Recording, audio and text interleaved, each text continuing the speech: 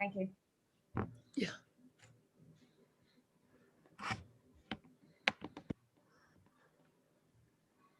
So, good morning, all. Thank you so much. Before everything, I'd like to tell Happy Women's Day to every woman in this world, and thank you so much to all the men who always support women to get their dreams done and to achieve their goals as well. Thank you so much for joining us today, and special thanks to all our partners, Fame, Colonel, Startup Grind, and AIC Race, especially everyone. Thank you so much, everyone, and thank you so much every organizer who always work with us, and especially Sona College students and everyone. So before starting it, I'd like to introduce our speaker, but before that, I really wanted to share your attendance, which is on the comment box, like add your name, college, and your ID number, so that we can take that attendance onto the roll.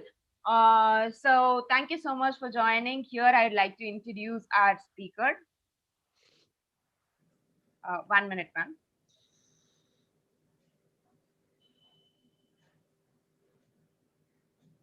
Startup Culture presents Let's Startup 2.0.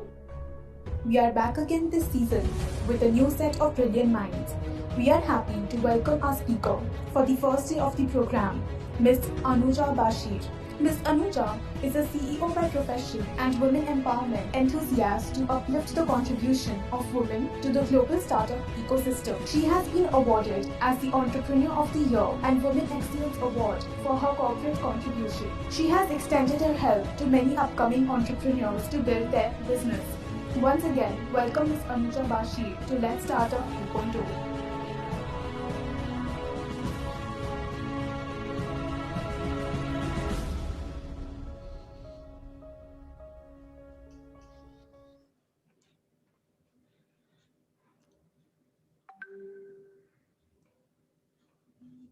Thank you so much for joining us, ma'am. And here we go. The stage is on you, and happy Women's Day, especially.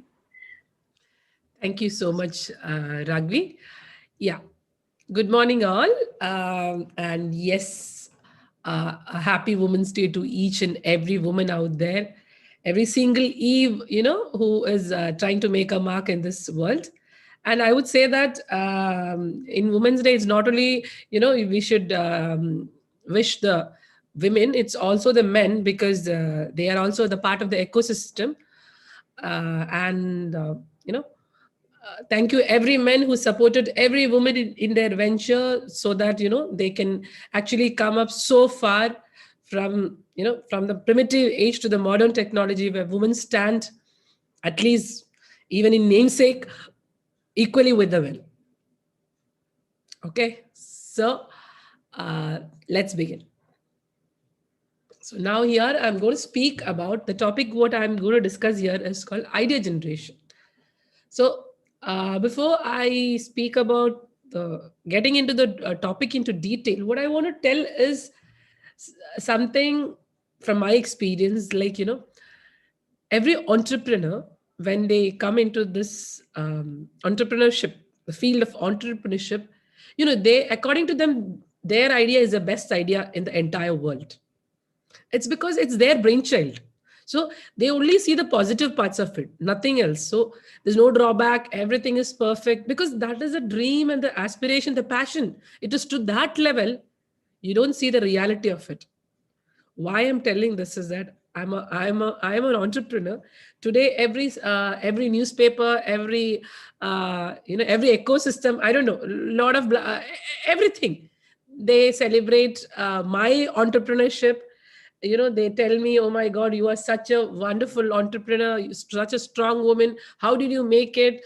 you know it's something awesome, splendid, all those beautiful magnanimous words. But once upon a time, I failed so pathetically, not once, twice I failed so pathetically. I was criticized for the same business model of mine, the same thing. The fact is that I am the same. The person who was there before, itself is the same person right now here. But what is that thing? What actually made a huge difference? What I would say is actually the perception of the people about me and the way I have tweaked the system. So idea was there that time also, the same old idea, but that's where the implementation part comes. That is what we call the idea generation. An idea cannot be called an idea generation. An idea is an idea which is having a lot of maybe USPs, all those things. But when it comes to implementation, how does it solve a problem of the society? What does its reach? And first of all, we should know, how do we call a startup a success? Is that monetary benefit we are talking about success? The growth, the scalability? So a lot of factors are related to these stuffs. So yeah, so I was just giving you an overview of my journey, because I failed. The first fact was that I failed because like every other entrepreneur, every fresh, every not the see, there are entrepreneurs of two types: the freshers, the budding ones who come up, the ones who have settled, and there's a third category who's struggling in between the two. Like, they're not freshers, they're not well settled people also, and the possibility of them to fail is kind of huge, and then their aspiration to get successful also kind of like very huge. So what I would say is that when you have an idea, you should have to look upon a lot of factors to make sure that, yeah, your idea is going to happen. It's not like, you simply pitch it. So otherwise, what happens once your dreams are shattered, you become kind of, what do you call? You lose all your confidence, and then to have the that bouncing back thing, no, that will be very hard. So if you take the steps initially in such a manner, you're cautious, the chances of you to survive would be more. So that is the reason. See, why I didn't, why I failed twice I said it, because I never had a mentor. See, I did all the trial and error through myself. My journey was figuring out the entrepreneurship through me. But if you take, see, we all belong to the same generation only, but still we have got gap. There is a small generation gap between us also. So, for you guys, you have got a lot of mentors. The technology has been upgraded, lot of blogs, lot of articles, lot of content to understand how an initial entrepreneur can pitch in the system. Okay. So that is the reason why when Satya called me, I said, definitely I would come up, because I know the pain of a failed startup. So I would definitely not want any of the startups to do the same mistake what I did. So I am here to discuss the do nots, so that, you can have a safe and a beautiful journey in your entrepreneurship. Okay. So let's start. So can you share the slide? Lamya, can you share the slide? Yes. So my company is called Aurea. Aurea is a 360-degree company which is into marketing, IT, HR, and marketing. Yeah, like people say, we are into everything. So that was my business model, which actually so many people criticize, because according to them, no, you should focus on one single system. Yeah, in a way it was true also, but I found a strategy in which I could, each vertical would support the other vertical, hand in hand. So that was a strategy. Earlier, I didn't have a strategy. Later on, I had a strategy. That is the reason why, because of the same business model, today we are a success. I've got one more company called, two more companies actually. One is Flexi Cloud, which is a managed cloud hosting company, and another company called Digitalize, which are into products. So we eventually expanded, So again, in Aurea itself, we have got two wings: Aurea Corp and Aurea Soul. Aurea Corp is into, like I said, IT, branding, marketing, HR, training solution, and all. In marketing, we do branding, marketing consultancy, then digital marketing. IT, what we do is web development, IT services, functionality development. See, especially for the e-commerce websites, and those people who technically who has a lot of glitches and stuffs. We have got a very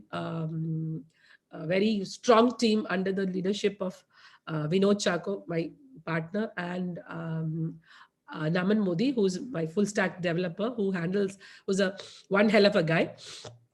And then basically marketing and branding, HR and training and all, it's I'm the creative director of the company, so I handle most of the stuffs. In training, what we do is that we do corporate mentoring. We have a program called Likes, which was recently discussed in most of the newspapers, because that was something which we it was long time back there, but we bought it back again during the pandemic time, and we made our HR so strong that our revenue was 4 times what it was before. So when people were terminating employees, we were taking in employees. When people were not having any work, we couldn't sleep 24/7. We were working. So that was our journey. We are actually Likes is one of our it's an employability skill program. So it helps you how to be a better professional, how you can take it up a next level by rectifying your flaws, because there are some things which you don't have. So if you don't have that thing, there's no harm in telling that I don't know it. Fine, go study it, learn it, equip yourself, armor yourself, so that you have everything. You become super strong. Okay, so this is about my company. And like I said, FlexiCloud is a managed cloud hosting company, which actually hosts website. We handle around more than 10,000 websites all across the globe. And I'm the co-founder and the CMO of it. My partner, Vinod Chako, is again the CEO of it. So we are again digitalized. Like I said, it's a software. Mostly we build products in that. So it's completely into that. And so I think that's about my company. Now we would go to the topic, idea generation. So now let me define what is entrepreneurship. See, we are talking about, all of us, it's like a Dindora pit every time. Entrepreneurship. What is this entrepreneurship? Is it something you start a idea, you come up? Is that an entrepreneurship? This is what most of the majority of the folks think, that, you have an idea, fine, you are an entrepreneur. No, wrong. If you have an idea strong enough to generate revenue, money, solving society's problems, definitely, then that is going to be a product which actually gets into the real entrepreneurship journey. Okay, so now the thing is that, how do we know whether our idea is fit enough to be an entrepreneur stuff? How do we know that? Because everything is an idea. Like I said, again, the thing is that for every entrepreneur, their brainchild is the best idea ever that has been heard. Because they have been spending it, they have been living it, eating it, listening it. So anything other than this, rest of the thing, world, even for the rest of the world, what it matters, it is not a matter to them at all. So that is a problem. See, the passion is so much that you can't see some realities. So that is where what is that particular thing we are going to discuss here, so that you don't climb to that ladder, to that level where you don't see the actual ground. If you ask, so in many of my interviews, this question was being shooted, ma'am, what is that success mantra? What is that success mantra? Yesterday I had my Josh talks, same thing. So what I would tell all the budding entrepreneur is that there is no success mantra. For every entrepreneur, they actually bring up a solution or a strategy or a mantra of their own.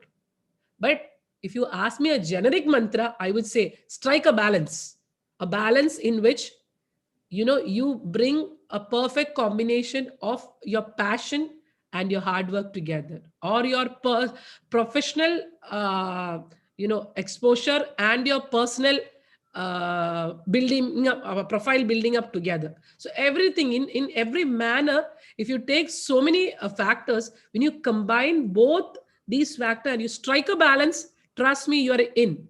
You become so powerful that you eventually know what is the next step you have to take. You don't need a mentor for it. See, a mentor is a person who can help you to get into the system, who can guide you. But Again, that is not the successful mantra. Oh, I have a good mentor. No, a good mentor, it's fine. So again, when you choose things, who you choose, your co-founders, there are n number of aspects which gets into the right combination, right strategy, and the right time, pitch at the right time. When all these matter, when all these things, you work it out, everything fall in its right place. Like we say, Polo Colos, my favorite quote is it. Though everybody said, for me, I'm the living testimony of, I lived it. If you have an intense crave, the entire universe conspires you to get it. Trust me, you dream it, simply sit and dream, nothing works. You have to literally get involved into it, such that you don't see anything else in the world. That is the reason I failed twice, and that too with lakhs. First time it was somewhere around 15 lakhs ka loss. Second time it was 25 lakhs ka loss. To come third time, that to a woman, pressure, patriarchal society. My own family was so much against it. Everything was against this. Criticism was so high that, I cannot do it. I cannot do it. And I was a part of that ecosystem where women were like, countable. If I go to a meeting, it's like 19 men, maybe 2 women. So that was a very tough call. But like I said, no, it's all about, what you dream. It was my intense dream. And then, when I started working it to that level for it, see why I'm telling you this story, it's many a times I've seen people getting inspired and motivated out of it. And I see so many of the people whom I mentor, they're growing up and scaling up. And then I see them in newspapers, I see them in articles, blogs. I feel so happy, at least something of what I had, a fraction of what I know I shared. Today, they are taking it up so high. That's what you call, the motherly mira, that kind of stuff. You're becoming a godmother. So that is something, that feeling is awesome. That is the reason why I like to interact in every kind of, these kind of programs. Whenever they call, though I'm busy, I'm ready to, because who knows the transformation, what I can contribute towards the ecosystem. See, that's called success. It's not only defining money, bringing in money. How many people we transform at the end of the day. That actually matters a lot. So once you become an entrepreneur also, it is not only that you are creating your entrepreneurship. You have to create the ecosystem also. You have to create the clan. That is what we together grow. We increase the economy of the country, and then the entire the nation grow. So that is a entrepreneur plays a vital role in the nation's economic growth. So now let's come back to the niche of the topic, idea generation. So let's take it as here I'm discussing in 5 phases, so that, I'm breaking it into 5 segments so that you can understand better, like what is your idea, how it can collaborate into such a manner that it enter into an entrepreneurship model. Though the models, that you can take into different kind, but this is a generic thing. This, that particular model should have all these aspects. And the rest of the thing, see, the technical aspect is different. That is completely yours, because that is your brainchild.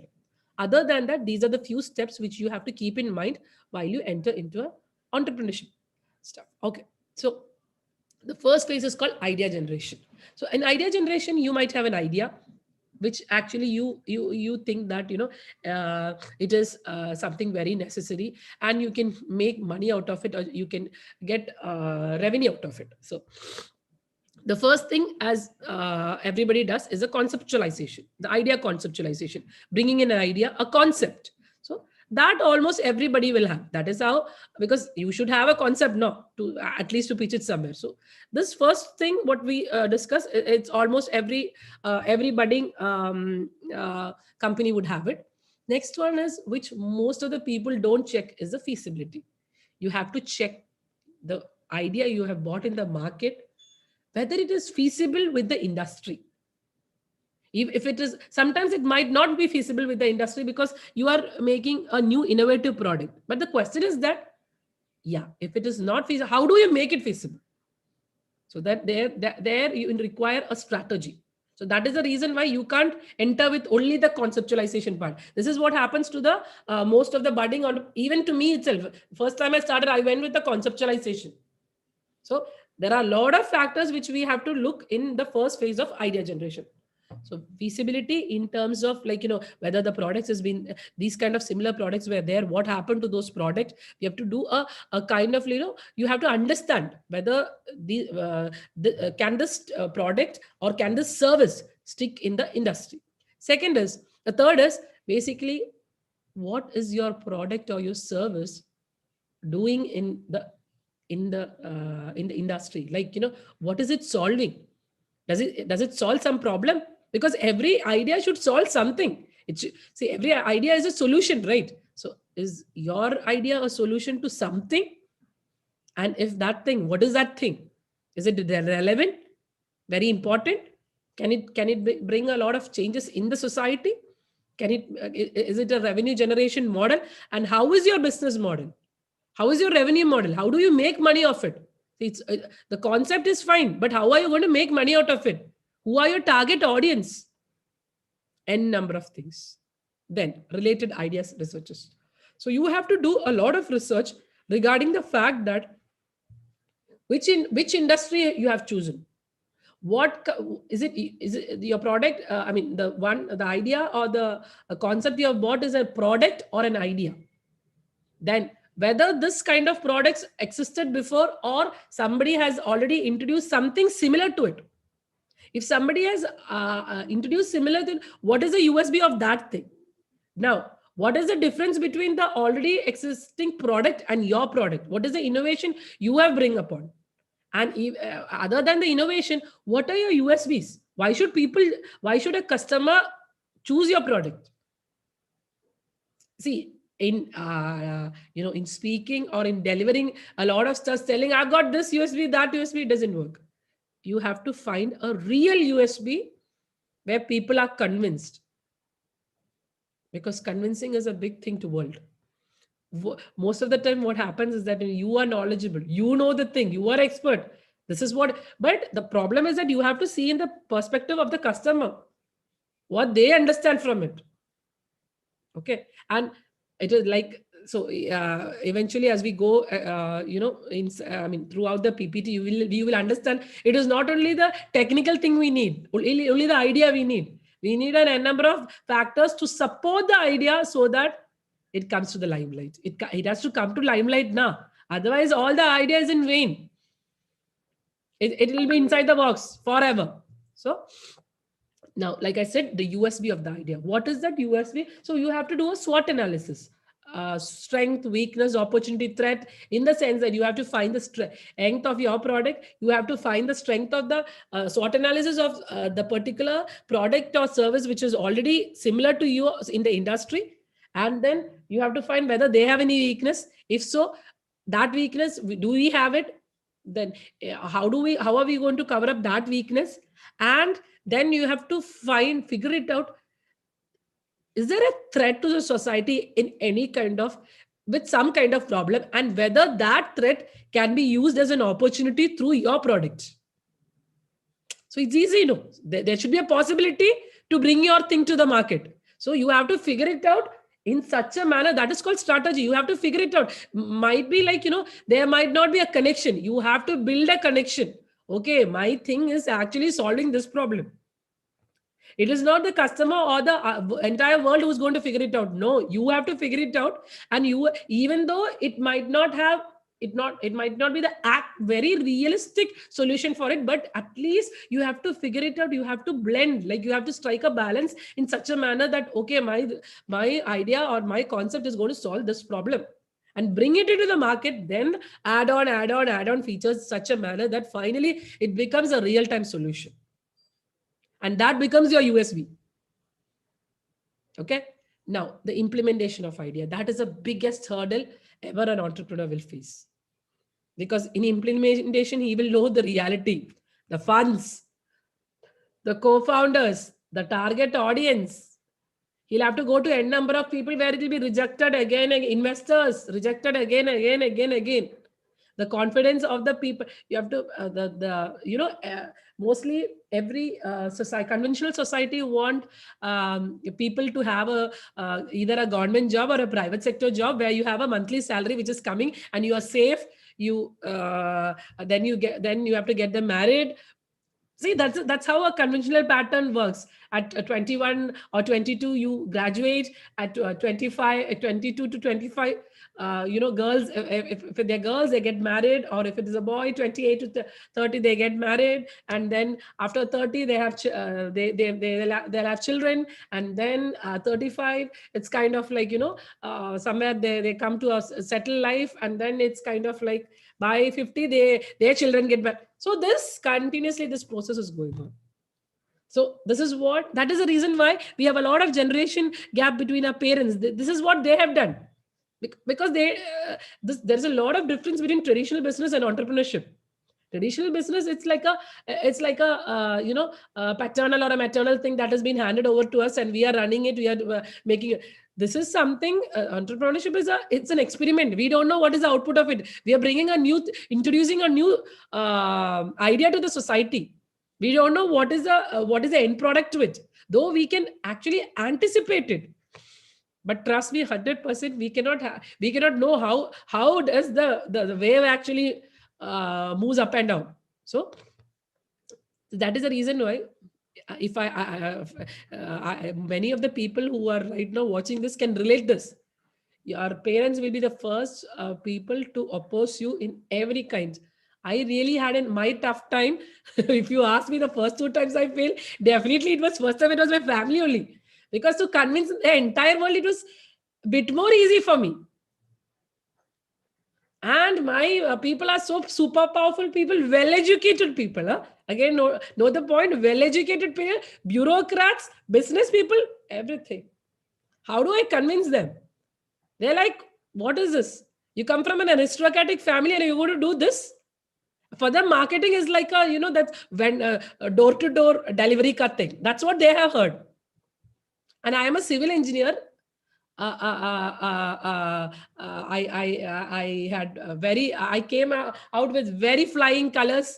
I had distinction everywhere where in all my BTech, MTech, and I took degree from every reputed colleges. So, and I worked in the biggest MNCs. In Dubai, I worked in almost every big companies.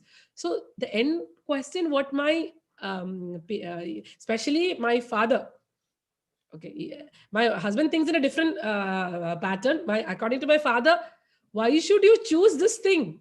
You are a civil engineer. Okay, you should. Okay, then fine. You become you go to college, become a professor. He forced me to become a professor actually, where I was not a part of academy at all. That was never my cup of tea. I was a different teacher, but it's sitting inside also. Every time my brain was like, take talk, running 24/7. How can I bring my venture back? So, the first obstacle was hiding the actual thing behind it, working for something. And behind it, I was working for an entrepreneurship. And then I bought it. Today, they admit, because I proved myself to be a success. So 2 times, when second time I failed, I didn't even tell my people, because that is the end of my entrepreneurship journey. So why I'm telling you is that many of you can relate this, because they ask you, why can't you go for a job? Or you have a good job, why are you resigning? People are not understanding. There are certain people. Entrepreneurship is not everybody's cup of tea. There are 2 types of people, either professionals or entrepreneurs. See, entrepreneurship is a responsibility. Everybody cannot take it.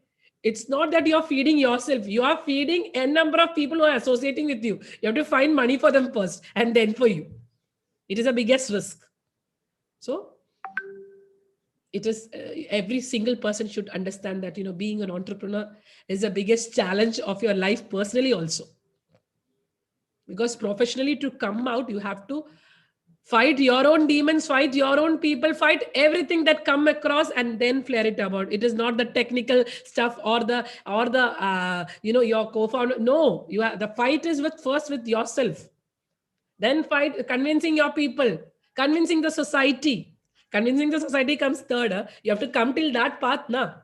Okay, so this is why I'm telling you that this is an important message which I have to give, because like I said, everything is a balance. So personally, you have to understand these part also, other than the professional stuffs I'm talking about. So next, like I said, we have already created a concept, feasibility. We've done the brand research. We have done the SWOT analysis. We have come to a conclusion that, okay, this is where there are products in the industry, or there might not be products. Ours might be the innovative products. So how are we going to implement the idea? All these structure completely defined. Now, what is the next procedure we'll do? People should understand that there is a product like this in the market, right? Visibility is very important. You create your idea, you keep it in your house, you lock it.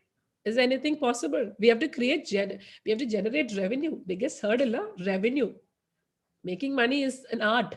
So again, you have to come to the visibility part. So there you create the brand. If you talk about iPhone, you talk about Samsung. Trust me, you go to the shop. Do you bargain there? Do you even ask, like, can you give me a can you reduce this much price? No. For the brand, we never even actually, and you don't need to even convince the customers when it comes to a brand to buy it. The iPhone I'm just talking, iPhone is a big brand. You go there, nobody wants you to buy it. If you want it, you buy it because the brand sells. You don't need to push yourself to such an extent that you need to go and sell it. If you create a brand, the brand sells. So why don't we apply the same thing what the brands have done? Now, to create a brand is not an easy thing. You have to work it in such a manner that it has been approved as a brand. But for that, precisely the first thing what you have to do is that we have to create a visual identity for it. So that's called brand identity. Brand identity is something which makes your product visually, appealing to the people. So that is where the logo, the tagline, the brand tone, that means your voice, brand voice. Then what is the message your particular concept is giving to the world? Then a color palette, the brand tone is the color palette where it's kind of like, what are the colors you choose. In a logo, you should not choose a variety of colors because it is not classy. You have to go, the thumb rule is that you can bring in creativity, but it again depends upon what the vertical you are choosing in.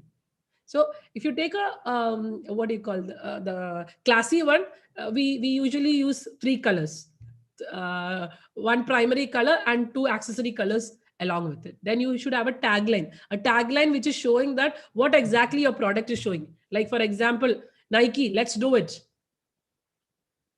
Mine is basically, I put it as designing your vision into reality, because I do a different kind of verticals. So how do I put, if it is only branding, how can I put only this thing? I'm doing IT. So my tagline should be such that I'm doing all these services. Now, if my tagline, designing vision into reality, if you check it, be it IT, be it branding, be it marketing, be it anything, I am just converting that vision into reality. So we are those people, corporate people, who actually does it for you. So my tagline actually matched with the verticals which I'm doing. So like that wise, you have to figure it out, a tagline for yourself. So that is a brand identity. So brand identity, it comes with a logo, a tagline, a brand tone, that means a color palette, then the brand voice, then a brand concept. If these 5 stuffs are there, basically your brand identity is done. Then comes the brand collaterals. Brand collaterals is basically, the business, or we call this as business collaterals, which gives you, which represents you and your company in a visual format. So that is basically, you can call it your business cards, your visiting cards, because these are the things which goes in. I mean, what is communication part. This is what when you give to some people, this is how they evaluate you.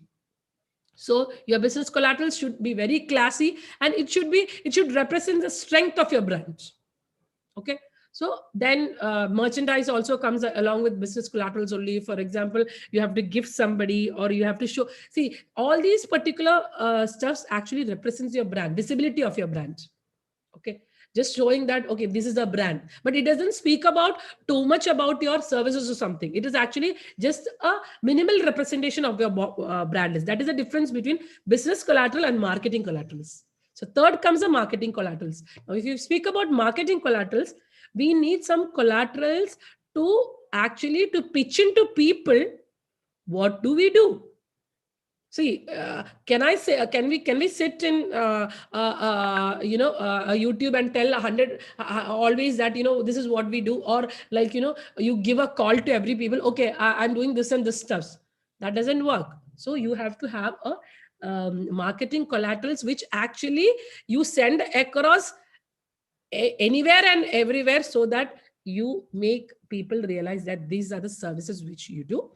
So under marketing collaterals, we have e-brochures. E-brochures, that is a e-brochures and brochures. Actually, those are the company profile of what your company is all about. What is your mission of your company? What are the services you do? So then comes a WhatsApp presentation. So that's a new trend these days, because a presentation by which in brief it tells about what you are, what your product is all about, what is its USB, how can it really what role is it is having in the industry, and how it is doing the problem solving, and all those mostly related to the service only or the product only. So which we can actually, easy to rotate and communicate in groups and stuffs.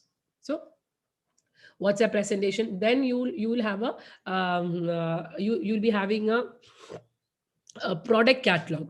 So if it is a product catalog, is like, it's more pictorial representation, no much content written in it, so that they understand, so these are the product you're selling. So other than that, there are n number of marketing collaterals also, like flyers, leaflets. There are, few stuffs are that, but we can actually start with a marketing collateral, like, a company profile, an e-brochure or a brochure, because these days e-brochure works more because we are not giving the brochures as such, but we can also create a brochure for it. When we see people in, physically, when you meet people, you can actually give them across.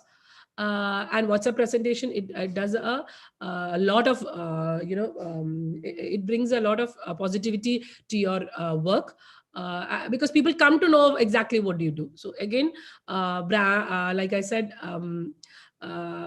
product catalog also helps in these stuffs. So these are the basic things. So now what you did, you conceptualized the stuff. You actually gave a face to your, the face for your product or your service. Now this is what you are. Your logo goes in. See, my logo goes in. If you check my, in the PPT, if you check, you can see an Oriya with a bird out there. So that is my representation. Anywhere I go, this logo comes before me. So everybody knows, okay, this is a brand. So it's a visual representation rather than speaking out. So now what we do. So either you can take this as phase 2 or phase 3. Branding can be made phase 2. If you are an initial startup where you are a single person, then you have to go for the, you have to figure it out, co-founders. But if you are actually collaborating with the co-founders and then getting inside, branding can be done as phase 3. Or else if you are the first person to start up the system, then you make the branding first, and then you figure it out a team. Now, how do you figure your co-founders? Yet another task. If the team is not right, everything failed. One of my key reasons to fail was that I didn't have the right partners. Some people can have complex with you. Some people will be telling that we are getting the highlight. So what is our stake? See, it's not about the stake or the money thing. It is again about the visibility to the world. So, and then people with having the same kind of, what do you call the skills, you bring them again into that co-founder in the ecosystem. That also doesn't work. If in my ecosystem, I'm the marketing person. Vinod is a technical person. Naman is basically the, Vinod actually does the operation part. Naman does a tech part. So basically we are having the CEO, COO and CTO. Chief Executing Officer, Chief Operating Officer, Chief Technical Officer. So different types of skills are coming in. What if we all are marketers? Who will do the tech for us? Who will do the operations for us? So I hope you got the point. How do you select people for, that's what figuring the positions. So a person who is good with marketing, who is good with talking to people, convincing people, who has good communication and convincing skill, that particular person should be the marketing person or the CMO, chief marketing officer. And a person who is well enough to operate the system, that means a strategical logical thinking, a person who has high level logical thinking, how to put the task into reality, that person should be the person who's in operation. Now if you go for the technical person, he should be a techie, a geek, a technical geek who should know anything. Any small glitch happens in chutki, in just fraction of second, he builds it up. So that makes the right team. So now again, if you ask about the business mantra, I third time I figured the right team, the powerful team. And it's not the management also, you have to have the right employees also. You have to figure it out who is good for what. Because the one thing is that they might not know what their USBs are, what they are good at. You as a company has to figure it out what these employees can do. That's what I said in that likes program. We figured these employees out of this. We trained them. We figured it. What is their weakness? What is their strength? We highlighted their strength. We put them accordingly to those verticals where they worked. And you know what happened? See, that they were so experts. 4 times. Can you imagine? During pandemic, 4 times we increased the revenue. People can't believe it. Trust me, I really did it.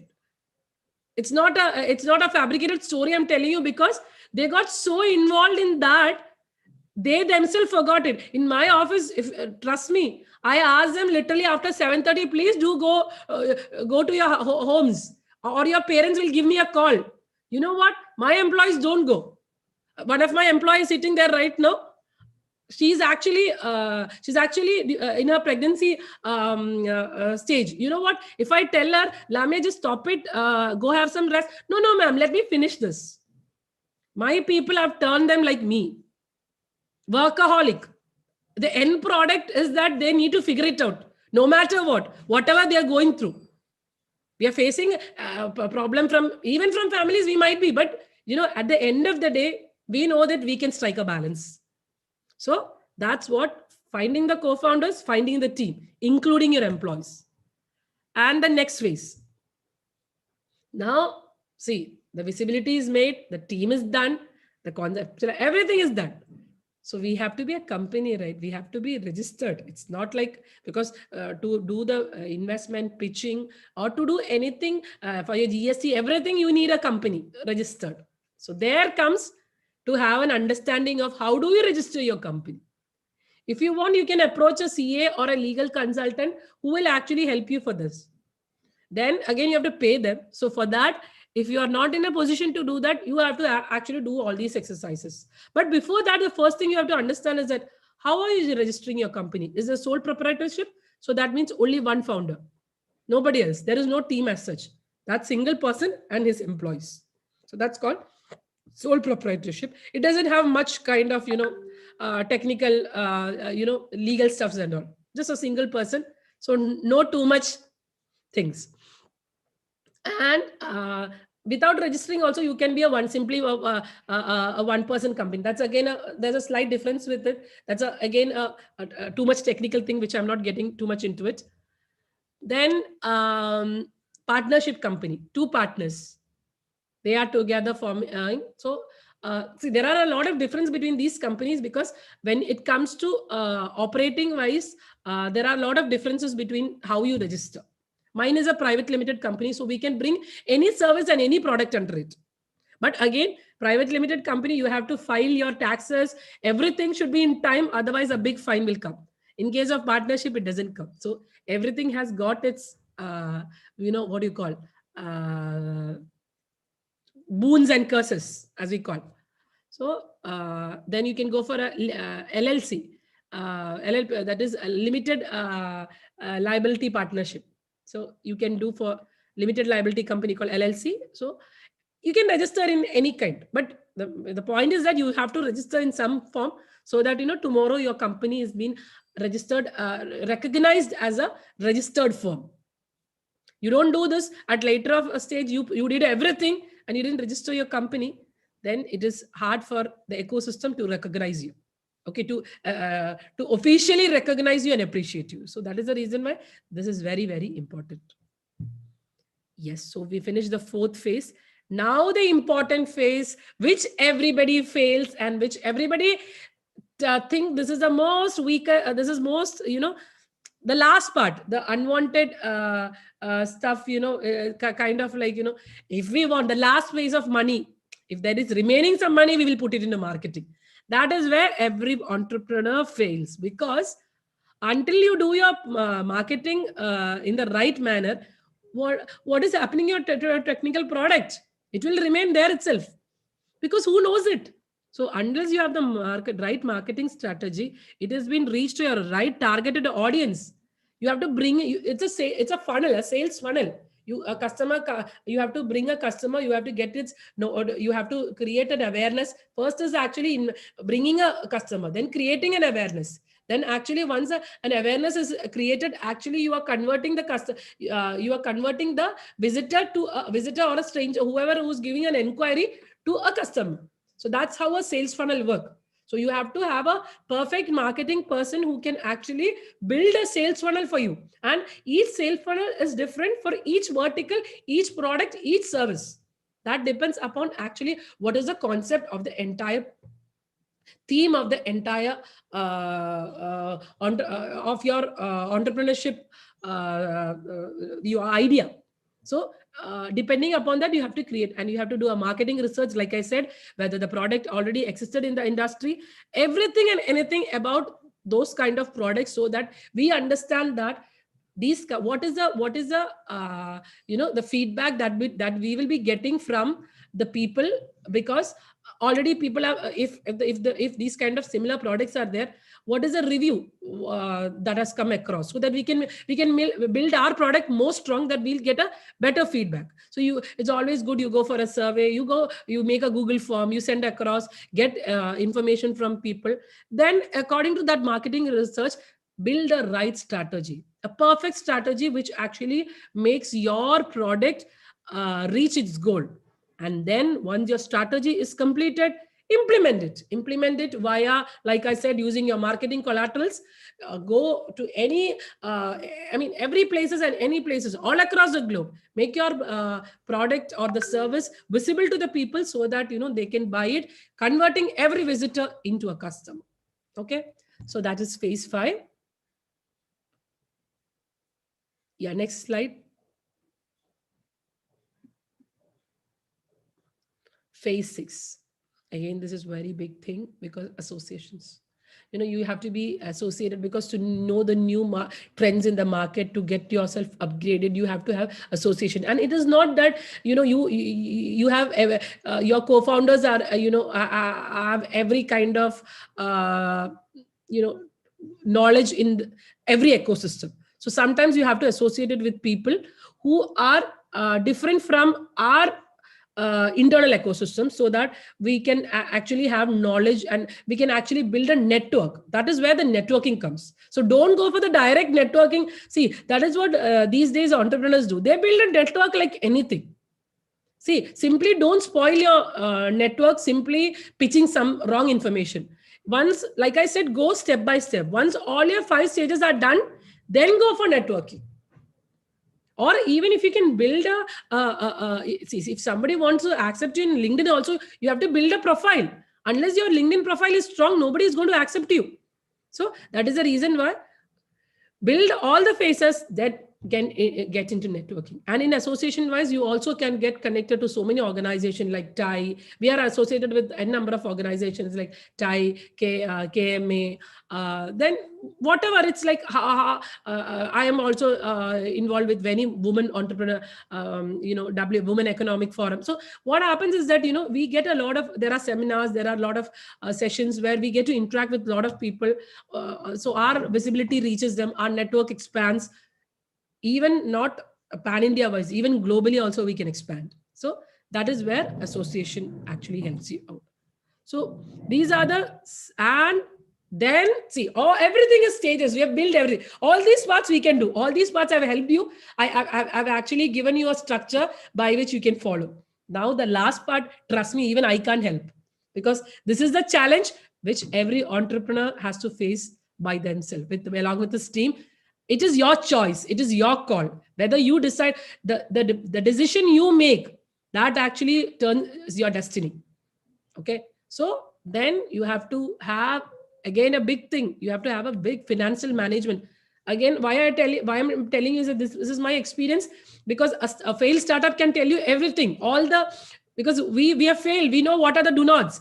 I never had a financial management at the time. Whenever there was a money, somebody asked it, okay, branding, go do this. Okay, fine, go do this. So I didn't actually categorize finance in such a way that, this much money for this much money for this much. When we had money, and when the checks were written, and finally, when it was like coming out on the empty stage, I realized, oh my God, I lost so much money. So then building a rapport with your entire crew is very much important, because when a challenge comes up, the only people who will stand by you is your team. No one else, not even your family, not even your siblings, not even a husband, not even a spouses, wives, no. Because the people who are connected with you in building this stuff, they only know the pain behind it. So they'll stand, because they know anyway we have got into the system. We have to get out of it successfully, because success is that drives everybody. That passion actually drives anybody to come across beautifully. Then, basically discussing about the challenges, I'll just have I know the time is actually running, making a TikTok, because I could see in Raghu's face that, yeah, I'll make it fast.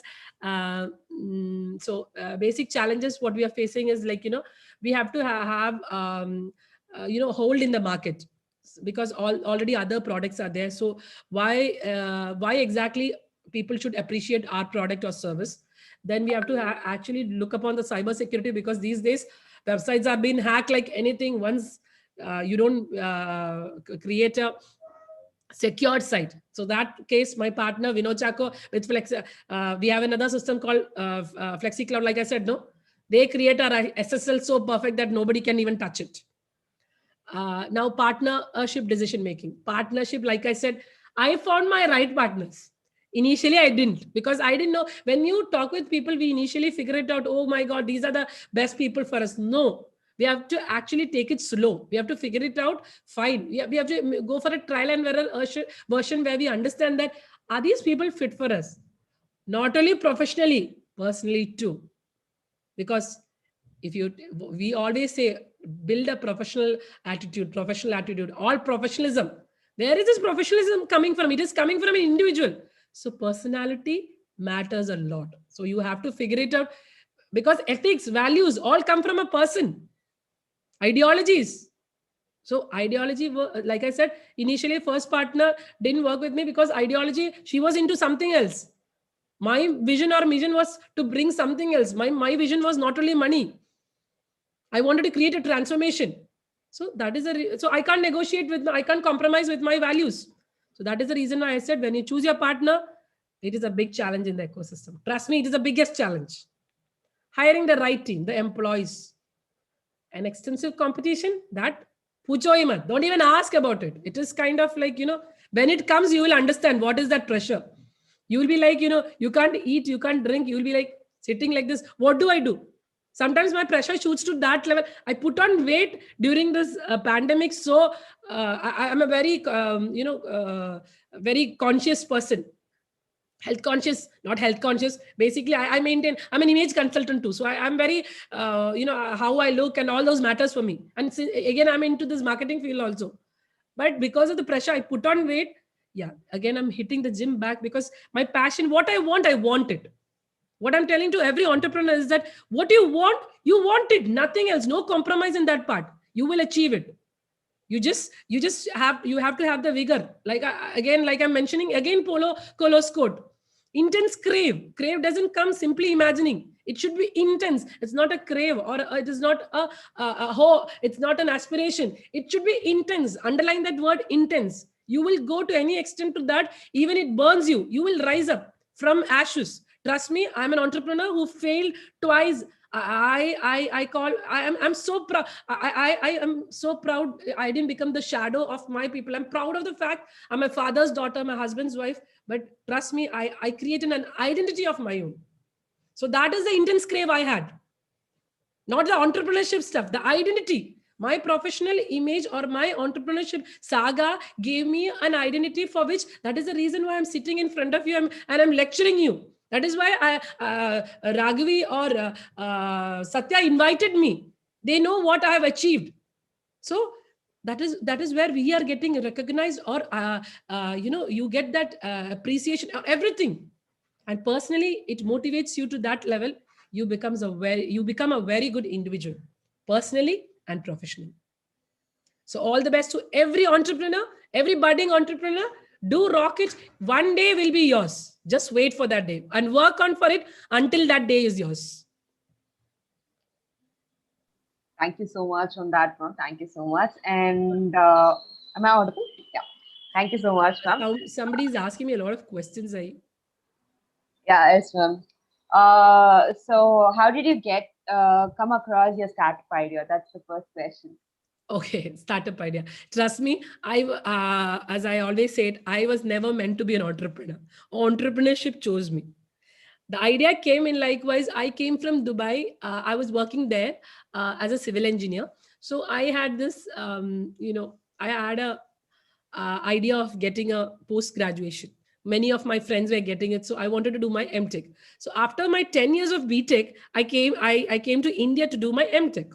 And I thought, I had kids who were in school, who were doing their primaries, who were there in their primary school. Then what I wanted the support of my family. So that's the reason why I came to India. So once I came to India, this BTech is 10 years, a long time back thing now to learn all this, and we have an entrance stuff. So I don't know how to crack it, because I've come to a stream which is very, fine-tuned one. So the BTech is like a complete overall information now. So I lost everything. So I went into a college to learn that, so as to write the exam. So I joined an engineering college. During that time, I understood that the education we had, because self-financing colleges became like hell everywhere. When I studied, there were only 5 engineering colleges, and we were all on merit basis. Now it's like self-financing colleges. It's like, we call that petty shops. That is how the engineering has, trust me, every engineer is an entrepreneur today. That is what engineering teaches us. So I tell everybody, engineering is good. We engineers rock, because we are not sure whether we turn up into engineers or not, but definitely we will create a system. That is how we have created. We learn the last minute, we crack the last minute. Every engineer sitting out there in this session would be relating that, because we will come up with something or the other. It is not that we are meant only for engineering, because engineering teaches everything and how to crack everything also, not everything alone. So I understood that, basically we have to, I have to do something for these students, because this is not going in the right way. I always had ideas, even when from my childhood. I had my say in everything. Like, why is this so? Why I used to question. So my mother used to say, "Don't do this. Being a woman, every time you do this, you will be spotted." And definitely, I have got a lot of pain in that part. Because I ask a lot. So then even the academicians also didn't like me that much, because I'm always bringing concepts, which is actually against the system. So then I had a finishing concept. I wanted to run a finishing concept wala entrepreneurship stuff. Trust me, I just had the idea. I was not a business person. I didn't know what is the end product of it. I knew I was a good professional. That is what is happening to every professional who gets into entrepreneurship. We know everything now. I'm good at communication. I'm good at marketing. I know what to do with my stuff. And this is my brainchild. I know what is the end product going to be. I forgot the targeted audience. I thought I know students know. N number of network I know. I can talk to them. However, I forgot to create a business revenue model. I didn't put a price for it. So it failed. And then, like I said, I wrote on checks. At the end of the day, it failed. I went to do an event so that to generate this thing. That event flopped in such a manner, I had 9 to 10 lakhs of liability. That's the reason why first, and my people were waiting for me to shut down. My father was so happy. Oh, okay, fine. Baby, come back. Finish. Closed. First startup done. So that is how I started. That was my finishing concept school of an HR and training. I started as, then later on second startup. Second time I pitched in back was because of I knew that my marketing skills were good. Before getting into marketing, I went into industry to learn what is marketing. From a manager, I became the head of sales and marketing. From there, with what know-how I have created, I got onto second. Second pitch. Again, I failed in the startup in second time because I didn't have the right partners. Third time, I took it very slow. My homeworks, I did again and again and again. I did cross checks, and trust me, the third time, you know what I did? I took the worst, and what is the worst scenario I'm going to face? So I did reverse engineering. See the engineering part coming up. Engineers always do reverse engineering. We write the answer first and then we calibrate it backwards. So that's why, trust me, most of the time engineers become successful. If you take a survey also, you will see most of the engineers turned up into entrepreneurs. Yeah. Next question. Next question is on me. So what's your favorite book? What is your favorite? Book. Oh my God. I read a lot of book actually. I like Who Moved the Cheese. That's a good book. Yeah, I like. Then what is that? I had one Robin Sharma's book. I forgot the name of it. It was a very good. It's a story of a wife, but there are a lot of entrepreneur skills in that particular book. I like basically. Eric Dale's books a lot. It's actually very it actually is a motivator. Whenever you go down, you actually it gives you an energy to come back. So it's like if you ask me that question, it's totally next time I'll get prepared for this, because I read a n number of books. I can't specifically tell that this book is good or that book is good. I read a lot of books, whether it is motivational or whether it's entrepreneurial. Even I read romantic books. I like every kind of book because I am a blend of everything. So, and I think even I watch a lot of movies. Every movie actually gives you a message.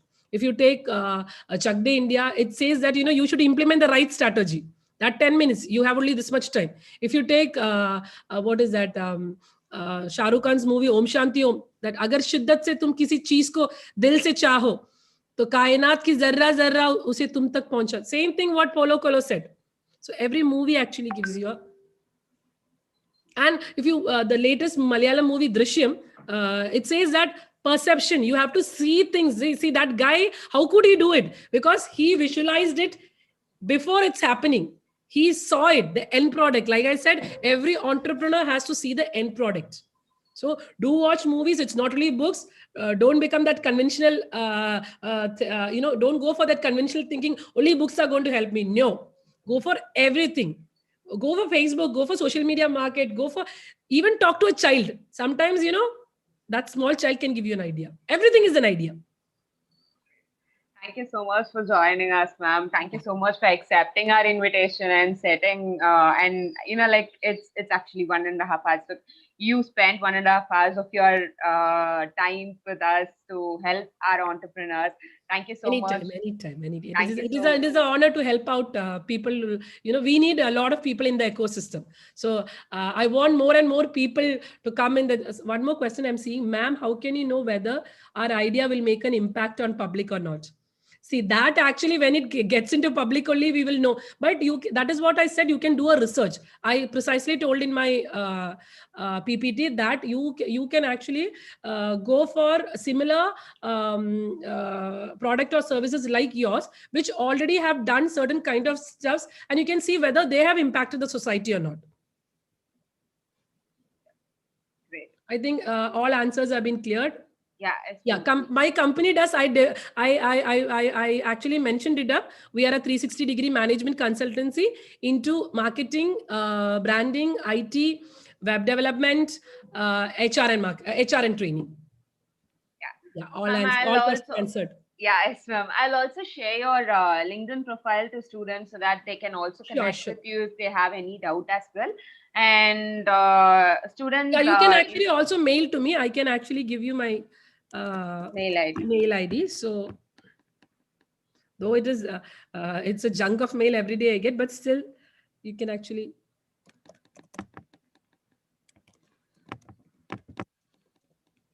Yes. Okay, ma'am. I'll also share this to them so that they can get And in I touch. have sent Satya my LinkedIn Yeah. ID, so you can actually check in our website as well as our social media. But there are a lot of things, especially for entrepreneurial training stuffs and all. We do sessions. We actually do professional coaching also for these kind of stuffs. And you can, since we do a different kind of verticals, you also get an idea to understand, how you can go across related to branding, marketing, all those things, which gives you an idea. Again, an idea, like Abhishek Bachchan said, no, an idea is all that matters. An idea can change your life. Great, ma'am. Thank you so much for joining us. It was a great pleasure having you on Thank you so with much. our students, and thank you so much for your time to help the aspiring entrepreneurs. And hope to see you soon on that next platform like TED Talk and stuff. Like we'll see you soon there. Yeah, I Thank just you did so my much. Josh Talks yesterday. Please do watch it once the link is available. Sure, ma'am. Once the link is posted, I'll also share to the chat box in the same link so that they'll also watch it together. Yeah. Yeah. Thank you so much, ma'am. Thank you so much, and thank you so much for inviting me. And all the best to every single entrepreneur who is going to start his or her journey. And since it's a Women's Day, I just want to tell you that this is not one single day is a Women's Day. Every day is a Women's Day. You just celebrate it. And being a woman, you should understand that we are very good organizers. We can do it. Endurance is with us. Mental strength is with us. And see, I am not a feminist, but I'm a woman empowerment kind of person. Because I see that most of the women find obstacles in their life. So what I'm telling you is that you have to look at your mothers. If they can organize your home so well, of course that trait is shown. We can do it. We are multitaskers. So all women, please do enter into this ecosystem. You can definitely bring a change. Thank you so much, Sean. Thank you so much for the every input that you gave. I think I was power packed with your information. Hope Thank you. everyone would have. Thank you so much for joining us, ma'am. I'll also invite our next speaker, who is Miss Kirtana. 1 minute. I'm just going to invite her.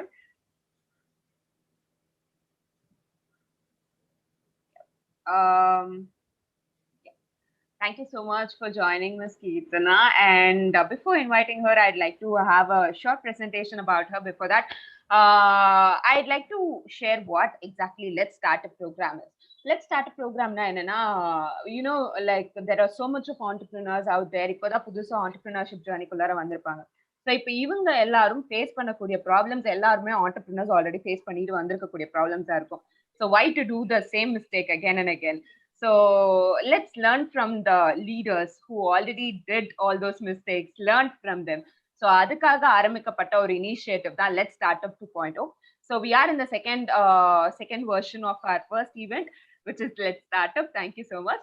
And thank you so much for all the support and goodness that you gave to us. Thank you so much, Jagan sir and Shanti ma'am, for giving this and giving this wonderful opportunity as well. And I'd like to invite Miss Kirtana over here. And before that, I'll also share, like she's, you'll never think, இந்த குட்டி ஏஜ்ல இந்த குட்டி பொண்ணு இவ்ளோ நல்லா பண்ணுவாங்களா அப்படின்ற ஒரு ஷாக்ல தான் I first met Kirtana. I met her through social media actually.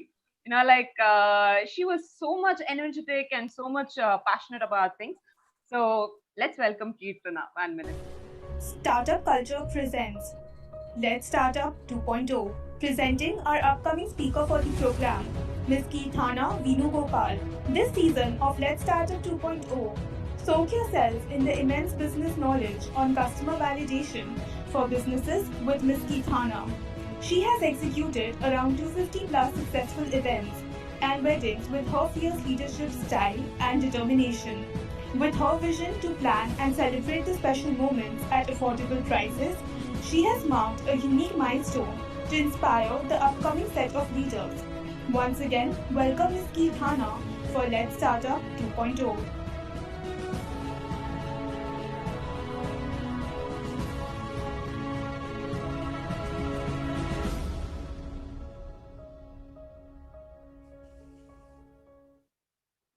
Thank you so much for joining us, Ms. Keertana. I'll just pin you in.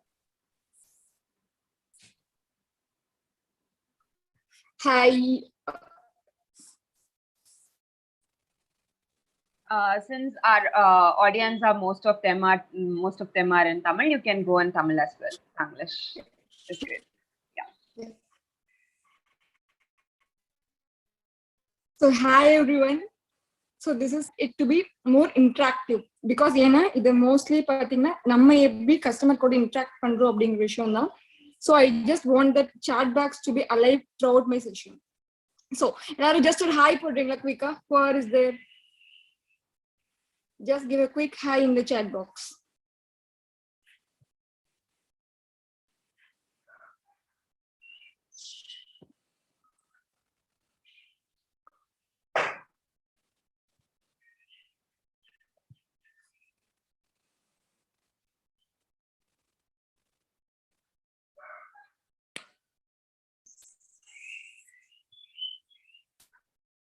Just a quick hi.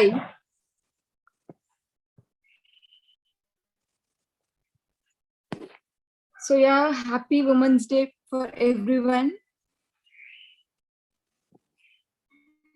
Chat box la quick or hi poduvama. Yeah. So எல்லாருக்கும் happy Women's Day for everyone. Like who are யாரெல்லாம் women's celebrate பண்றீங்களோ எல்லாருக்குமே happy Women's Day. So what is customer validation அப்படின்றது தான். நம்ம எல்லாருக்குமே என்னன்னா ஒரு business ஸ்டார்ட் பண்ணும்போது வாவ் அப்படின்ற மாதிரி அந்த நம்ம ப்ராடக்ட் மேல பயங்கர ஒரு லவ் இருக்கும்.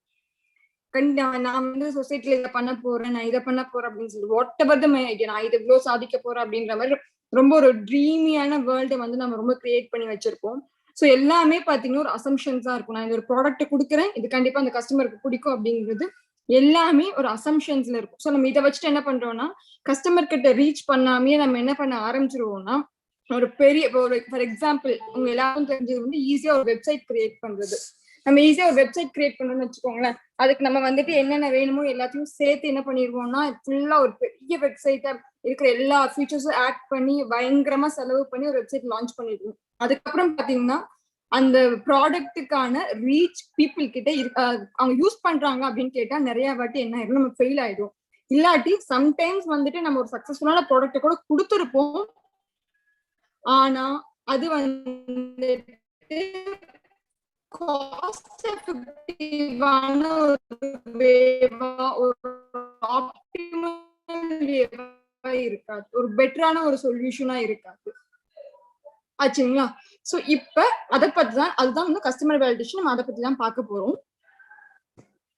சோ எனக்கு குவிக்கா எல்லாரும் அவங்கவுங்க இன்கேஸ் இப்ப நீங்க ஒரு பிசினஸ் பீப்புளா ஆகுறீங்க அப்படின்னா இன்னைக்கு உங்களால டக்குன்னு என்ன ஒரு பிசினஸ் ஸ்டார்ட் பண்ண முடியும் அப்படின்றத மைண்ட்ல எடுத்துக்கோங்க. உங்களுக்கு ஞாபகம் இருந்துச்சு பாக்ஸ்ல கொடுங்க.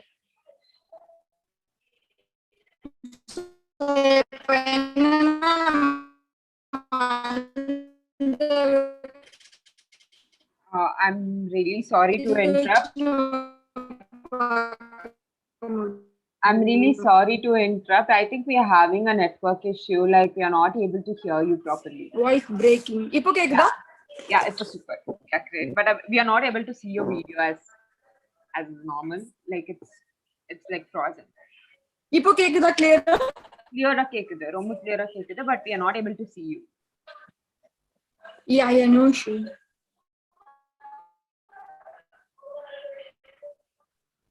Perfect now. Oh no. Again. Oh.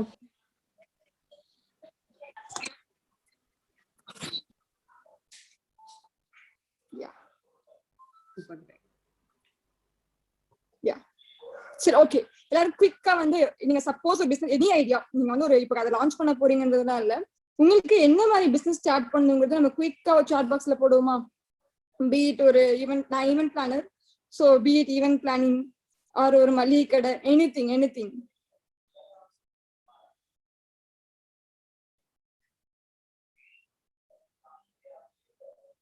So யார் யாருக்கு என்ன பிசினஸ் ஸ்டார்ட் பண்ணணும், எனி ஐடியா? லாஸ்ட் நீங்க ஐடியா ஜெனரேஷன் பார்த்துருப்பீங்க. ஸோ அதை வச்சு உங்களுக்கு சும்மா நான் இதை பண்ணணும் அப்படின்ற மாதிரி குவிக்கா இன்ஸ்டன்ட் ஒரு ஐடியா கிடைச்சிருக்கும். Can we have your wishes here, like என்ன ஸ்டார்ட் பண்ணுங்கிறது?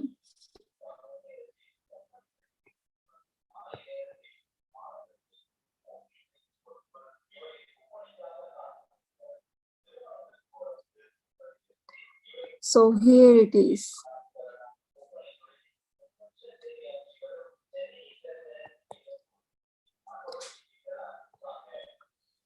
ஓகே, சரி, ஓகே. நான் வந்து நான் பண்ண பிசினஸ்ல இருந்து ஆரம்பிப்போம், ஈவென்ட் மேனேஜ்மெண்ட்ல இருந்து ஆரம்பிப்போம். இப்ப என்னன்னா, நாங்க வந்து ஈவென்ட் பிளானர்ஸ், இது வந்து ஆல்ரெடி எக்ஸிஸ்டிங்கா இருக்கிற ஒரு company. Website any issue for business, I believe product should be some social service. Okay, anything. நம்ம ரொம்ப பெட்டரா நம்ம ப்ராடக்ட் வரைக்கும் போவேன்னா சோசியல் சர்வீஸே எடுத்துக்கோங்க. நம்ம நினைச்சுப்போம் இந்த நம்ம சோசியல் சர்வீஸ் பண்ணும்போது நம்ம வந்துட்டு ஓகே இது நான் வந்து இப்ப ஹேர் கொடுக்க போறேன் ஒரு கேன்சர் சர்வீஸ்க்காக அப்படின்னு சொல்லிட்டு நம்ம ஒரு ஏரியால ஸ்டார்ட் பண்ணுவோம். மேபி அந்த ஏரியால கேன்சர் பேஷண்ட்ஸ் இல்லாம இருக்கலாம். ஓகேங்களா? Home decor, yeah, I want to start a garments business. Yeah. Iron cloth service like Urban Club. Yeah. So, உங்க business நீங்க மைண்ட்ல எடுத்துக்கோங்க. இப்போ என்ன பண்ண போறோம்னா, நம்ம வந்து கஸ்டமர்ஸ்க்கு ஐடியா ஜெனரேட் பண்ணியாச்சு. இதுல இருந்து நம்ம என்ன பண்ண போறோம்னா, எடுத்தோன்னே நீங்க ஃபுல் பிசினஸை டெவலப் பண்ணாம, நிறைய பேரை ரெக்ரூட் பண்ணி எல்லாமே பண்ணாம, ஃபர்ஸ்ட் இது மக்களுக்கு இம்பார்ட்டன்டான ஒரு ப்ராப்ளமை சால்வ் பண்ணுதா அப்படின்றத பார்க்கணும். அது எப்படின்னா, உங்க ஃப்ரெண்ட்ஸ் கிட்ட நீங்க கேட்பீங்க, நான் ஒரு பிரியாணி கிட்ட ஆரம்பிக்க போறேன் அப்படின்னு கேட்கும்போது, உங்க ஃப்ரெண்ட்ஸ் கிட்ட கேட்கும்போது என்ன சொல்லுவாங்கன்னா, எல்லாரும் ஓகேடா ஆரம்பிடா, சூப்பரான ஐடியா, சூப்பரான டேஸ்டா இருக்குடா அப்படின்பாங்க. ஏன்னா அவங்களுக்கு வந்து உங்களுக்கு வந்து ஒரு நெகட்டிவான ஃபீட்பேக் கொடுக்கணுங்கிற அவசியமே இருக்காது.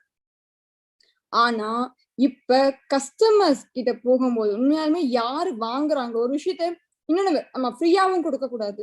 நீங்க ஒரு விஷயத்த ஃப்ரீயா கொடுக்குறீங்கன்னு வச்சுக்கோங்க, ஃப்ரீயா தானே கிடைக்குது அப்படின்றது மாதிரி வாங்கிடுவோம். அதை வந்து நம்ம வந்து கரெக்டா வேலிடேட் பண்ணுவோமான்னு கேட்டா பண்ண மாட்டோம். ஃப்ரீயா தானே கிடைக்குது அப்படின்ற மாதிரி. ஆனா அதே விஷயத்த நீங்க காசு கொடுத்து வாங்கும் போது என்ன பண்ணுவீங்க? ஃபார் எக்ஸாம்பிள் நீங்க வீட்டுல எல்லாரும் என்ன பண்ணிருப்பீங்கன்னா, கேபிள் சேனல் வந்திருக்கும். நீங்க பே பண்ணி வாங்கும்போது என்ன பண்ணுவீங்க? எனக்கு ஏன் நீங்க பாக்குறது ஒரு சேனலா இருந்தாலும் என்ன பண்ணுவீங்கன்னா, 100 சேனல்ல ஏன் எனக்கு 100 சேனல் வரல அப்படின்ற மாதிரி கொஸ்டின் ரைஸ் பண்ணுவீங்க. சோ உங்களுக்கு அப்பதான் என்ன தெரியும்னா, அதுல என்னென்ன மிஸ்டேக்ஸ் இருக்கு, அது நிஜமாலுமே நான் கொடுத்து வாங்குற காசுக்கு வர்த்தா, இந்த மாதிரியான அனாலிசிஸ் நீங்க பண்ண ஆரம்பிப்பீங்க. அனிமல் ஹஸ்பண்ட்ரி, ஃபேன்சி ஸ்டோர்ஸ், யா, ஓகேங்களா? இத நம்ம வந்து ப்ராடக்டா கொடுக்கும்போது நம்ம அந்த ப்ராடக்ட் டெவலப் பண்றதுக்கான டைம் வேஸ்ட், நீங்க அதுக்கு இன்வெஸ்ட் பண்ற காசு வேஸ்ட். இதுக்குதான் நம்ம என்ன பண்ணணும்னா, பிசினஸ்ல நீங்க எவ்வளவு ஏர்லியரா அதோட ஒரு ப்ரோட்டோடைப்பையோ இல்ல வந்துட்டு சும்மா ஒரு லேண்டிங் வெப்சைட் கிரியேட் பண்றதுக்கு பதிலா ஒரு லேண்டிங் பேஜ் இந்த மாதிரி ஏதாவது ஒன்று கிரியேட் பண்ணி கஸ்டமர்ஸ்ட கொண்டு போய் கொஞ்சம் கொஞ்சமா அவங்களோட ஃபீட்பேக்ஸ் எடுத்து அதை என்ன பண்ணணும்னா நம்ம டெவலப் பண்ணிக்கிட்டே இருக்கோம். டெவலப் பண்ணி கடைசியா இது என்னோட கஸ்டமர்ஸ்க்கு தேவையான ப்ராடக்ட், இது வந்து இந்த மார்க்கெட்டுக்கு தேவையான ப்ராடக்ட் அப்படிங்கிறது கஸ்டமர்ஸ்க்கும் தேவையா இருக்கணும். அதே சமயம் அந்த ப்ராடக்ட்டை விற்கும் போது உங்க கைக்கும் காசு வரும். ஃபார் எக்ஸாம்பிள் சில சொல்யூஷன்ஸ் எல்லாம் எங்களுக்கு வந்து ஃபர்ஸ்ட் பாத்தீங்கன்னா, நாங்க வந்துட்டு ஒரு ப்ராடக்ட் கிரியேட் பண்ணிட்டோம். நாங்க இதுதான் அதாவது அவங்களோட பட்ஜெட்ல பண்ண போறோம்ன்ற மாதிரி நாங்க கிரியேட் பண்ணதுக்கு அப்புறம் நாங்க அப்படியே ரீச் ஆகும் போது கஸ்டமர்ஸ் கிட்ட பயங்கர ரெஸ்பான்ஸ் இருந்துச்சு. அவங்க கிளைண்ட்ஸ் வந்துகிட்டே இருந்தாங்க. வேர்ட் ஆஃப் மவுத் மூலமா ஸ்ப்ரெட் ஆகும், எல்லாமே பண்ணி. ஆனா கடைசியா பாத்தீங்கன்னா பாக்கெட்க்கு ஏதாவது காசு வந்துச்சான்னு கேட்டு கடைசி வரைக்கும் வரவே இல்லை. ஓகேங்களா? அப்ப இந்த மாதிரி டைம்ல என்ன பண்ணுவீங்க? நம்ம என்ன பண்ணணும்? காஸ்ட் எஃபெக்டிவான சொல்யூஷன், அதாவது கிளைண்ட்டுக்கும் காஸ்ட் எஃபெக்டிவா இருக்கணும், உங்களுக்கும் அது காஸ்ட் எஃபெக்டிவா இருக்கணும். ஒன் செகண்ட் ராகவி, என்ன இது ஸ்லைட்ஸ் ஷேர் பண்ணல, போட்டோஸ் அப்படின்ற ஆப்ஷன் மட்டும்தான் இருக்கு. you able to share the screen like before? Screen share.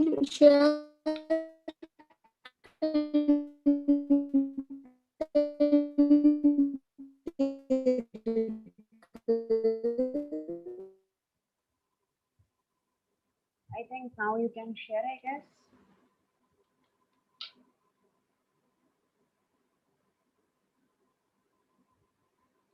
Hello. Am I audible?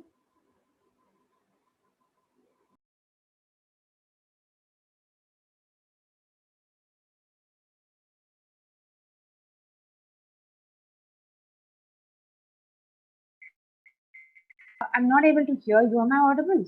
Yeah. Hello? Hello? Can you hear me now? Yeah, I'm able to hear you. Yeah.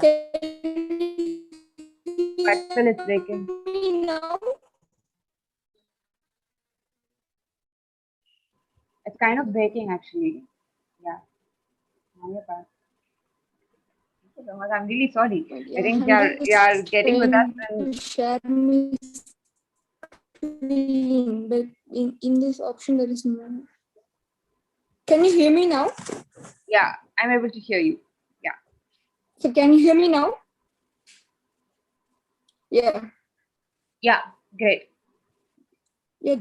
I couldn't see share screen option there. No worries. Just share it to me. I'll share my screen so that we can go ahead on that. No worries. Yeah. You can share it to me and we can go ahead on. Yeah. Just share you.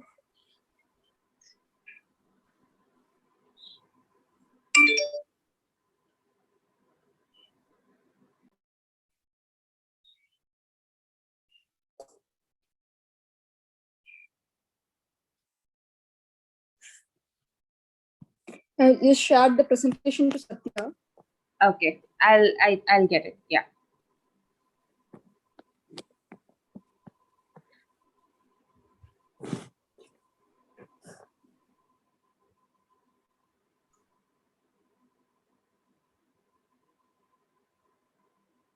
Yeah, I think there are a couple of things that I'd like to interact. Maybe before that, we'll have a general session so that it might take some 5 minutes for me to get on. Okay.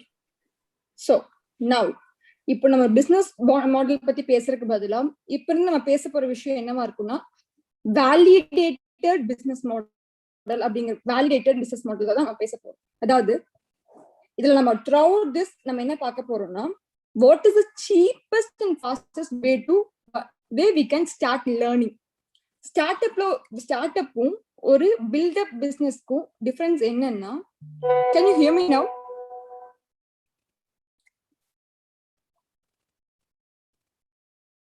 Can you hear me now? Yeah, you're audible. Yeah, okay. So, இப்ப startup throughout startup நீங்க வந்து ஒரு business launch பண்றதுக்கு முன்னாடி நம்ம ஒரு ப்ராசஸை ரொம்ப இம்பார்ட்டண்டா வச்சுக்கணும். இந்த லேர்னிங் ப்ராசஸ் அப்படிங்கிறது நீங்க ஒரு ப்ராடக்ட் லான்ச் பண்ற வரைக்கும் ரொம்ப ரொம்ப இம்பார்ட்டன்ட். அதுவும் இன்னைக்கு இருக்க டெக்னாலஜினால என்ன ஆகுதுன்னா மார்க்கெட்டோட நேச்சர் மாறிக்கிட்டே இருக்கு. ஃபார் எக்ஸாம்பிள் முன்னாடி எல்லாம் பாத்தீங்கன்னா ஒரு ஹோட்டல் போய் சாப்பிட மாட்டோமா அப்படின்ற ஒரு விஷயம் இருந்ததுக்கு அப்புறம் இப்ப ஸ்விக்கி வந்ததுக்கு அப்புறம் என்ன ஆயிடுச்சு, வீட்டுக்கு வர ஆரம்பிச்சிச்சு. ஸோ எப்பயோ டேக் அவேஸை ப்ரிஃபர் பண்ண ஆரம்பிச்சிட்டோம். ஸோ அதுக்கப்புறம் மூவி இண்டஸ்ட்ரீஸ் பாத்தீங்கன்னா ஃபர்ஸ்ட் தியேட்டர் போய் பார்த்துட்டு இருந்தோம். இப்ப பெரும்பாலும் ஓடிடில வந்ததுக்கு அப்புறம் நம்ம என்ன பண்ண ஆரம்பிச்சிட்டோம்னா இதை விட மூவிஸே பாக்குறத விட்டுட்டு இப்ப சீரீஸ் நிறைய பாக்குறதுக்கு ஆரம்பிச்சிட்டோம். ஸோ இப்படிதான் வந்து மார்க்கெட் என்ன ஆகுதுன்னா மாறிட்டே இருக்கு. ஸோ நீங்க மார்க்கெட்டுக்கு ஏற்ற மாதிரி நம்ம என்ன பண்ணிட்டே இருக்கணும்னா நம்மளும் நம்ம ப்ராடக்ட்டும் மாறிக்கிட்டே இருக்கணும். ப்ராடக்ட் வந்து சம்டைம்ஸ் வந்து அந்த ப்ராடக்டே வந்து ஃபீல்டை விட்டு போயிடும். சில வாட்டி ப்ராடக்டை அப்டேட் பண்ணி நீங்க என்ன பண்ணணும், இப்போ ஃபுட் அப்படிங்கிறது நம்ம போக கிடையாது. ஆனா நம்ம என்ன பண்ணிருக்கோம், ஃபுட்டை வந்துட்டு ஹோட்டல்ல வந்து சாப்பிட்றதுக்கு பதில் இப்ப வீட்டுக்கு கொடுக்க ஆரம்பிச்சிருக்கோம். ஸோ இந்த மாதிரி டைம்ல not able to view the file. Okay, shall I get in the PP? 1 second bro.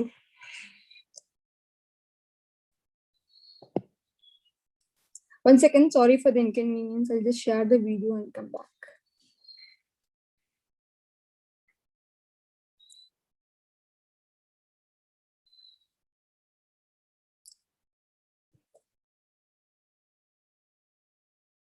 Can I have the mail ID?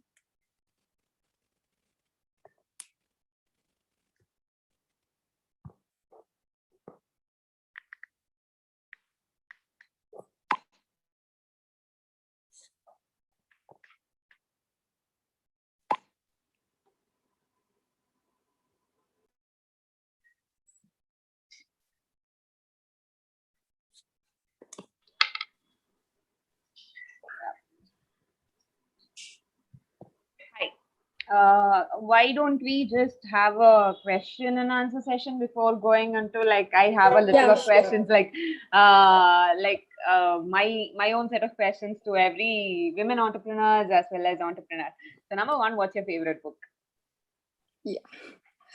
So, இப்போ நம்ம actually நிறைய மினிமலிசம் பத்தியும் நிறைய இதை பத்தியும் பேசும்போது எனக்கு இன்னைக்கு லைக் நம்ம புக் வந்து ஃபேவரட்ஸ் நம்ம கத்துக்க நம்மளோட ஃபேவரட்ஸ் மாறிட்டே போயிட்டு இருக்கும். நான் சின்ன வயசுல நான் ஒரு இது கேட்டேன்னா இன்னைக்கு என்னோட ப்ரியாரிட்டி வேறையா இருக்கு. So at this moment digital minimalism buy Cal Newport தான் என்னோட ஃபேவரட்டா இருக்கு. ஏன்னா இன்னைக்கு இருக்க டெக்னாலஜில இன்னைக்கு இருக்க டேட்டால நம்ம என்ன பண்ண ஆரம்பிச்சிரோம்னா நமக்கு என்ன தேவைன்றதை விட்டுட்டு இருக்கிற எல்லாத்துக்கும் பார்க்க ஆரம்பிச்சிடும்.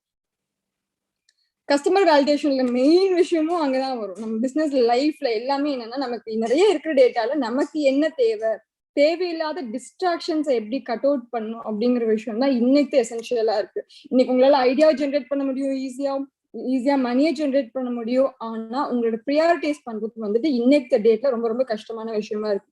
நிஜமாலுமே சொல்லுவேன், you please read out digital minimalism அப்படின்ற இதை வந்து நீங்க கண்டிப்பா எல்லாரும் ரீட் பண்ணுங்க.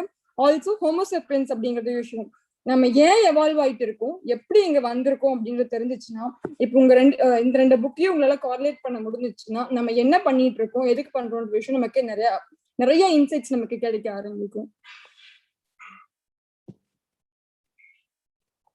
Yeah, next. The next question is like best women who you admire.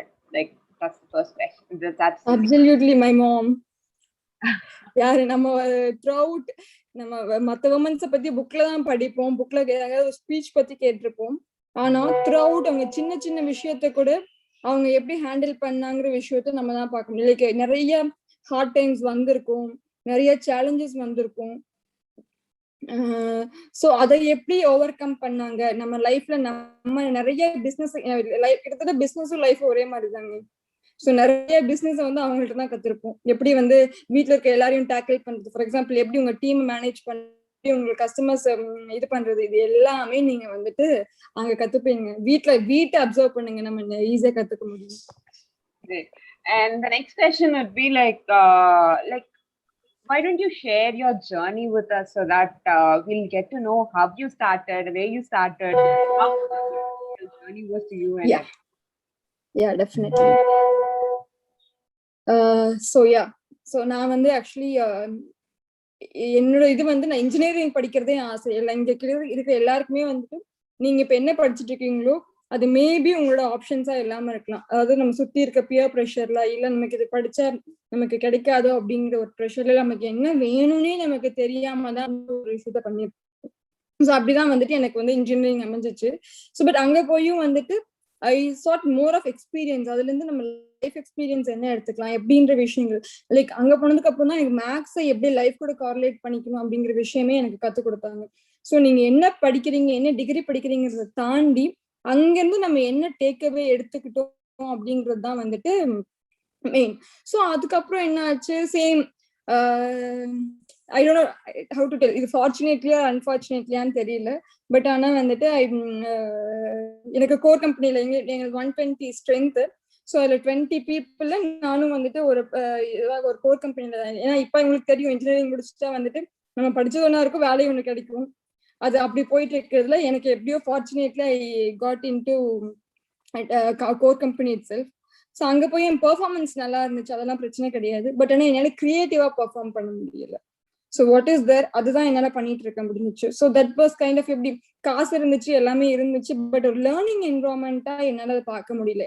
So I just wanted to learn. ஏன்னா எவ்வளோ ஏர்லியரா நம்ம கத்துக்கிறோமோ எவ்வளோ ஏர்லியரா நம்ம வந்துட்டு மிஸ்டேக்ஸ் பண்றோமோ. Can you try sharing your screen again with the PPT? Very sorry. So அதான் so எவ்வளோ ஏர்லியரா கத்துக்கிறோமோ பிசினஸ்லயும் அதே தான். நீங்க பார்க்க போற டாபிக்கும் அதுதான். நம்ம எவ்வளவு சீக்கிரம் கத்துக்கிறோமோ அவ்வளோக்கு எவ்வளோ நம்ம அதுக்கான காஸ்ட் வந்து குறையுது. ஏன்னா இன்னைக்கு நான் ட்ரை பண்ணி நான் ஃபெயில் ஆனேன்னா அது என்ன மட்டும்தான் பாதிக்கும். இதே நான் ஒரு கல்யாணத்துக்கு அப்புறம் நான் வந்து ஃபெயில் ஆகுறேன்னா இட்ஸ் மை என்டையர் ஃபேமிலியே பாதிக்கும். Same concept. சரி, ஓகே, நமக்கு இருக்கிற அட்வான்டேஜஸ் நம்ம யூட்டிலைஸ் பண்ணிட்டு எப்பவுமே ஒன்று சொல்லுவோம், நம்மளோட வீக்னஸ் என்னன்னு நமக்கு தெரிஞ்சிருச்சுன்னா அதை பாசிட்டிவா மாத்துறது ரொம்ப easy. Weakness is never a weakness அப்படிங்கிறது என்னோட ஸ்ட்ராங் கோட். ஸோ விமனுக்கு என்ன ஸ்டார்டிங்ல வந்துட்டு எல்லாருக்கும் எனக்கு இருந்த இது விமன் இல்லைங்க, ரெண்டு பேருமே நாங்க பொண்ணுங்க தான். பட் ஸ்டில் இருந்தாலும் விமனுக்கு வந்து ப்ரெஷர் இருக்காது. பொண்ணு நீ வேலைக்கு போயிட்டியான்னு நம்ம டக்குன்னு கேட்க மாட்டோம். இதை நம்ம வந்துட்டு ஏன் பாசிட்டிவா மாத்திக்கணும், இது எனக்கு ஒரு லெஷர் டைம் கரெக்டுங்களா. ஸோ இதை ஏன் நம்ம வந்து பாசிட்டிவா மாத்திக்க கூடாது அப்படின்ற மாதிரி ஆரம்பிச்சதுதான் வந்துட்டு. ஸோ அதுவும் அப்படிதான், நான் இந்த பிசினஸ் தான் ஆரம்பிக்க போறேன் அப்படின்றது எனக்கு தெரியாது. அப்ப எனக்கு என்ன ஆச்சு, கொஞ்சம் காசு சேர்த்து வச்சுட்டு வெளியே வந்தா சில ஃபேமிலி ரீசன்ஸ்க்காக அந்த காசும் கையில இருந்ததெல்லாம் போயிடுச்சு. இப்ப என் கையில காசு கிடையாது. ஸோ சேலஞ்சஸ் தான் வந்துட்டு நம்ம வந்து என்னன்னா நம்மள வந்து நிறைய எக்ஸ்ப்ளோர் பண்ண வைக்கும். ஸோ இப்ப ஷேர் பண்ணிட்டு இருந்த விஷயமும் அதுதான். எனக்கு என்ன ஆச்சு, காசு கிடையாது. காசு இருந்தா தானே நம்மளால எக்ஸ்ப்ளோர் பண்ணுங்க, இது நம்ம பெரிய மாடல் எல்லாம் கிரியேட் பண்ணி எடுத்தோடனே லான்ச் எல்லாம் பண்ண முடியும். ஸோ என் ப்ராசஸே எப்படி ஸ்டார்ட் ஆச்சுன்னா, இல்ல எக்ஸ்பெரிமெண்ட் பண்ணி தான் எனக்கு இதே ஸ்டார்ட் ஆச்சு. ஷேர் ஸ்கிரீன் இப்பவும் வரல. ஸோ அப்படிதான். அப்ப என்ன பண்ணணும், சின்னதா ஒரு 10,000 ரூபாய்க்கு ஒரு ஈவெண்ட் எடுத்து இந்த 10,000 ரூபாய்க்கு பட்ஜெட் கேட்கறாங்கன்னா அதுக்குள்ள என்னால அவங்களுக்கு பண்ணி தர முடியுமா அப்படின்றது மாதிரி ஸ்டார்ட் பண்ணணும். பட் இதுல நான் லூஸ் பண்ணது என்னன்னா, நான் கத்து முடிக்கிறதுக்குள்ள ஒரு 3 வருஷம் போயிடுச்சு. டைம் வேஸ்ட் ஆயிடுச்சு.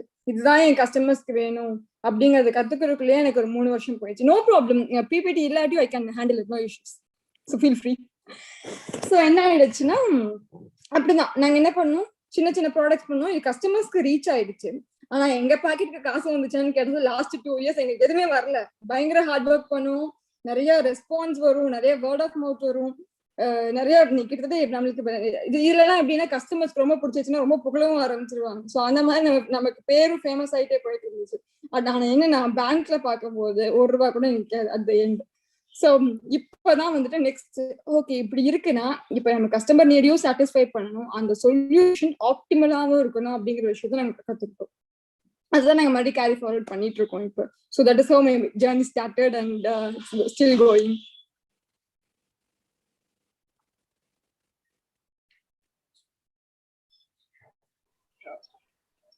Can you go on with the presentation?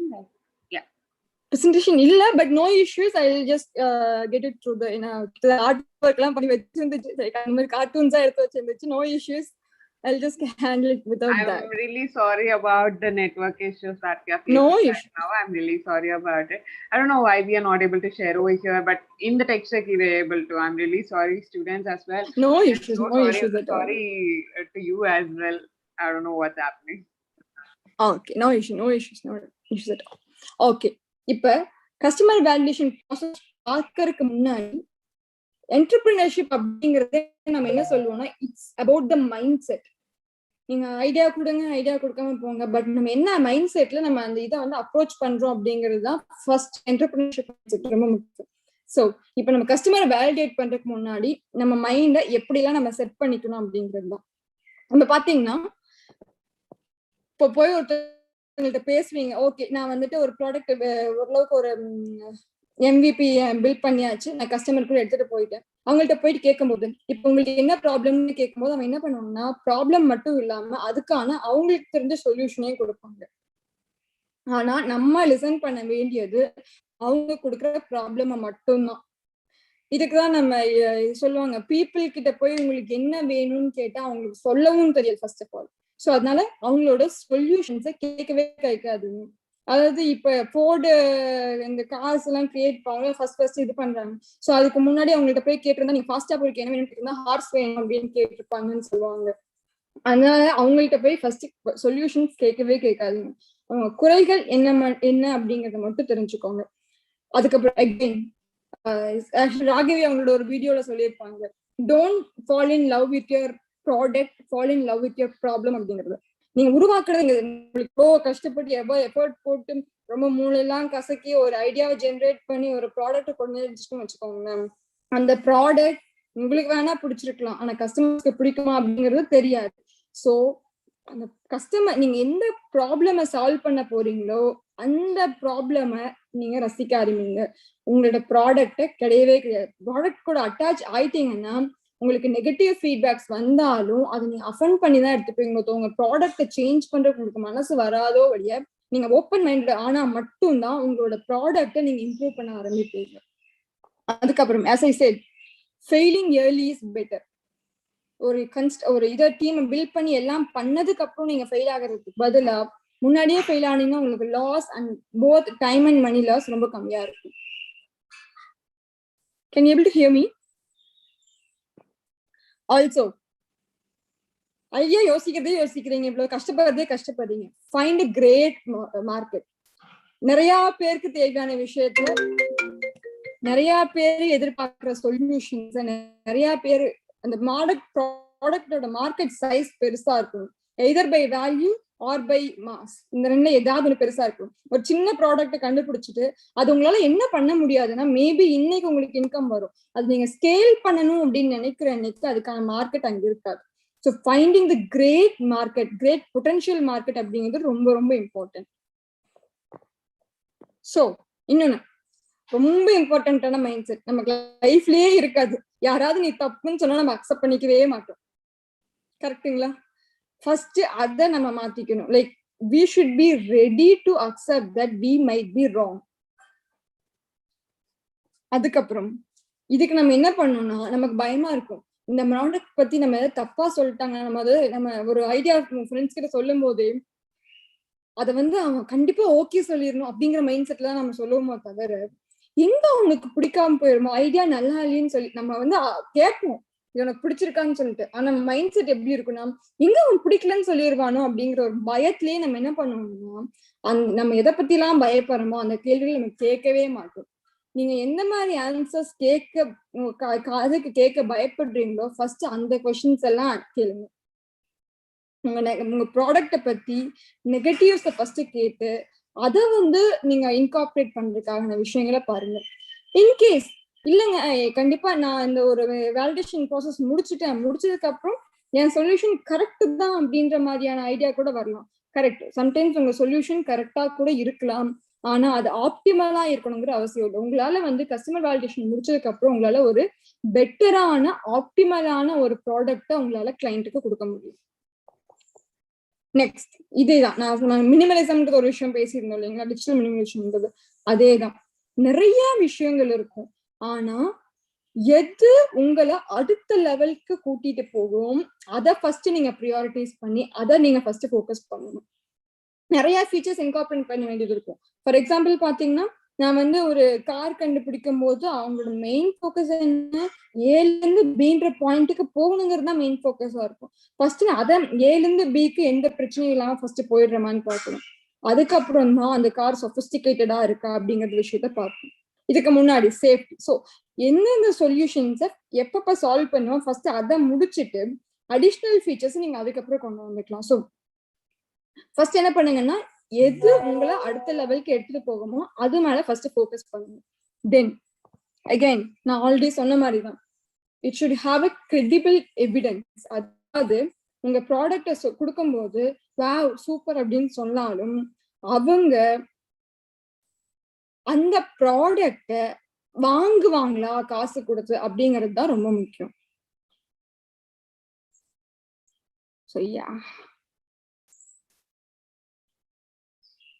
So இதான் நான் ஃபர்ஸ்ட் சொன்னது. அதாவது நீங்க ஃபவுண்டர் டீம் நம்ம எல்லாம் சேர்ந்து என்ன பண்ணிருப்போம்னா, ஒரு ஐடியா ஜென்ரேட் பண்ணிருப்போம். அதுக்கு நம்ம மாடலிங் அசம்ஷன்ஸ் அது எல்லாமே அசம்ஷன்ஸ்ல வச்சு மட்டும்தான் இருக்கும்.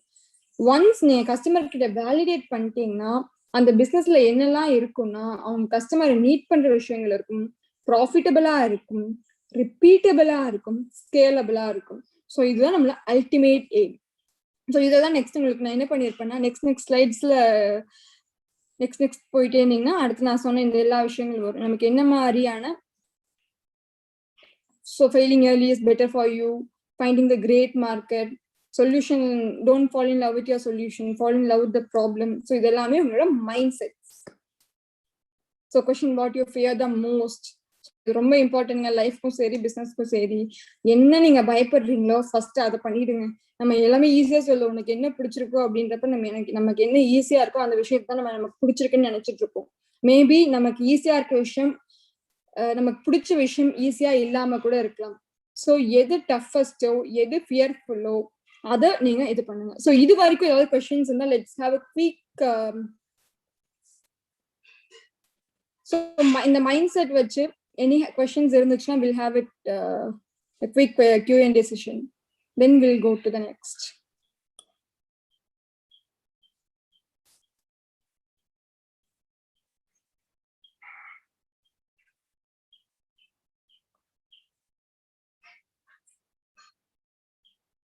Any questions?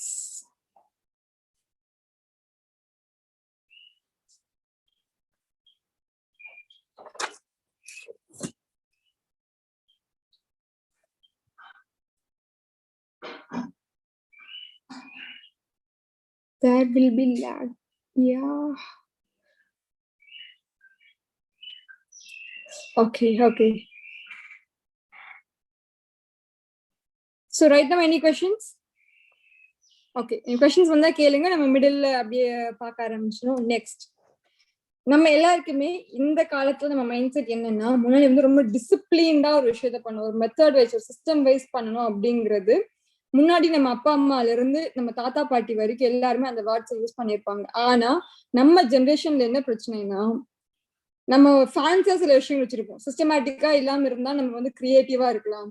லேசி பீப்புள் தான் வந்துட்டு நிறைய மோஸ்டா இன்வெர்ட் பண்ணுவாங்க. அந்த மாதிரி நிறைய ஃபேன்சியான விஷயங்கள் நம்ம கொண்டு வர ஆரம்பிச்சிட்டோம். நம்ம லைஃப் ஸ்டைலே எப்படி மாறிடுச்சுன்னா, நம்ம சிஸ்டமை ஃபாலோ பண்றதுக்கு நமக்கு பிடிக்காது, ஒரு டிசிப்ளின்டா ஒரு விஷயத்த நமக்கு பண்றதுக்கு பிடிக்காது.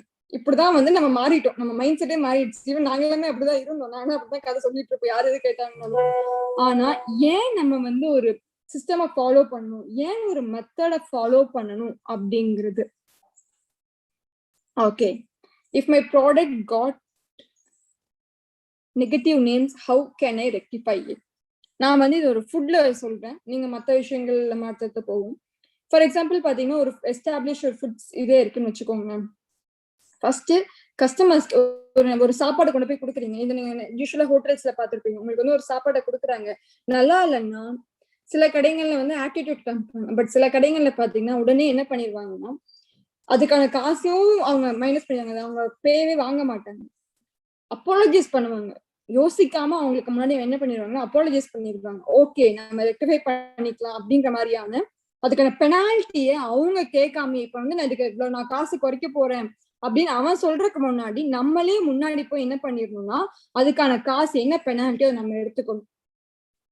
ஏன்னா நமக்கு அந்த கஸ்டமரை விட அந்த கஸ்டமர் கொண்டு வர இன்னும் 4 கஸ்டமர் தான் நமக்கு ரொம்ப இம்பார்ட்டன்ட். ஸோ நம்ம வந்து நம்ம பீனலைஸ் பண்ணிக்கிறதுக்கு நம்ம ரெடியா இருக்கணும், அப்பாலஜைஸ் பண்ணிக்கிறதுக்கு நம்ம ரெடியா இருக்கணும். இது வந்து ஒரு ப்ராடக்ட் வெளியே வந்ததுக்கு அப்புறம்.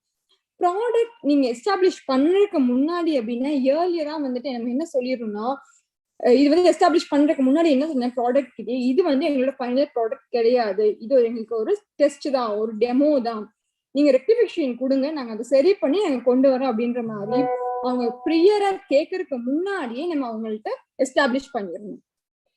Next, to customers, since my idea is long term process, just help me out. Okay, ரொம்ப ப்ரியரா நீங்க வந்து ஒரு சாஃப்ட்வேர் இதா இருக்கு அது மாதிரி இருக்குன்னா ஒரு பிரசன்டேஷன் வில் டூ. இதுதாங்க ஐடியா, இதாங்க சொல்யூஷன் அப்படிங்கிற மாதிரி நீங்க டெமோக்கு முன்னாடி ஃபர்ஸ்ட் ஏர்லியஸ்ட் ஸ்டேஜ் ஒரு வயர் டயக்ராமா இருக்கட்டும், எனிதிங் உங்களோட ப்ராடக்ட்டுக்கு ஏற்ற மாதிரியான ஒரு ஐடியாவை ஃபர்ஸ்ட் ஒரு இனிஷியலா சில கஸ்டமர்ஸ்க்கு நீங்க ப்ரெசென்ட் பண்ணணும். அதுக்கப்புறம் என்ன பண்ணலாம், ஓகேன்ற மாதிரி இருந்துச்சுன்னா லைக் நீங்க இன்னும் உங்களோட ஃபீல்ட் என்னன்னு தெரிஞ்சிச்சுன்னா, எனக்கு அதுல ஐடியாஸ் இருந்துச்சுன்னா உங்களுக்கு நான் ஷேர் பண்றேன். How should one have a positive mindset while facing failures, ma'am? அது வந்து நம்ம முன்னாடியே நம்ம சொல்லிக்கலாங்க, நம்ம ஃபெயிலியருக்கு நம்ம பாசிட்டிவ் மைண்ட் செட் வச்சிருக்கேன் அப்படின்ற மாதிரி. ஆனா நம்ம போயிட்டு விழுந்து எந்திரிச்சு கத்துக்கும் போது அந்த ஃபியரை ஃபேஸ் பண்ணிடுங்க. யூஸ்வலி நெகட்டிவ் கமெண்ட் வந்தா அப்படின்ற மாதிரி இல்லாம ஃபியரை ஃபேஸ் பண்ணிட்டீங்கன்னா நம்மளோட இயற்கையாவே நம்ம ஃபியரை ஃபேஸ் பண்ண நம்ம தைரியம் ஆயிட்டே போகும்.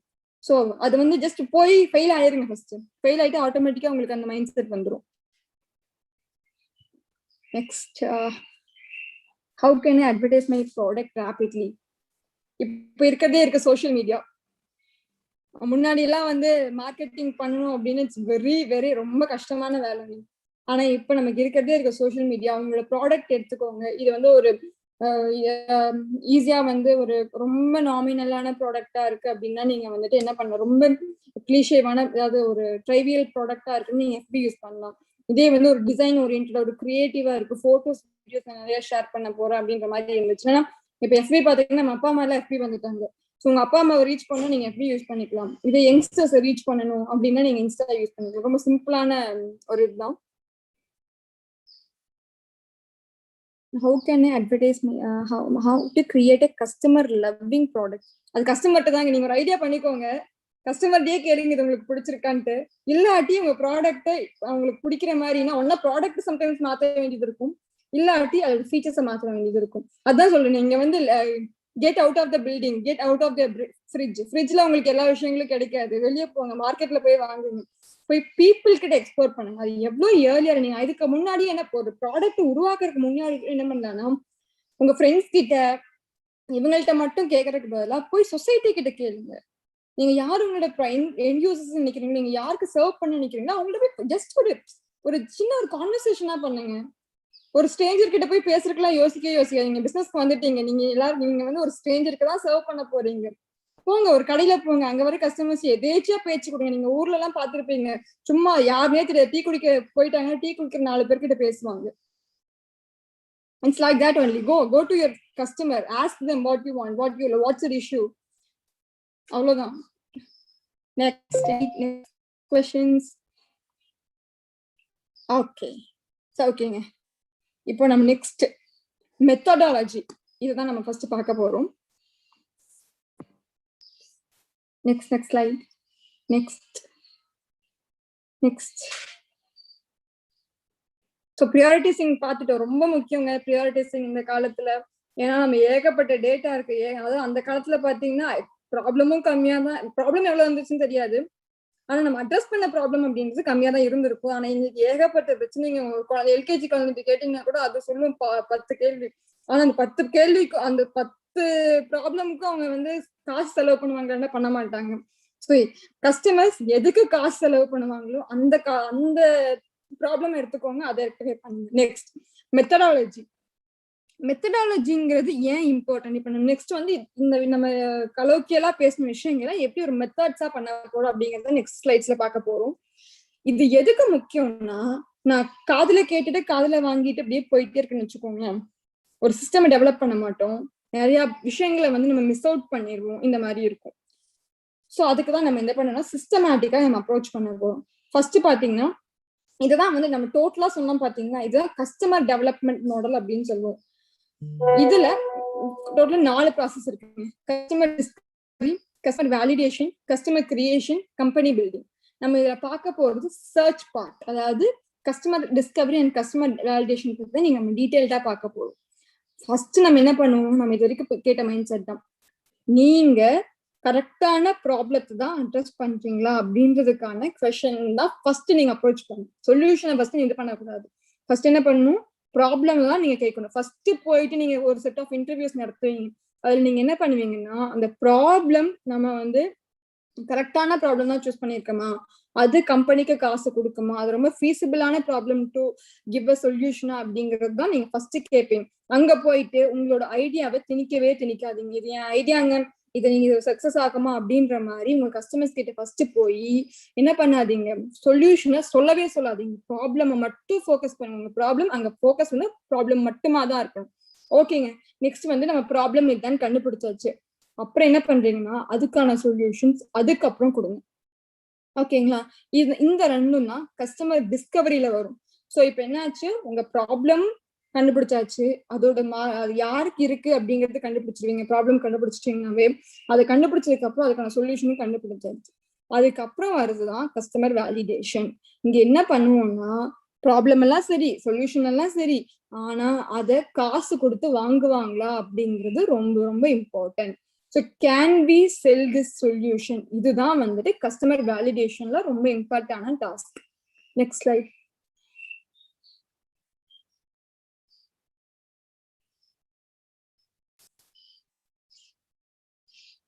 நெக்ஸ்ட் ஸ்லைட் போலாமா?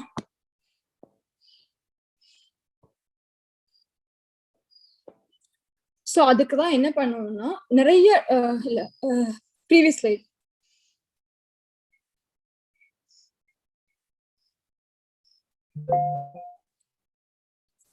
ப்ரீவியஸ் ஸ்லைட் பார்க்கலாமா?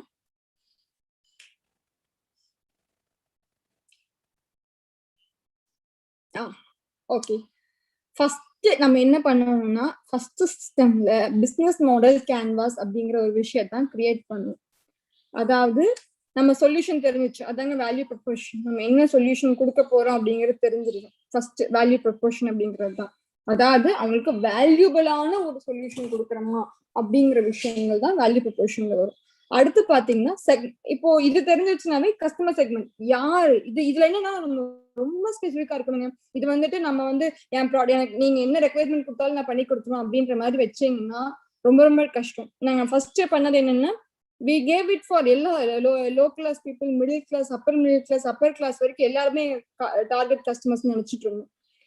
அப்ப எங்களுக்கு என்ன ஆச்சு, பாக்கெட்டுக்கு காசு வரல. அதுக்கப்புறம் என்ன பண்ணோம்னா நாங்க வந்து டார்கெட் பண்ண எங்களுக்கு வந்து இப்ப ஒரு மிடில் கிளாஸும் அப்பர் மிடில் கிளாஸ் தான் எங்க டார்கெட். இவங்களுக்கு இவங்க பட்ஜெட் ஃப்ரெண்ட்லியா இவங்களுக்கு பெஸ்டா ஒரு விஷயத்த கொடுக்க முடியுமா அப்படிங்கறது டார்கெட் செட் பண்ண ஆரம்பிச்சோம்.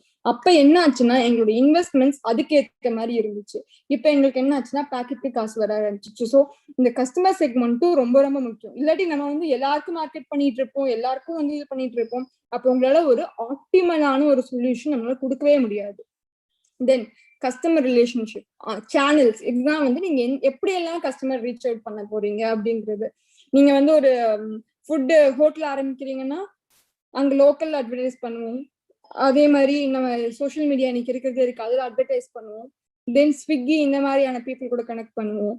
அது இல்லாம என்னால ஓன் டிஸ்ட்ரிபியூஷன் மெத்தட்ஸ் வச்சு என்னால கஸ்டமருக்கு டிஸ்ட்ரிபியூட் பண்ண முடியுமா அப்படிங்கிற மாதிரி எல்லாம் பார்ப்போம். ஸோ இதுதான் நம்ம எந்த வழியில எல்லாம் பீப்புளை போய் இது பண்றோமோ அந்த சேனல்ஸையும் நம்ம எழுத போறோம். இதுல ரொம்ப இம்பார்ட்டண்டா என்னன்னா ஏர்லியரா இதுக்கெல்லாம் எவ்வளவு கம்மியா ஸ்பெண்ட் பண்ணி கஸ்டமர் ரீச் பண்ண முடியும்னு பாக்கணும். சேனல்ஸ் ஏகப்பட்ட சேனல்ஸ் இருக்காங்க. நீங்க எடுத்தோடனே டிவிக்கு ஒரு ஆட் கொடுக்குறீங்கன்னு வச்சுக்கோங்க, ரொம்ப காஸ்ட்லி.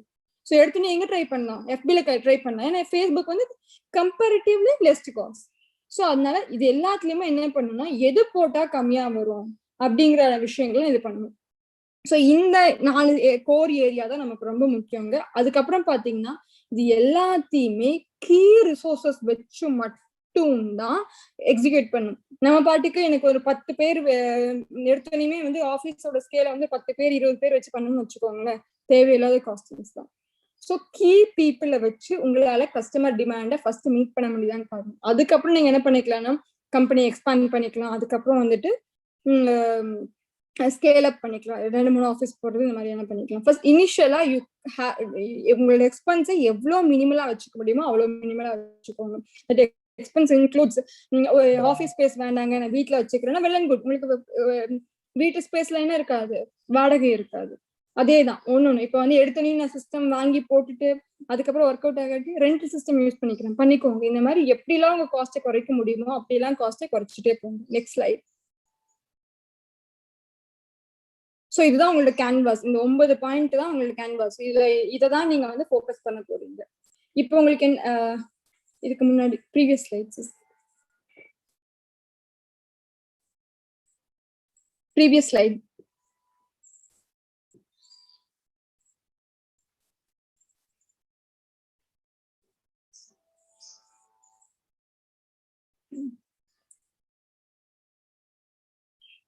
ஓகே, வரலன்னு நினைக்கிறேன். No issues. இப்போ என்னன்னா இதுதான் நம்ம ஃபர்ஸ்ட் சொன்னோம் இல்லைங்களா, get out of the building. உங்களுக்கு கஸ்டமருக்கு என்ன பிடிக்கும்ன்றது நீங்க நான் ஒரு அசம்ஷன் கொடுக்கலாம், நான் சொன்னா அது ஒர்க் அவுட் ஆகாது. நீங்க வெளியே போய் கிளைண்ட் கிட்ட கேளுங்க என்ன அப்படிங்கிற விஷயத்த. ஸோ தான் post it to the wall. First canvas இது பண்ணுங்க. ஃபர்ஸ்ட் ஒரு இதுல எழுதுங்க, கிரியேட் நியூ ஸோ அது எல்லாமே like create new canvas, make it visible, begin to make ஹைபோதசிஸ்ங்கிறது நீங்களா அஷ்யூம் பண்ணிக்கிற ஒரு விஷயம்.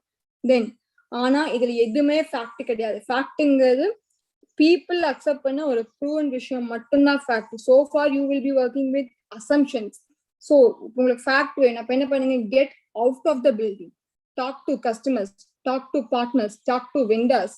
So அதை வச்சு என்ன பண்ணுங்கன்னா, you design your improve பண்ணி design பண்ணிட்டே இருங்க, do experiments, run tests, அவங்கள்ட்ட take your data. Next slide.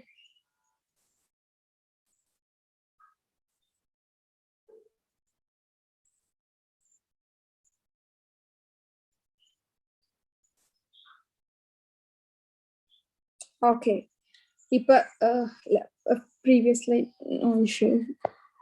இப்போ ரொம்ப இம்பார்ட்டன்ட் என்னன்னா பைவேட்டிங் அப்படிங்கிற விஷயம் தான் உங்களுக்கு ரொம்ப இம்பார்ட்டன்ட். இப்போ எப்படின்னா சின்ன சின்ன விஷயங்களை நம்ம ரெக்டிஃபை ஃபீச்சர்ஸ் ஆட் பண்றதா இருக்கட்டும், இந்த மாதிரி விஷயங்கள் நம்ம என்ன பண்ணணும்னா ஈஸியா பண்ணிடுவோம்.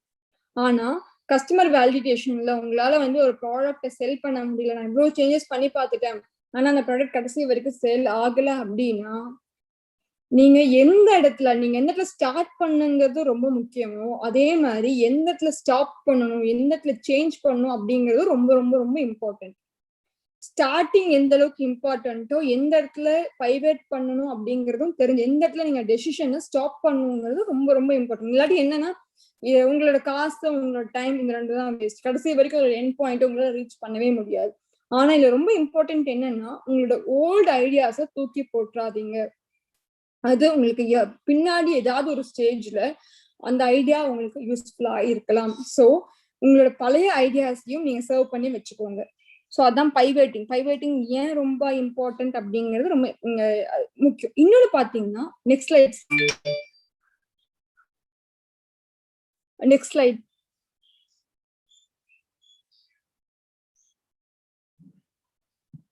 சிஸ் கேக்குதா?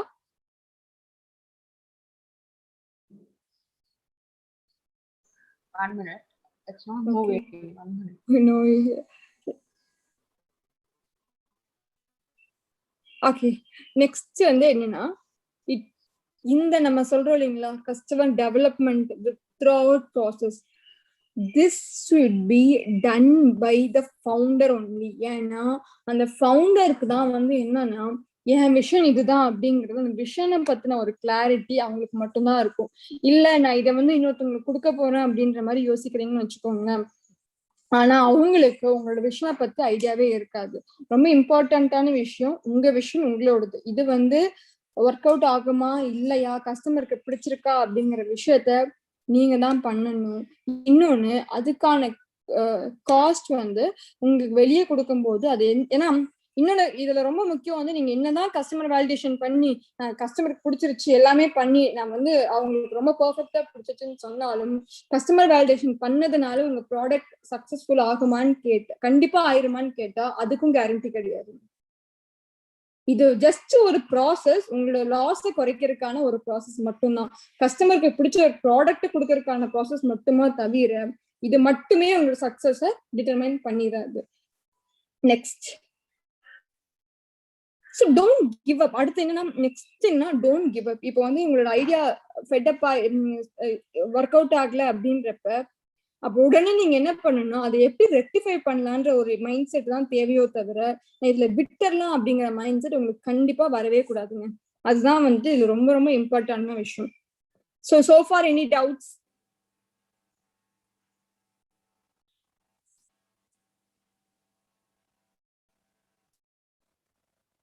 So any doubts? Yeah, is my screen visible? Yeah. Yeah, I'm just sharing. I'm really sorry about it.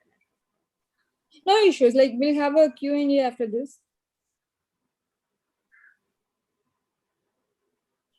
Yeah. So நம்ம இது வரைக்கும் பார்த்தது தாங்க. ஃபர்ஸ்ட் என்ன பண்ணிடுறோம், ஒரு ஐடியா கிடைச்சிருச்சு, ஒரு வேல்யூபிள் ப்ரொபோஷன் இருக்கு, அது எல்லாமே எப்படி இருக்குன்னா ஹைபோதசிஸ்ல தான் இருக்கும். நீங்க அந்த ஃபர்ஸ்ட் அந்த ப்ராப்ளம் கரெக்டான டெஸ்ட் பண்ண போறீங்க, அதுக்கப்புறம் உங்களோட சொல்யூஷன் கரெக்டான டெஸ்ட் பண்ண போறீங்க. ஸோ இது ஐட்ரேஷன் ப்ராசஸ் தான். ஒரு 10 வாட்டி பண்ணா என் ப்ராடக்ட் கரெக்டா வந்துருமான்னு கேட்டா சொல்ல முடியாது. 2 வாட்டி இந்த டெஸ்ட் பண்ணா கரெக்டா வந்துடும். ஸோ ஐட்ரேட்டிங் ப்ராசஸ் வந்து எவ்வளோ என் டைம் சொன்னாலும் போயிட்டே இருக்குங்க. அவ்வளோ பொறுமை உங்களுக்கு ரொம்ப தேவை. ஒரு என்டர்பிரினர் ஐட்டம்னா வந்துட்டு நான் எடுத்தோடனே ஒரு ப்ராடக்ட் வெளியே விட்டேன், கஸ்டமர்ஸ் வந்து ஏன் அடுத்த ஓவர் நைட்ல சக்சஸான்னு கேட்டா சக்சஸ் ஆகலாம் சம்டைம்ஸ், அதுவும் நடந்திருக்கு ஓவர் நைட்ல. ஆனா அந்த சக்சஸ சஸ்டெயின் பண்ணிக்கிறது ரொம்ப முக்கியம். அந்த சக்சஸை நீங்க சஸ்டெயின் பண்ணணும்னா எகெயின் இந்த ப்ராசஸ் அங்கேயும் வரும். இது நீங்க ஏர்லியரா பண்ணீங்க, உங்க கஸ்டமரை நீங்க திருப்பி திருப்பி எவ்ரி ஸ்டேஜ் நீங்க வேலிடேட் பண்ணிக்கிட்டே இருக்கணும். அது இன்னைக்கு இருக்க மார்க்கெட் சினாரியோவுக்கு நீங்க பண்ணிட்டே இருக்கணும். அடிக்கடி மாறும். நான் இன்னைக்கு வந்து வீட்டுல ஃபுட் இண்டஸ்ட்ரி அதுக்கு ரொம்ப எக்ஸாம்பிள். ஃபர்ஸ்ட் ஹோட்டல்ல போய் சாப்பிட்டுருப்போம், இப்ப வீட்டுக்கு வர ஆரம்பிச்சிருச்சு. நெக்ஸ்ட் அதே என்ன ஆயிடுச்சுன்னா மசாலாலாம் அவங்க கொடுத்துருவாங்க. நான் குக் பண்ண சாட்டிஸ்பாக்சனும் வரணும். ஆனா நான் காய் கட் பண்ணக்கூடாது, மசாலா அரைக்க கூடாது, எதுவுமே பண்ணக்கூடாது. ஆனா நான் குக் பண்ணேன்னு சொல்லிக்கணும். அதுக்கப்புறம் தான் இப்ப நிறைய ப்ரீ குக்ட் எல்லாம் வந்துருச்சு. நான் மசாலா கொடுத்துறேன், இல்லாட்டி கிரேவி கொடுத்துறேன், ரைஸ் கொடுத்துறேன், நீங்க ரைஸ் குக் பண்ணிட்டு இந்த காயை மிக்ஸ் பண்ணி இது போட்டீங்கன்னா முடிஞ்சிச்சு, ப்ராடக்ட் வந்துருச்சுன்னு சொல்லிட்டு இப்படி போயிட்டு இருக்கு. ஸோ இப்ப நான் இன்னும் நான் பிரியாணியே கொடுத்துட்டு இருக்கேன்னா நான் sorry you are out of date அப்படின்ற மாதிரி ஆயிடும். So you keep this process. Learning தாங்க ரொம்ப முக்கியம். Be open minded. அந்த பயம் எப்படி போகணும்னா, நான் இன்னைக்கு சொன்னதுனால உடனே இல்லைங்க நான் என் மைண்ட் செட் கீப் இன்னைக்கு நீங்க பேசுனதுக்கு அப்புறம் எனக்கு வந்து ஒரு பெரிய ஐ ஓப்பனிங்கா இருந்துச்சு, எனக்கு பெரிய விஷயம் வந்துருச்சு. நான் இதுக்கப்புறம் வந்து எந்த பிரச்சனை வந்தாலும் நான் தைரியமா பண்ணுவேன்னு கேட்டா நான் பேசுறதுனால உங்களுக்கு நடக்காது. போய் ஃபெயில் ஆகுங்க, போய் ஃபியர் ஃபேஸ் பண்ணுங்க. அப்பதான் அதை நீங்க ஃபேஸ் பண்றதுக்கான தைரியம் வருமோ தவிர இந்த மாதிரி 10 டாக்கு கேட்க ஒரு மோட்டிவேஷனல் ஸ்பீக் பார்த்துட்டேன் எனக்கு உடனே மோட்டிவேட் ஆயிடுச்சுன்னு கேட்டா that it's all temporary. Go face your challenge, go to the field, throw yourself away to risk. இதுதான் ரொம்ப ரொம்ப முக்கியம். Any questions? So I'm ending up here. இதுக்கப்புறம் questions இருந்துச்சுன்னா we go to that. Thank you so much. That was really wonderful lesson, because like failing early, failing small, failing fast, like failing again, that's wonderful thing that you shared with us. Like and again I wanted to ask a couple of questions to you as well. Event industry is a very dominant industry where like you'll be working under hundreds of men, in between you'll be the only women. So how do you handle was that fine for you, or like how is the culture you had in the work system there? So is there any other problems that you face? Because like there are a couple of students who wants to get into the industry, but unfortunately they are staying behind because just because they அவங்களுக்கு வந்து இந்த boys கூட இருக்கணும், இல்ல boys கிட்ட பேசணும். How do you see those things as? இப்போ first ரொம்ப முக்கியம்னா how you carry yourself அப்படிங்கிறது ரொம்ப முக்கியம். நீங்க பையனா இருங்க, பொண்ணா இருங்க, சின்ன வயசா இருங்க, பெரிய வயசா இருங்க, எதுவுமே முக்கியம் கிடையாது. இன்ஃபேக்ட் நான் ஒரு சின்ன ஸ்டோரி சொல்ல போனா, நான் ஃபர்ஸ்ட் ஸ்டார்ட் பண்ண புதுசுல ஸோ நான் தான் நிறைய ஒர்க் பண்ணணுன்ற மாதிரி இருந்துச்சு. நான் அதை பண்ணிட்டு இருக்கும்போது இந்த event was in Radisson Blu. So உங்களுக்கு தெரியும் ரேடிசன் ப்ளூக்கு வர கஸ்டமர்ஸ் எப்படி இருப்பாங்க. நான் எப்படி இருந்தேன்னா செம்ம அழுக்கா, என் ட்ரெஸ் எல்லாமே பயங்கர மோசமா இருந்துச்சு. ஆனா அந்த ஈவெண்ட் ஒர்க் பிடிச்சு போய் அந்த கிளைண்ட் என்ன பண்றாங்கன்னா அங்க வர அவங்கலாம் எல்லாமே பெரிய டாப் நாச் பிசினஸ் பீப்புள், அவங்கள்ட்ட இன்ட்ரோடியூஸ் பண்ணி வைக்கிறாங்க. அந்த இடத்துல எப்படி அதுக்கப்புறம் எனக்கு அங்கிருந்து ஆர்டர்ஸ் கன்வெர்ட் ஆச்சுங்க. அதுக்காக நீங்க வந்து அழுக்கா போங்கன்னு நான் சொல்லல. என்னன்னா ஹவ் யூ கேரி யுவர் செல்ஃப்ங்கிறது ரொம்ப முக்கியம். 10 பசங்களுக்கு முன்னாடி நீங்க தைரியமா நெஞ்சு நிமிர்ந்து நடந்து கண்டிப்பா கலாய்க்க மாட்டாங்க. நீங்க போறதுக்கு கிளாப் பண்ணி வழி விடுவாங்களோ தவிர கலாய்க்க மாட்டாங்க. இதே அந்த இடத்துல ரொம்ப அப்படியே ரொம்ப அந்த இடத்துல வந்து காலியா போயிட்டு நான் நகத்தை கடிச்சுக்கிட்டு நடந்துட்டு போயிட்டு இருந்தேன்னா அதுக்கப்புறம் அவங்க என்ன பண்ணுவாங்க. சோ உங்களை நீங்க எப்படி பார்க்க வைக்கணுங்கிறது உங்க கையில தான் இருக்கு. சோ அதுதான். அதுக்கப்புறம் தைரியமா போங்க. அதாவது நம்ம கதை கட்டியிருப்பாங்க பொண்ணுங்களுக்கு சேஃப் கிடையாது, இதெல்லாம் வந்துட்டு நிறைய விஷயங்கள் அதேதான் அசம்ஷன்ஸ். அதுக்கெல்லாம் ஃபியர் அப்படிங்கிறதுக்கே வந்துட்டு இதே ஃபேக்டே எதுவும் கிடையாது, எதுவுமே ப்ரூவனே கிடையாது. நீங்க ஒரு டிவில பாத்துருப்பீங்க, ஐயோ பொண்ணு அங்க போனோம் அப்படின்ற மாதிரி ஒரு எல்லாம் கட்டுக்கட்டுதாங்க. வெளியே போய் நீங்க இது பண்ணுங்க சீரியஸா. ஆனா என்னன்னா பி கேர்ஃபுல்லா இருக்கிறதுக்கும் பயப்படுறதுக்கும் டிஃபரன்ஸ் இருக்கு. அந்த 2 டிஃபரன்ஸையும் இது பண்ணிக்கோ. நீங்க எங்க போய் எப்படி எந்த இடத்துல தனியா போகலாம், எந்த இடத்துல 4 பேரோட போகணும் அப்படிங்கிறது இருக்கு. இதே எல்லாரும் ட்ரிங்க் பண்ணிக்கிறோட இடத்துல போயிட்டு நான் போய் தைரியமா நினைப்போன்னு கேட்டா சத்தியமா பண்ண மாட்டேங்க. என் முட்டாள்தனம். அதுக்கு பேர் தைரியம் கிடையாது. எந்த இடத்துல தைரியமா இருக்கணும், எந்த இடத்துல வந்து சமயோஜிதமா இருக்கணும்ன்ற ஒரு வேர்ட் தமிழ்ல இருக்கு. அந்த 2 ரொம்ப important. Well said, well said. Thank you so much. And before everything, I wanted to thank you for joining with us. Despite of all these network issues and all these streaming issues and stuff, you always been available for helping aspiring entrepreneurs. Thank you so much, soulfully on that. And ரொம்ப ரொம்ப thanks அதுக்காக அந்த ஒரு சின்ன மனசுக்காக ரொம்ப நன்றிகள். And thank you so much. And as students, உங்களுக்கு வந்து ஏதாவது doubts இருந்ததுன்னா, can they connect with you? Yeah, definitely. Where they can connect with you, நீங்க share பண்ணீங்கன்னா, I'll also share it to the students where they can connect with you and have you as a mentor for them. ஈஸியான contact நீங்க mail ID எல்லாம் கொடுத்துருவேன், but அதுக்கு respond பண்ணுவோமான்னு கேட்டா கிடையாது. You can take me personal number. ஆனா என்னன்னா, நான் பர்சனல் நம்பரே கொடுத்துறேன், அது இஷ்யூஸ் கிடையாது. பட் ஆனா நீங்க கேட்கிற டவுட் வேல்யூபிளா இருந்துச்சுன்னா ரெஸ்பாண்ட், அதர்வைஸ் கண்டிப்பா நான் ரெஸ்பாண்ட் பண்ண மாட்டேன், அவ்வளவுதான். எனக்கு ரொம்ப ஈஸியா எதை நெக்லெக்ட் பண்ணுங்கிற விஷயம் தெரியுன்றதுனால நல்ல கொஸ்டின்ஸ் எல்லாம் வாங்க, லெட்ஸ் ஹேவ் அன் இன்ட்ராக்ட். ஏன்னா எங்களுக்கு எப்படின்னா அந்த ஈகோ சிஸ்டம் ரொம்ப முக்கியம். உங்களுக்கு கை தூக்கி விடுறோம்னா அது ஹெல்ப் எல்லாம் கிடையாது. எங்களுக்கு எங்களை சுத்தி அதே மாதிரி 10 பொண்ணுங்க இருந்தாங்கன்னா எனக்கு கம்ஃபர்டபுளா இருக்கும், ரொம்ப ஜாலியா இருக்கும், நான் யோசிக்கவே தேவையில்லை. அதுதாங்க இதுலயும் நம்ம ரொம்ப செல்ஃபிஷான ஒரு விஷயத்த நாங்க பண்ணிட்டு இருக்கோம். So my number 638. I just ping there.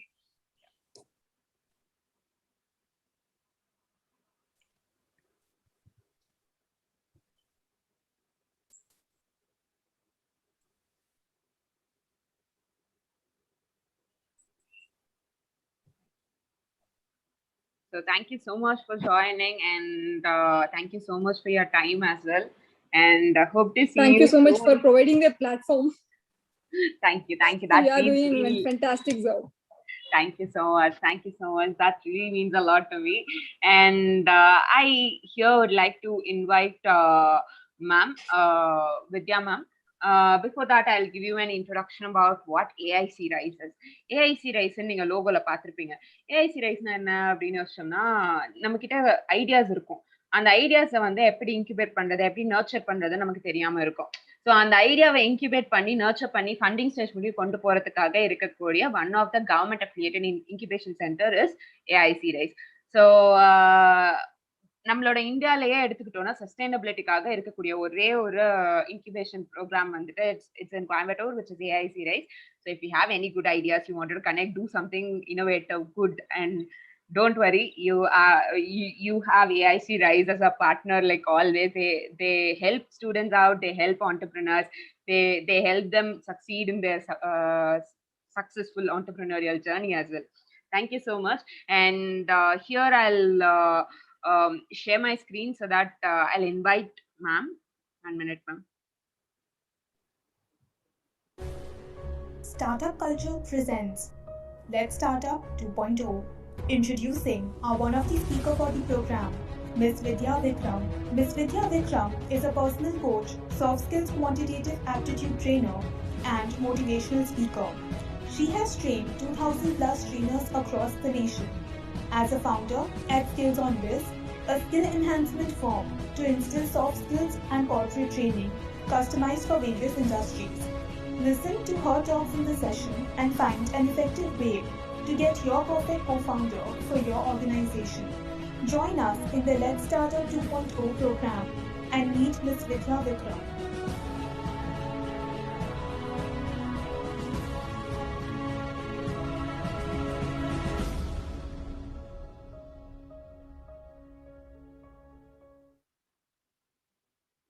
Thank you so much for joining us, ma'am.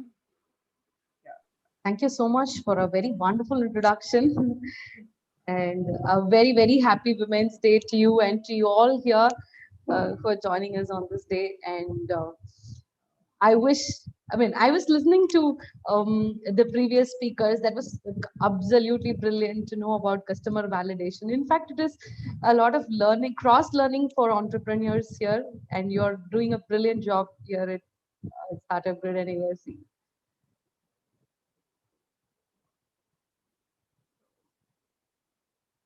Okay, so here we get started. So I have a presentation to give you on finding a co-founder.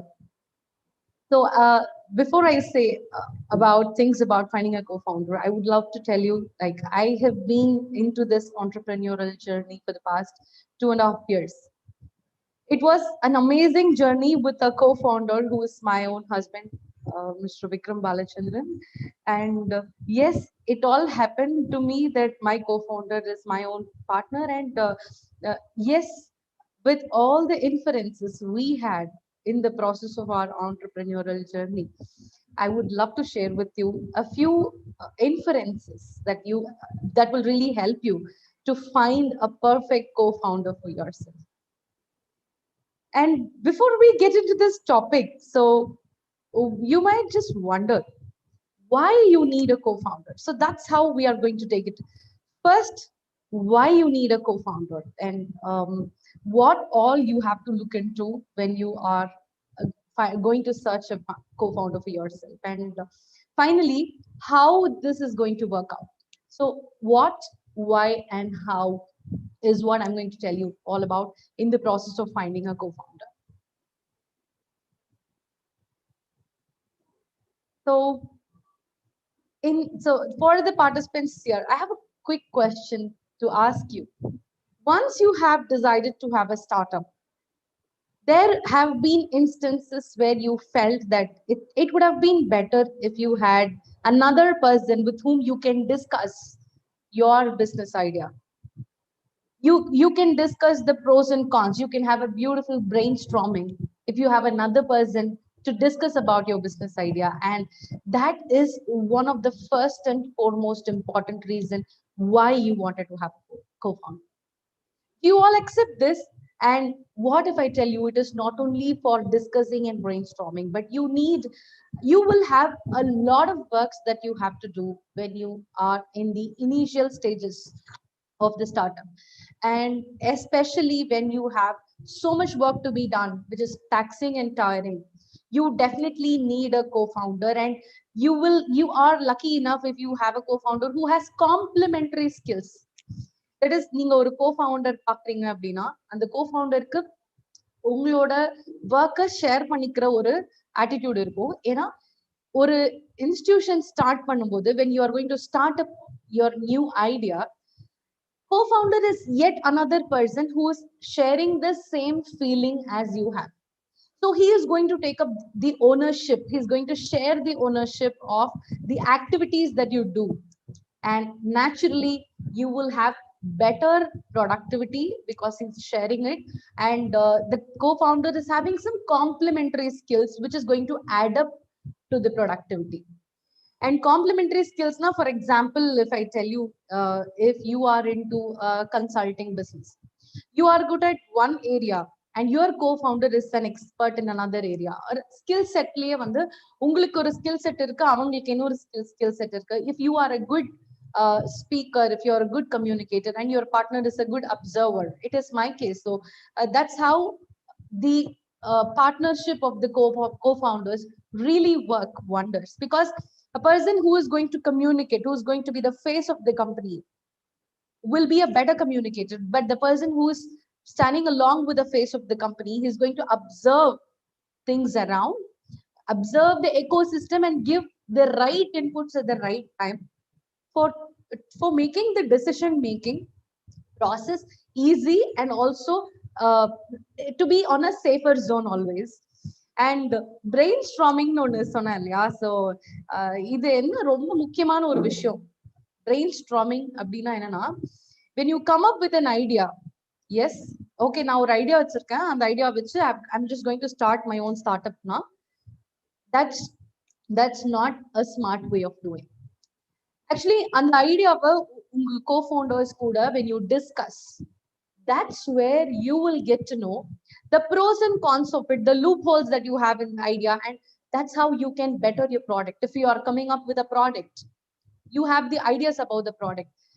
So நம்ம ஒரு idea conceive பண்ணும்போது we will be looking only at the positives of it. If there is another co-founder or two or more co-founders together, each and everyone comes up with an idea, and the others evaluate the pros and cons of it, and the others will come up with the user experience point of view. So what if the user feels like this about the product? So we have to fix that gap. So on the aspects initially, it is worth you spend time on that, because as you start along with a co-founder, the first thing that you have to work on is the time that you spend on idea generation, the time that you spend on validating the idea, now fixing the gaps that the idea has. So that is possible. அது எப்போ பாசிபிள்னா நம்ம வந்து இந்த co-founders கூட like-minded co-founders கூட, those who also have the same ideas about having a startup, those who have the same level of motivation as you have. இப்ப நம்ம ஒரு ஸ்டார்ட்அப் வேணும் அப்படின்னு நினைக்கிறோம்னா அந்த ஸ்டார்ட்அப்ல we will be our fullest, we'll have the same motivation that you have towards this startup. That feel will be had only by another co-founder. நீங்க வந்து ஒரு பர்சனை ஹையர் பண்ணாலோ இல்ல ஒரு கான்ட்ராக்சுவல் எம்ப்ளாயியை வந்து அந்த ஒரு காம்ப்ளிமெண்டரி ஸ்கில் அவங்களுக்கு இருக்கு, அவங்களோட சேர்ந்து நம்ம பிரெயின் ஸ்டார்ம் பண்ணலாம்னு நினைச்சாலோ, the person is again is an employee, he is not going to share the same kind of emotional connect that you have with the startup. That is the reason you need a co-founder.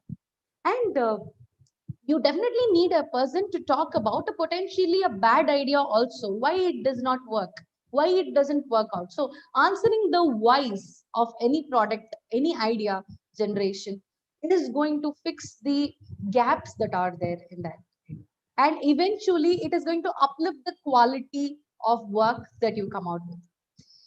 And more importantly, throughout this process of startup, once till the time you establish, that is going to be a lot of emotional roller coaster, because it is taxing, it is intense. Something goes wrong when you, after you have taken a decision, despite of the brainstorming that you have done, once it makes you feel that your startup is no more going to work out, this is a bad idea.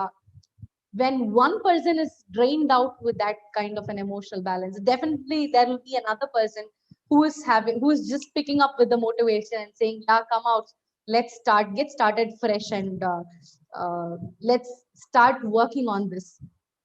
That attitude is very important, and that moral support also means a lot in the process of getting started with a startup.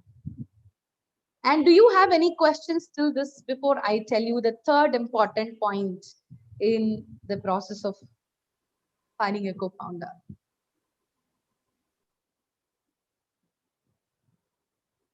I'm just waiting to see your questions so that we go ahead. So what we saw was why you should have a co-founder, because you need better productivity, because you need to talk out potentially about the bad ideas, you need sufficient amount of brainstorming to come up with better ideas.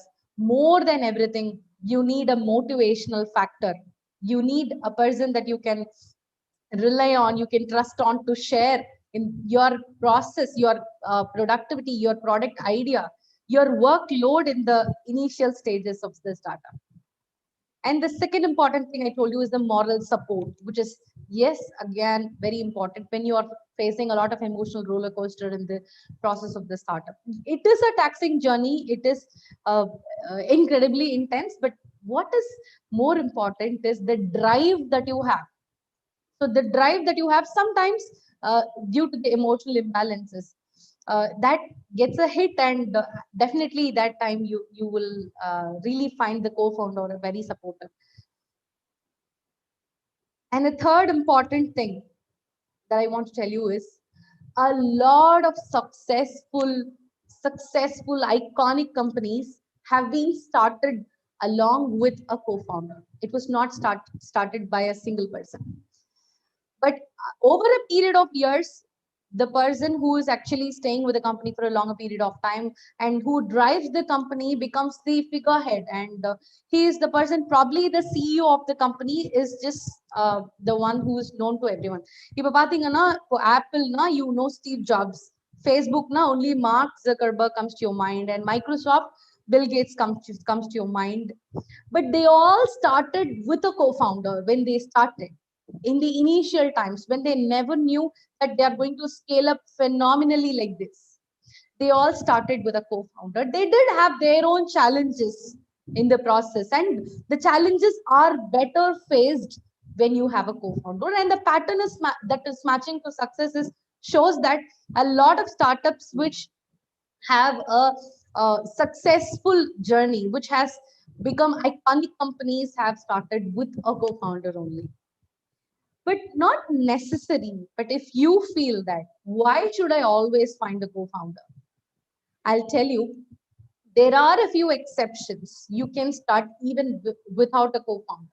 But in the early stages of starting a company, not having a co-founder who's immediately available, I think it is worth waiting to find a co-founder. For example, you have the idea with you, you have some plans that you want to start up with. It is always advisable you wait for a few more time. You just find the right co-founder, bring the co-founder on board, and then get started. From there you get started, because it is worth waiting. And I think you will have a lot of ways in which you can easily find the best co-founder for yourself, for your startup. And I'll tell you that also, I'll be speaking about that also. But there are a few exceptions.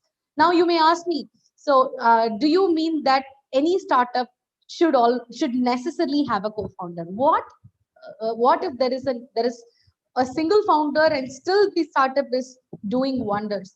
Yes, it is possible. That is also possible.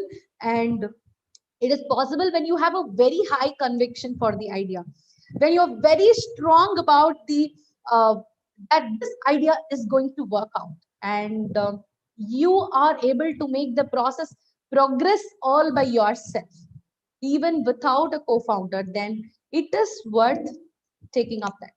இப்ப நீங்க ரொம்ப ஸ்ட்ராங்கா இருக்கீங்க அந்த டிசிஷன்ல, okay இந்த product டெஃபினட்டா இது work out ஆகும், I don't have a second thought about it, and I'm able to validate it. There is no gaps that I definitely don't need a person to discuss about, and I'm a person who is emotionally strong enough also to go through this process, to have a seamless growth in this startup. இந்த confidence உங்களுக்கு இருக்கு அப்படின்னா டெஃபினட்டா நீங்க வந்து single ஃபவுண்டராகவே start பண்ணலாம். But based on a few aspects like idea generationல இருக்கிற சில betterments, improvements and decision makingல இருக்கிற சில challengesலாம் face பண்றது, it is always better you have a co-founder. And அந்த எக்ஸெப்ஷன்ஸ் பத்தி நான் சொல்லணும்னு நினைக்கிறேன். லைக் கோஃபவுண்டர் இருந்தாதான் ஒரு ஆர்கனைசேஷன் பண்ண முடியுமா, கோஃபவுண்டர் இல்லாம இண்டிபெண்டா என்னால முடியாதா அப்படின்னு if you are asking it to yourself, yes உங்களால முடியும். If you are able to work on this checklist, you are very keen, you are very strong about this idea, so you don't want to give up. அதுல நீங்க ரொம்ப ஸ்ட்ராங்கா இருக்கீங்க அப்படின்றது ஒரு point. இன்னொன்னு, you have absolute conviction about this idea. It is a very good business idea that is going to work out.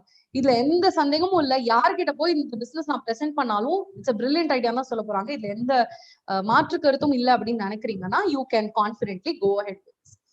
And நீங்க உங்களோட ஐடியால இருந்து வேற ஏதாவது சேஞ்சஸ் யாராவது சொன்னாங்கன்னா, ஓகே இப்ப நான் அதை பண்ணி பார்க்கலாமே அப்படின்னு நீங்க you are not going to switch to another idea. You're not open to any other idea. You're very strong with what you want to do. You have a very clear blueprint of what you're going to do. அந்த மாதிரி ஒரு உங்களோட கிளாரிட்டில நீங்க ரொம்ப ஸ்ட்ராங்கா இருக்கீங்க. வேற எதுவும் மற்ற ஐடியாஸ்க்கு நீங்க ஓப்பனா இல்ல. நீங்க நினைக்கிறத நீங்க கிளியரா பண்ணணும்னு நினைக்கிறீங்க, ஸ்ட்ராங்கா இருக்கீங்கன்னா definitely you can go with as a single founder. And can you also really make a progress without having a co-founder? நீங்க இப்போ ஒரு ப்ராடக்ட் பண்றீங்க அப்படின்னா அதோட ஒரு ப்ரோட்டோடைப் பண்ணி பார்க்கலாம். You can check, you can just reach out to the customers and find out if the customer is actually liking your idea. அதெல்லாம் நீங்களே இண்டிபெண்டா பண்ணி பார்க்கலாம்.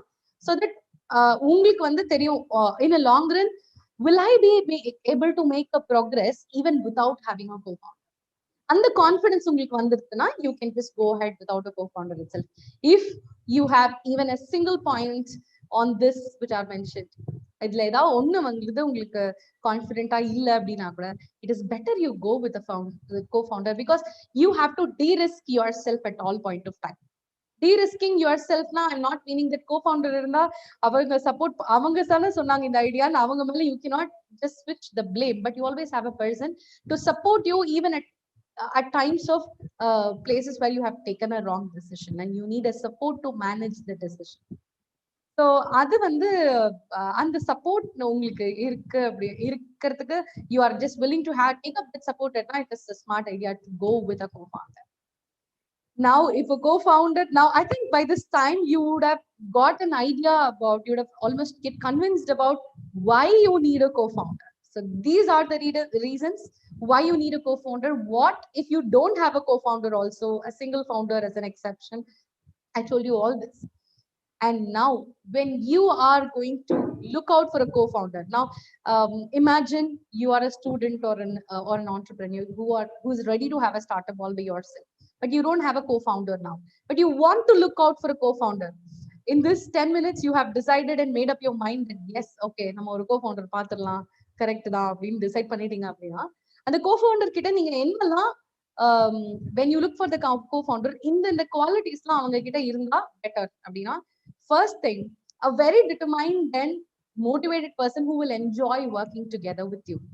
That is very important.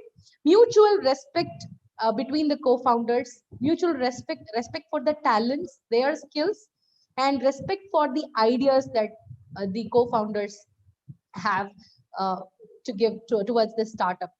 And definitely the co-founder should be a person whom you have an acquaintance and a personal experience. ஏற்கனவே உங்களுக்கு தெரிஞ்சவரா இருக்கணும், உங்களோட personal experience அவங்களுக்கு இருக்கணும், உங்களுக்கு அவங்க மேல ஒரு ட்ரஸ்ட் இருக்கணும். And you can with definitely ஒரு ட்ரஸ்ட் வர்த்தி பர்சனை தான் நீங்க வந்து ஒரு கோ-ஃபவுண்டரா உங்க ஸ்டார்ட் அப்ல யூ கேன் சூஸ்.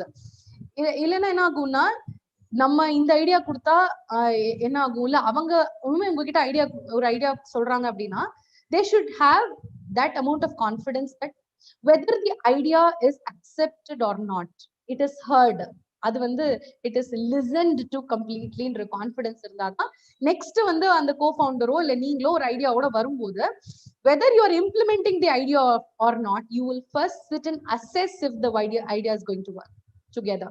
So அந்த ஸ்பேஸ் வந்து கோ-ஃபவுண்டர்ஸ் ரெண்டு பேரும் you are able to give to each other the space of giving your own ideas, irrespective of the whether the idea is getting implemented or not.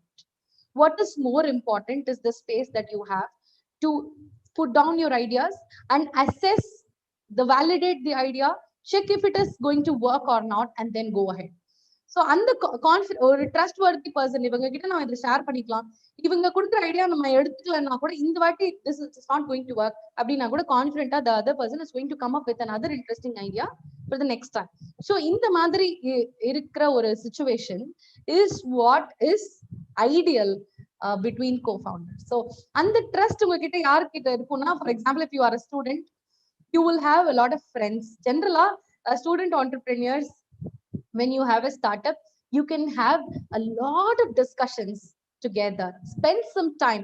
Might be a person who is a very close friend of yours and someone you have already worked with, ஏற்கனவே அவங்களோட work பண்ணிருக்க உங்களோட கொலீகா இருக்கலாம், X கொலீகா இருக்கலாம். So அவங்களோட you have already spent a lot of time together, you share some common interest together. ஒரு சின்ன example சொல்றேங்க, இப்போ உங்களுக்கு வந்து you are a person who likes cricket, definitely you will have a friend, a common friend who also likes cricket. When you both discuss together about cricket, but உங்களோட liking towards, உங்களுக்கு வந்து ஒரு கிரிக்கெட்டரை பிடிக்கும், அவருக்கு வேற ஒரு கிரிக்கெட்டரை பிடிக்கும், but still you have the common interest இல்லையா? ஸோ அதே மாதிரிதான் இந்த ஒரு ஸ்டார்ட் அப்பும், you have a common interest of building a startup all by yourself, but your ideas might be different, your motivations should be in same line with different ideas, where the uniform motivation is what is going to drive you towards the progress. And உங்களோட goals என்ன? இப்போ வந்து ஒரு start up பண்றோம் அப்படின்னா, நீங்க என்ன ஐடியாவோட அதை ஸ்டார்ட் பண்றீங்க, உங்களோட விஷன் என்ன? ஸோ அந்த விஷன் அவர் முதல்ல அந்த கோ-ஃபவுண்டர் அண்டர்ஸ்டாண்ட் பண்ணணும், and he should also have agree to it and have some add some value to the vision.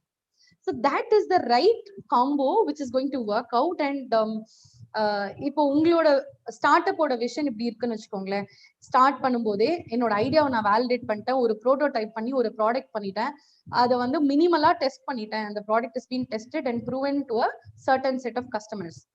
அந்த கஸ்டமர்ஸ்க்கு ப்ரூவ் ஆனதுக்கு அப்புறம் now I'm all set. I'm going to look out for a huge funding and get started in a large scale. நீங்க decide பண்ணீங்க அப்படின்னா நீங்க நினைக்கிறீங்க அப்படின்னா உங்களோட கோஃபவுண்டரோட மோட்டிவேஷன் லெவலும் அதேவா தான் இருக்கணும். இப்போ உங்களோட கோஃபவுண்டர் வந்து வேணாம் நம்ம வந்து he is working in that kind of attitude where minimalaவே பண்ணிக்கலாம். Let us not go for a huge fundraising, so less cost. And initially நம்ம வந்து for the first 2 years let us not spend more on the capital and fundraising. இப்போதைக்கு வேண்டாம் அவர் நினைக்கிறாரு அப்படின்னா ரெண்டு பேரோட ஆக்டிவிட்டிஸும் டிஸ்ஜாயிண்டா இருக்கும். they will not be in line. அப்படி இருக்கும்போது it is not going to work. So ரெண்டு பேரோட மோட்டிவேஷன் லெவல் நான் சொல்றது இதுதான். இப்போ நீங்க உங்களோட விஷன் என்னவோ அதே விஷன் அவர்தும் இருக்கு, இல்ல அவருக்கும் உங்களுக்கும் அந்த விஷன்ல டிஃபரன்சஸ் இருந்தாலும் you can work on it and யூனிஃபார்மா இருக்கும் உங்களோட ஆக்டிவிட்டிஸ் எல்லாமே. ஸோ ஆஸ் யூ ஒர்க் உங்களோட மைண்ட் செட்டும் உங்களோட கோஃபவுண்டரோட மைண்ட் செட்டும் ஒன்னா இருக்கிறதுக்கு once you talk a lot, discuss a lot about this and then get started, that is going to really work. And most important thing, skill set. இப்போ வந்து நம்ம ஒரு co-founder எடுக்கிறோம்னா அவங்கள you want to find a co-founder, you want to invite the co-founder to join you அப்படின்னா you should definitely look for what is the skill set that the co-founder has. ரொம்ப smart way of finding a co-founder என்னன்னா உங்களோட start அப்க்கு உங்ககிட்ட என்ன skill இருக்கு to take forward this idea. அந்த ஸ்கில்லுக்கு உங்ககிட்ட என்ன ஸ்கில்ஸ் வந்து கொஞ்சம் கம்மியா இருக்கு, you need another person who is very strong in that skill so that you have a complete skill set to take it forward. அப்படி பார்க்கும்போது உங்களுக்கு இல்லாத என்ன ஸ்கில்ஸ் அவங்க கிட்ட இருக்கு. நான் ஸ்கில்ஸ்னா வெறும் எஜுகேஷனல் குவாலிஃபிகேஷனோ அதெல்லாம் மட்டும் சொல்றேன். But lot of skills like how they are able to interact. Like your cofounder வந்து இப்போ மார்க்கெட்டிங்ல ரொம்ப ஸ்ட்ராங்கா இருக்காரு, நீங்க ப்ராடக்ட் டெவலப்மெண்ட்ல ஸ்ட்ராங்கா இருக்கீங்க அப்படின்னா that's a very ideal combo, because you will concentrate more on product development. உங்க co-founder marketing full-ஆ handle பண்ணிப்பாரு and மார்க்கெட்டிங்கும் ப்ராடக்ட் டெவலப்மெண்ட்டும் goes hand in hand. So மார்க்கெட்டிங்ல இருக்க ஒன்ஸ் த கஸ்டமர் எக்ஸ்பீரியன்சஸ் தெரிஞ்சு அவங்க ஃபீட்பேக் கொடுக்கும்போது அந்த ப்ராடக்ட் டெவலப்மெண்ட்ல அகைன் நீங்க வந்து அந்த ப்ராடக்ட் அப்டேஷன்ல அதெல்லாம் ஒர்க் பண்ணும்போது that combo is going to work out really well. And someone you will like to work with, okay, and the person who உங்களோட work பண்றதுக்கு comfortable-ஆ இருக்கணும், and you will also like to work with them, because initial stages you have to spend a lot of time together, do it all by yourself. அந்த product வந்து மார்க்கெட்ல எப்படி reach ஆகுது, so அந்த feedback mechanism எல்லாமே வந்து initial ஃபேஸ்ல founder and the கோ-ஃபவுண்டர் together, இந்த கோ-ஃபவுண்டர்ஸ் எல்லாம் சேர்ந்து பண்ற ஒரு ஆக்டிவிட்டியா தான் இருக்கும். ஸோ அதை வந்து உங்களுக்கு மியூச்சுவல் ட்ரஸ்ட் இருந்தாதான் you can comfortably take it forward. And most importantly, as I said, and the moral support is something, that's why we need a co-founder, and that moral support is possible if both founder and co-founder have that amount of emotional balance to manage their own stress in the pressure of startup journey. Because initially நமக்கு வந்து for first few years establish ஆற வரைக்கும் இருக்கிற அந்த stress, how we handle is what is going to make the product அந்த product சர்வீஸோ அதோட outcome வந்து நல்லா இருக்கணும். அப்படின்னா நம்ம ஸ்ட்ரெஸ் ஃப்ரீயா ஃபோக்கஸ்டா அந்த ஆக்டிவிட்டியில நம்மளோட ஃபுல்லஸ்ட் டிரைவ் வந்து அதுலதான் இருக்கணும். So for that you definitely need a person who can manage the stress in a better way and who is interested also to become a co-founder with you. So do you have any questions till this? ஏதாவது questions இருக்கா? இப்போ வரைக்கும் நான் சொன்ன co-founder பத்தின pointsல I would love to answer if you have any questions here. So far no questions. Okay, thank you so much.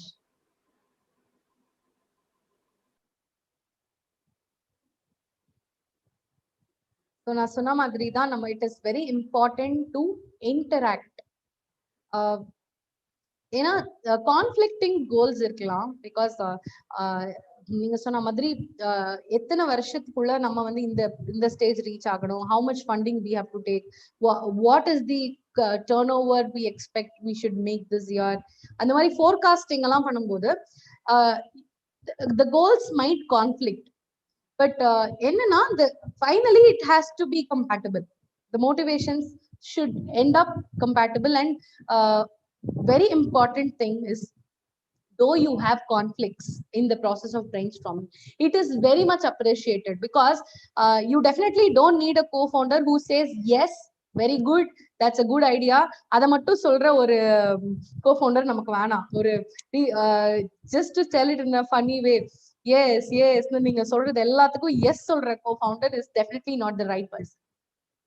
A co-founder is a right person if he comes up with different ideas, comes up with all the improvement areas in your ideas. உங்க ஐடியாஸ்ல இன்னும் என்ன improvements பண்ணணும், என்ன short Cummins இருக்கு, அதெல்லாம் identify பண்ண தெரிஞ்ச ஒரு அந்த ரேஷனல் திங்கிங் கேப்பபிலிட்டி இருக்கிற ஒரு person is the right person.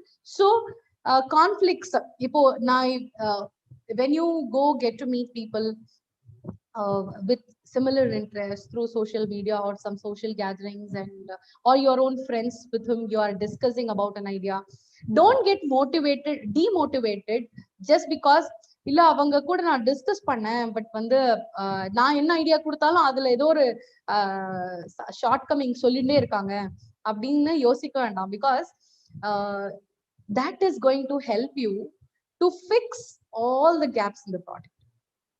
ஏன்னா இட் இஸ் நேச்சுரல் தட் நம்ம ஒரு ப்ராடக்ட் பண்ணும்போது ரொம்ப நல்லா இருக்க மாதிரி தான் இருக்கும். But the person who sees this, so அதனால ஒரு ஸ்பீச்சோ இல்லைன்னா ஒரு மியூசிக் பாடுறவங்களோ கூட they actually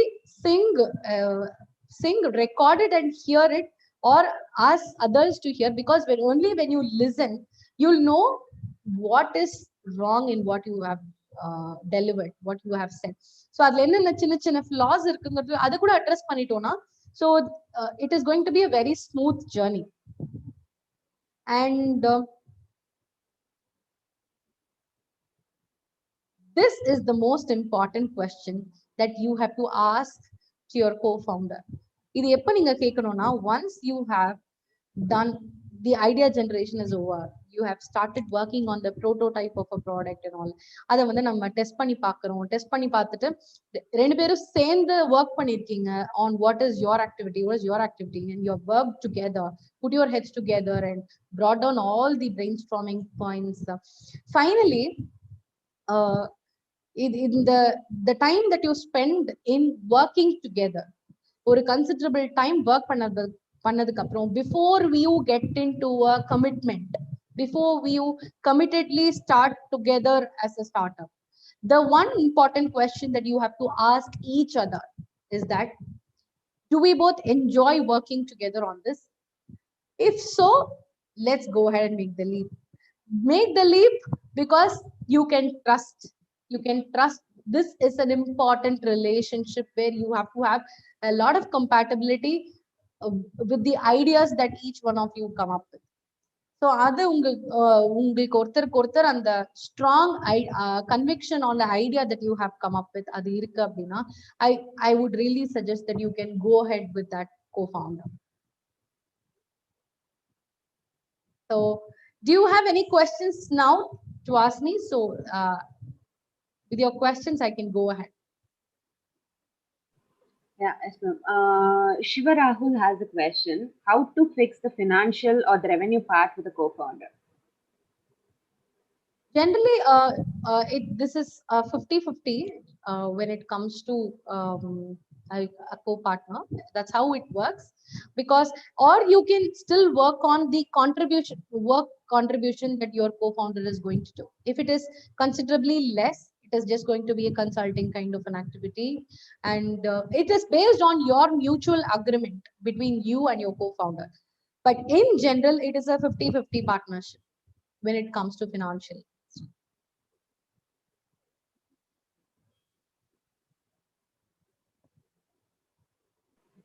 Yes, ma'am. That's all.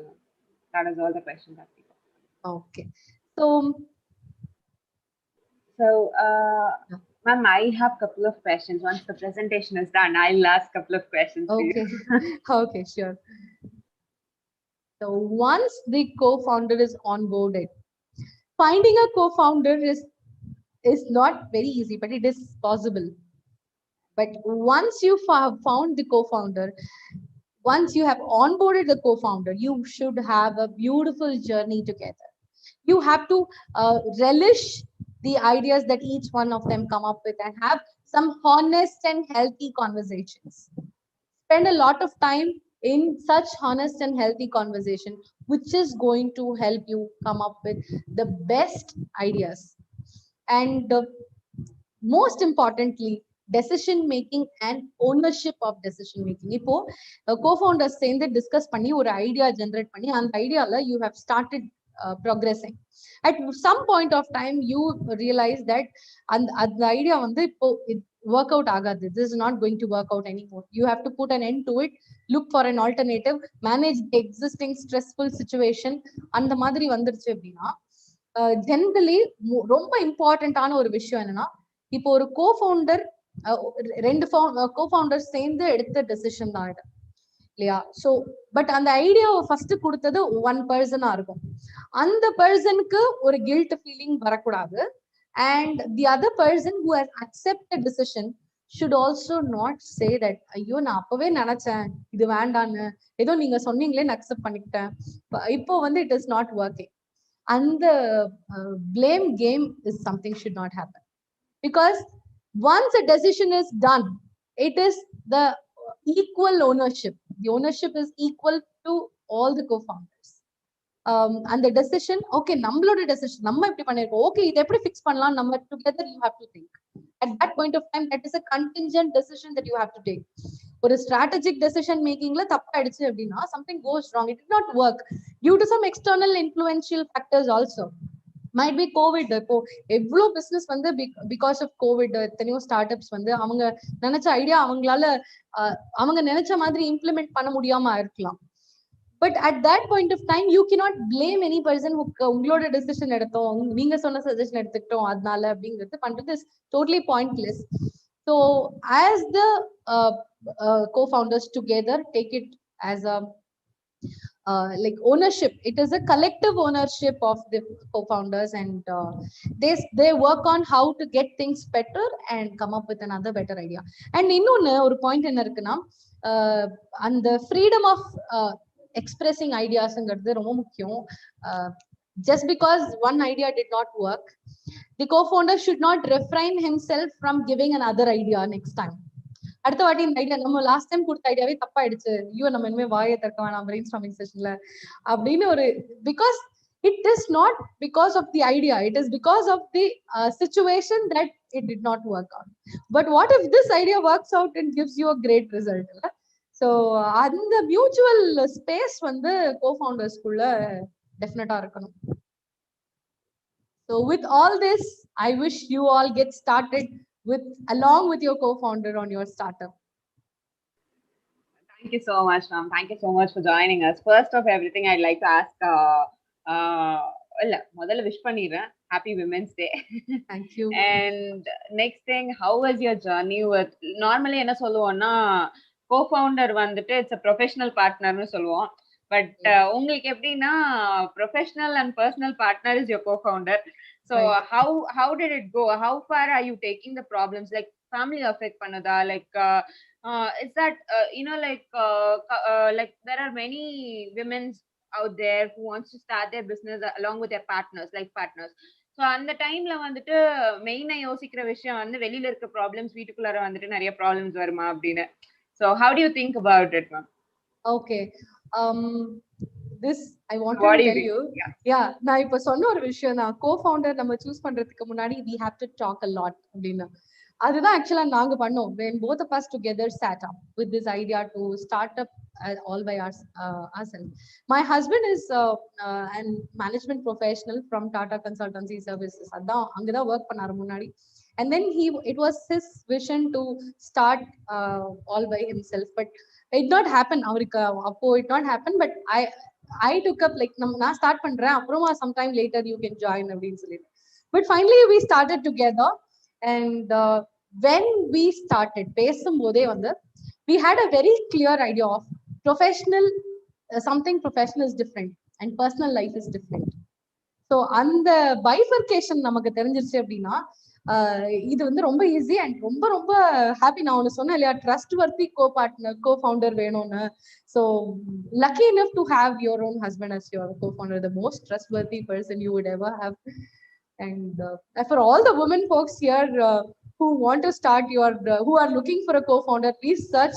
Don't go in search of a co-founder outside when you have a reliable man with you.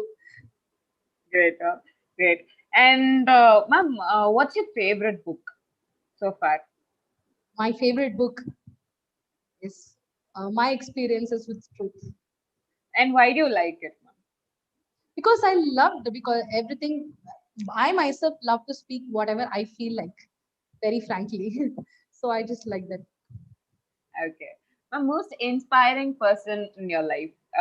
யார் வந்து உங்களை ரொம்ப வாவ், நான் இவங்க வந்து என்னோட ஒன் ஆஃப் த இன்ஸ்பிரேஷன் அப்படின்னு நினைச்ச மாதிரி யார் இருப்பாங்க? From my childhood, it is Miss Indra Nooyi, CEO of PepsiCo. நான் ரொம்ப சின்ன குழந்தையா இருக்கும் போதுல இருந்து ஐ யூஸ் டு லைக் ஆஸ்ட்ரக்கா பாப்பேன் அவங்கள பத்தின ஆர்டிகல்ஸ் எல்லாமே. அண்ட் யா, சும்மா அப்ப சொல்லிட்டு இருப்பேன், someday I want to become a corporate woman like her. Why do you like her, ma'am? Why is that you are into her so much? Actually, the first time I came to know about her was when I was in my college days. I was just reading through an article which came up about a lot of environment and a lot of like environment support activities that PepsiCo was doing parallelly. So romba nalla irundhathu, what was very interesting. And I found that the organization was doing a lot of support for the environment, which they did not focus much on showing it up. So the advertising la romba avanga focus illa, their focus was much on getting the task. So like a lot of things like solid waste management, adala they were inclined into those days. And what is one thing that you wanted to share it to the young entrepreneurs who are watching our program? Okay, just don't delay the process of starting your own startup. If you have an idea to do it, you may have a lot of like external influences and family la irundhu nariya per you thaniya business ella aarambicha enna agirudhu apdi idhula vandu ellarkum nadakra oru common ana vishayam illa. So and especially college students, நான் இப்போ யோசிக்கிறேன் நம்ம எவ்வளோ 10-15 வருஷம் waste பண்ணிட்டோம் நம்ம படியில. So college முடிச்ச உடனே just take 1 or 2 years time maximum. அதுக்கப்புறம் உங்களோட start what your heart says, what you want to follow, what you feel you are an expertise in, and what you feel you have a great idea to take forward. அதை வந்து just கண்டிப்பா follow பண்ணுங்க. இன்னொன்னு முக்கியமா ஒரு விஷயம் சொல்லணும், for especially for people who have already started up, is out of my personal experience and many others experiences also, starting phase is not easy. But அந்த starting phaseல எதுவுமே எக்ஸ்பெக்ட் பண்ணாம, not even the returns, financial returns தான் எல்லாரோட first எக்ஸ்பெக்டேஷனும் இருக்கும் இல்லையா. So financial returns பத்திலாம் எதுவுமே யோசிக்காம, if you are fullest with a drive that yes you want to do. And na enoda personal experiences, or as a couple together we have come into a business and we started with all the odds, like it is not easy. rendu perum or business e pannom, we don't have a backup plan. So appadi irukumbodhu, yes we did had a lot of questions externally. ellarkume நம்ம family members ke ஒரு பயம் இருக்கும், be it my own parents, his own parents. So ellarkum how they are going to survive. But I'll tell you, to each and every one of you, the drive that you have in your mind will make you survive. If not today, tomorrow. If not tomorrow, the next day. It will happen. But on the strong focus oda, yes, நம்ம இத எடுத்துறோம், நம்ம இத நல்லா செய்வோம், நல்லா achieve பண்ணுவோம். இன்னைக்கு ஏதோ obstacles வரதான் வரும், but I can overcome this. இந்த obstacle overcome பண்ண முடியலன்னா எப்படி நம்ம அப்போ லாங் ரன்ல ஒரு ஸ்கேல் அப் பண்ண போறோம் நம்மளோட ஸ்டார்ட் அப் இல்லையா. ஸோ அந்த டிரைவ், அந்த ஃபோக்கஸ், எத்தனை பேர் வந்து உங்களால முடியுமா ரிஸ்க் எடுக்கிறீங்க அப்படிங்கிற அந்த வேர்டு சொல்லும் போது, டெஃபினட்டா S it is a risk, but you can always D-risk your self. de-risk பண்றதுக்கான factors எல்லாமே நீங்க வந்து checklist கூடவே வெச்சுக்கிட்ட careful. அதுக்கு தான் I again want to tell you the most important de-risking factor is to have a co-founder. So the co-founder is always going to help you to always be on a safe place, safe mode in the process of decision making. So அப்படி நீங்க வந்து decisions எடுக்கும்போது when you have a co-founder also with you and stay with the focus and with a very strong attitude that yes, you will be able to achieve something big in life, you will be able to. And what's the biggest failure that you faced in life? In life? I mean, in business, in life. The startup. In the startup. Yeah, in the startup. Yeah. I'll tell you what I'm actually doing. So we are a training and development company. We started training college students for placements, and we are into corporate trainings for various organizations. So we do soft skills trainings also. And once this COVID started, no, I'm also a Vedic Max trainer. So I've trained offline a lot of trainers to become a Vedic Max trainer. Initially, 10 years back, I was doing trainings only for students. And over a period of time, I started training trainers all by myself on live sessions. And once this COVID has come up, we then started thinking differently. Thankfully, it was a very smart idea that we brought everything digital, everything online. And we started with the first digital training product for college students. I have the product still ready, but I don't even have one customer for the product. Yes, it is a very tough task. We spent on developing the product. We spent on the time that we created in creating the content, the software that we buy to make the product, everything. And all those investment went on vain. It is the biggest hit that I faced. And this point I want to reiterate. At that moment is when my co-founder said, let us work on the very strong point that we have. So Vedic Max is a strong point, and that is going to help more people to increase their income earning capacity. So then we again started from the scratch, creating this product, digital product, recording all the sessions, making it digitally accessible, lifetime accessible Vedic Max course, which is completely affordable.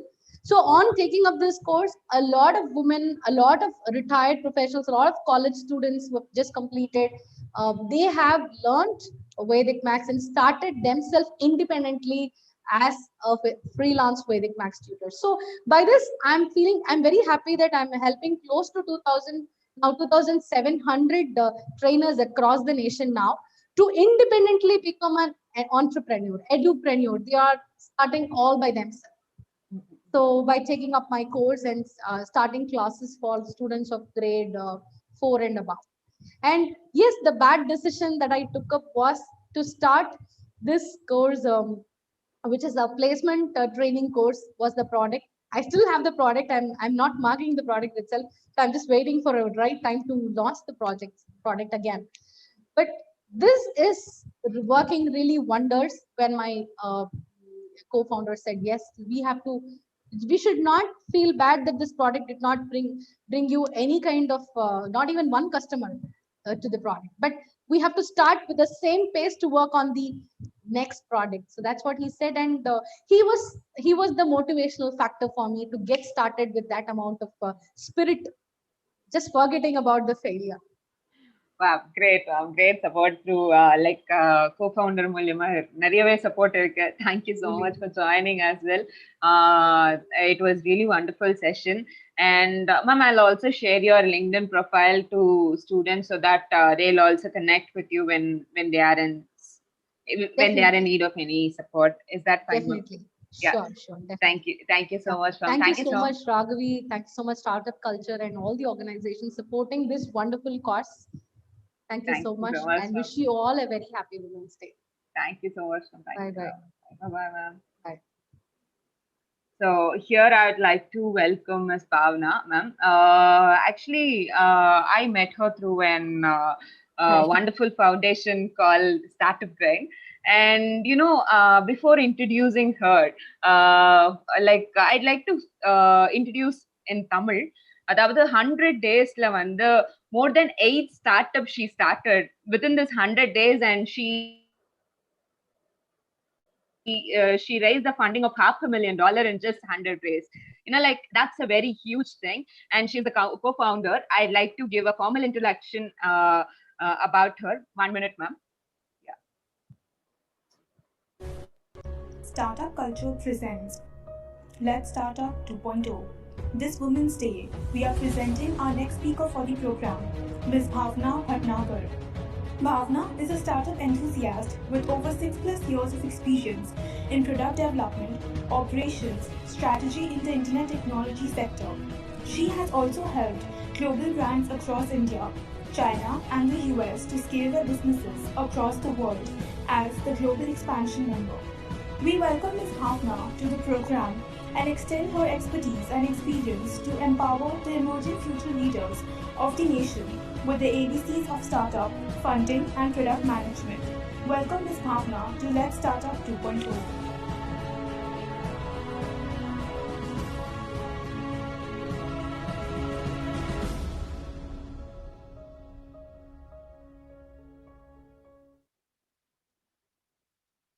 Thank you so much for joining us. Thank you so Hi, much, ma'am. Firstly, happy Women's Day. And also thank you for inviting me. Thank you so much, ma'am. Thank you so much. It's really great seeing you here, actually, in South India as well.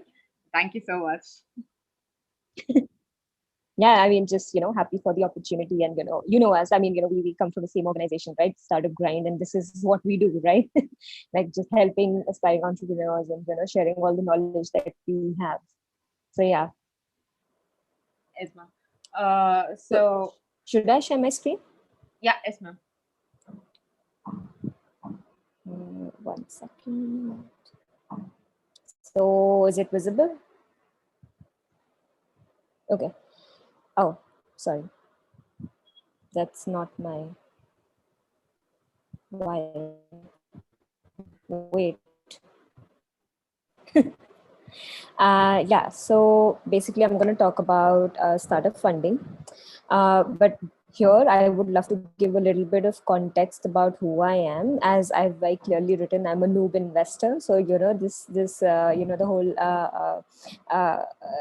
topic of investing is, I would say that, I mean, even though Siva gave an awesome, introduction, I'm also sort of learning here, and I want to share whatever I've learned so far.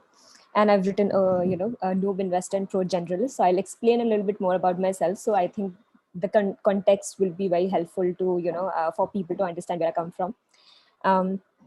Yeah, so about me, a little bit about me. So yeah, of course, born and brought up in Delhi, currently living in Mumbai.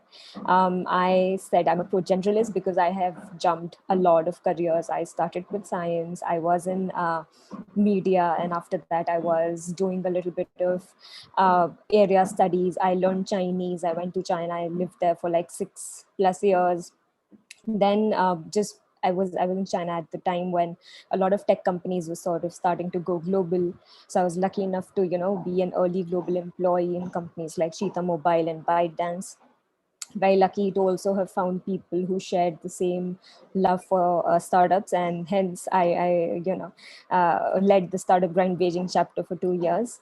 And yeah, when I left my job and I was spending some time in US, then I came to India, and during the pandemic I founded We Found a Circle.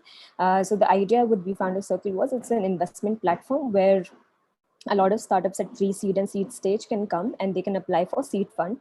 Usually our ticket size is like $100K to $200K. And as Siva mentioned that, we have so far funded like around 8 to 10 companies. This month also, we are trying to close deals with 3 companies. I think Siva was there in the pitch session also. So we have very aggressive targets for ourselves. And yeah, hopefully like a lot I've learned since I've started working with startups more closely, also investors very closely. So what I will share here would be a lot of my the crux of what I've learned so far, and also as a community person, and also as a person who is talking a lot to the founders and to investors both. So the expectations on both the sides, I can share that. Yeah, so so in the world of startups, right, like funding is the most important F word there. why is funding so important? I think a little bit of it is that, of course, it's very, if you're very, very convinced that there's an idea that you want to pursue, you need some money to basically make at least the initial prototype and show it to people that, okay, so this is an idea worth pursuing. So this is why you need funding. Then post funding, of course, like as if people like your idea, they start adopting it, then you know that, okay, there is something that you did right. And then this is something that is worth pursuing. So you would go for further rounds of funding, right? So this is a very simplified way of understanding like why is funding important. So this is more, I think, generic information that everyone should know. There are several stages of funding. There's pre-seed level, seed level. So this is like the tiny amount of money that a person needs just to start on the idea. Okay, so for example, if you suppose, if you think that there's an app about, let's say, women's health that needs to exist, you need some money to, start designing and hire a web developer and basically create a basic prototype of the app. So you would need some money at pre-seed and seed level. So you would say that just to start off that on that idea, this is the money that you would call it pre-seed and seed money. And this is when you call a startup an early stage startup. Okay, I'll explain a little bit more about this. Usually at pre-seed and seed level, people prefer that they take money from their friends and family. So these are the first people you would go to. So either people will use their savings, that is what you call as bootstrapping. Yeah, so they would be bootstrapping their startups. After that, if you think that, okay, maybe you've burned down your savings, or there's like you cannot really spend more than this, then you go to your friends and family. You go to those first people, you convince them, this is an idea which is worth pursuing. For example, this is what Jeff Bezos did for Amazon, right? Like the first money that he got was from his parents. I think the initial 300K that he got was actually from his parents. So he had to also sort of convince them, that this is an idea worth taking. He took that as a loan. And, this is, then he basically, started first, the hired, rented the space on Amazon, etc. So that this is a product. So sorry to interrupt. Your voice is kind of breaking, ma'am. I'm really sorry to interrupt. No, it's okay. Is it? It's I still think kind it's of. the connection, to be very honest. I'm really sorry that you're facing this problem. Yeah, you're No, perfect. is it? This is okay? Yeah. No. Just let me know when this happens, because the internet is a little unstable today. I'm sorry about that. So yeah, what I was saying was that, yeah, so Series A and Series B is more of what we call as a growth stage, because by that time you already have a product market fit. So product market fit is when you have figured out that this is the product for this, you've identified the product and the customers for that product. So this is when you go for a Series A and B, and you know that this idea is actually scalable, this will grow, and then you can aggressively pursue that growth. And after that, of course, like, when Series B, C, D happens, and when companies are ready, they will go for an IPO. For example, Zomato is an expected IPO that's going to happen very, very soon. Several IPOs, like, people know that it's like you go to the public markets and let the public decide, what's the value of the company and what's the worth of the product, and, what else is the, according to the future potential, people will basically invest money accordingly in the public markets. So this is the very, very basic of, what you should know about early stage, or just in general about, what's the life cycle of a startup. So I think a lot of times what I come across is that, a lot of times people don't know when is the right time to fundraise. When is the right time then? How do you know, that now I should go in the market and ask for money? So this is also something that a lot of founders face a dilemma over. They have made something, right? And they have also found a market for it, let's say. So now, firstly, okay, so when is the right time to fundraise? Then who do I go to, and how much should I raise? So these are 3 questions I'll address in the next 1 or 2 slides. Okay, so one thing is that you figured out a business model to scale. For example, you've made something and it's selling. So now you know, okay, and you've also identified like these are the number of people who are likely to buy this. So then you will go out in the market, you'll go to an investor and say, see, this is what I made, and I know that, I've identified a market, people will pay for it. So I need now money to basically make it at scale. So that's one thing. And then the second thing I also mentioned, which was that you identify the market and the consumer and the customer, and you know that there is something that is happening there. This is something that I have to take on the next level, so you'll do it. Also, one of the signs that you should now actually approach funding is that your product is getting adopted very, very fast in the market. So whatever you're doing or whatever service you're pitching to the customers, people are liking the idea and they are very excited to try it. They're like, "Arey, this has to exist in the market. So you now need to actually start building like more of it." And of course, like there's one which is, so you must all have heard, right? Like a lot of startups get funded at pre-seed stage. A lot of them get funded at idea stage. Okay, so idea stage is like you have an idea, no one has thought about it, and they get fund on that. So in that case, it's usually the case number 4, where is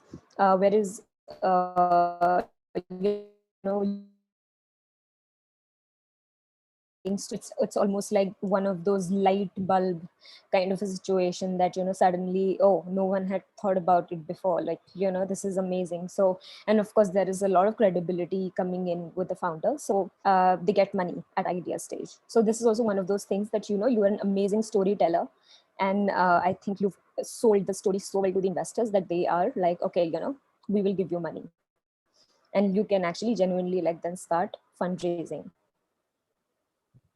Then the important question is, how much do you really need to raise?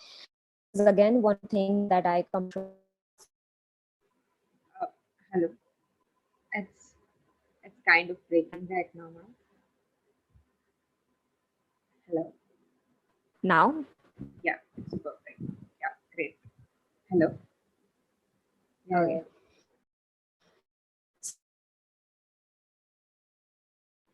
Yeah, you're audible, ma'am. Perfect.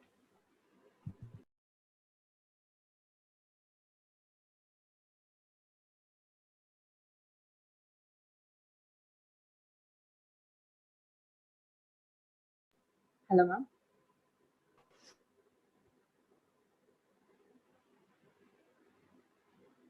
I think she's facing a network issue, I guess. Hope she'll be joining. Yeah, she joined.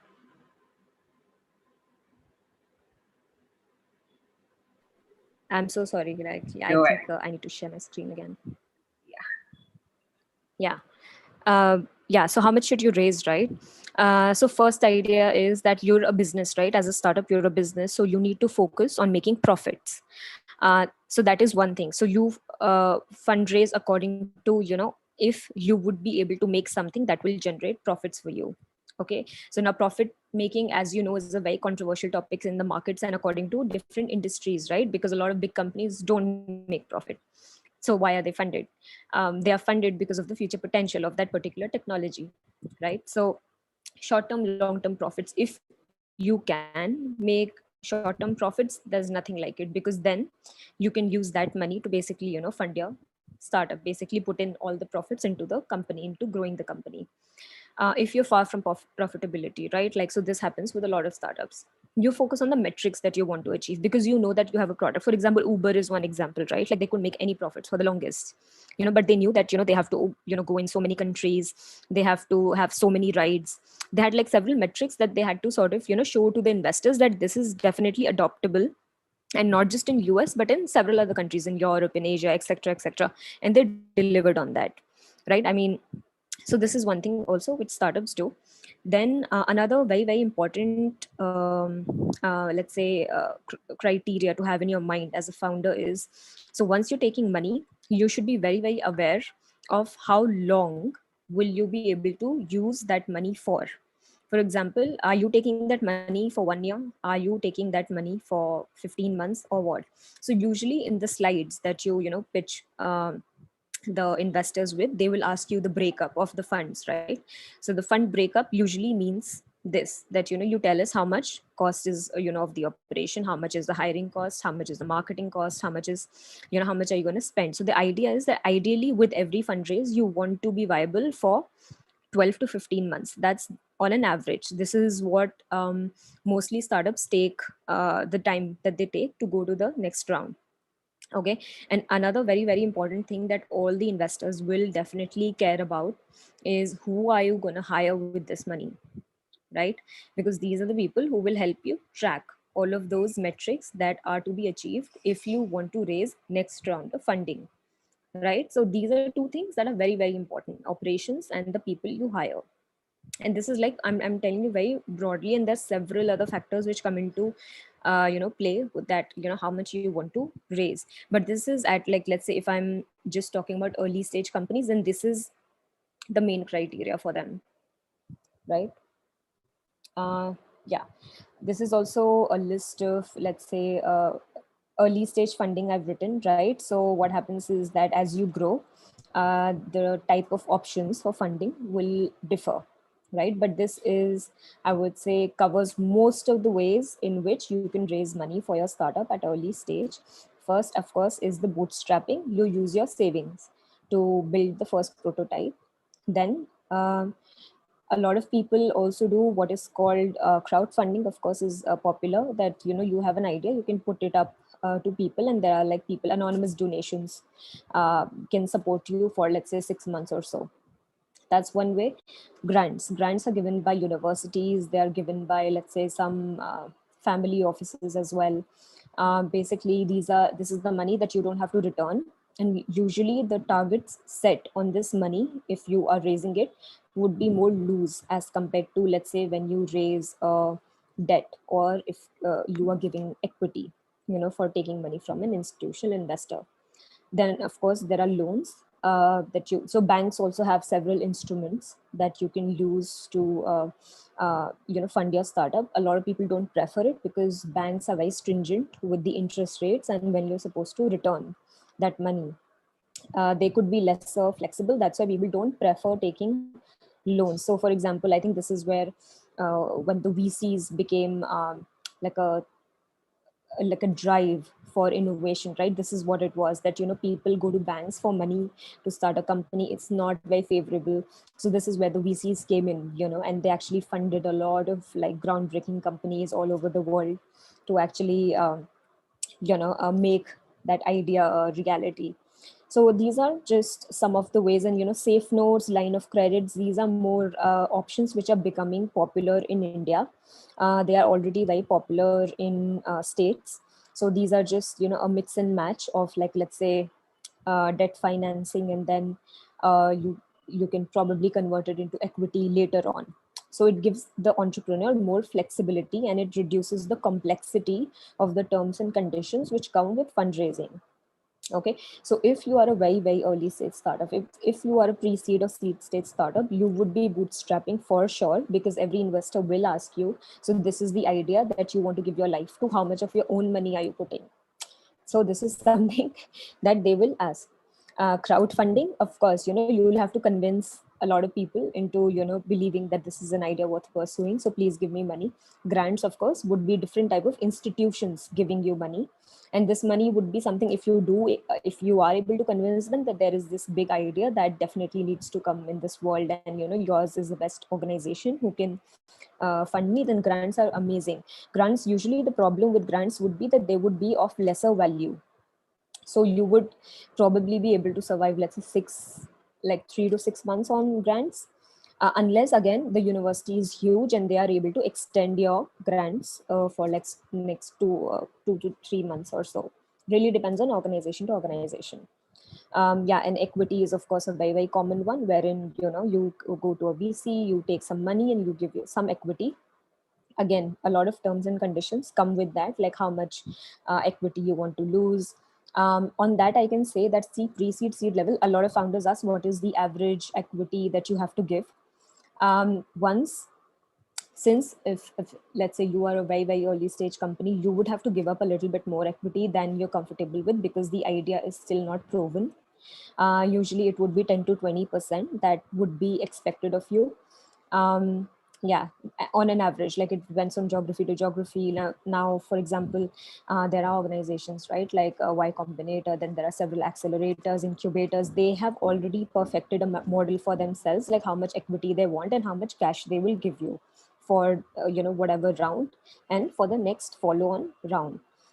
So they have a very set model for it. In India, however, it can vary from again accelerator to accelerator, and which organization is giving money. So in India, it can be it can differ according to which organization you go to, but this is what broadly it is. Now I think this is like the most important topic, that how do you pitch to investors? Like, what do investors want to listen? What is it that you have to tell them to give money? I think one thing to really remember in such a case is that investors firstly will give you money because they are also investing. Is more like, they invest to get some profits. Remember that always. It's not charity, it's investment. So they will check two things. They will check if your startup is even investable. Okay, investable means, is this even a business in which I can put money and I can expect returns or not? Okay, that is one thing. And of course, it directly relates to the scalability part. For example, if a business is not scalable, it will not get money. Okay, it's very simple. I think this is, I'm just trying to emphasize it a lot, because a lot of people very casually say that, okay, I'll just go and like take investment, or I'm approaching investors. But I think they forget a lot of times that they have to also check, are they at a stage where they can approach someone for investment, and also what is the growth that they are promising over that investor's money. So this is very, very important to remember. Okay, so these are some of the points that every founder should ask himself or herself, and before they approach any investor, which is like, why are you even raising money in the first place? Are you ready? Do you have the product? Have you done your surveys? Have you figured, like, one of the best things and the most important things that any founder has to do is to take constant feedback from customers. Okay, so for example, if someone buys your product and you would say, okay, my product is being bought, so it's an amazing idea, I have to take funding. Once you go to the investors, they'll also ask you, okay, so firstly, how much is the increase in the sales? For example, you sold to these people, and what's the organic traction? Like, how many more people are coming to buy this from you every month without any marketing? Okay, so is there any word of mouth which is happening, like a lot of people are loving what you're doing, etc. So what's happening there. Secondly, then they'll also ask you, what's the repeat rate of customers? So the people who you sold to, are they coming back again, or what are they coming back with? Like, are they asking you, okay, are they giving you good feedback? Like, is it good or is it bad? What do you need to improve? Okay, so this is like a lot of in-depth questions they'll be asking you to make sure you are not just on the right path, that you're also a problem solver. Okay, so being someone who can solve problems. So no one has perfect ideas, right? Like, from the time you pitch to the first investor to the 100th investor, your pitch will change a lot. Okay, it will refine like a lot, like it will be very different. So and I think one of the very common mistakes that I've heard founders do is that they go to their favorite investor in the first few meetings.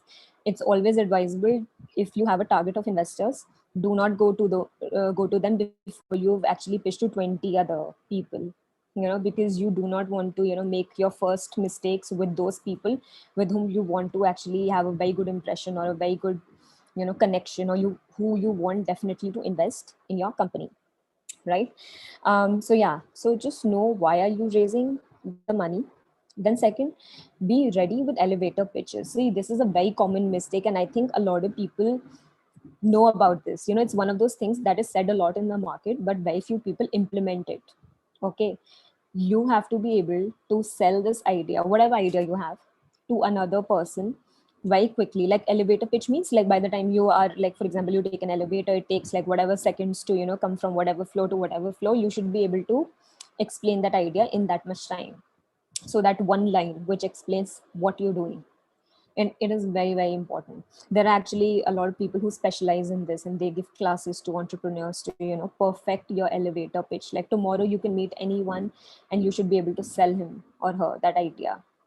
Okay, so be ready with that. Like there are so many founders who have good ideas and they may be making an amazing product, but they can never come to the crux of that idea when they're pitching.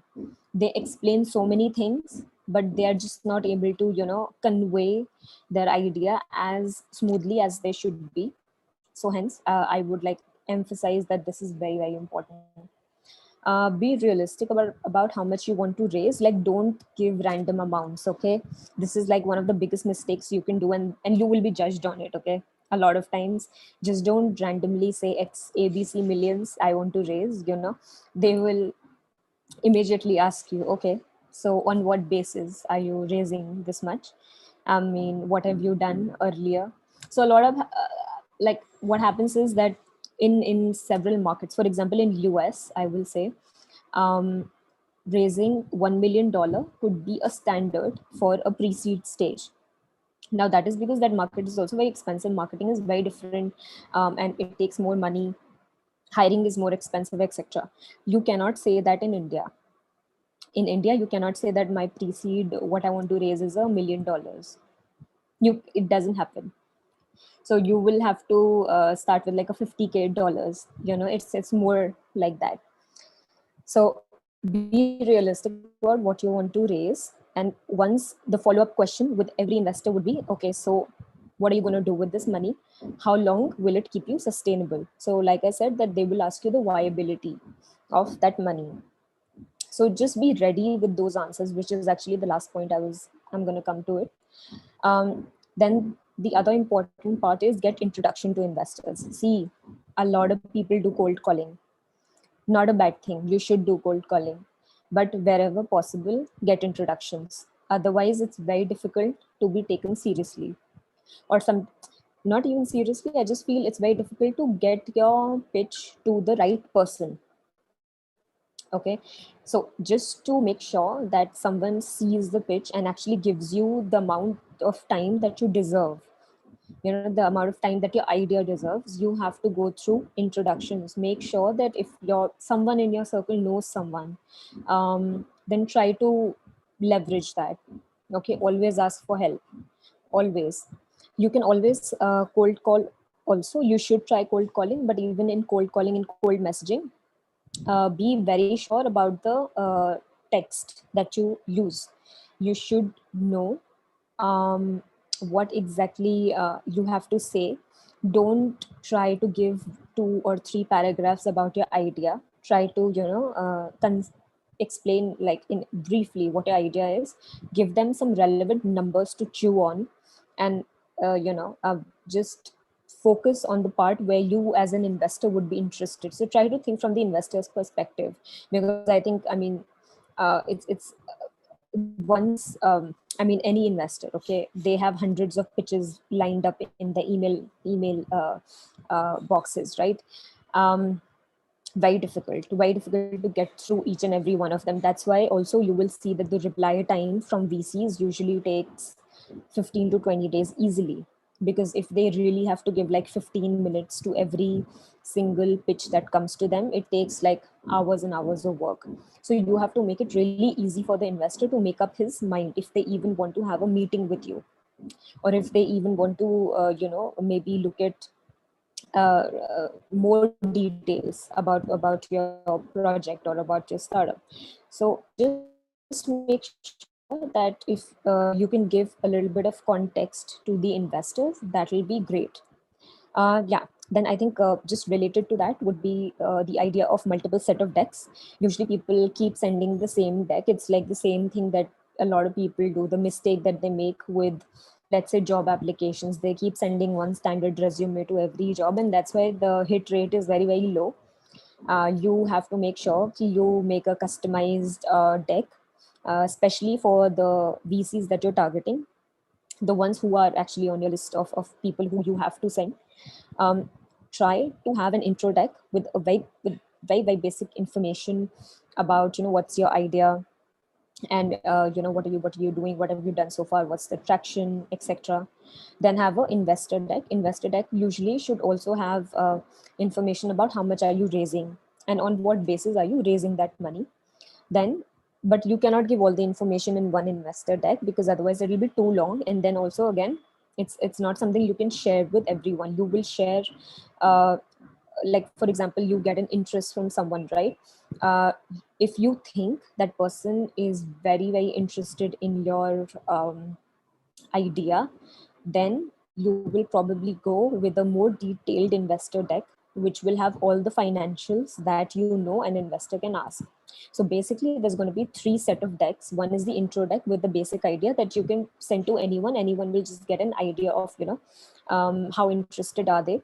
If you're sending it, for example, to a VC, but you're not sure how interested this VC might be, you send them a basic investor deck. And after that, if you think that someone has very strong interest, a very strong alignment, then you send them a deck with all the necessary information, because now it's more advanced stage, or you are very sure of this lead turning into agreeing to meeting you, let's say. Or some people also do that they usually will present a very detailed investor deck only in a face-to-face meeting, otherwise they will not. So that's also something that people do. Again, depends on how you got the introduction to a particular VC. If it's cold introduction, you might actually take some time to open up and share the information that you think could be a little sensitive. The general advice is, do not at one time share a lot of information. Only share most of the important information when you're sure that these people are genuinely interested. Okay.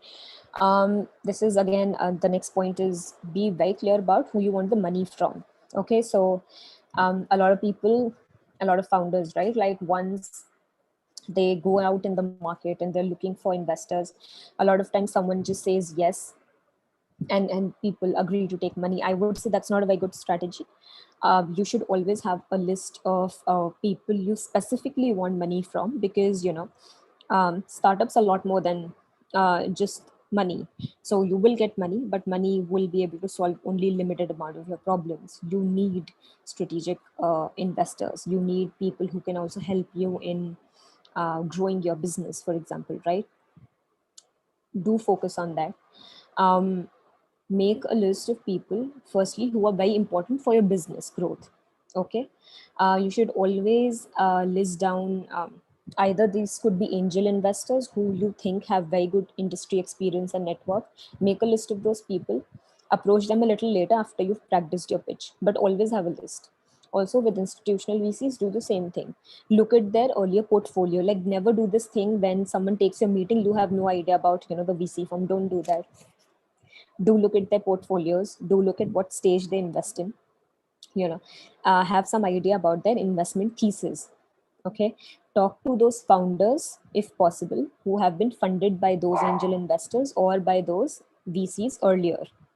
So try to do your own due diligence before you approach people you're very, very serious about. Okay. Because it shouldn't come off as if, you just don't care about or don't know enough about the person you're going and asking for money. Because if you think from the investor's perspective, you are asking them for money. So they would expect that you've done some sort of research into what they have put in money before, because a lot of investors put in money into causes they believe in, or that kind of technology that they cannot build, but they see that another person is building, so I'm going to give them money. So do think from that point of view. I think just thinking from a point of view of someone who's giving them money and network, to give someone else the opportunity to build something, be considerate of that. Then I think prepare answers to the questions investors would ask. This is a very basic thing, but let me tell you, a lot of founders in their pitches don't do that. It could be anything. Sometimes they're too busy, so they don't have the answers that they should. When I say the questions, so some of those questions could be the basic ones that you will, if you go and do Google search, and you'll get a list of, like, let's say 10 or 20 questions that you should have answers to, that an investor will definitely ask you. Okay. For example, they will definitely ask you about your team. They will definitely ask you about your spend. They will ask you, like, who have you taken money from before? What have you done so far? What kind of research have you done?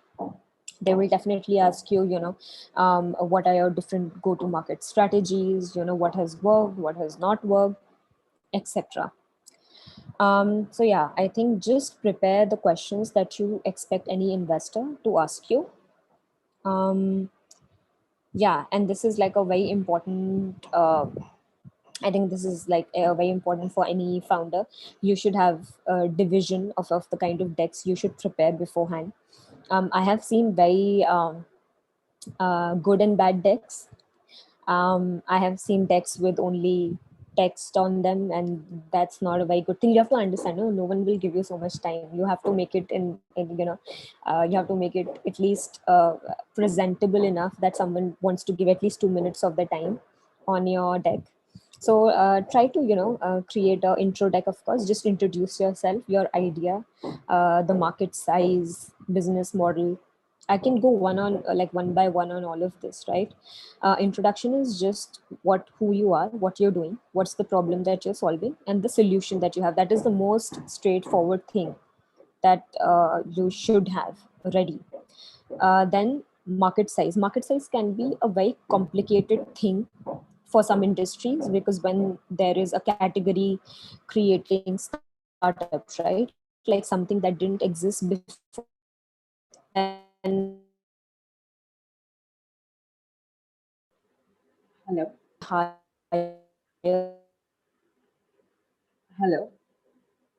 Your voice is kind of flickering. You're not able to hear you properly. Asha is break. Yeah. Okay, maybe. Yeah, Yeah, you're I back. think it's You're back. showing internet is a little unstable. Yeah, you're We're back. back. Okay, thank you. Yeah. So I was saying that market size can be a very complicated issue, because a lot of times companies do not know what is the exact market size, or founders very often they project a wrong market size, because sometimes they don't know if they should use global standards, if they should really focus on the global market or just the Indian market, because sometimes there are ideas that are very applicable to even global markets. So there are some ideas that have already been happening in the global market, and then they are sort of trying to adopt it for Indian market. So you have to figure out, what's the immediate focus, and what is the let's say your focus for next 5 years. Like if you think you are actually going to expand globally, then you have to also present that what could be your market size 5 years down the line, and in whichever markets, right? Then of course the business model. These are all the let's say revenue generating schemes or ideas that you have out of what you're building. So from where can you actually monetize? That is very important, again, especially post COVID. It's very important. Like a lot of businesses that probably didn't have enough funding, and they also hadn't figured out how they're going to make money, they suffered the most. So right now a lot of investors are paying attention to how are you going to make money from the beginning. Okay, so what happens is that when you are a very early stage startup, you might have one or two revenue streams figured out, and that is what the investors will also tell you, like have one solid stream of income, okay, from wherever, and then you can maybe refine it later on as you keep building your teams, and as you keep venturing into different let's say streams, or let's say different markets. For example, Amazon moved into like cloud business with AWS, so that's the most profitable segment that they have right now. So yeah. Then there is of course common in all the decks would be your team, your ask, and your closing. Yeah, so team is basically just an introduction of who all are you working with. Team is crucial for early stage startups, very very crucial. Okay. Later on, because once your business model is set, once your growth trajectory is set, you don't have anything to it's not like you don't have anything to prove. But what I'm saying is that team is going to be important even then. But at early stage it's crucial, because people will basically bet on the founder and the team. Okay, once you haven't really proven a business model, people will give you money on based on who are you working with, and what is the background of your team. Why are you the best people to follow this idea? So this is what usually that's why I mean team is one of the most important things that you have to definitely care about. Ask is basically just asking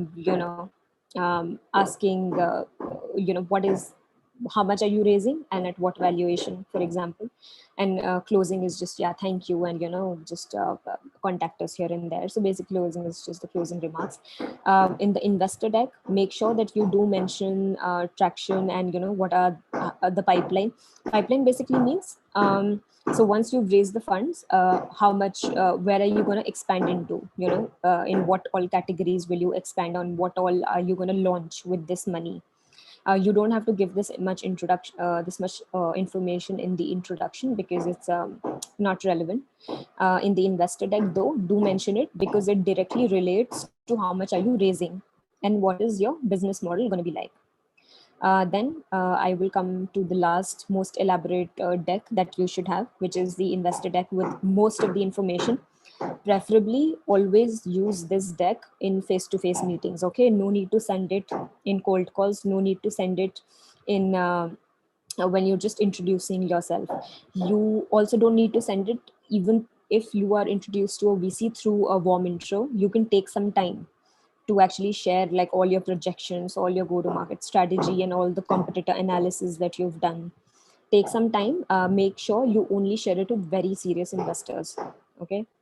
So yeah, this is like broadly what I had to, talk about funding. And and again, happy Women's Day to all of you. So if there are any questions, I would be very, very happy to, take them and answer them. There are a couple of questions, but before that, I'll ask my question first. So my question is, can you tell about the best elevator pitch you came across?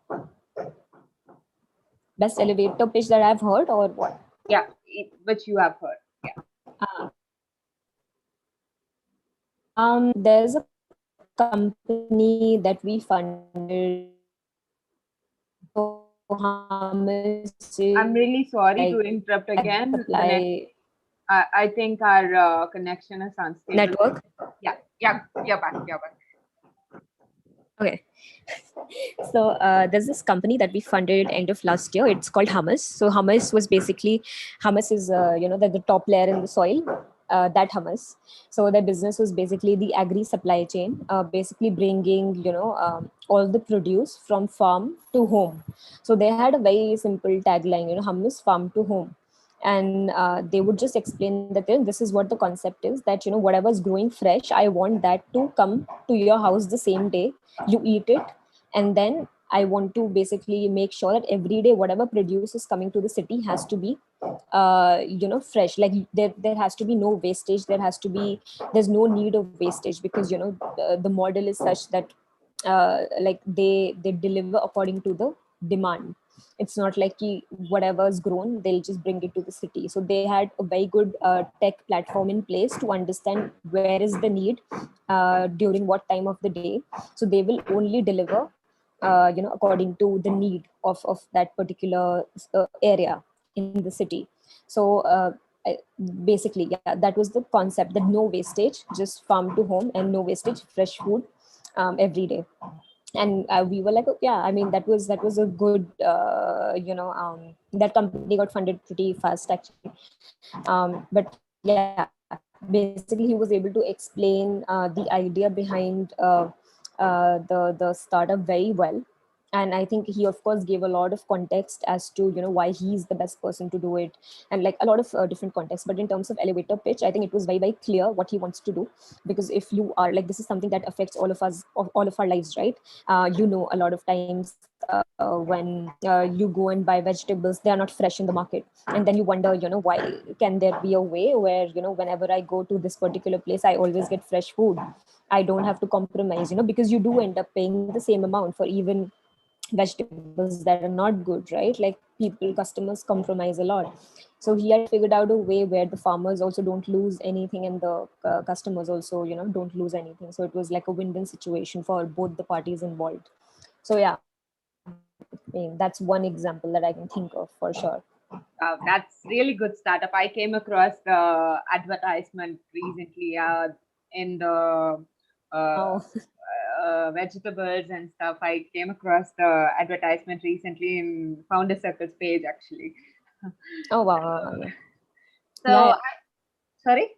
No, I mean it actually did pretty well, and it's doing like really well. So if you're in Bangalore, you should definitely go out, check. Great. And I'd like to have one more question. What would be the optimal page number that, I mean, the slide number that we can have for the each deck? Yeah, so I think the intro deck, investor deck, and like the difference that I've shown, right? So let's say you can assign one page to each of them. So you can take it as the number of pages that you should have. Let me also like clarify. So the last deck, right? Like the investor deck with a lot of information, that deck could have like 2 to 3 pages according to, let's say, the go to market strategy, like depending on where you're at in the product life cycle. Maybe you could have like a lot of things to add there, competitor analysis. You could have like maybe 1 or 2 slides here and there, but mostly the deck shouldn't be longer than the pointers that I've mentioned. Like if it's too much, then it's very difficult to pitch to investors, then people lose interest very fast. So the idea is that you pitch in 10 minutes, like the detailed pitch, like not more than 10 minutes. And after that, you just take questions, so that if anyone has anything that they didn't understand behind the concept behind your startup, etc., they can do that. It's a very difficult it's a very different situation when it's an institutional VC, because with an institutional VC, once they have looked at the detailed deck and they are ready to fund you, so there are several rounds there, right? Like there are several meetings that happen till you reach a stage where you get a term sheet. So term sheet is the document which institutional VC or any angel network will give the founder to explain what are the terms they have for giving the money. So that document, that piece of document is called a term sheet. So if as a founder you have received a term sheet, that means that someone has already committed this whatever amount of money to you and on these many conditions. And yeah, basically it's mutually decided, and yeah, just you'll be a happy person if you've gotten a term sheet from someone. So we came across different stages of funding. So what did you like in your experience, which amount of equity is good for each stages of funding? Like we'll be giving to the founders, which amount of equity is good to be shared with the investors in each rounds of funding?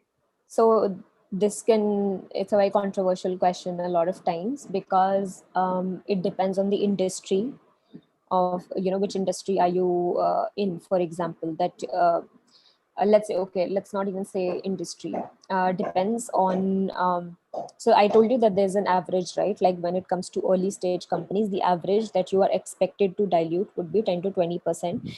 This is considered high. Why I told you? Because when you're an early stage company, people are betting big on you. You haven't proven a lot, but people are ready to give you the money. Hence, they will expect a large chunk of equity. Okay.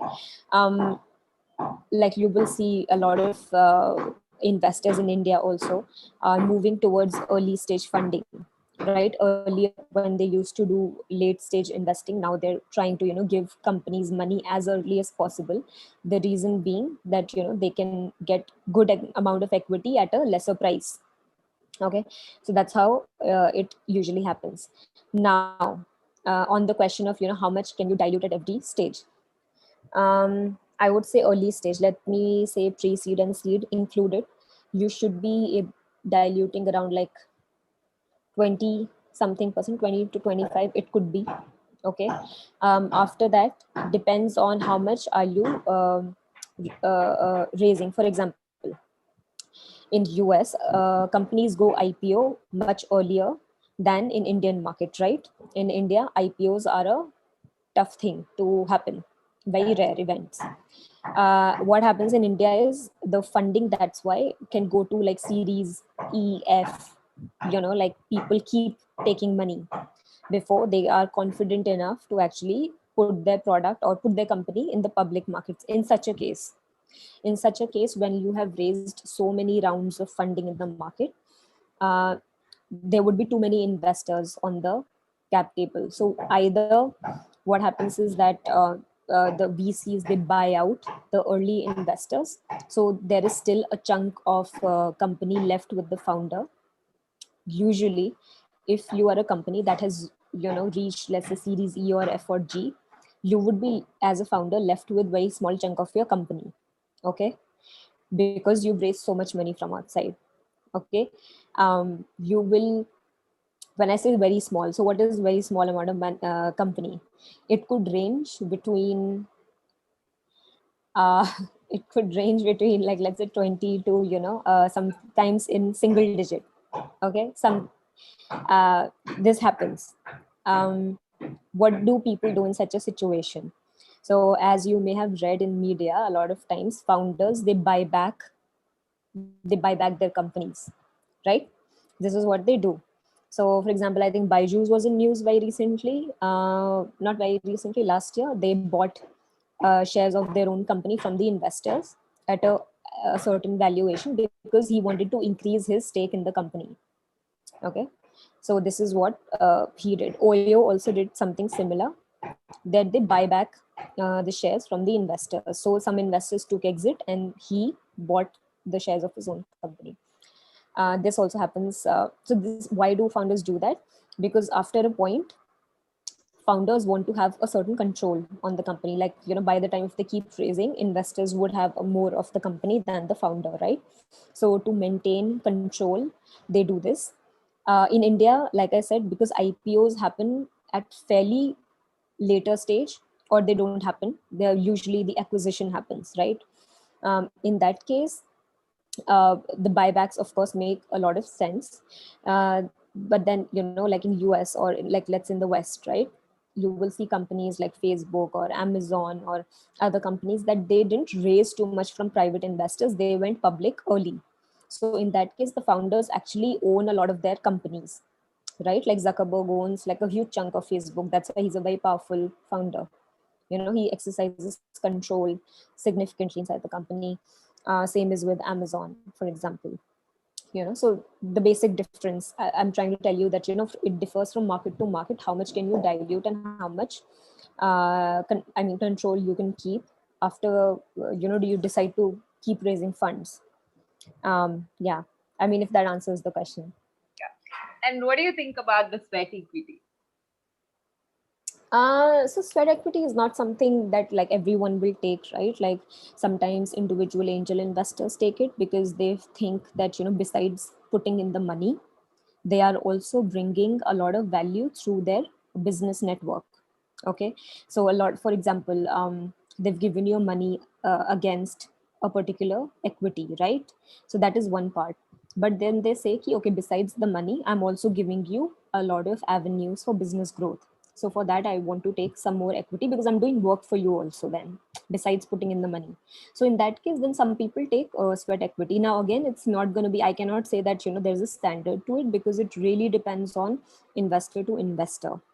Okay, so for example, a lot of accelerators have sweat equities, right? Like they, for example, if they're really helping a startup um, get, let's say, HR support, marketing support, for example, if they are providing these services to the startup, if they are providing, let's say, a place to, keep your team, like if they're providing you space in a co-working area, etc., in those situations, they do demand sweat equity. So sweat equity, as the word says, is for a certain amount of work that some organization is doing for you, and they will expect equity against that work.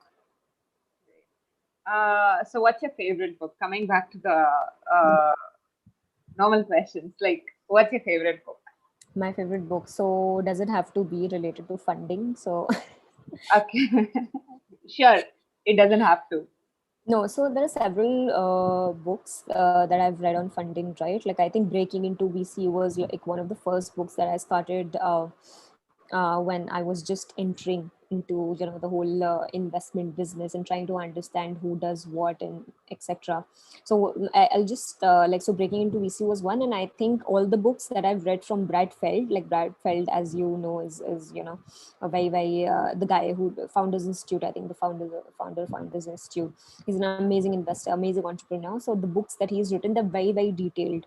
So if you're a budding entrepreneur, if you're a budding investor, for example, you should definitely read his books because he explains like every term in detail, and he will explain like what is So of course the norm in Silicon Valley or the norm in US, but you would understand later on that, how those norms are also applied across geographies. So in any case, I think just for general knowledge, they're amazing books. So, go and read them. And there is the question from audience. Shri Kishore wants to know what are the various sources of funding. Sources of funding. I think, so I'll go back to that slide. Yeah, so the sources of funding, like I said, right, like either you go to a bank and you take a loan. So people are like, loans can be tricky, like I said, right, like you have to keep something against for that loan, and of course the interest rates would be higher. You as a early stage startup don't want to do that. People do that, people do take bank loans, but then they also have something to, some asset that they take the loan against. So if you're comfortable with that, you do it. Then I think a very popular thing right now is, of course, you either join an accelerator program or you join an incubator, wherein at very early stage they will provide you guidance. They will take some part of the equity, and they will give you a network of let's say mentors who can help you grow your company or help you strategize better. Y Combinator, of course, is a very popular program all across the world, right? Like everyone wants to be a Y Combinator startup. This is what they do. Like they do a lot of classes for entrepreneurs. Like they take a certain amount of equity, which is like that number is fixed, and then they also give you a check to basically support your ideas. So accelerators are becoming very, very common. So they are also sources of funding. Like if you're an early stage startup, definitely try to look for accelerator programs where you can enroll. Okay.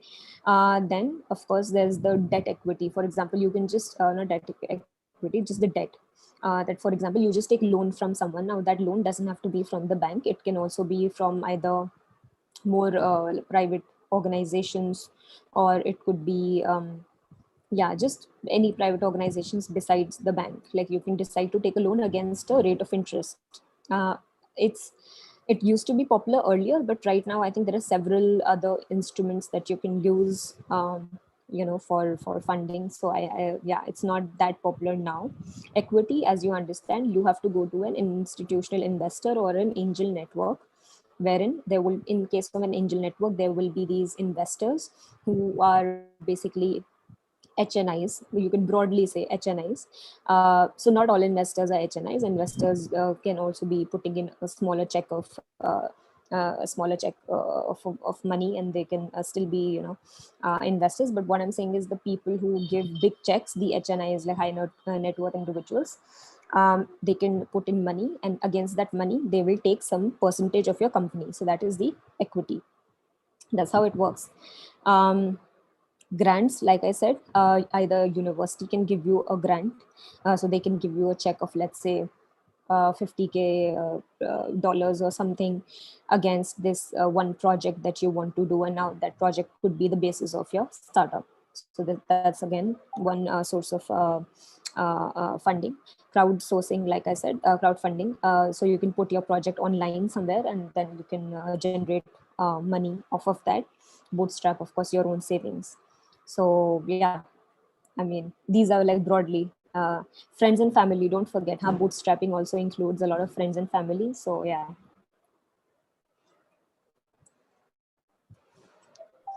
Sorry, I was muted. So, hello. Yeah. So, what is the? Am I audible? Yeah. So, what is the biggest problem you faced in your journey? Like biggest failure or biggest problem?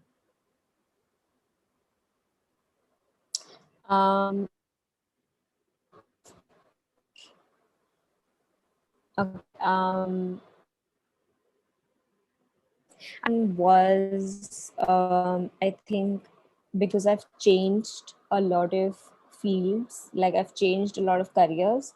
I think I think there was a perception that people who are changing their careers so often are not loyal to any organization, etc. I think there are these stereotypes. I think this is what I also faced at like several points in my life, where people would not take me that seriously because I was jumping from one career to another. people didn't understand the concept of, what is a generalist, or, why do you have to change so many careers. So I think that was a point where I felt that, that was very challenging to break that stereotype, and also to be taken seriously, that, you have done like 5 things, but those all 5 things are relevant to me. So I think just breaking that stereotype, I think, was one of the things for me to do. Great, great, great. Thank you so much, actually. Thank you so much for sharing all your global exposure to us in just one hour. It's really hard to tell about funding and speak about funding in just 1 hour. And we got tons of packed information for sure. And thank you so much for joining us. And please do let us know where we can contact you if students have any doubts to get into, like, if students have any doubts, maybe they can get in touch with you, so that maybe if they have an idea which maybe if they have a good idea and they wanted to go to an investor, maybe they can send you the pitch deck and stuff. Or if they have any doubts with regards to pitch deck, they can connect. Sure. Yeah, I mean, I would be very happy to answer those questions. So I think my LinkedIn would be one of the best places to, contact me.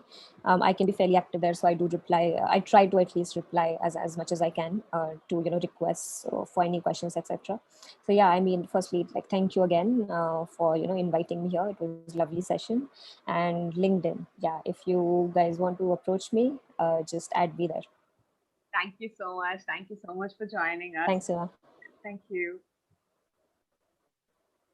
And I think we'll be having our lunch break right now, and we'll be joining back by 2 p.m. And உங்களுக்கு ஏதாவது doubt இருந்ததுன்னா, you can obviously drop it in the comment box. And after lunch, we'll all see you by 2 o'clock. Bye bye. Take care.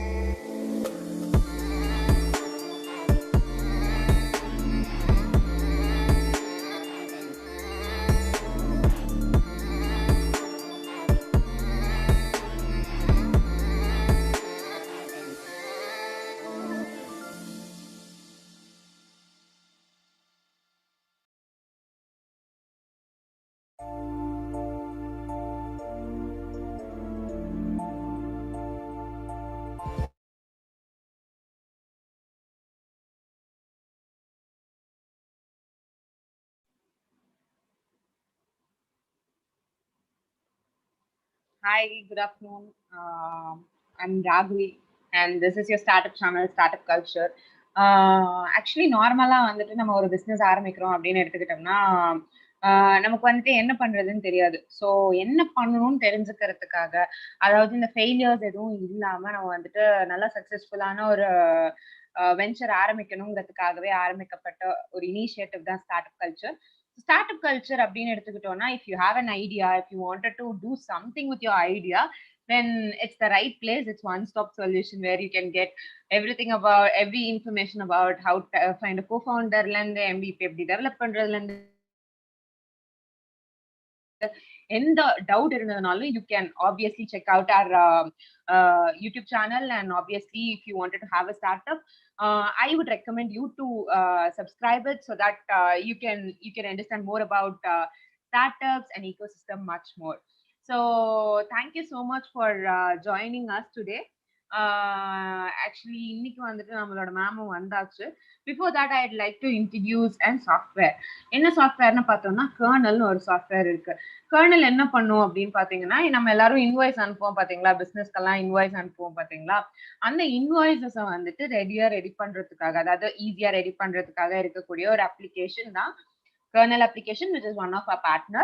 So thanks to AIC, thanks to Sona College, and thanks to everyone for joining the event today. Before inviting ma'am, I'd like to introduce her with a short presentation. 1 minute. Startup Culture presents Let's Startup 2.0. Introducing our first speaker for the program, Ms. Subiksha Ramesh, a digital branding and marketing firm. With her immense marketing experience of 4+ years, she has significantly worked along with 25+ top brands across the vertical. She perpetually believes in a motto that every time a decision is made, a path emerges. Being an engineer turned entrepreneur, her core value is to provide work to the unemployed to build their self-supporting livelihood. Welcome Ms. Subiksha Ramesh to Let's Startup 2.0.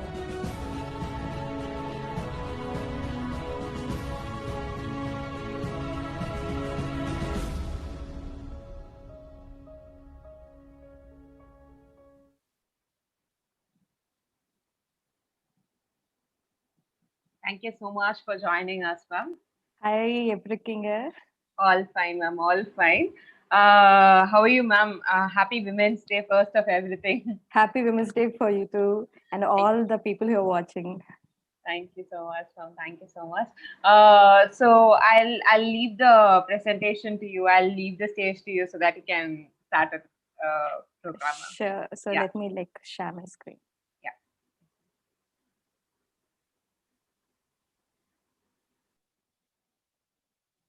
So thank you so much for this opportunity, and I would like to be honored to present what all I know regarding the computer analysis. So எனக்கு தெரியும் இங்க நிறைய college students, college goers and start up budding entrepreneurs நிறைய பேர் இங்க இருக்காங்க. So அவங்களுக்கு எவ்வளோ சிம்பிளா ஒரு காம்ப்யூட்டர் அனாலிசிஸ்னா என்ன, அதை வச்சுட்டு ஒரு பிஸ்னஸ்ல நம்ம எப்படி ஸ்டார்ட் பண்றது அப்படிங்கறத நான் உங்களுக்கு சொல்லித்தரேன். So starting off with what is a competitive analysis. ஒரு காம்படிட்டிவ் அனாலிசிஸ்ங்கிறது எவ்வளோ முக்கியம்னா, ஒரு பிஸ்னஸ் நீங்க ஆரம்பிக்கிறீங்கன்னா அந்த பிஸ்னஸ்ல எவ்வளோ பேர் அதே மாதிரி ஒரு சிமிலர் பிஸ்னஸ் வச்சிருக்காங்க, இல்ல அந்த மாதிரி உங்களோட ஏரியாலயோ உங்களோட ரீஜனல்லையோ இல்ல உங்க நேஷனல்லையோ உங்களோட காம்படிட்டர்ஸ் யாரு அப்படிங்கறது பாக்குறது இந்த காம்படிட்டிவ் அனாலிசிஸ். ஓகேங்களா? ஸோ இதுக்குன்னு ஒரு மெத்தட் இருக்கு. So there is a strategic method of determining எப்படி உங்க கரண்ட் இல்ல ஃபியூச்சர் த்ரெட் ஏதாவது இருக்குங்களா, இன்னொருத்தவங்க கம்பெனி ஸ்டார்ட் அப் பண்றாங்க, இல்ல உங்களோட காம்படிட்டர்ஸ்னால உங்களுக்கு த்ரெட் வருமா, இல்ல உங்க பிசினஸ் எப்படி அவங்க காம்படிட்டர் விட அதிகமா கொண்டு போகிறது அப்படிங்கிறது தான் ஒரு காம்படிட்டிவ் அனாலிசிஸோட பேசிக்கான ஒரு தீம். ஓகேங்களா? ஸோ இதுல நம்ம போக போக என்ன பார்ப்போம்னா, அந்த காம்படிட்டிவ் அனாலிசிஸ்னா என்ன மாதிரி டிவிஷன்ஸ் இருக்கு, எப்படி அது வந்துட்டு காம்படிட்டிவ் அனாலிசிஸ் பண்றது, ஒரு காம்படிட்டிவ் அனாலிசிஸ் பண்ணா உங்களுக்கு என்ன அட்வான்டேஜஸ் இருக்கு, என்ன டிஸ்அட்வான்டேஜஸ் இருக்கு, அண்ட் எப்படி நீங்க உங்களோட பிசினஸ்ல இதை இம்ப்ளிமெண்ட் பண்ணலாம் அப்படிங்கிறது. ஸோ ஒரு காம்படிட்டிவ் அனாலிசிஸ்ங்கிறது 2 டைப்ஸ் இருக்கு. ஒன்று டைரக்ட் காம்படிட்டர்ஸ், ஒன்னொன்னு இன்டைரக்ட் காம்படிட்டர்ஸ்ங்கிறது. ஓகே டைரக்ட் காம்படிட்டர்ஸ்னு என்னன்னா, ஓகே லெட்ஸ் டேக், இப்போ நான் ஒரு எக்ஸாம்பிள் கொடுக்குறேன். பீஸா ஹட்டுங்கிறது ஒரு காம்படிட்டர், ஓகேங்களா? அப்போ பீஸா ஹட்டுங்கிறது let's take a competitor 1 and டாமினோஸ்ங்கிறது காம்படிட்டர் 2ன்னு வச்சுக்கோங்களேன். And you are going to start your another pizza baking company. இப்போ இந்த பீஸா செய்யும் போது நீங்க வந்துட்டு கண்டிப்பா இந்த பீஸா ஹட்டையும் டாமினோஸையும் நீங்க மைண்ட்ல வச்சுக்கணும். Because they are the major competitors in this market. இப்போ மார்க்கெட்டு நம்ம பேசும்போது உங்களோட எக்ஸாக்ட் சேம் ப்ராடக்ட், உங்களோட எக்ஸாக்ட் சேம் ஃபங்க்ஷன்ஸ், உங்களோட எக்ஸாக்ட் சேம் ஆடியன்ஸ் அவங்க ரீச் பண்ணாங்கன்னு வச்சுக்கோங்களேன். Those are been considered as you direct competitors. இப்போ டைரக்ட் காம்படிட்டர்ஸ்ல உங்களோட ஓன் பிஸ்னஸ்ல உங்களோட ஒரே ஃபீச்சர்ஸோட இல்ல ஒரே ப்ராடக்டோட இல்ல சிமிலரான ஒரு ஆடியன்ஸ் எல்லாம் அவங்க டார்கெட் பண்றாங்கன்னா அவங்க தான் வந்துட்டு டைரக்ட் காம்படிட்டர்ஸ்ங்கிறது அனலைஸ் பண்ணுவாங்க. இப்போ இந்த டைரக்ட் காம்படிட்டர்ஸ் உங்க பிசினஸுக்கு இருக்கலாம், இல்லாமையும் போகலாம். அப்படி இருக்கிற பட்சத்துல அவங்க என்னென்ன பண்றாங்க, எந்தெந்த ஃபங்க்ஷனாலிட்டிஸ் யூஸ் பண்றாங்க, ஒரு என்னென்ன சேனல்ஸ்ல அவங்க வந்துட்டு ப்ரொமோஷன் கொடுக்குறாங்க, எந்தெந்த இடத்துல ப்ரொமோஷன்ஸ் வைக்கிறாங்க, இதெல்லாமே நீங்க அனலைஸ் பண்றதுங்கிறது டைரக்ட் காம்படிட்டர்ஸ். நெக்ஸ்ட் வந்து இன்டைரக்ட் காம்படிட்டர்ஸ். ஃபார் எக்ஸாம்பிள், உங்களோட பிசினஸ்ல வந்துட்டு காம்படிட்டர்ஸே இல்லை, ஆர் இருக்கிற காம்படிட்டர்ஸும் 2-3 பேர் தான் இருக்காங்கிற பட்சத்துல உங்களுக்கு காம்படிஷனே இல்லைன்னு அங்க ஆகாது. ஃபார் எக்ஸாம்பிள், நான் அப்பவே சொன்ன எக்ஸாம்பிள் நம்ம எடுத்துக்கலாம். இப்போ பீஸா ஹட் வந்துட்டு எவ்ரிபடி நோஸ் இட்ஸ் ஹை கொலஸ்ட்ராலோ இல்ல அது சாப்பிட்ட ரொம்ப குண்டாவாங்கன்னு ஒரு மித் இருக்கு. ஸோ இப்போ வந்துட்டு இதுக்காக நிறைய பேர் அது வந்துட்டு கன்சியூம் பண்ணாமையும் இருக்கலாம். அதுக்குன்னு பீஸா ஹட்டோட அந்த அந்த அந்த மாதிரி ஒரு மித்தா நினைக்கிற சில பேரை வந்துட்டு எப்படி இன்னொருத்தவங்க வந்துட்டு அங்க இன்னொரு காம்படிட்டரா ஆக்ட் பண்றாங்கன்னா, சப்வே அங்க ஒரு காம்படிஷன் ஆக்ட் பண்ணும். எப்படின்னா, பீஸா ஹட் சாப்பிட்டா பீஸா ஹட்ல பீஸா சாப்பிட்டீங்கன்னா நீங்க குண்டாவீங்கன்னு ஒரு ஒரு ஸ்ட்ரீம் சொன்னோம்னா, சப்வேல சாப்பிட்டீங்கன்னா நீங்க இளைக்கலாம் அப்படின்னு இன்னொரு மித் கொண்டு வரும்போது, அப்போ சப்வே வந்து பீஸா ஹட்டோட இன்டைரக்ட் காம்படிட்டரா வருவாங்க. இப்போ நம்மளோட ஆடியன்ஸ ஒருத்தவங்க நம்மளை விட தள்ளி இன்னொரு பக்கம் தூக்கிட்டு போறாங்கன்னா, those are been considered as your indirect competitors.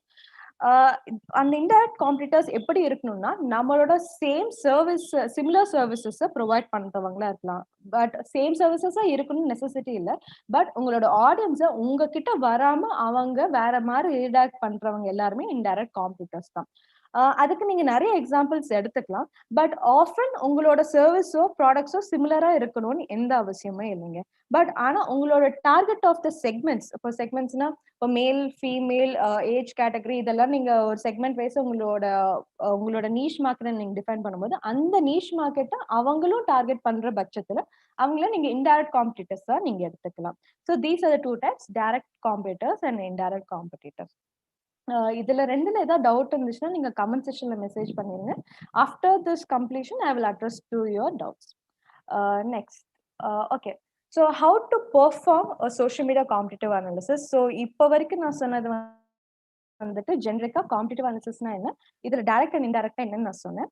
இதுல இப்போ நான் இதுக்கப்புறம் நான் பேச போறது வந்துட்டு சோஷியல் மீடியாவையும் வந்து உள்ள தூக்கிட்டு வர போறேன். Because I am into that social media stream and I really wanted to address how it can be taken under the social media. Okay, so first identify your social media competitors. இப்போ let's take it like ஒரு 2 decades முன்னாடி நம்ம பார்த்தோம்னா social மீடியாங்கிறது அவ்வளோ பெரிய ஒரு booming இண்டஸ்ட்ரியாவே இல்லை. Like Facebook ஆகட்டும், இன்ஸ்டாகிராம் ஆகட்டும், லிங்க்டின் ஆகட்டும், அப்படின்னா அது இல்லவே இல்லை. அந்த 2 decades பிஃபோர் ஒரு காம்படிஷன்னா ஒரு ஸ்ட்ரீட்ல ஒரு டிபார்ட்மெண்டல் ஸ்டோரோ இல்லை ஒரு பொட்டி கடை வைக்கிறாங்கன்னா அந்த ஸ்ட்ரீட்ல இன்னொருத்தன் அந்த கடை வச்சா அவனுக்கு அது லாஸ். இல்லை அவன் வந்துட்டு அந்த 2 பேருமே காம்படிட்டர்ஸ்னு அனலைஸ் பண்ணிடுவாங்க. That is easy to know. Okay, இங்கதான் இருக்காங்க, இவங்க இங்கதான் இருக்காங்கன்னு சொல்லிட்டு நமக்கு தெரிஞ்சிடும். இஃப் இன் கேஸ் அவங்க ஒரு 5 தெரு தள்ளி போய் இருந்தாங்கன்னா அதுவும் நமக்கு தெரியும். ஓகே, இவங்க இந்த ரேடியஸ்குள்ள இந்த ஒரு கடை தான் இருக்கு, அடுத்த ரேடியஸ்ல அந்த கடை இருக்குன்னு சொல்லிட்டு நம்ம வந்து டிபெண்ட் பண்ண முடியும். பட் இந்த இப்போ கரண்ட் ஜென்ரேஷன்ல இல்ல கரண்ட் ட்ரெண்ட்ல பாத்தீங்கன்னா அந்த மாதிரி நம்ம டிஃபைன் பண்ண முடியாது. ஏன்னா ஒரு ஆன்லைன் பிளாட்ஃபார்ம்ல நம்ம ஒரு கம்பெனியை ரெப்ரசென்ட் பண்ணி உள்ள போயிட்டோம்னு வச்சுக்கோங்களேன், we are into the global market. ஓகேங்களா? நம்மள மாதிரி சிமிலரான ப்ராடக்ட்ஸோ சிமிலர் சர்வீசஸோ மற்ற கம்பெனிஸ் பண்ற மாதிரி இருந்துச்சுன்னா எல்லாத்துக்குமே நம்ம வந்து காம்படிட் பண்ணுவாங்க. எல்லாரும் நம்மளையும் ஒரு காம்படிட்டிவா தான் பார்ப்பாங்க. நம்ம இப்போ சோஷியல் மீடியான்னு போகும்போது நம்மளோட காம்படிட்டர்ஸ் யாரெல்லாம் அப்படிங்கிற மாதிரி இந்த டைரக்ட் அண்ட் இன்டைரக்ட் காம்படிட்டர் லிஸ்ட்ல நீங்க வந்துட்டு ஃபர்ஸ்ட் ஐடென்டிஃபை பண்ணிக்கோங்க. That will be the first process. And coming back and gathering the data ஆகட்டும், and analyse the competitive activities ஆகட்டும், step by step competitive analysis ஆகட்டும், அண்ட் யூசிங் த டேட்டாஸ் ஆகட்டும், இது எல்லாமே the steps to perform the social media competitive analysis. I will explain everything in detail. So, as we were talking, identifying the social media competitors. Okay, ஒரு social media competitors எப்படி நம்ம வந்து identify பண்ண முடியும் அப்படிங்கறத இங்க பார்க்கணும். ஓகே, சோஷியல் மீடியா போனோடனே இப்போ இன்ஸ்டாகிராம் உள்ள போனோடனே என் காம்படிட்டர்ஸ் நான் எப்படி ஐடென்டிஃபை பண்றது அப்படிங்கன்னா நீங்க கேட்டீங்கன்னா அது ரொம்ப சுலபமா இருக்காது. ஏன்னா நிறைய பேர் இருக்காங்க. இதுக்கு ஈஸியான ஒரு வழி என்னன்னா, நீங்க கூகுள் போயிட்டு உங்களோட பிசினஸோட சில வார்த்தைகளை நீங்க சர்ச் பண்ணுங்க. ஃபார் எக்ஸாம்பிள் ஐஸ்கிரீம் பார்லர் இன் கோயம்புத்தூர் அப்படின்னு நீங்க டைப் பண்ணீங்கன்னா அதெல்லாம் சில வெப்சைட்ஸோ சில கூகுள் மேப்ஸ்ல சிலது காட்டுறீங்களா. ஸோ இதெல்லாமே உங்களோட ஏரியா பேஸ் காம்படிட்டர்ஸை நீங்க ஐடென்டிஃபை பண்ணலாம். இவங்கெல்லாம் சோஷியல் மீடியால இருக்காங்களா இல்லையாங்கிற எப்படி கண்டுபிடிக்கலாம்னா, அவங்களுக்குன்னு தனி ஒரு வெப்சைட் இருக்கிறதா. அந்த வெப்சைட் குள்ள போனீங்கன்னா டவுன் த லைன் இந்த ஃபுட்டர் ஆகட்டும் இல்ல ஹெடர் ஆகட்டும் இல்ல சைட்ல எங்கேயாச்சும் அவங்களோட social media icons with link அவங்க வந்து கொடுத்துருப்பாங்க. அந்த லிங்க் நீங்க கிளிக் பண்ணீங்கன்னா அது வந்துட்டு அவங்களோட சோஷியல் மீடியா பேஜுக்கு போய் ரீடைரக்ட் ஆகி போய் நிற்கும். அந்த மாதிரி இருக்கும் போது அவங்களோட சோஷியல் மீடியா ஆக்டிவிட்டிஸ் என்னென்னங்கிறது நீங்க ஐடென்டிஃபை பண்ணிக்கலாம். So this is first method of identifying your social media competitors. Next gathering the data. Okay, இப்போ சோஷியல் மீடியா நமக்குள்ள போயாச்சு. இங்க போய் நம்ம என்னென்னலாம் பார்க்கணும் அப்படின்னா, ஃபர்ஸ்ட் ஆடியன்ஸ் க்ரோத். உங்க காம்படிட்டர்ஸ்க்கு எவ்வளோ பேர் அந்த காம்படிட்டிவ் ப்ரொஃபைல வந்துட்டு ஃபாலோ பண்றாங்க, எவ்வளோ ஆடியன்ஸ் உங்களோட காம்படிட்டிவ் ப்ரொஃபைல வந்துட்டு என்கேஜ்டா இருக்காங்கிறது பார்க்க வேண்டியது ஃபர்ஸ்ட் ஆடியன்ஸோட க்ரோத். Next media spent. ஒரு காம்படிட்டர் அவங்களோட ஆடியன்ஸ்க்கு எவ்வளோ ஃப்ரீக்வெண்டா இமெயில் ஆகட்டும் இல்லாட்டி ஏதோ போஸ்டர்ஸ் ஆகட்டும் இல்ல ஏதோ மெசேஜ் வந்துட்டு சென்ட் பண்றாங்கிறது அந்த மீடியாவை வந்து நீங்க வந்து பாத்துக்கணும். Next engagement. ஒரு காம்படிட்டரோட ப்ரொஃபைல்ல ஒரு ஆடியன்ஸா ஒருத்தங்க போய் மெசேஜ் பண்ணாங்கன்னா எவ்வளவு சீக்கிரம் அந்த என்கேஜ்மெண்ட்ல அவங்க ஈடுபடுறாங்க, எவ்வளவு சீக்கிரம் அதை அட்ரஸ் பண்றாங்கிறது அதுதான் என்கேஜ்மெண்ட்டா குறிக்குது. அதையும் நம்ம வந்து நோட் பண்ணிக்கணும். Next hashtags. உங்க ஒரு காம்படிட்டர் போடுற ஒரு போஸ்ட் கீழே என்ன மாதிரி ஹேஷ்டேக்ஸ் போடுறாங்க. I believe everybody knows what the hashtag is. It is nothing but ஒரு name which trends all over. அந்த ஹேஷ்டேக் சர்ச் பண்ணீங்கன்னா யாரெல்லாம் போஸ்ட்ல ஹேஷ்டேக் வச்சு அந்த போஸ்ட் போறாங்க எல்லா போஸ்ட்லயும் அந்த ஹேஷ்டேக் இழுத்துட்டு வந்து சர்ச்ல வந்து காட்டும். So that is simply and hashtag. Coming back, hashtag என்னென்ன ஹேஷ்டேக் ஒரு காம்படிட்டர்ஸ் யூஸ் பண்ணியிருக்காங்க, அந்த ஹேஷ்டேக்ஸ் உங்களோட பிசினஸ் அதை வந்துட்டு ரெப்ரசென்ட் பண்ணுதா இல்ல அவங்களோட பிசினஸ் ரெப்ரசென்ட் பண்ணி அவங்க அதை போட்டுட்டு இருக்காங்களா, ஒரு ஹேஷ்டேக்கும் எத்தனை பேர் ஃபாலோ பண்றாங்கிற அனாலிசிஸ் வந்து நீங்க அதில் எடுத்துக்கலாம். Next coming to the top post. உங்களோட காம்படிட்டரோட top selling top viewed posto இல்ல டாப் என்கேஜ்டு போஸ்ட் என்ன அப்படிங்கறத நீங்க நோட் பண்ணி வச்சுக்கணும். which implies that அந்த போஸ்ட் வந்துட்டு ஏன் அப்படி இருக்கு, எதனால இவ்வளவு பேர் என்கேஜ்மெண்ட் ஆயிருக்காங்கிறது நீங்க கேள்வி கேட்கும் போது you will know where your competitor really stands in the market. Next, analyze competitors activity. Okay, so உள்ள போயிட்டு என்னென்ன எடுக்கணும் அப்படின்னு நம்ம சொல்லிட்டோம். பட் ஒரு ஆக்டிவிட்டி அவங்க என்னென்ன பண்ணிருக்காங்கிறது பாக்குறதும் இம்பார்ட்டன்ட் தான். இப்போ உங்களோட காம்படிட்டர் ஃபார் எக்ஸாம்பிள் காம்படிட்டர் ஏ வந்துட்டு ஒரு போஸ்ட் சோஷியல் மீடியால லெட்ஸ் சே இன்ஸ்டாகிராம்ல ஒரு போஸ்ட் வந்துட்டு 10 மணிக்கு போடுறாரு. ஃப்ரைடே 10 o'clockனு வச்சுக்கோங்க. இப்போ ஃப்ரைடே 10 o'clockங்கிறது ஒரு போஸ்ட் அண்ட் ஒரு போஸ்ட் ஃப்ரைடே 10 o'clock போட்டுட்டதுக்கு அப்புறம் நெக்ஸ்ட் டே சாட்டர்டே ஒரு 4 o'clock 4 PM போடுறோன்னு வச்சுக்கோங்களேன். நீங்க அதை அனலைஸ் பண்ணிக்கோங்க. இப்போ எதுக்கு ஃப்ரைடே 10 o'clock போடுறாரு இன்ஸ்டாகிராம்ல, அடுத்த நாள் ஏன் 10 o'clock விட்டுட்டு 4 o'clock போடுறாங்க, அந்த 4 o'clock போட்டதுக்கு அப்புறம் எது தினமும் போடுறாங்க இல்ல ஒரு நாள் விட்டு ஏன் ஒரு நாள் போடுறாங்கிறது you have to analyze and keep. Just for a general you have to know how frequently they have been engaging to the audience.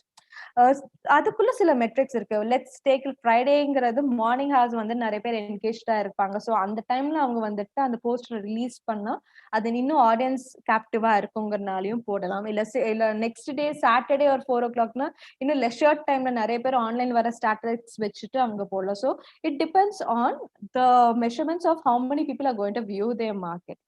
அந்த பேசிஸ்ல அவங்க போடுறாங்கங்கிற நீங்க தெரிஞ்சு வச்சுக்கிட்டீங்கன்னா it will definitely be used for your own metrics also. And மூணாவது வந்துட்டு how to they respond to the comments. அது ஒரு நெகட்டிவ் கமெண்டா இருக்கலாம், பாசிட்டிவ் கமெண்டா இருக்கலாம், இல்ல வந்துட்டு ஜஸ்ட் ஒரு ரேண்டம் கமெண்ட்ஸா கூட இருக்கலாம். அந்த ஒரு ஆடியன்ஸோட கமெண்ட்டுக்கும் அந்த கம்பெனி எவ்வளோ ரெஸ்பான்சிபிலிட்டி எடுத்து அதுக்கு ரிப்ளை பண்றாங்க, எவ்வளவு ஸ்பீடா வந்து ரிப்ளை பண்றாங்க, ஒரு ஏதோ இஷ்யூ அந்த கமெண்ட்ல ரைஸ் ஆச்சுன்னா அந்த இஷ்யூ எப்படி சார்ட் அவுட் பண்றாங்கிறது நம்ம வந்து தெரிஞ்சு வச்சுக்கணும், which is really essential for analyzing a competitor's activity. And next come to step up your competitive analysis. Okay, எல்லாமே நம்ம கேதர் பண்ணியாச்சு. இதை கேதர் பண்ணதுக்கு அப்புறம் நம்ம அதை ஃபைன் டியூன் பண்ணணும் இல்ல. So let's take it like analysing, ஒரு மேனுவலா வச்சு நம்ம அனலைஸ் பண்றதை வந்து பார்க்கணும். So I have a set of ஒரு ஃப்ரேம் ஒர்க் நான் வந்து செட் பண்ணியிருக்கேன். காம்படிட்டிவ் அனாலிசிஸ் ஃபார்மேட்னு கூகுள்ல நிறைய இடத்துல இது கிடைக்குது. இது just for the understanding of ஒரு காலேஜ் கோவர்ஸ்க்கு இது எப்படி ஈஸியா ஒரு அண்டர்ஸ்டாண்டிங் கொடுக்கலாம்னு சொல்லிட்டு have just given it in the row and column wise. I'll just explain what this table is all about. இது உங்களோட பிசினஸுக்கு உங்களோட மெட்ரிக்ஸ் என்ன, உங்களோட ஆட்ரிபியூட்ஸ் என்னன்னு நீங்க வேரி பண்ணிட்டு நீங்க அதை வந்து காம்படிட்டிவ் 1 காம்படிட்டிவ் 2 நீங்க வந்துட்டு இது பண்ணிக்கலாம். ஃபர்ஸ்ட் ஒரு காம்படிட்டிவ் இந்த டேபிள் பாத்தீங்கன்னா இந்த டேபிள்ல நான் எப்படி போட்டிருக்கேன்னா competitive analysis 1 Facebook, Instagram and LinkedIn. Okay, ஒரு காம்படிட்டிவ் எடுக்கிற அவங்களோட ஒரு சோஷியல் மீடியா ஆக்டிவிட்டிஸையும் நான் வந்துட்டு இப்போ ட்ராக் டவுன் பண்ண போறேன். இப்போ ஃபேஸ்புக்னு எடுத்துக்கிட்டேன்னு வச்சுக்கோங்களேன். First summary. இப்போ சம்மரி நான் இப்ப இதுல என்னன்னு பேச போறேன்னா இந்த ஃபேஸ்புக் பேஜ்ல ஓவராலா அந்த கம்பெனி என்ன என்கேஜ்மெண்ட்ல போயிட்டு இருக்கு அப்படிங்கறது நான் கமெண்ட்ல போடுறேன். நெக்ஸ்ட், அவங்க தினமும் ஆக்டிவ்ல இருக்காங்களா இல்ல விட்டு விட்டு ஆக்டிவ்ல இருக்காங்களா, அவங்களோட லாஸ்ட் போஸ்ட் என்னன்னு பார்த்துட்டு ஆக்டிவா இன்ஆக்டிவா நான் ஃபர்ஸ்ட் தெரிஞ்சு வச்சுப்பேன். நெக்ஸ்ட், எவ்வளவு ப்ரொமோஷன் போஸ்ட் வந்துட்டு அவங்க கொடுக்குறாங்க, அவங்க வந்துட்டு வெறும் போஸ்ட் போட்டுட்டு போயிடுறாங்களா இல்ல அதுக்குள்ள அட்வர்டைஸ்மெண்ட்ஸ் பண்றாங்களா, அப்புறம் ஃபாலோவர்ஸ் எவ்வளவு வச்சிருக்காங்க, அவங்களோட ஆடியன்ஸ் growth என்ன, அவங்க வந்துட்டு எவ்வளவு போஸ்ட் வந்துட்டு இன்னும் என்கேஜ்மெண்டா வச்சிருக்காங்க, எவ்வளவு தாட்டி ரிப்பீட்டட் போஸ்டா போட்டுட்டு இருக்காங்க, அவங்களுக்கு மெசேஜஸோ இல்ல கமெண்ட்ஸோ ரிசீவ் ஆகுதா, அப்படி ரிசீவ் ஆனா எவ்வளவு மெசேஜஸ் அண்ட் கவுண்ட்ஸ் ரிசீவ் ஆகுது, அவங்களோட எத்தனை வீடியோ போஸ்ட் போட்டிருக்காங்க, எத்தனை இமேஜ் போஸ்ட் போட்டிருக்காங்கிறது ஒன்னொன்னா என்னோட வந்து போட்டிருக்கேன். இத உங்களோட பிசினஸுக்கு, உங்களோட ஸ்டார்ட் அப் பிசினஸ் ஆகட்டும் இல்ல உங்களோட காம்படிட்டிவ் ஒரு பிசினஸ்க்குள்ள போறதுக்கு முன்னாடி உங்களோட காம்படிட்டிவ் அனலைஸ் பண்ணும்போது இதெல்லாம் நீங்க பாக்குற மெட்ரிக்ஸ்ங்கிறது இதுதான். இப்போ இந்த மெட்ரிக்ஸ்ல நீங்க உங்களோட சோஷியல் மீடியா விட்டுட்டு உங்களோட ஃபார் எக்ஸாம்பிள் இப்போ பர்கர் கிங்னு எடுத்துக்கிட்டீங்கன்னா எவ்வளோ ஆடியன்ஸ் அந்த ஸ்டோர்க்குள்ள போகுறாங்க, எவ்வளோ ஆர்டர்ஸ் அவங்க எடுக்கிறாங்க, எத்தனை பேர் வந்துட்டு அதை என்னென்ன ப்ராடக்ட்ஸ் கன்சியூம் பண்றாங்க, அந்த என்ன ப்ராடக்ட் டாப் ப்ராடக்டா விற்குது, அந்த மாதிரி ஒரு பிசினஸுக்கும் ஒரு விஷயம் நீங்க அலைன் பண்ணி வச்சுக்கலாம். And keeping everything in mind is impossible. அதுக்காக ஒரு சின்ன எக்ஸல் ஷீட்ல இந்த மாதிரி டேட்டாஸ் வைக்கிறதுங்கிறது இட்ஸ் எசென்ஷியல். அண்ட் இது வந்துட்டு ஒரு தாட்டி நான் காம்படிட்டிவ் அனாலிசிஸ் பண்ணிட்டேன்னா இது போதுமானா no, you have to it in repeated wise. Next, using the data. எல்லாமே நம்ம கலெக்ட் பண்ணியாச்சு. இப்போ இது போதுமா அப்படின்னா இதை வச்சுட்டு no, it's not actually enough. இந்த டேட்டாஸ் மட்டும் enough இல்ல. This is just to understand where you stand, where your competitors stand. உங்க காம்படிட்டர் மட்டும் பார்த்துக்கிட்டு நீங்க பயமும் படக்கூடாது, இல்ல இவங்க எதுவுமே பண்ணல நான் இதை விட சூப்பரான ப்ராடக்ட் வச்சிருக்கேனோ நம்ம அந்த ஒரு அனாலிசிஸ்க்கு வரக்கூடாது. We don't know where your competitor really stand in this market. So far is there any other doubts? இப்ப நான் எக்ஸ்பிளைன் பண்ணதுல ஏதாவது டவுட்ஸ் இருந்தா நீங்க ஷூட் அவுட் பண்ணுங்க. I will explain. Raghavi, is there any doubts raised up?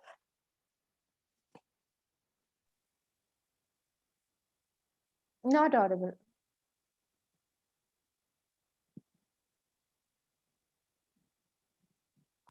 Hello, ma'am. Am I audible? Yeah, audible. So far there is no questions, but I'll keep you posted on the chat over here, ma'am. Sure, Raghavi. So let me continue with the presentation. And next, pay attention to the data details. ஒரு கம்பெனியோட brand metrics என்ன, அவங்களோட competitors என்ன பண்றாங்க, and ஒரு அவங்களோட social media analytics என்னென்ன, அந்த சோஷியல் மீடியா வந்துட்டு எப்படி ஒரு போஸ்ட் போடுறாங்க, என்ன கலர் கோட்ஸ்ல ஒரு போஸ்ட் போடுறாங்க, அண்ட் என்ன மாதிரி கிராஃபிக்ஸ் யூஸ் பண்றாங்கங்கிறது அதுவும் ஒரு kind of a minute information தான். ஜஸ்ட் பிகாஸ் அவங்க டைம்லி போஸ்ட் போடுறதுனால அவங்களுக்கு ஓவர் என்கேஜ்மெண்ட் இருக்குங்கிறது நெசசிட்டி இல்லை. ஸோ திஸ் இஸ் ஹவு இந்த மெட்ரிக்ஸ் தான் இப்படி எல்லாம் போக போகுது. And so pay detail to the metrics. Next, okay, இப்போ I have explain to you ஒரு காம்படிட்டரை வந்துட்டு எப்படி எல்லாம் அனலைஸ் பண்ண முடியும், எவ்வளோ தூரம் எடுத்துட்டு போக முடியும் நான் சொல்லியிருக்கேன். நவ் லெட்ஸ் ஸ்டார்ட் வித் ஸ்குவாட் அனாலிசிஸ். ஸ்குவாட் அனாலிசிஸ்னா என்ன அப்படின்னு பார்த்தீங்கன்னா, it is a method to analyse whether ஒரு ஒரு பிஸ்னஸ் வந்துட்டு எவ்வளோ தூரம் எங்க நிக்குது, எவ்வளோ தூரம் கொண்டு போகுது அப்படிங்கிற அனலைஸ் பண்றது தான் ஸ்வாட் analysis. Let me explain it to you.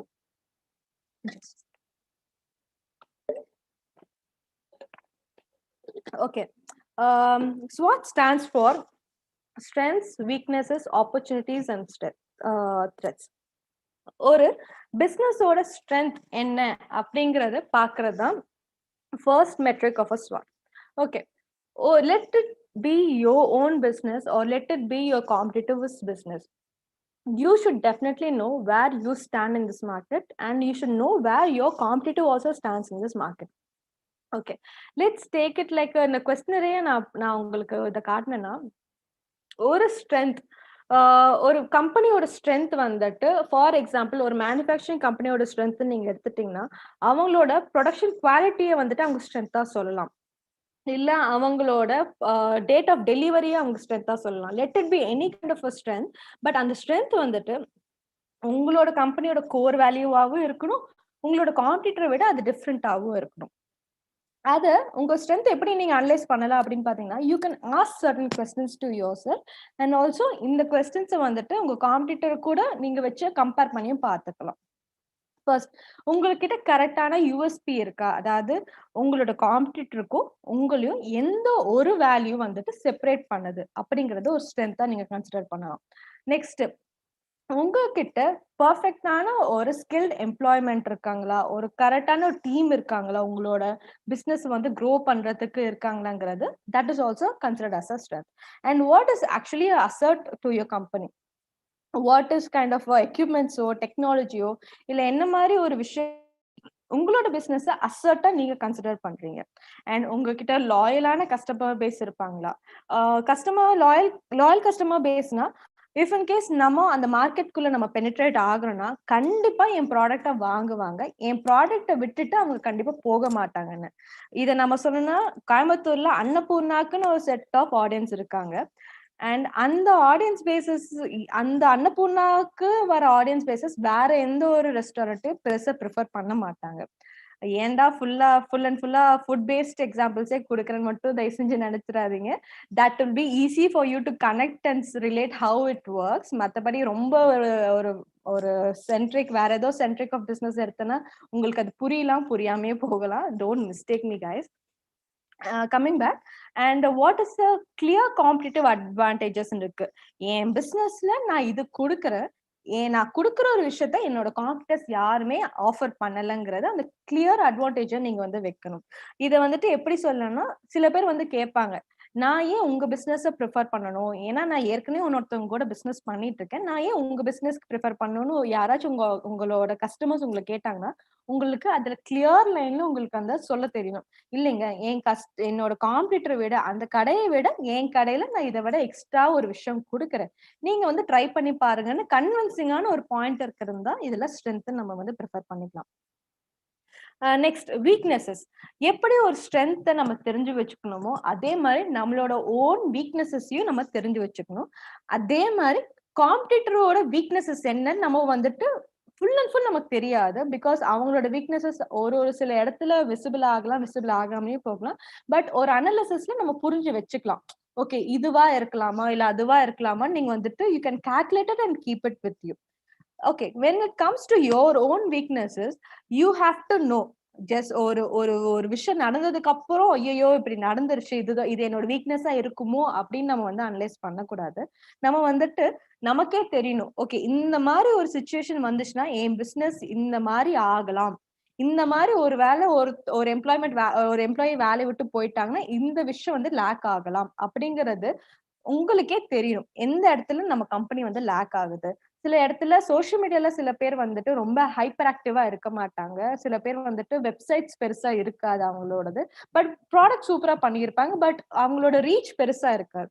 அவங்களுக்கு அது சில பேருக்கு தெரியாது. அது ஒரு வீக்னஸ்ன்னு தெரியாது. அவங்க நினைச்சிட்டு இருக்காங்க, நான் வந்து ப்ரொடக்ஷன் பண்ணி இது பண்ணிட்டு இருக்கேன். பட் எனக்கு சோசியல் மீடியா பிரசன்ஸ் இல்லாத பட்சத்துல எனக்கு அது பெரிய வீக்னஸஸா தெரியலன்னு. பட் அதுவும் it is also consider as a weakness because அவங்களோட காம்படிட்டர் சோசியல் மீடியா ஆகட்டும், வெப்சைட் ஒரு பேஜ் வச்சு அவங்கள அழகா வந்து போர்ட்ரேட் பண்ணி இன்னும் இன்டர்நேஷனல் ஆடியன்ஸை டார்கெட் பண்ணிட்டு இருப்பாங்க.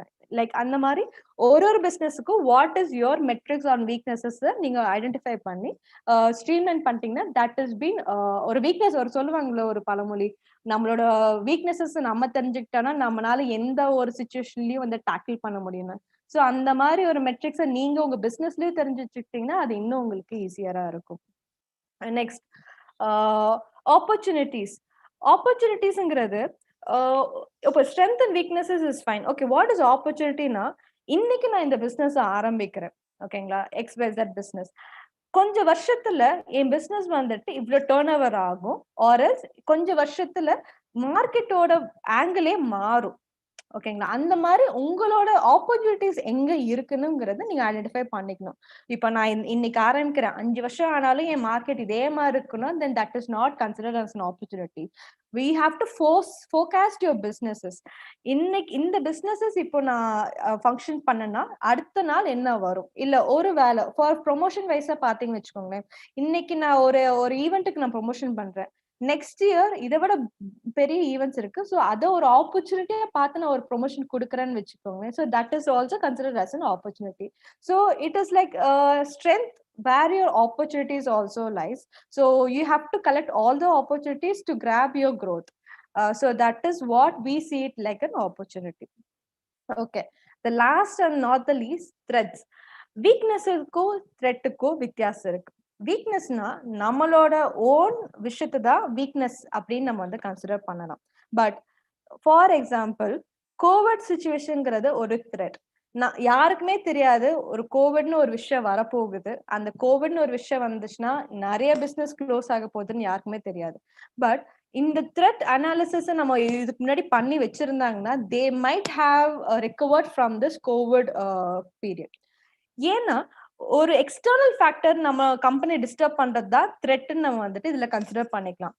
What is the potential outside த்ரெட்ல இருந்து? ஃபார் எக்ஸாம்பிள், கவர்மெண்ட் பாலிசிஸ் மாறிச்சுன்னா உங்களோட பிசினஸ்ல வந்து அப்டிக்கல்ஸ் ஆகுதா, இல்ல வந்துட்டு ஒரு கடை வச்சிருக்கீங்க, கடைக்கு முன்னாடி வந்துட்டு ஒரு பிரிட்ஜ் கட்டுறாங்கன்னா அந்த பிரிட்ஜ் கட்டுற ப்ராசஸ் டைம்ல உங்களோட கம்பெனி வந்துட்டு இதாக போகுதா? So what is your threat, you have to be defined. ஒருவேளை அந்த த்ரெட் அந்த சுச்சுவேஷன் வந்துச்சுன்னா how am I going to ஃபேஸ்ங்கிறது you have to really forecast. அப்படி நீங்க ஃபோகாஸ்ட் பண்ணி எல்லாமே வச்சுட்டீங்க பட்சத்துல you can survive the threat process. ஒரு சின்ன எக்ஸாம்பிள் சொல்றேன். கோவிட் ஸ்டார்டிங்ல I heard a company, I will not name that company. அந்த ஐடி கம்பெனி வந்துட்டு they had like 3 years of salary இது பேங்க் வந்து வச்சிருந்தாங்க. அதாவது ஒரு 100 பேர் 500 பேர் இருக்கிற ஒரு கம்பெனி 500 பேரோட 3 வருஷத்தோட சம்பளத்தை அவங்க ஏற்கனவே ஸ்டோரேஜ்ல வச்சிருக்காங்க. ஸோ தட் அதுக்கப்புறம் அந்த கோவிட் ஸ்டார்ட் ஆனதுக்கு அப்புறம் நிறைய கம்பெனிஸ் அவங்களோட காம்படிட்டர் கம்பெனிஸ் அப்படியே டவுன்ஃபால் ஆச்சு. தே could not take it forward. But this company survive because they forecast the thread. இந்த மாதிரி ஒரு சுச்சுவேஷன் வந்தாலுமே அந்த 500 பேருக்கும் அந்த செக்யூரிட்டி இருக்கு, ஃபினான்ஷியல் செக்யூரிட்டி என்னால கொடுக்க முடியும். அதே மாதிரி அவங்களுக்கு 3 இயர்ஸுக்கு என்னால அவங்களை டேக் கேர் பண்ணிக்க முடியும் அப்படிங்கிற ஒரு விஷயத்த அந்த கம்பெனி சர்வைவ் ஆச்சு. ஸோ இந்த மாதிரி நீங்களும் ஒரு பிசினஸ் ஆஸ்பெக்ட்ல even you can forecast threat and you can make arrangement so far. But த்ரெட்ங்கிறது ஆஸ் டேர்ம்ட் இது வந்துட்டு எப்போ வேணா நடக்கலாம், எப்படி வேணா நடக்கலாம். But you have to be make sure that எல்லா ஆஸ்பெக்ட்ஸ்லயும் ஒரு எம்ப்ளாய்மெண்ட் மேனேஜ்மெண்ட் ஆகட்டும், ஒரு ஃபினான்ஷியல் மேனேஜ்மெண்ட் ஆகட்டும், இல்ல எதுனாலுமே உங்களோட காம்படிட்டரை விட நீங்க ஒரு ஒரு படி மேல யோசிச்சு வச்சு ரியாக்ட் பண்ண எவ்வளவு ஃபாஸ்டா ரியாக்ட் பண்றீங்களோ that is where you stand with your marketers. So these are the 4 SWOT analysis. இதுல ஏதாச்சும் டவுட்ஸ் இருந்துச்சுன்னா just make it in the comment section. Next, tips. Okay, இதுல வந்து சின்ன சின்ன டிப்ஸ் நான் கொடுக்குறேன். ஒரு காம்படிட்டிவ் அனாலிசிஸ் நம்ம பண்ணும்போது ஃபர்ஸ்ட் திங், எல்லாமே நான் சொன்ன மாதிரி எல்லாமே நம்ம மைண்ட்ல வச்சுக்க முடியாது. we have to keep it organized. ஒரு டெம்ப்ளேட்டை போட்டு அதுல வந்து நீங்க என்னென்ன டேட்டாஸ் எல்லாம் பாக்குறீங்க, என்னென்னலாம் வந்துட்டு ரிசர்ச் பண்ணிருக்கீங்க, யாரோடதெல்லாம் ரிசர்ச் பண்ணிருக்கீங்க, புதுசா யார் வந்துட்டு மார்க்கெட்ல வந்திருக்காங்கன்னு எல்லாமே வந்துட்டு நீங்க ஒரு ஆர்கனைஸ்டா நீங்க ஒரு ஷீட்ல வச்சுட்டீங்கன்னா that will help you to analyze where you really stand.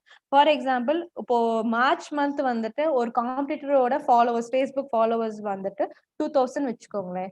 April month 3000னா அந்த 1000 வந்துட்டு அந்த மந்தோட இன்க்ரீஸ். ஸோ அதுலயே உங்களுக்கு தெரிஞ்சிடும். நீங்க 3000 பார்த்ததுக்கு அப்புறம் ஐயோ மார்ச் மந்த் என்ன அனலிஸா இருந்துச்சு, எவ்வளவு ஃபாலோவர்ஸ் இருந்தாங்க ஞாபகம் இல்லை நம்ம வந்து சொல்ல தேவையில்லை.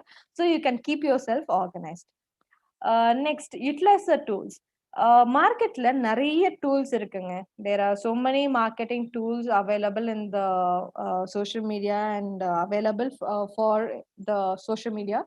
அந்த டூல்ஸ் எல்லாமே எதுக்குன்னா உங்களோட காம்படிட்டர்ஸோட சோஷியல் மீடியா மெட்ரிக்ஸ் என்னன்னு சொல்லிட்டு அதை வந்து எடுத்து கொடுத்துரும். So you can utilise all those tools to identify where you stand and where your competitors stand. And அதுக்கப்புறம் ஒரு சின்ன இது டிப் என்னன்னா, ஓகே சும்மா பார்த்துட்டே இருக்க வேண்டாம். நம்ம அந்த ஒரு காம்படிட்டர்ஸோட ஆடியன்ஸாவே நம்ம மாறி நம்ம வந்துட்டு ப்ளே பண்ணி பார்த்தா நிஜமாவே நமக்கு தெரிஞ்சிடும் அவங்க எப்படி வந்துட்டு சர்வ் பண்றாங்கன்னு. அவங்களோட காம்படிட்டிவ் பிளாக் நீங்க ஃபாலோ பண்ணலாம், அவங்களோட சோஷியல் மீடியாவை நீங்க ஃபாலோ பண்ணலாம், அவங்களோட ப்ராடக்ட் நீங்க வாங்கி பார்க்கலாம். வாங்கி வந்துட்டு சப்போஸ் ரிட்டர்ன் கொடுக்குறீங்கன்னா அவங்க எப்படி அதையும் மேனேஜ் பண்றாங்கன்னு நீங்க பார்க்கலாம்.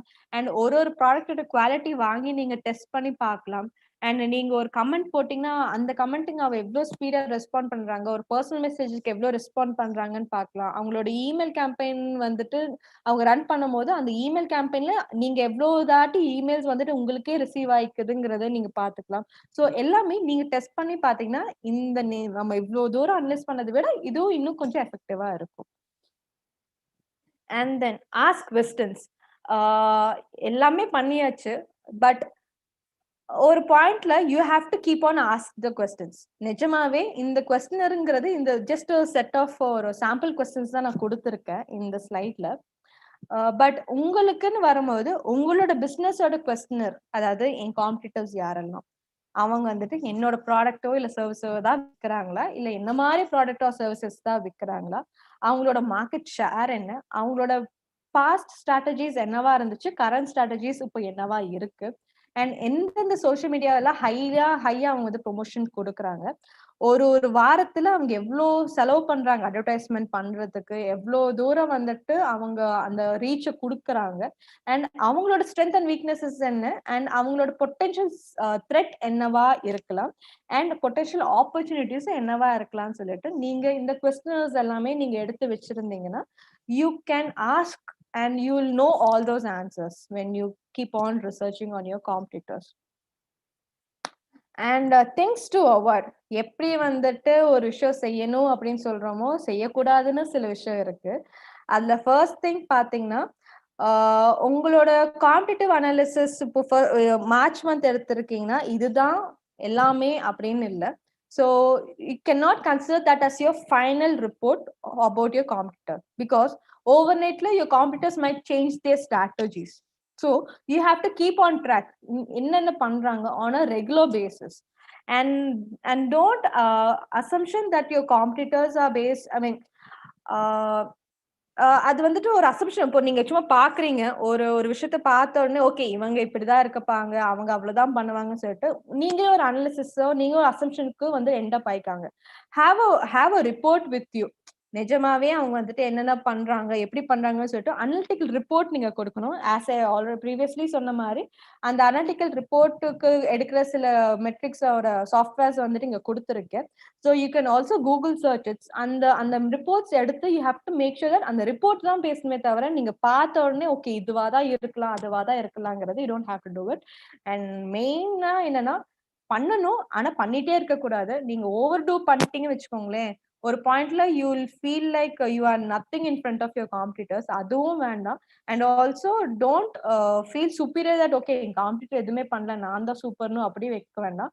You don't have to judge your competitors. It's just to know where they actually stand and where you're going to stand.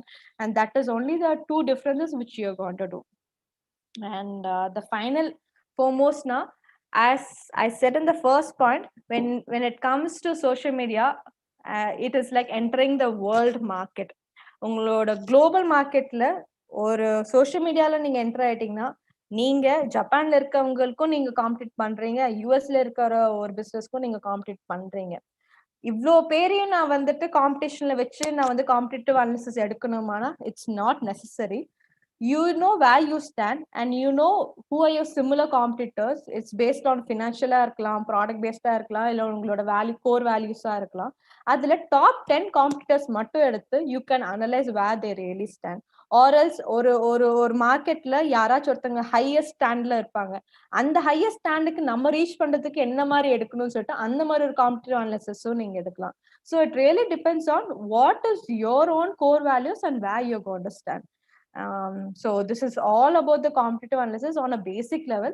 There are so many detailed analysis and reports to be followed, but as for a college goers or for the basic entrepreneurs or a startup entrepreneurs, this is like a basic and a first thing that you can do for the competitive analysis.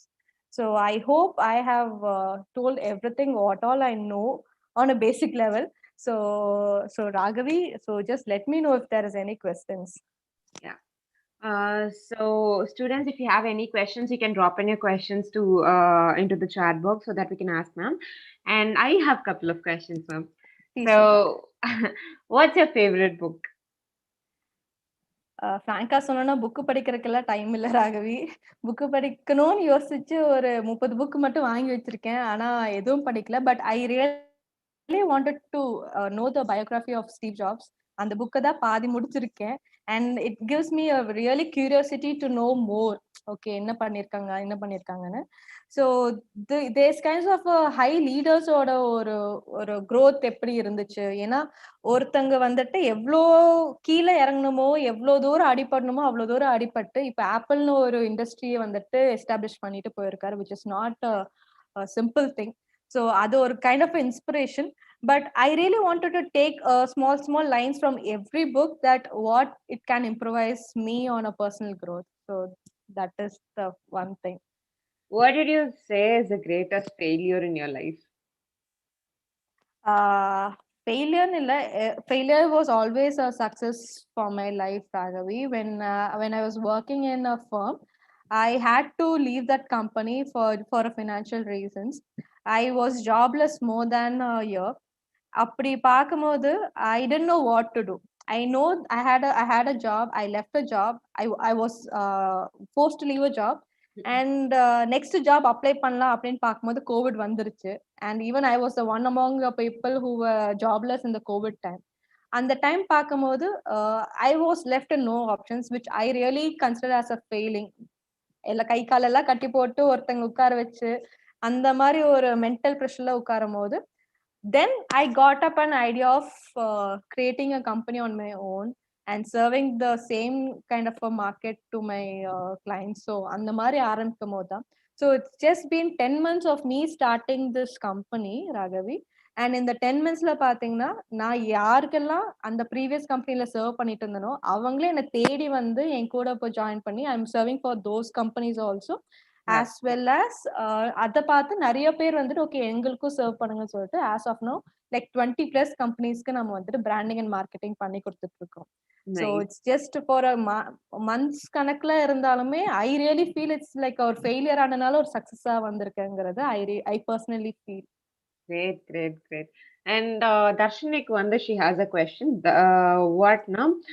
இப்ப காம்படிட்டர்ஸும் நாமளும் ஒரே மாதிரி service தான் கொடுத்துட்டு இருக்கோம்னா how can I stand unique அப்படின்னு சொல்றாங்க. Of course Raghavi, ஒரு காம்படிட்டிவ்க்கும் ஈக்குவல் வேல்யூ கொடுக்கும் போது நீங்க உங்களுக்கே தெரியும் that is very difficult to serve. கண்டிப்பா ஒரு வேல்யூ நீங்க அடிஷனலா கொடுத்தா மட்டும்தான் you will be different from the competitors. Zomato and ஸ்விக்கிக்கு பாத்தீங்கன்னாலே they are many variations between Zomato and Swiggy. Just because அவங்க 2 பேர் ஃபுட் டெலிவரினால 2 பேருமே ஒரே வேல்யூ கொடுக்குறாங்க நெசசிட்டி இல்ல. So that is really where we have to add a value. If in case just let her know that ஒரே same வேல்யூவா இருந்துச்சுன்னா ask her to add a value for the business. Great. And next thing would be like who is the most inspiring personality in your life? அதாவது இவங்கனால நான் வந்து இப்படி இருக்கேன், அதாவது அவங்கள பார்த்து நான் ரொம்ப இன்ஸ்பயர் ஆகிதான் நான் இந்த இதுக்குள்ளார வந்தேன், இந்த ஈகோசிஸ்டம்குள்ள வந்தேன் அப்படின்ற மாதிரி ஏதாவது சூப்பர் இன்ஸ்பைரிங் பர்சனாலிட்டிஸ் யாராவது இருக்காங்களா? எங்க அப்பா. Wow, great. So my dad is into this business for எனக்கு விவரம் தெரிஞ்ச வரைக்கும் அவர் தான் வந்துட்டு இந்த பிசினஸ் லைன்ல இருந்திருக்காரு. ஸோ அவரை நான் ஒரு சண்டே கூட வந்துட்டு ப்ராப்பரா பார்க்க மாட்டேன். ஏன்னா பிசினஸ் அவருக்கு தூங்கினாலும் பிசினஸ், சாப்பிட்டாலும் பிசினஸ், எல்லாமே பிசினஸ் பிசினஸ் பிசினஸ் தான் யோசிச்சிருப்பாரு. நான் ஒரு கம்பெனில ஒர்க் பண்ணும்போது எனக்கு அந்த சாட்டிஸ்ஃபேக்டரி பெருசா வரல. ஏன்னா அப்பாவை பார்த்து வளர்ந்தனமோ இந்த ஆஃபீஸ் கோர்ஸ் எல்லாம் என்னடா வாழ்க்கை வேற மாதிரி இருக்குங்க பார்க்கும்போது அப்படிதான் இருந்துச்சு. But when I wanted to start a business அவருக்கே தெரியாம நிறைய விஷயம் நான் அவர்கிட்ட இருந்து கத்துக்கிட்டேன். ஸோ அவர் தான் என்னோட மெயின் இன்ஸ்பிரேஷனாவே இருந்தாரு. அண்ட் இப்போவும் இருக்காரு என்னோட மெயின் இன்ஸ்பிரேஷனா. ஓகே. நம்மளோட limitation of the company profit வந்து நம்ம எப்படி ஜட்ஜ் பண்ணுவோம்னு கேட்டிருக்காங்க, which is kind of not clear. Maybe Kishore can re-question the question so that we can get back again. And again, my question. So, இப்போ எப்படின்னா how was your journey while starting the business? Like, how did you convince people around you? And was that easy? And did you go for any funding or was it bootstrap? Did you have any co-founder? And the madri. Okay, my company is like zero paisel in the start panna Raghavi. I had nothing, only the talent and the communications which only I had. As I said, my work only spoke for myself. Nothing else spoke for my own company. அப்படி பார்க்கும்போது நான் கண்டிப்பா ₹1 கூட இல்லாம தான் நான் start பண்ணும்போது I really presented what I am capable of. Yes, digital marketing சொல்லும் போது மற்ற கம்பெனிக்கு எப்படியோ தெரியாது, டிஜிட்டல் மார்க்கெட்டிங் இண்டஸ்ட்ரியில என் தெருவுலயே 4 பேர் இருப்பாங்க டிஜிட்டல் மார்க்கெட்டிங்கிறது. அந்த டிஜிட்டல் மார்க்கெட்டிங் பாத்தீங்கன்னா எஸ்இஓக்கு ஒரு கம்பெனி, பிராண்டிங்க்குன்னு ஒரு கம்பெனி, சோஷியல் மீடியாவுக்குன்னு ஒரு கம்பெனி சொல்லிட்டு லிங்க்டின் போனாலே அட்லீஸ்ட் ஒரு 10 பேர் என்கிட்டயே வந்து கேட்பாங்க டிஜிட்டல் மார்க்கெட்டிங் பண்றீங்கன்னு. நான் திருப்பி நானும் அதாங்க பண்றேங்கிற மாதிரி ரிப்ளையும் நான் பண்ணுவேன். அஃப்கோர்ஸ் இந்த ஒரு இதுல பார்க்கும்போது ரொம்ப கஷ்டம் ராகவி, நம்ம தனித்துவமா போய் நிக்கிறது. ஆஸ் ஃபர்ஸ்ட் கொஸ்டின் கேட்ட மாதிரி வேல்யூங்கிறது நான் வந்துட்டு எப்படி நான் ரெப்ரசென்ட் பண்ணேன்னா, இங்க பாருங்க உங்களோட பிசினஸ்னு ஒரு விஷயம் இருக்கு, அந்த பிசினஸ் ஃபர்ஸ்ட் நான் புரிஞ்சுப்பேன், கண்டிப்பா உங்களுக்கு பிடிச்ச மாதிரி ஒரு சர்வீசஸையும் நான் ஆஃபர் பண்ணுவேங்கிறது நான் கன்வின்ஸ் பண்ணது ஒரு விஷயம். அந்த ஒரு விஷயம் தான் இப்போ வரைக்கும் எனக்கு பிசினஸ்ல போயிட்டு இருக்கு. Great, great, great. And the next, okay, I'll just see if there is any question. If not, I have many questions. Okay. So the next question is, அதாவது இப்போ ஒரு விமனா இந்த ஃபீல்டுல இருக்கிறதுக்கு do you feel any ஸ்பெசிஃபிக்கா இல்ல நான் விமனா இருக்கிறதுனால தான் எனக்கு இந்த ப்ராப்ளம் வருது அப்படின்னு எனக்கு அதை நீங்க ஃபீல் பண்ணிருக்கீங்களா? அஃப்கோர்ஸ் ராகவி, உமனா ஒரு பிசினஸ் பண்ணும்போது நிறைய இஷ்யூஸ் வரும். ஒரு பாயிண்ட்ல வந்துட்டு நிறைய இடத்துல இப்போ ஒரு உமனுக்கு இது ரிலேட் பண்ணிக்க முடியும். ஒரு உமன் 2 வீலர் ஓட்டிட்டு போனா, 2 வீலரோ காரோ ஓட்டிட்டு போனா ஒரு சொசைட்டி நம்மளை எப்படி ஜட்ஜ் பண்ணணும் நமக்கு தெரியும். நம்ம கரெக்டா தான் போயிருப்போம், ஆனாலும் பாரு ஒரு பொம்பளை ஓட்டிட்டு வருது அதனாலதான் அப்படிங்கிற மாதிரி ஒரு வார்த்தை எல்லாருமே கேட்கிற ஒரு விஷயம் தான். பிசினஸ்னு வரும்போது ஒரு அவங்க கண்ணிலே நமக்கு தெரியும் ராகவி, ஒரு கன்வின்ஸ் நம்ம எவ்வளவுதான் பெர்ஃபெக்டா கன்வின்ஸ் பண்ணாலும் ஒரு பொண்ணா இருந்துட்டு உன்னால என்னோட பிசினஸோட மார்க்கெட்டிங் உன்னால பாத்துக்க முடியுமா, அந்த ப்ரெஷர் உன்னால ஹேண்டில் பண்ண முடியுமான்னு அந்த கேள்வி நிறைய வந்திருக்கு. அந்த கேள்வி ஒரு தாட்டி கேட்கும்போது நான் சிரிப்பேன், இதுன்னு புது பொருளையா இருக்கு, இப்படி யாரா சொல்லி விட்டதுங்கிற மாதிரிதான் அந்த ஒரு மெட்ரிக்ஸ் இருக்கு ராகவி. என்னதான் இங்க மென் உமன் இங்க யாரும் அகேன்ஸ்டா இல்ல. பட் அங்க ஒரு மித் இருக்குல்ல, உமன்னா இதெல்லாம் பண்ண முடியாது. சில சமயம் அவங்க வந்துட்டு ஒரு கன்சிஸ்டன்சி இருக்காது. அவங்க பர்சனல் ஒர்க்ஸ்ன்னு சொல்லிட்டு அவங்க போயிருவாங்கங்கிற மாதிரி நிறைய ஒரு மெட்ரிக்ஸ் இருக்கு. பட் சோ ஃபார் அந்த சொன்ன கிளைண்ட்டுக்கெல்லாம் நான் வேணும்னே நான் எடுத்து செஞ்சு கொடுத்ததுக்கு அப்புறம் தே ரியலி ஃபெல்ட் ஓகே இவங்களால பண்ண முடியுது. Then they feel like comfortable.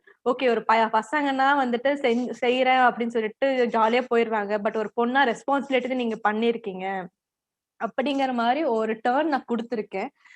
Of course எல்லா கிளைண்ட்டுக்கும் அது கொடுக்க முடியாது. பட் என்னால பாசிபிளா வந்து கொடுத்துருக்கேன்.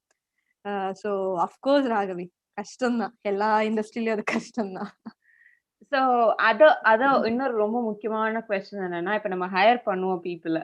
ஹையர் பண்ணும்போது இவங்க கரெக்டான கேண்டிடேட்டான்னு எப்படி தெரிஞ்சு ஹையர் பண்ணுவீங்க? So what was your challenge while hiring this people? Because any founder who wants to start a company will be hiring people as a team. So hire பண்ற டைம்ல இவங்க உண்மையாலுமே நல்ல பர்சன் கேண்டிடேட் தானா, இவங்க நம்ம கூட டிராவல் ஆவாங்களான்னு எப்படி நீங்க கண்டுபிடிச்சீங்க? நீங்க எப்படி கண்டுபிடிச்சிட்டு இருக்கீங்க? நான் ஒரு அட்லீஸ்ட் ஒரு 1000 பேரை என்னோட கெரியர்ல நான் இன்டர்வியூ பண்ணியிருப்பேன். 2 வகையா வருவாங்க ராகவி. ஒண்ணு வந்துட்டு அந்த ரெஸ்யூம் சூப்பரா இருக்கும், பாக்குறதுக்கே ரொம்ப அழகா இருக்கும், ரொம்ப டேலண்டாவும் இருப்பாங்க. பட் அவங்க கிட்ட அந்த ஒரு கம்பெனியோட கனெக்ட் இருக்காது. சில பேர் நம்ம பார்க்கும் போதே என்னன்னா ஒரு கம்பெனிக்கும் ஒரு அட்மாஸ்பியர் இருக்கும், ஒரு கல்ச்சர் இருக்கும். அந்த கல்ச்சருக்குள்ள ஒருத்தங்க வரணும்னா அவங்களும் அந்த கல்ச்சர் பேஸ்டா தான் இருக்கணும். அதை வந்துட்டு நம்ம இந்த பேப்பர்லயோ இல்ல அவங்களோட ஒர்க்லயோ எல்லாம் வந்துட்டு டிஃபைன் பண்ண முடியாது. சில பேர் பயங்கர டேலண்டடா இருப்பாங்க, ஆனா ஒரு வாரம் கூட அந்த கம்பெனில சஸ்டெயின் ஆக மாட்டாங்க. சில பேர் டேலண்ட் கம்மியா இருக்கும், பட் இன்ட்ரெஸ்ட் இருக்கும், கத்துக்கணும் அப்படின்னு இன்ட்ரெஸ்ட் இருக்கும். ஆஸ் பேசிக்கா நான் பார்க்கும்போது நான் இந்த இன்டர்வியூல ஹெச்ஆர் கேட்கற மாதிரி 4 கேள்வி கேட்டுட்டு நான் அப்படியே உட்காந்துட்டே இருப்பேன். சரி என்ன அவங்க ஏதோ பதில் சொல்லிட்டு இருப்பாங்க, ஒப்பிச்சுட்டு இருப்பாங்க சொல்ல போனா. My name is so and so, I am from so and so company, so and so college அப்படின்னு சொல்லிட்டே இருப்பாங்க. நான் அவங்கள பாக்குறது அவங்க உள் மனசுல நிஜமாவே அவங்களுக்கு அந்த பயம் இருக்கா, அந்த கத்துக்கணும்னு ஆர்வம் இருக்கா, அவங்க என்னோட கம்பெனில அவங்க அடாப்ட் ஆவாங்களா இல்லையா, நான் சொன்னா அவங்க வந்துட்டு கேட்கணும்னு இல்ல புரிஞ்சுக்கணும்னு நான் எதிர்பார்ப்பேன். நீங்க சொல்லி நான் ஏன் கேட்கணும்னு அந்த ஒரு விஷயம் நிறைய பேருக்கு நான் பார்த்திருக்கேன். அப்படி இருக்கவங்க யாருமே சஸ்டெயின் ஆனது இல்ல. சோ அந்த மாதிரி ஒரு மெட்ரிக்ஸ் வந்துட்டு நான் ரெஸ்யூமையும் நான் பார்க்க மாட்டேன். அவங்களோட ப்ரீவியஸ் ஒர்க் வந்துட்டு ஒரு 75% பார்ப்பேன். நிஜமாவே அவங்களுக்கு கொஞ்சமாச்சும் தெரிஞ்சிருக்கா, தெரிஞ்ச ஆர்வம் இருந்துச்சுன்னா நானே சேர்த்துட்டு போயிடுவேன். ஆனா தெரிஞ்சிருக்கான்னு நான் பார்ப்பேன். அண்ட் அஃப்கோர்ஸ் மோர் இம்பார்ட்டன்ட்லி அவங்க நிஜமாவே ஒபீடியன்ட்டா இல்ல அந்த கல்ச்சருக்கு அடாப்ட் ஆவாங்க மட்டும்தான் நான் பார்ப்பேன். அண்ட் தட் ரியலி அந்த மாதிரி எடுத்தவங்க யாருமே இது வரைக்குமே பெர்ஃபெக்ட்டா தான் இருந்திருக்காங்க. That is one thing I really see. இதுல வந்துட்டு இது ஆர்டிகுலேட் எல்லாம் பண்ண முடியாது. இப்படி பார்க்கணும், அப்படி பார்க்கணும், கண்ணை பார்க்கணும் அப்படி எல்லாம் சொல்ல முடியாது. அது தோணும். ஓகே இவங்க எடுத்தா கரெக்டா வரும்னு தோணும். அந்த ஒரு இன்ஸ்டிங்க்ட்ல தான் போயிட்டு இருக்கேன் இப்போ வரைக்கும். So what do you expect from them? Like இவங்க வந்து like ட்ரூவா இருக்கணும் அப்படின்னு எக்ஸ்பெக்ட் பண்ணுவீங்களா, இல்ல கத்துக்கிற ஆர்வம் இருக்கணும்? Like what kind of criteria you look for in people while hiring? 3 criteria. Of course Raghavi, இப்போ ஒரு ஓகே 3 கிரைட்டீரியான் விட மீ பர்சனலி ஒருத்தங்க நான் ஹையர் பண்றேன்னா என் பிசினஸ் அவன் தூக்கி விடணும்னு எல்லாம் எந்த ஒரு அவசியமும் இல்லை. ஓகேங்களா? Because I can reach them to another employment. That is not important. I really see how focused they are to improvise their own skill sets. அவங்க grow ஆனா என் பிசினஸும் grow ஆகும். அல்டிமேட்லி அந்த ஒரு ஃபர்ஸ்ட் ஃபங்க்ஷனாலிட்டி அவங்க தெரிஞ்சுக்கிட்டாலே போதும்.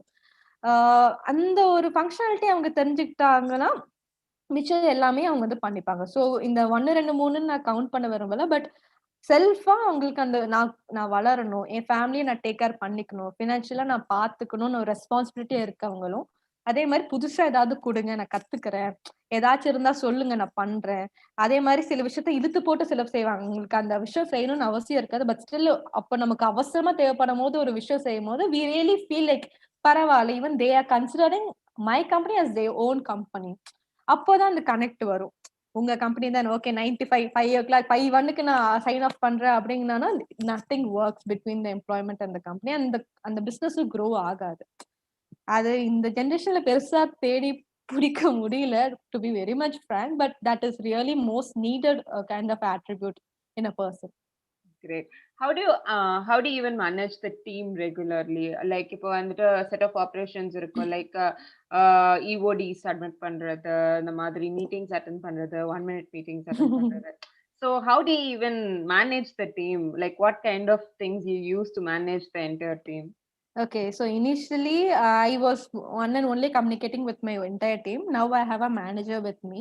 So I really don't want to stick up with this kind of in the stand up meetings, EOD meetings. அதெல்லாமே எனக்கு வேண்டாம். நான் பிளெயினா எப்படின்னா everybody has their own time of realizing. இப்போ பாத்தீங்கன்னா என்னோட கிராஃபிக்கல் டீம் வச்சுக்கோங்களேன், ஒருத்தரும் ஒரு ரகமா இருப்பாங்க. ஒருத்தர் வந்துட்டு நடுராத்திரி தான் அழகா டிசைன்ஸ் கொடுப்பாரு, ஒருத்தர் ஏர்லி மார்னிங் தான் டிசைன்ஸ் கொடுப்பாரு, ஒருத்தர் நார்மலாவே கொடுத்துட்டு இருப்பாரு எப்ப கேட்டாலும். அப்படி ஒரு விஷயத்த நான் ஒருத்தங்களை அனலைஸ் பண்ணி நான் புரிஞ்சு வச்சுக்கணும். இப்போ ராகவிக்குன்னு ஒரு ஸ்ட்ரென்த் இருக்கும். ராகவிக்கு பசிச்சா அவங்களுக்கு வந்துட்டு எதுவுமே தோணாது, அவங்களால கிரியேட்டிவா கொடுக்க முடியாதுன்னா நான் லஞ்சுக்கு முன்னாடி டைம்ல நான் வந்து அசைன் பண்ண மாட்டேன். நீ பொறுமையா போய் சாப்பிட்டுட்டு வா, நீ பொறுமையா படுத்து தூங்கி எந்திரிச்சு வா, நான் உங்க டாஸ்க் அதுக்கப்புறம் நீ பண்ணு. பிகாஸ் என்னோட பிசினஸ்ல இந்த டைம்குள்ள பண்ணணும்னு அவசியம் இல்லை, பட் ப்ரியாரிட்டி டாஸ்க் நிறைய வரும் ராகவி. அந்த டைம்ல நம்ம அந்த எம்ப்ளாயி மேல போய் ப்ரெஷரை போட்டு நீ பண்ணலையா அதெல்லாம் இல்ல. I will tell them this is a task for the day, டெட்லைனும் நான் சொல்லிடுறேன், இதுக்குள்ள உன்னால எவ்வளவு நீ முடியுமோ பண்ணி கொடுத்துரு. அப்படி கரெக்ஷன்ஸ் வந்துச்சுன்னா நெக்ஸ்ட் உன்னோட பிளான் படி உன்னோட ப்ரியாரிட்டி பண்ணி நீ அதை செஞ்சு கொடுத்துருந்தா நான் கொடுப்பேன். அண்ட் என்னோட மேனேஜர்கிட்டயும் வந்துட்டு அவரை ஹையர் பண்ணும்போது கேட்டாரு, மேம் என்ன மேம் மிரட்டி கேட்கறதா இல்ல எப்படி மேம் உங்களோட எம்ப்ளாயிஸை நான் வந்து டேக்கிள் பண்ண, இவ்வளவு நாள் நீங்க தான் பேசிட்டு இருந்தீங்க, நான் எப்படி பண்ணுனா தயவு செஞ்சு மிரட்டிடாதீங்க யாரையும், இங்க மிரட்டி ஒண்ணும் ஆக போறது இல்ல, அவ்வளவு இம்பார்ட்டன்டான ஒரு விஷயமும் நம்ம அங்க பண்றது இல்ல, எவ்வளவு சாஃப்டா சொல்ல முடியுமோ அவ்வளவு சாஃப்டாவும் சொல்லிடுங்க, அதுக்குன்னு ஓவர கால விழுகிற மாதிரி சொல்லிக்கணும், தம்பி கொடுத்திருப்பான்னு சொல்ல வேண்டாம். Make them understand, be friendly with them, but not too much friendly, but have a rapport with them. You get to know what they are into. சில சமயம் அவங்களுக்கு ஃபேமிலி இஷ்யூஸ் இருக்கும் ராகவி, நிறைய பேருக்கு ஹாஸ்பிட்டல் போகணும், அம்மாக்கு உடம்பு சரியில்லை, ஒய்ஃபுக்கு உடம்பு சரியில்லை, நிறைய இஷ்யூஸ் வரும். அந்த டைம்ல நமக்கு பிசினஸ் இம்பார்ட்டன்ட்னால அவங்கள போய் துன்புறுத்தவும் கூடாது. So you have to know whether they are really fine. அதை வச்சுட்டு ஓகே டாஸ்க் காலையில என்ன task, so these are the task to be done for the day. இந்த 20 கிளைண்ட்டுக்கும் ஒரு டாஸ்க் வேரி ஆகும். அந்த ஒரு டாஸ்க்குமே ஒருத்தருக்கு அசைன் பண்ணிட்டு டெட்லைன்ஸ் நாங்க கொடுத்துருவோம். அதான் கண்டிப்பா ஒரு பஃபர் வச்சுதான் டெட்லைன்ஸ் கொடுப்போம். அந்த டெட்லைனுக்குள்ள அவங்க முடிச்சதுக்கு அப்புறம் தான் அடுத்த டாஸ்க்கு கொடுப்போமே தவிர ஓவர்லோட் பண்ணி அவங்க வந்துட்டு கஷ்டப்படுத்த மாட்டோம். We'll definitely make sure that they are also comfortable in the working with us. Great. And Darshini is asking if there is any internship opportunities in your company. Definitely இருக்கு. Digital marketing இன்டர்ன்ஷிப்ங்கிறது it's not like internship.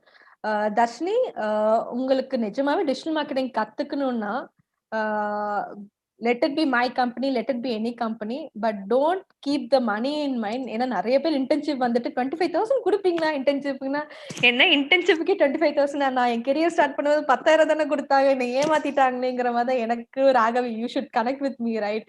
So நம்ம generation 4 years back இப்படிதான் market இருந்துச்சு. ஆனா இப்ப எல்லாம் starters வந்தோன்னா இன்டர்ன்ஷிப்புக்கு ஒரு 25,000 அப்படின்னா வேற மாதிரி ஸ்டாண்டிங் அப்படிதான் இருக்கும். But when any, let it be anybody, but when they are starting their career, let's not focus on the money will definitely come when you're doing very good in the business.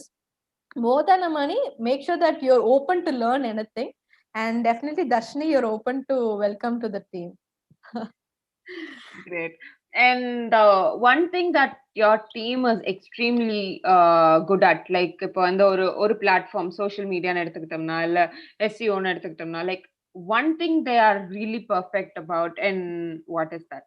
Graphic is we are really strong at. More than SEO-ங்கிறது of course நான் சொன்ன மாதிரி digital மார்க்கெட்டிங்ல நிறைய streams இருக்கு, ஒரு பிசினஸ்க்கு ஒரு stream இருக்கு, but எல்லாமே பண்ணுவாங்க.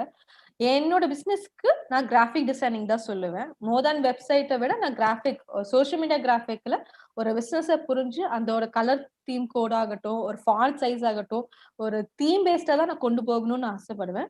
It really depends on the clients inputs. சில கிளைண்ட் வந்துட்டு இல்லப்பா எனக்கு கலரா கொடுத்துருங்கம்பாங்கன்னா அப்ப கலரா கொடுத்துருவேன். பட் அஃப்கோர்ஸ் கிளைண்டோட இன்புட்டும் எங்களோட இன்புட்டும் கலந்துதான் ஒரு விஷயமும் போகும். அதே மாதிரி ஒரு கிளைண்ட்டுக்கு பிடிக்காத எந்த ஒரு விஷயத்துமே நாங்க வந்துட்டு ரிலீஸ் பண்ண மாட்டோம். ஒன்லி அந்த கிளைண்ட்ஸ் அப்ரூவல், அந்த கிளைண்ட்டும் கன்வின்ஸ் ஆகி பிடிச்சா அதை வந்துட்டு எல்லாத்துக்குமே பிடிக்கும்னு ஒரு நம்பிக்கை தான். So graphic is we are really strong at graphics. Great.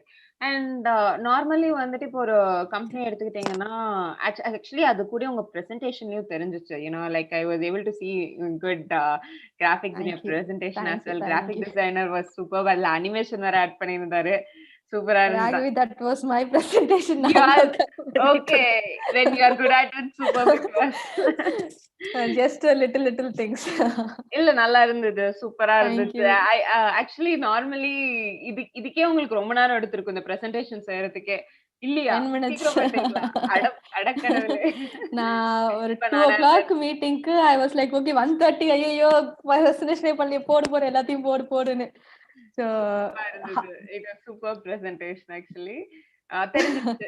Thank you. தீமேட்டிக்கா இருப்பீங்கன்னு தெரிஞ்சிருச்சு. We were Yeah, able அதுல எவால்வ் ஆயிட்டே இருக்கும்ல. So I cannot நான் அதுதான் ராகவி, நான் ஒரு விஷயத்துல காம்ப்ரமைஸ் ஆயிட்டேன்னு வச்சுக்கோங்களேன், அழகான கிராபிக்ஸ் வராது. கிராபிக்ஸ்ல மட்டும் நான் காம்ப்ரமைஸ் ஆகக்கூடாது. அப்படி ஆயிட்டேன்னா then it doesn't work on.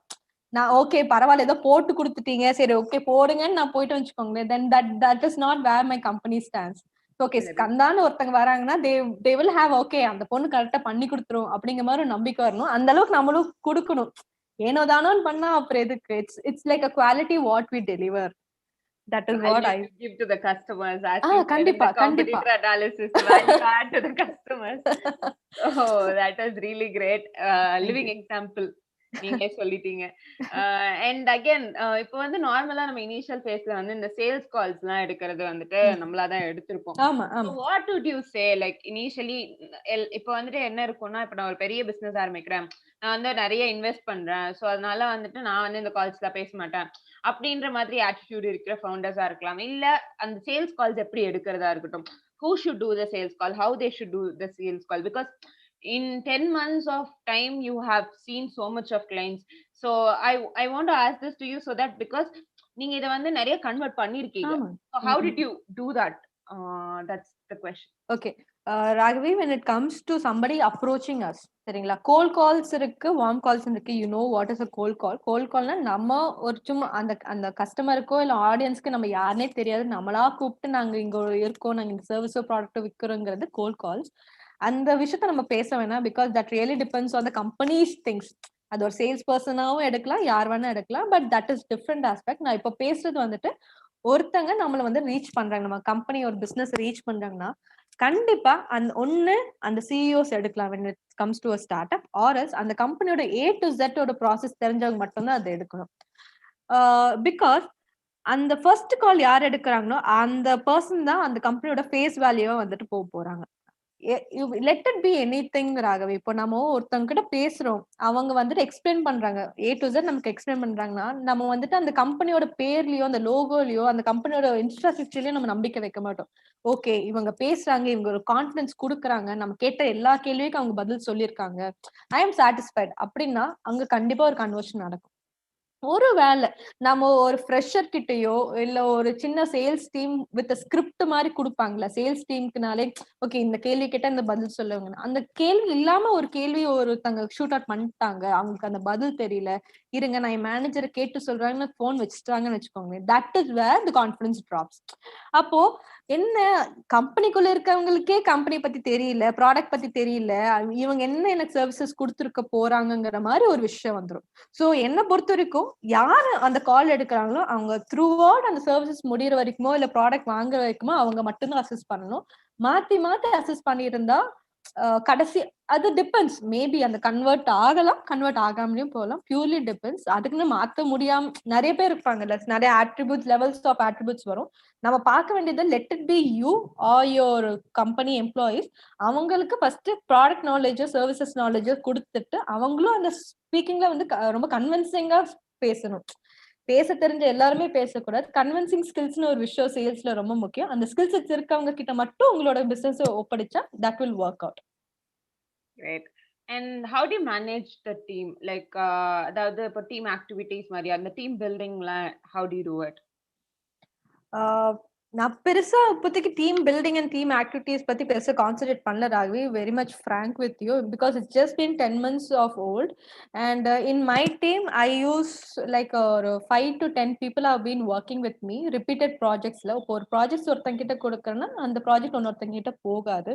So one person is really responsible for one project. அப்படின்னு பாத்தீங்கன்னா I will set up his own timings. ஓகேங்களா? So if in case he is working for 5 days a week, I will let him go for next 4 days. Okay, you have a break and then you come back. I really don't want to pressurize the team. And team building no ஒரு ஒரு ஒரு team ஒரு டெவலப்பருக்கோ ஒரு டிசைனருக்கோ ஒன்னொருத்தருங்க தெரியாது ராகவி. என் company பொறுத்த வரைக்கும் எல்லாத்துக்கும் என்ன தெரியும், என் மேனேஜரை தெரியும், மற்ற யாருமே தெரியாது. என் பிசினஸ் பொறுத்த வரைக்கும் அது ஒரு கான்ஃபிடென்ஷியலிட்டி இருக்கணும். பிகாஸ் பீயிங் இந்த டிசைனர் சைட்ல பாத்தீங்கன்னு வச்சுக்கோங்களேன், they should not get affected emotionally. Okay, நம்மளை விட இன்னொருத்தர் நல்லா பண்ணிருக்கானா, அவங்களுக்கு பிடிச்சிருக்காங்கிற மாதிரி ஒரு தாட் வரும். ஆர் எல்ஸ் இந்த ப்ராஜெக்ட் ஏன் நம்ம கைக்கு வரல, அந்த வரல இது வரலங்கிறது நிறைய ஒரு எமோஷனல் இதுல அவங்க கொண்டு போகணும். I really don't want to make them upset and also not make them over burden. ஒருத்தங்கனால வந்துட்டு ஒரு 4-5 கிளைண்ட்ஸ் பார்க்க முடியும், 4-5 கிளைண்ட்ஸோட கிராஃபிக்ஸ் பார்க்க முடியும். பட் ஒரு 10 கிளைண்ட் நான் டம்ப் பண்ணேன்னு வச்சுக்கோங்களேன், then he'll get overloaded. I should not do that just because he's getting hurt. I'll split it up, but I'll not let who's working for who. Only me and my manager will know. So அந்த மாதிரி ஒரு புதுமையான ஒரு work கல்ச்சரை தான் நம்ம கொண்டு வந்துட்டு இருக்கேன். I don't know if it exists somewhere else or not, but all my employees have been working from their own homes and hometownsல தான் இருக்காங்க. Only 1 or 2 from Coimbatore, rest of them are from Kerala, Karnataka, Delhiல இருக்காங்க, ஹைதராபாத்ல இருக்காங்க. So I only hire people who are really talented. Let it be wherever they stay, wherever they are. End of the day, if they are really committed to me, committed to the work they do, then I will definitely hire them. Great. So that's fun. Nice.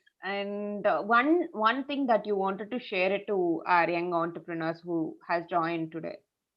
Okay, young entrepreneurs, definitely எல்லாத்துக்கும் ஒரு idea இருக்கும். But make it your own idea. Just because ஒரு this is common thing. ஸ்விக்கிக்காரன் 1 கோடி சம்பாதிச்சிட்டானா, நானும் ஒரு Swiggy ஒரு app நான் மட்டும் கிரியேட் பண்ணா மட்டும் போதும், நான் வந்துட்டு அடுத்த நாளே வந்துட்டு ஒரு பாட்டுல கோடீஸ்வரர் ஆன மாதிரி ஆயிருவேங்கிற மாதிரி அந்த மித்து மட்டும் வச்சுக்காதீங்க. It's definitely not myth also. அது ஒரு மிஸ்கன்செப்ஷன் நான் சொல்லுவேன். உங்களுக்குன்னு ஒரு ஐடியா இருக்கும்ல, அந்த அந்த ஒரு பிசினஸுக்குன்னு it's like it's child for you. அந்த ஒரு விஷயத்த வந்துட்டு you have to realise, okay நிஜமாவே இது பேஷன்ல வர ஒரு பிசினஸா தான் இருக்கணுமே தவிர, உங்க ஃப்ரெண்டு பண்றாங்க, உங்க ஃப்ரெண்டோட ஐடியா இல்ல அவங்க ஜெயிச்சுட்டாங்க இவங்க ஜெயிச்சுட்டாங்க அதனால நானும் பண்ணா நானும் ஜெயிச்சிருவேன் மட்டும் என்னைக்குமே ஒரு விஷயத்த பிசினஸ் மட்டும் ஸ்டார்ட் பண்ணிட வேண்டாம். ஏன்னா அது வந்துட்டு ஏதாச்சும் ஒரு டைம்ல வந்துட்டு உங்களுக்கு அது வந்துட்டு சரி கூட்டுரும். பிகாஸ் உங்களுக்கு அது ஒரு பர்சனல் கனெக்ட் வராம நீங்க அதை பண்ணீங்கன்னா அங்க கண்டிப்பா வந்துட்டு ஒரு லாஸ் வரதா செய்யும். So for young entrepreneurs have an idea, work on it. நான் இப்போ சொன்ன மாதிரி நிறைய மெட்ரிக்ஸ்ல நீங்க வந்துட்டு போட்டு பாருங்க, வெதர் லாங் ஸ்டாண்டிங்கா வருமா இல்லையா, ஃபினான்ஷியலா இது வருமா இல்லையா, இல்ல எவ்வளவு தூரம் நம்ம வந்துட்டு நம்ம ஆடியன்ஸை சாட்டிஸ்ஃபை பண்ண முடியும்னு உங்களுக்கு ஒரு கான்ஃபிடன்ஸ் வந்தா மட்டுமே அதை எடுங்க. Apart from it, work on the failures also, work on your weaknesses also, work on where you'll fall, where you'll get up, how you'll get up. ஒரு வேளை நீங்க விழுந்துட்டீங்கன்னா you should definitely know how to get back on track. So have everything on mind and then you go proceed on your things. So that is what from my own advice. நான் அவ்வளோ பெரிய ஜெயிச்சு சாதிச்ச பொண்ணும் இல்லை, but it's just a small advice நான் பார்த்த வரைக்கும். That's it. Thank you so much, Ram.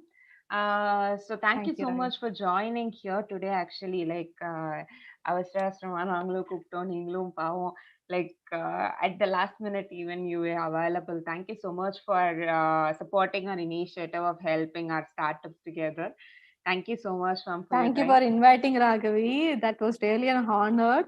And I definitely to all the women out there, all the men out there, all the budding entrepreneurs, they really wanted an enlightenment. Correct?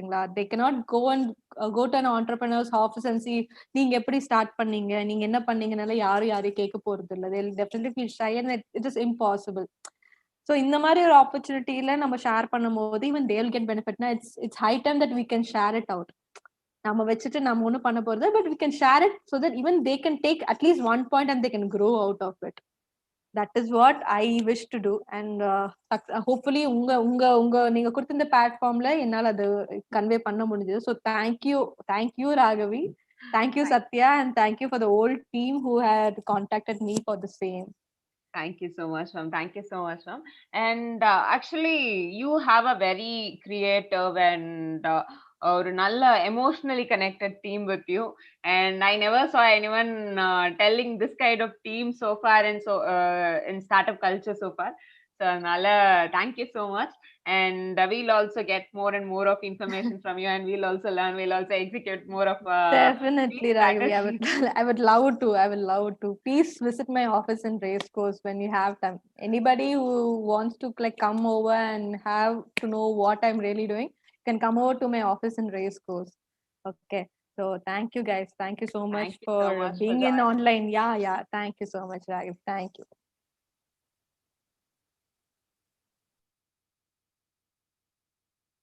Yeah. So thank you all for joining. Before inviting our next speaker, I'd like to share a video about them. 1 minute.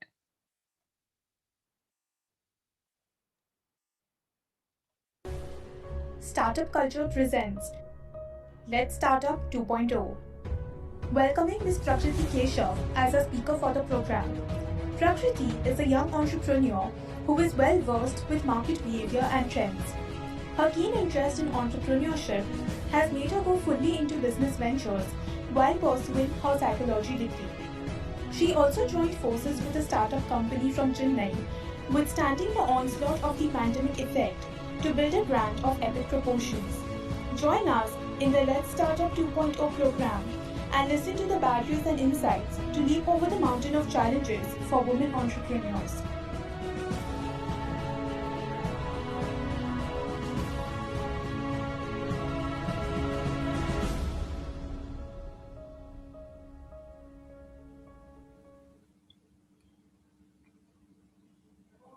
Thank you so much. And hi, Prakriti. How are you?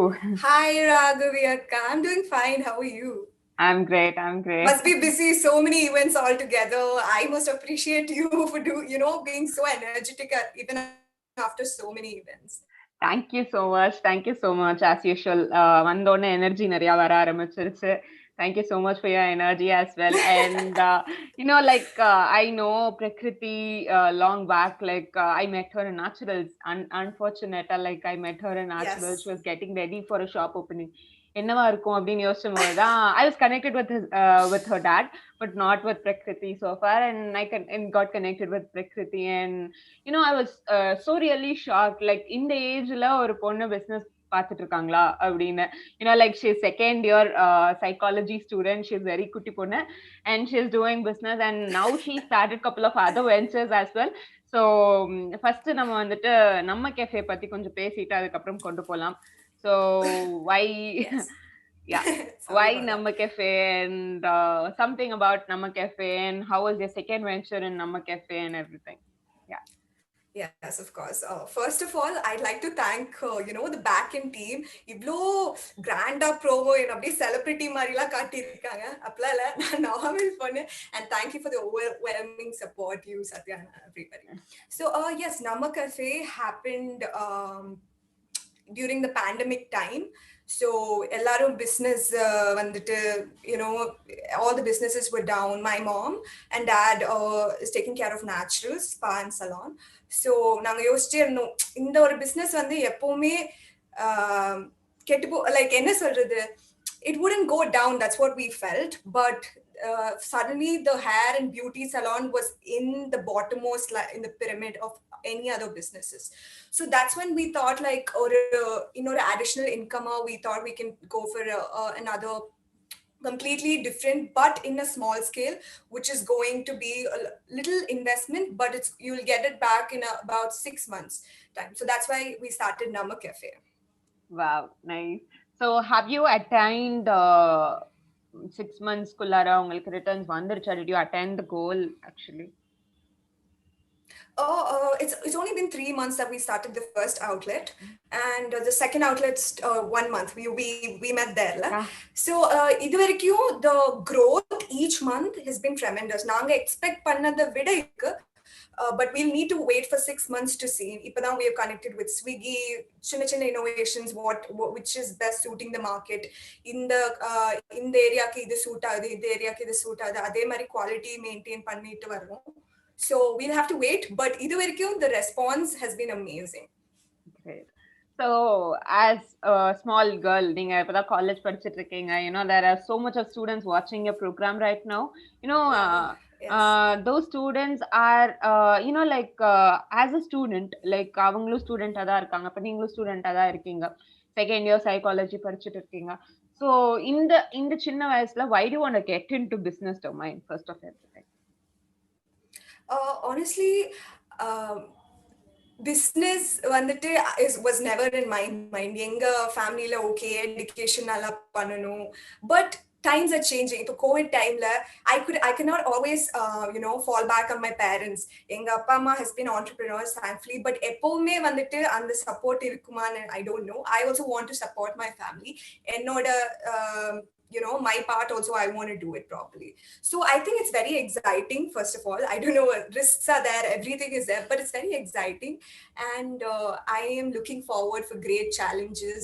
In the age la pannana na avlo kutti polla illanga, I'm 21 years old, so I am looking forward for more ventures and new things in my life. So it's like that. It's definitely my interest. Great. Wow. So as a woman into the business, so what is the major problems that you face across as a woman in business? Yes, I have just started, you guys know, but I have a family of very strong and motivated women who have come from very stereotypical mindsets, but still have been able to achieve great things in today's day and world. So avanga kitta irundha na enna padichenda solla mudiyum. Innum I haven't gained that kind of an experience, and I don't want to be preachy, but I've seen my mother. She's my Wonder Woman. அவங்க வந்துட்டு of course the usual financial issues, information சரியா கிடைக்கணும், trust, எல்லாமே இதெல்லாம் normal entrepreneurs வந்துட்டு face பண்ற issue தான். But woman வரும்போது இது கொஞ்சம் we have to be more more vigilant about things and tackle it. So I will be covering a lot of it in the speech. Yeah, go ahead. Like stage is on yours, and stage is yours, and you can go ahead. Oh, thank you, Raghavi. Okay, I also would like to know the audience a little bit, but enala paaka mudiyadhu, comments, everything I cannot see. So, but irundalume, hi everybody, it's my absolute pleasure to be here. And first of all, I'd like to thank Raghavi, Akka and Satya. They've been very patient with me because I wasn't able to attend. There were so many technical glitch. So thank you so much for that. And I heard that a lot of you are college students, and I am one myself. So I think we can have a lot of fun. So if you guys, please do ping me after the video call, and we can definitely stay in touch and, make this world a young entrepreneur place. Yes, I just want to say it's my absolute pleasure to be here and share a few words on a special day for a special event like Startup Culture. First things first, happy Women's Day to every one of you right there. I personally feel that we don't need a single day to be, to celebrate the women in our life, when we should be doing it every single day. Don't you think, guys? I still haven't wished my mom, my grandmom, or my aunt, or anybody. In fact, as to why she made tenga chutney instead of takali chutney. I'm not a big fan of tenga chutney. So even though I don't really show it outside, heart of hearts, I know how much they they know I respect, adore, and look up to them as person, because I am imitating them. They are all entrepreneurs. I am looking at the women in my family, and I have imbibed that in me. So and then one second, guys, there's a small glitch. Yes. So today I'm able to do this is definitely because of them. And it's in my family, the women have always been, touch wood, the women have always been equal, or rather superior to their male counterparts. So it's like how William Golding rightly says, I like to quote him, women are foolish to think that they are equal to men when they are always been superior. And you give a woman anything, they're going to make it greater and give it to you. Like if you give them a home, sorry, if you give them a house, they're going to make it a home. If you give them a few groceries, they're going to give you an amazing meal. So it's so beautiful, and it is a talent, and it's a superpower that only women possess. So so for me, I didn't have to look for what you call an inspiration or role model outside the house. You know, when I see them every day inside, right inside my home, walking and thriving and learning so much as a woman. So, you know, to give you a little background about the women in my life, my, what do you say, boss ladies are my grandmom. She's in Kerala. How much I miss her rasam and papadam right now. And my aunt, she is in Muscat. She is HOD in a very prominent school there. And my maternal aunties who are entrepreneurs themselves, one is in Chennai and another one is in Ernakulam. And the Wonder Woman, like I said, in my life has been my mom. So, so for me, I have, although I, you know, see they're all great people, I also know and understand that this hasn't always been like this. So it took them blood, sweat, and tears to, you know, reach this place. And when I mean blood, sweat, and tears, it literally took blood, sweat, and tears. I'm sorry that I'm repeating this quite a lot, but I just want to like emphasize the intensity of it. Because today they have raised me, the women in my life. Na chumma women solren nanikadinga, but of course the men in my life has also raised me very well. But today I'd like to just highlight these beautiful, glorious ladies in my life a little bit more. So they have raised me to be a girl who is not afraid to chase her dreams and fly. I'm sorry, guys. Yes. I hope you can hear me. Can you hear me, Ragini? Yeah. Okay. Yeah. To fly, but also to remember like where we all came from, like our humble beginnings and roots. So the path for me to become an entrepreneur today has had its own kind of difficulties and challenges. But here's the thing, guys, being a woman or a girl isn't one of them. And take it from me, I'll repeat, being a woman or a girl isn't one of them. For the women in my life has taught me to break these stereotypical barriers like left, right, and center. So I'm not like, I have faced financial issues, I have faced, support issues, but none of it beats like, you know, women. I haven't faced that, touch wood. And I hope that the, you know, society is changing quite a lot, and not all the girls can, you know, achieve what they want to do it. So that is that. And if there's another quote that I'd like to, you know, quote at this point, Swami Vivekananda says that the society is like a bird, and men and women are like two wings of that bird, and without one wing it cannot fly.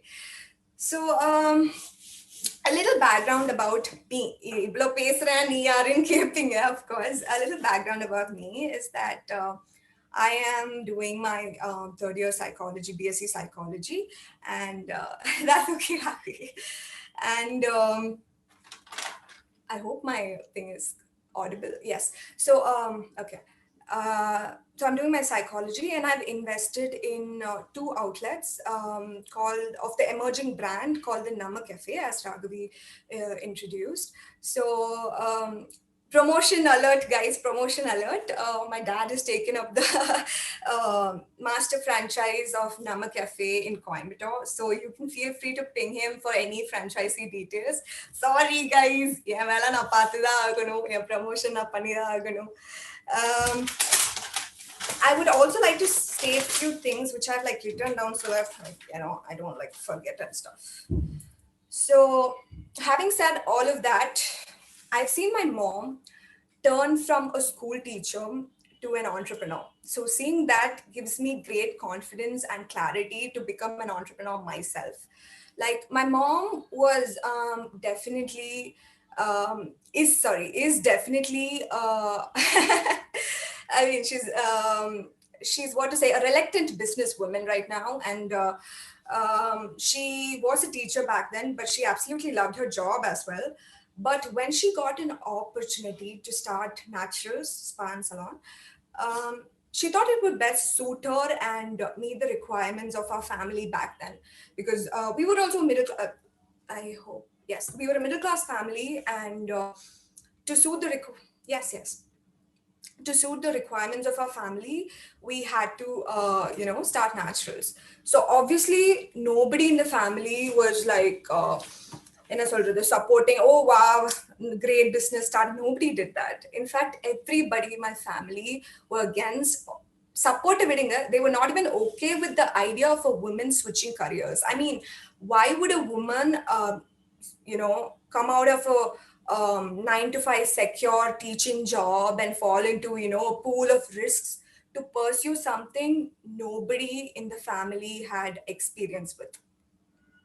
So that's when, like, also they were like, why would you want to invest in something that is, so much money into a beauty business which was not growing at that point at all? But she decided to do it anyways, thanks to her and thanks to my dad, who wholeheartedly supported my mom for this decision. And he had assured her, I'm sorry about this, guys. So he had assured her that he'd stand by her no matter what. So long story short, today it's been like 15 years that she's into the business. She's a confident lady now. She's assisting her peer group with confident analysis of the opportunities and problems that that one faces in the enterprise. She now runs like 5 different enterprises, employing more than 50 people. So that is that. And in this case, I'd also like, I'm so glad that we are part of the Naturals family, because Natural has always been a pioneer in supporting women entrepreneurs. So there are about like 650 women entrepreneurs all over the country now, and they're giving like 10,000 job opportunities every single day. The vision of Naturals has been very simple, guys. It is to remove the word housewife from the Indian dictionary. It's like what Kumaravel uncle says. I mean, Kumaravel, who is the he is the co-founder of Natural Spa and Salon, and he's a dear friend to me as well. So that has been the motive, and I think that they're going in the right path, for I see my mom learn and thrive every single day. So cheers to Naturals. And I'd also like, having said all of this, I'd like to say a few things about the challenges that we face. That is the main topic. So, of course, the challenges are there. Male entrepreneur or female entrepreneurs' challenges are not like disregarding one challenge as to other.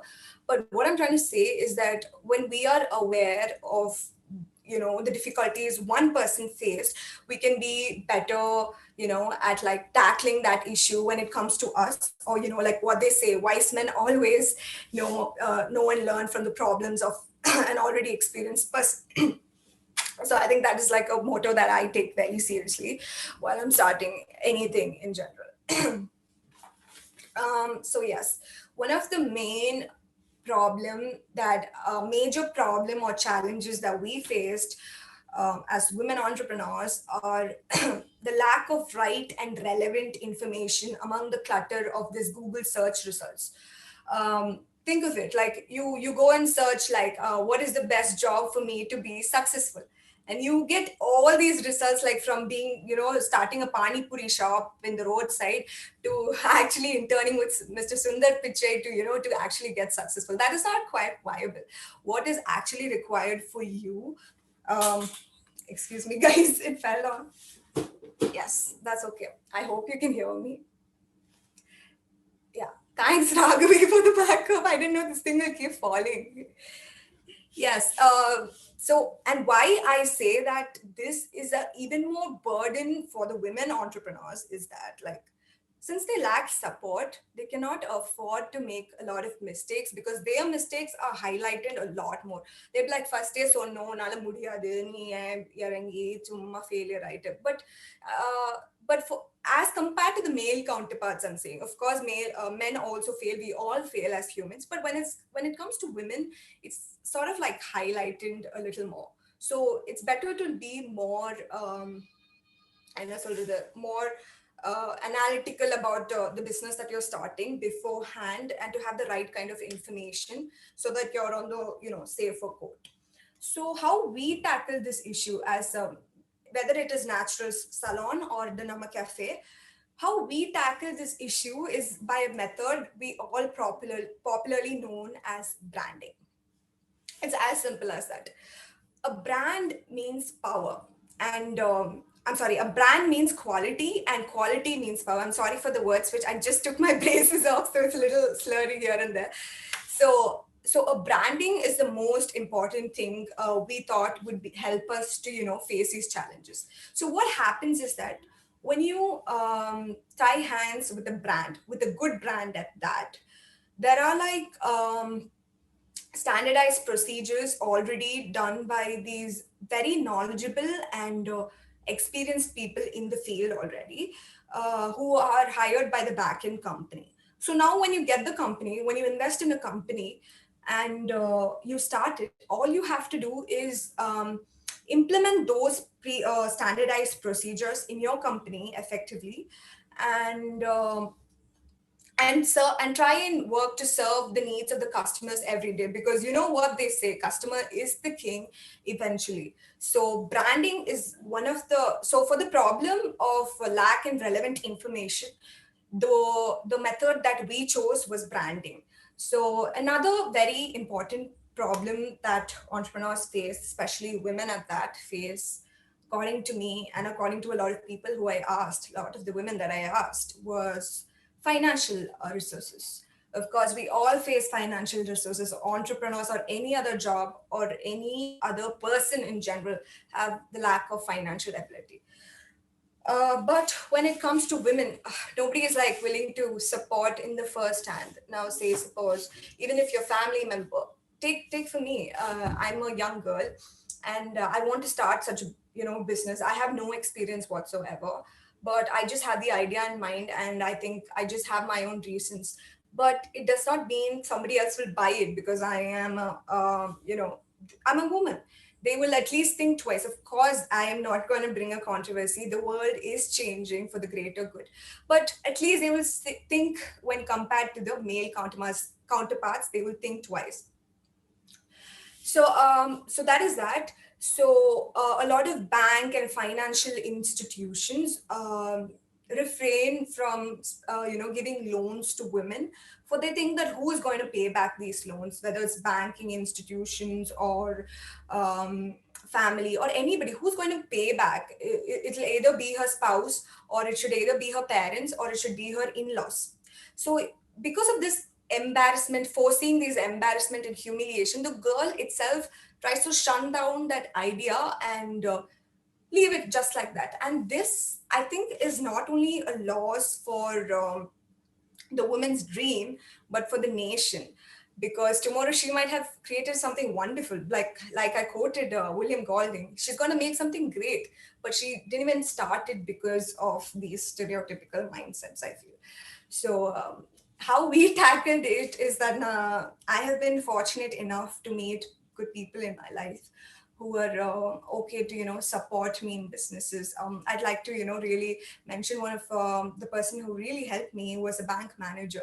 So I go to her office asking for like loan for my second outlet in Nama Cafe. And the first time my dad came with me, of course, I don't know, I've been very bad at math. I can get fooled easily, and I don't know how the bank works. So I take my dad and go, and I'm sitting here with the first 2 sessions. My dad is helping me, that paper, this paper. What are the, a goal of your business? What is the bifurcation of the expenses, costs, money, salary? How are you going to return of investment? This was like going crazy. I'm not even a business student, guys. I am just a psychology student sitting here with, but I did study entrepreneurship back in my school. So that like gave me a little idea. However, math and me are like two extremes. So I went as a central bank manager. She saw me, but all I could do was like by the word of mouth explain her what I see in this business. And she told my dad, you don't have to come anymore with her. Let her come by herself. She has to learn things by herself, and I'll take care of her.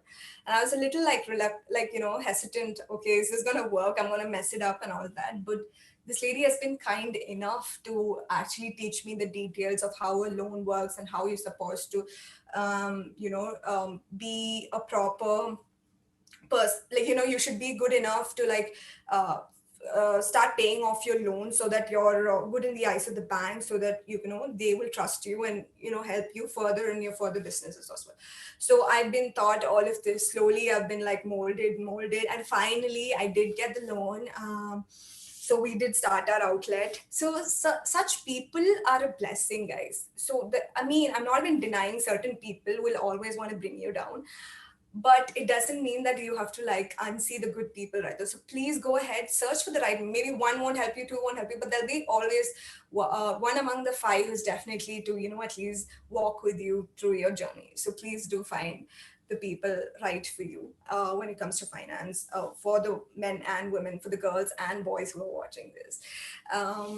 So first was information. Second was lack of financial ability. Third, I think, is the third challenge that I think is majorly faced is that business nale, there are a lot of things. It's like you have to see your financial transactions day to day, problems that arise within the salons or any enterprise for that matter, the staffing, the employment, the employee and customer relationships, etc., etc., etc. The list goes on and on and on. These might be like very small and trivial issues that I actually told you, but for a business to be successful, these things my mom told me, for a business to be successful, it is important to be, making sure these small factors actually, work in perfection to make a business successful.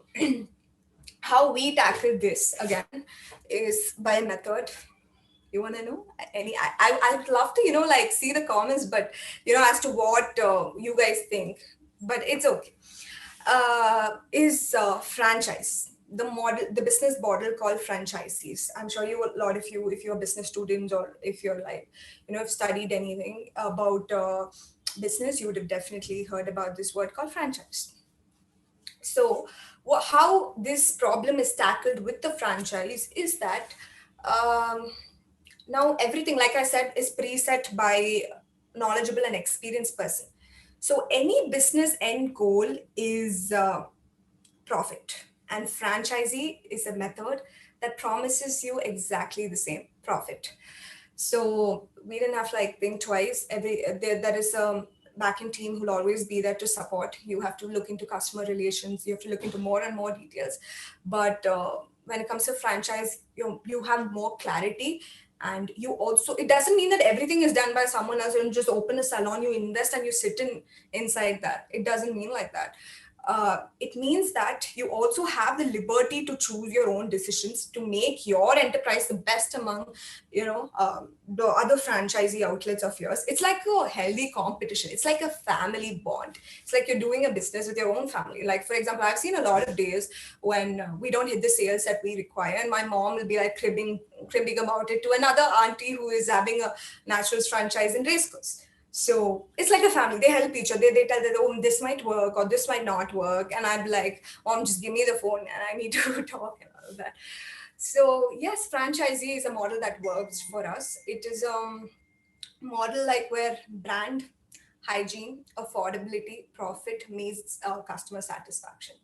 So that was it. Like, these are the three major challenges that I felt not only I have been like asking when Raghavika was like, this is your topic, can you speak about it? And I was like asking my mom because I'm not, I'm not experienced enough to like preach about that. Of course, I have done the investment and all of that, but I still don't want to be preachy about things. So I asked the people who have actually experienced, the women entrepreneurs, and this is what they told me. And there's this one last thing that I'd like to say. It is not a topic that is addressed more often, but I think it's a major challenge, and we have to speak about it. It is what you call the harassment and abuse the women face in workstations, which is definitely a hindrance for entrepreneurship as well. So thankfully, touchwood, I haven't faced anything like that in my short journey, but I'm pretty sure that I will shame the like I will you know I will let the concerned people know that if something happened to me and to take the right actions, what I should be doing. And it's my humble request to any of you there, not only the women, the men, abuse is abuse. So it is very important to stand up and, do anything in your power to, like fight it off, because today it might be us, tomorrow it might be another person, so might as well stop it then and there. So the Me Too movement or anything like that, so be a little bit aware and vigilant, uh, um, not only as entrepreneurs but anywhere in life, so that like I think it's something that I'm telling myself, because I'm a very like, what to say, like I'm just going here. Sometimes I don't even know like what I'm doing, because I'm always like hyperactive, but I'm not like aware of the environment. But it's like important for us to be a little bit vigilant and trust the right people, so that they will take you to heights themselves. You just have to be with the right people. You know what they say, you are the average of 5 people you talk to every day, and please choose those 5 people wisely. Yes, I think that would be all. Yes.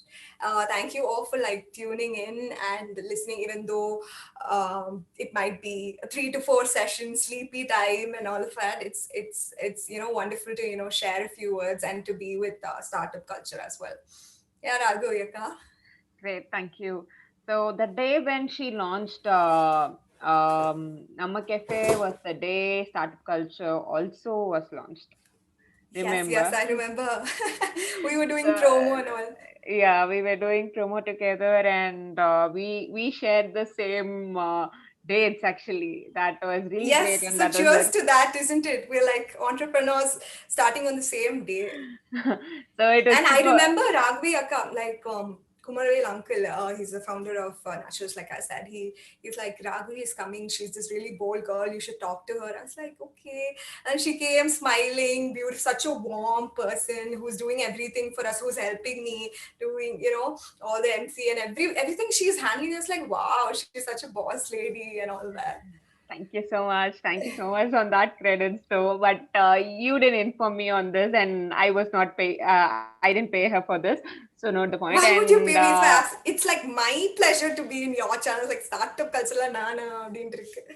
But anyways. Yeah, great. Thank you so much. And so we share the same date of launching our like my channel and her venture, and together it's together for the growth actually. Thank you so much. And we have a couple of questions over here. And number one is, நம்ம psychology பிசினஸ்ல நீங்க எப்படி use பண்ணிட்டு இருக்கீங்கன்னு கேட்டிருக்காங்க. So Gowthaman கேட்டிருக்காங்க. Hi Gowthaman, ரொம்ப நல்லா கேட்டிருக்கீங்க போல சைக்காலஜி. அதுக்குன்னு கொஸ்டின்லாம் கேட்காதே. But that's such a wonderful question. Psychology வந்துட்டு why I chose in the first place is that 11th grade we had an option. I took humanities group, so we had psychology, entrepreneurship, mass media and all of that. So I chose psychology for the very fact that okay, எல்லாரோட மைண்ட்ஸையும் கண்டுபிடிக்கலாம், நான் வந்துட்டு எல்லாரையும் என்ன சைக் பண்ண போறேன் அப்படிலாம் நினைச்சுதான் எடுத்தேன். But it is not like what generally what people say, like psychology படிச்சிருக்கியா என் மைண்ட்ல என்ன நடக்குதுன்னு சொல்ல, அப்ப நான் வந்து அப்பெல்லாம் எனக்கு தெரியாதுங்க அப்படின்ட்டு. When I asked the psychology, my professors as well, they were like, it's definitely not about that. It is about like knowing yourself. So in that case, I'll give credit to psychology. But I'm doing my undergrad only.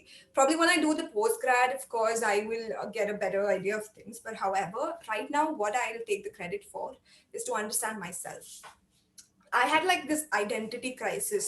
Like எல்லா டீனேஜர்ஸ்க்கும் இருக்கும், நம்ம எதுக்கு இருக்கோம், what is our purpose, what should we do different in this world. So that's when like when I'm learning psychology, I got like a lot of clarity among myself. Okay, I want to help a lot of people. For that, I need to be financially stable. So I want to like make profits. I want to make a difference in the country. So that's when like that's what I will take the credit for psychology for. And I learned that in a business is very, very important to understand the feelings of a lot of people involved with you, like maybe your staffs. I see we have like 10 staffs, like 5 in one outlet, another 5 in another outlet. Okay, so it's very like manpower is very easy to get, but it's very, very hard for me to like retain these people for so much of reasons behind what's going on behind the closed doors of their house. Because of financial independency, a lot of women working with me, my akkas, what I call them my akkas. So they say that how every day they're getting tortured by men to not work and all of that. So I'm feeling a little bit more empathetic and to take decisions keeping them in mind so that we can grow together. Not only I can take my business forward, but ஏதோ என்னால முடிஞ்சது அவங்க லைஃப்ல help பண்றதுக்கு it was very, very helpful. That's it, Gautam. And நீங்க psychology எடுக்கிறீங்கன்னா எனக்கு சொல்லுங்க, நம்ம சேர்ந்து படிக்கலாம். Great. And though we had end-to-end session from morning till now, like this session was pretty cool, and it's kind of really easy to understand. Cool, because my earpods fell down and then I'm like slurring because of the braces. Ellarum jolly ah sirichittu irukeenga. No, not that way. Like we were able to understand, like no more technical words. It's like jolly session, and you can interact with a couple of food items as well, and understanding. Food vera anganga vandittu pochu. So it's like super cool. So that's awesome. Getting back, like what kind of promotion do you use in your business? This question was asked by Darshini Murli. Hi Darshini, nice to hear from you. Promotion for Namma Cafe, I'm assuming you're asking for Namma Cafe. So like I said, it's a business we started like 3 months back. So slowly we're trying to get like, yes, we're seeing the customers. Now, if you're from Coimbatore, you'll know this place called RS-puram. It's the center hub of Coimbatore. So there we have a little more posh crowd, like people who visit Nilgiris. We have placed this cafe outlet opposite of Nilgiris. So that itself is like a promotion tactic for all the customers, going to Nilgiris. Well, okay, well, come, let's go for a chai and all of that. And this is not a place like where you sit, eat, talk, and drink your coffee, slow up, puffsla, sapte pieces. It's like, okay, or coffee kudichittu angandu kelna, but அந்த மாதிரி setup தான். ஒரு பெரிய high end cafe coffee date ரொமான்ஸ்லாம் பண்ண முடியாது. But so அது ஒரு promotion tactic in itself. Location choose பண்றதே ஒரு right promotion. My father has taught me. Second வந்துட்டு like we have a lot of what to say, outlets nearby, like Fitness One, we have Nilgiris, we have Cafe Coffee Day itself we have, and then which we don't consider competition for us because there is a little high-end business. Ours is a low investment business, but there are a lot of boutiques and dress shops. So we give them vouchers as an inaugural offer, as like we told, like one tea is just 10 rupees. So with this voucher, it said like 2 teas for 10. So what happens is when the customers will bring another person, so to make them aware of this brand called Namma Cafe, they have to like actually try it. So first வந்துட்டு நாங்க profit அந்த மாதிரிலாம் பார்க்கல. எவ்வளோ பேர் வந்து இந்த they should know that there's this branded cafe which is hygienic, affordable, and worth a try definitely. So those are the little promotion tactics that we used. There are a lot more, but I'd love to share with you sometime. Okay, great. And again, how do you manage the education and business together? It's both are like huge. How do you manage it? Like இவ்ளோ நேரம் படிக்கிறதுக்கு, இவ்ளோ நேரம் work பண்றதுக்கு, இவ்ளோ நேரம் businessக்கு இந்த மாதிரியா? இல்ல how do you manage a team in that? That's a huge problem, right? Yes. I mean, நான் சொல்லணும்னா like நிறைய சொல்லலாம். அந்த இந்த கொஸ்டின் எங்க அம்மா கிட்ட கேட்டு பாருங்க. அது சொல்ல இவ படிக்கவே மாட்டேங்கிறா, எப்ப பார்த்தாலும் பிசினஸ் அப்படியே சுத்திட்டு இருக்கான்னு தான் சொல்லுவாங்க. பட் நான் வந்து எப்பவுமே எக்ஸாம் முன்னாடி தான் நம்ம எல்லாருமே அப்படிதான். பட் என்ன ஆனா எனக்கு எக்ஸாம் முன்னாடி ஸ்ட்ரெஸ் ஆயிரும், ஐயோ எதுவுமே தெரியாது அப்படின்ட்டு. But thankfully since it's a subject that I like, enjoy and adore, and it is helping so much in my life as a person and for my business, I'm taking interest in it. So like even if it's, you know, the last few days before my exams, I'm reading it, I'm understanding it. It's more like a life lesson. The more I'm learning a lot within the process. So I don't have like a specific time as such. Now காலையில 5 மணிக்குல alarm வைப்பேன். But in which again I'll be doing some accounting work of the business only, and I don't really like study. But if it's like very subjects that you guys have taken, maybe like engineering, and you're doing also entrepreneurship, I suggest that of course allocate your time wisely. And I mean, you guys know it better. நம்மள எவ்ளோ engineering people I like தெய்வம் மாதிரி எப்படி நீங்க இவ்ளோ படிச்சிட்டு எல்லாம் பண்ணிட்டு இருக்கீங்க. So just allocate your time properly. I think that would be great. For me, since I genuinely love the subject, that has been the only thing that I needed to, you know, cope it. Like if you genuinely love what you do, it's very cliche. எல்லாருமே தான் சொல்லுவாங்க உங்களுக்கு பிடிச்சா அது நல்லா பண்ணு. But that's so true, and I have experienced it in my case. Great. And the other question is, how do you manage the team? Like you have Nama Cafe, Naturals, and stuff. Like, how do you manage the team? Like, as you said, how does the retention happens? Staff retention. Yes. So in my house itself, like we are a team. Like like we're having 5 different outlets. Like one is totally different salon business, another is a cafe business. ரெண்டுமே different enterprises. இப்போ வந்து எங்க அம்மா எங்க அப்பா நான் நாங்க தான் வீட்ல இருக்கோம். So how we bifurcated is that the Vadavalli and RS-Puram outlet will be seen by me, and the other Naturals outlet along with the overall work will be managed by my mom. So what happens is that எல்லாமே ஒருத்தங்க பண்ணா வந்துட்டு அது வந்துட்டு first எல்லாம் முடியாது. It's impossible. அப்படி முடிஞ்சாலுமே அந்த ஒர்க் வந்து கரெக்டா நடக்காது. So if if a staff has any issues or problems, first they will come to me because I am the lower level in the hierarchy. என்னால முடியலனா எங்க அம்மா கிட்ட போவாங்க. எங்க அம்மா வந்துட்டு அவங்க வந்து நிஜமாவே she has made herself to be a little bit more strict, because to run an enterprise you cannot leave everything lenient. So எங்க அம்மா போறதுக்கு எல்லாரும் கொஞ்சம் பயப்படுவாங்க. If a situation is not solved by my mom, it goes to my dad. He's the top level of authority to manage all of this. If it's a little personal, they will choose who, but whoever எங்க 3 பேர்ல யார்கிட்ட இருந்தாலுமே we will make sure that issue is solved for my staffs. My akkas, not staffs. I don't call them akkas. They're like really akkas to me. So எனக்கு வந்து family மாதிரி. But எங்க அம்மா வந்துட்டு கொஞ்சம் அந்த லைன் மெயின்டைன் பண்றதுக்காக ஒரு என்டர்பிரைஸ் நல்லா கொண்டு வரதுக்காக she is a little strict. My dad is very lenient. He's so fun. He's it's very joyous and all of that. So எங்க அம்மா வந்து அந்த ஸ்ட்ரிக்ட் சைடு, எங்க அப்பா வந்து அந்த ஃபன் சைடு, இதெல்லாம் மிக்ஸ் பண்ணி தான் அப்படி போயிட்டு இருக்கு enterprise. Yes. So what's your favorite book related to business or something like entrepreneurship related, or like what's your favorite book? So I read a lot of books, but not like self-help books like I never used to read. But since I've started cafe, and I feel like it's very important to gain knowledge. You learn, and because knowledge is power. So I want to learn a lot of things. So I've actually started, right now I'm reading this the experience of Starbucks. So I wanted to make Namma Cafe the Starbucks of India. so, so Wow, I'm reading that's great. Starbucks by his name is George Micheli. I'm sorry if I'm pronouncing it wrong. That's very motivating. Not only it's motivating, it's something that happened really, not unlike like do this unganala mudiyum chumma appadiyella solla maatanga. They will have points as to what they did and worked for them. And I really admire that. So I'm reading that right now. And I listen to podcasts, a lot of podcasts. Okay. Then what's your favorite podcast then? Okay.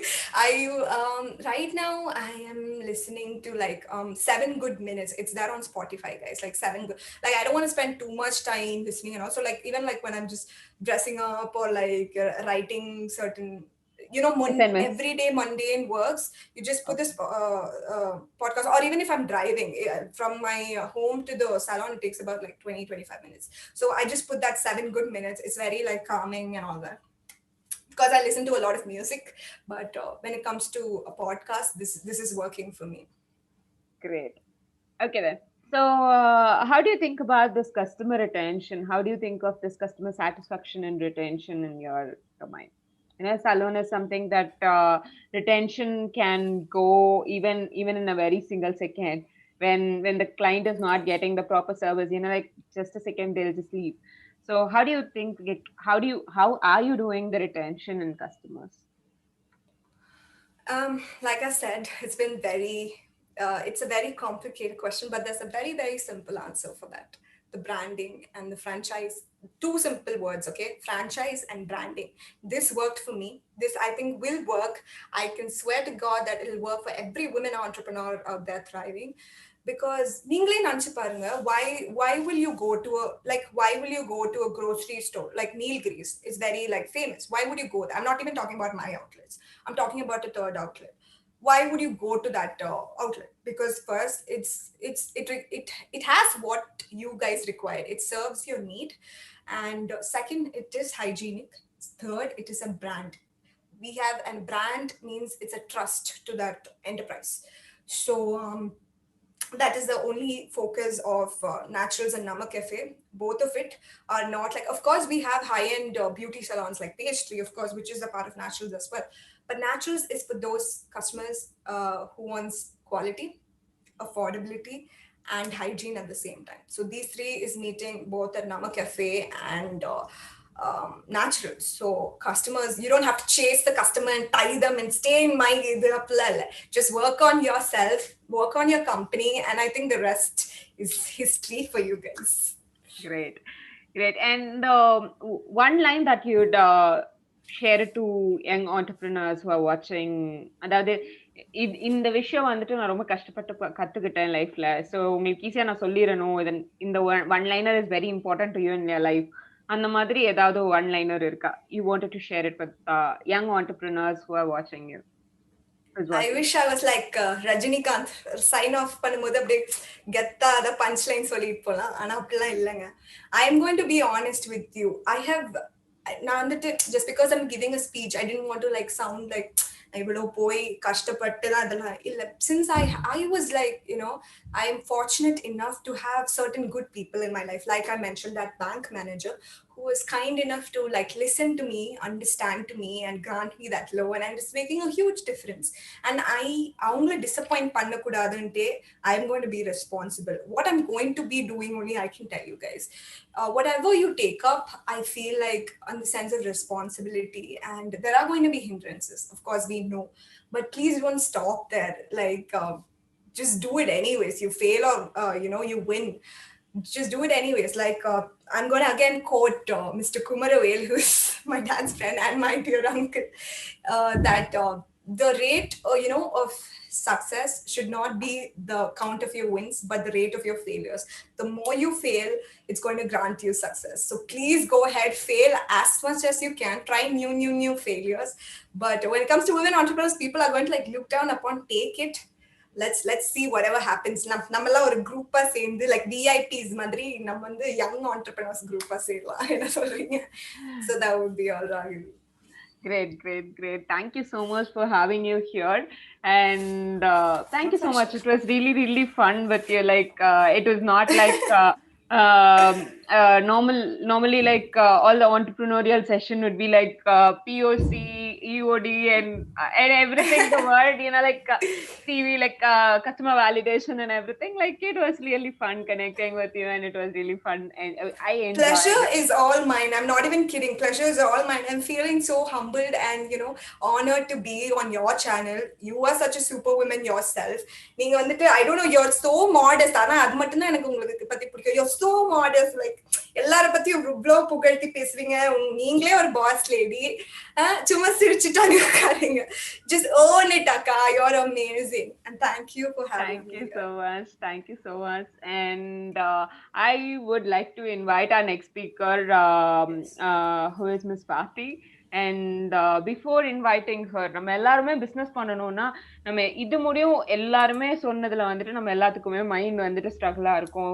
Failures happens கேள்விப்பட்டோம். Like இந்த மாதிரி நிறைய விஷயங்கள் வந்துகிட்டே இருக்கும்போது இந்த entrepreneurial mind செட்டை எப்படி டெவலப் பண்றது அப்படிங்கறது தான் வந்து இன்னைக்கு நம்ம ஸ்வாதி மேம் வந்து பேச போறாங்க. So before introducing her onto the stage, I'd like to share a video about her. 1 minute, ma'am. Startup Culture presents Let's Startup 2.0. Introducing our speaker, Ms. Swati Krishnan, to the program. Ms. Swati is a professional accountability and meditation coach with a vision to help people make clear decisions in their personal and professional lives. She is the founder at Yes Peopletainment that specializes in aligning gratitude mindset and business mindset. Welcome Ms. Swati to the program Let's Startup 2.0.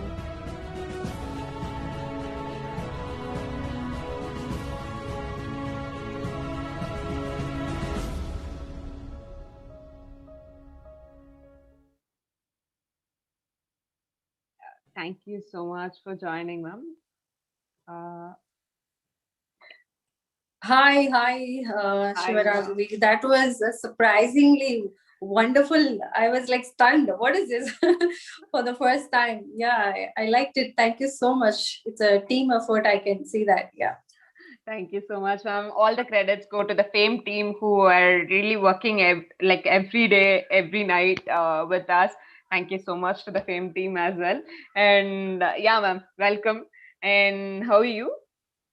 I'm fantastic. A lot of things are happening right now on the ground, building right, left, center. Excited to share my knowledge, share my experiences today. Yeah, yes, ma'am. Like we'll start the session, ma'am. You can go ahead. Thank you so much, ma'am. Okay, I want to know, will I be able to see the people who are already here, or will I be able to interact with the students? Is that possible?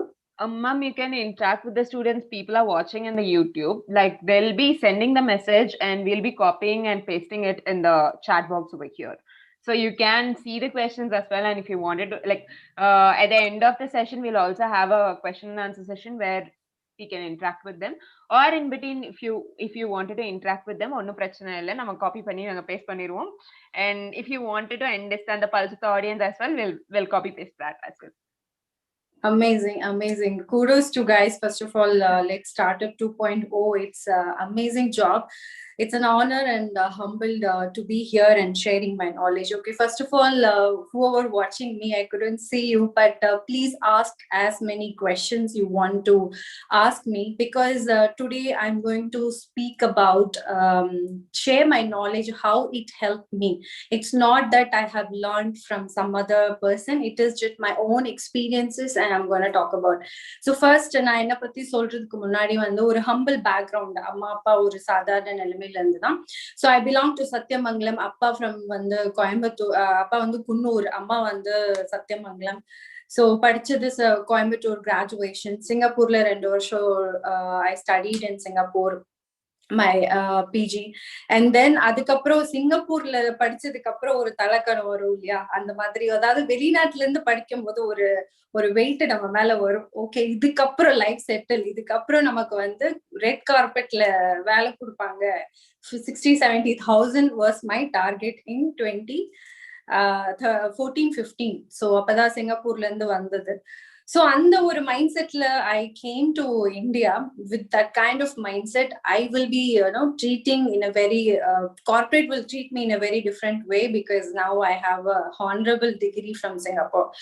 So அப்படி நினைச்சிட்டு தான் நான் வந்ததுக்கு அப்புறம் தான் தெரிஞ்சது how they treated me. They didn't consider me as a Singapore degree holder. They considered as a 2-year gap in my career because I started my career, earned money and then spent money on my education. That's how it happened because humble background, nobody's there to support you financially. So அப்படி வரும்போது என்னாச்சு அப்படின்னா corporate treat me in a such a way ஒரு 15,000 to 20,000 salary கொடுக்கவே ரொம்ப யோசிச்சாங்க. So அந்த ஒரு trigger point is like why I can start my business, why I am in a such a level asking from somebody, why I am not in a such a level giving an employment. Okay, அதுதான் ஒரு trigger point experience.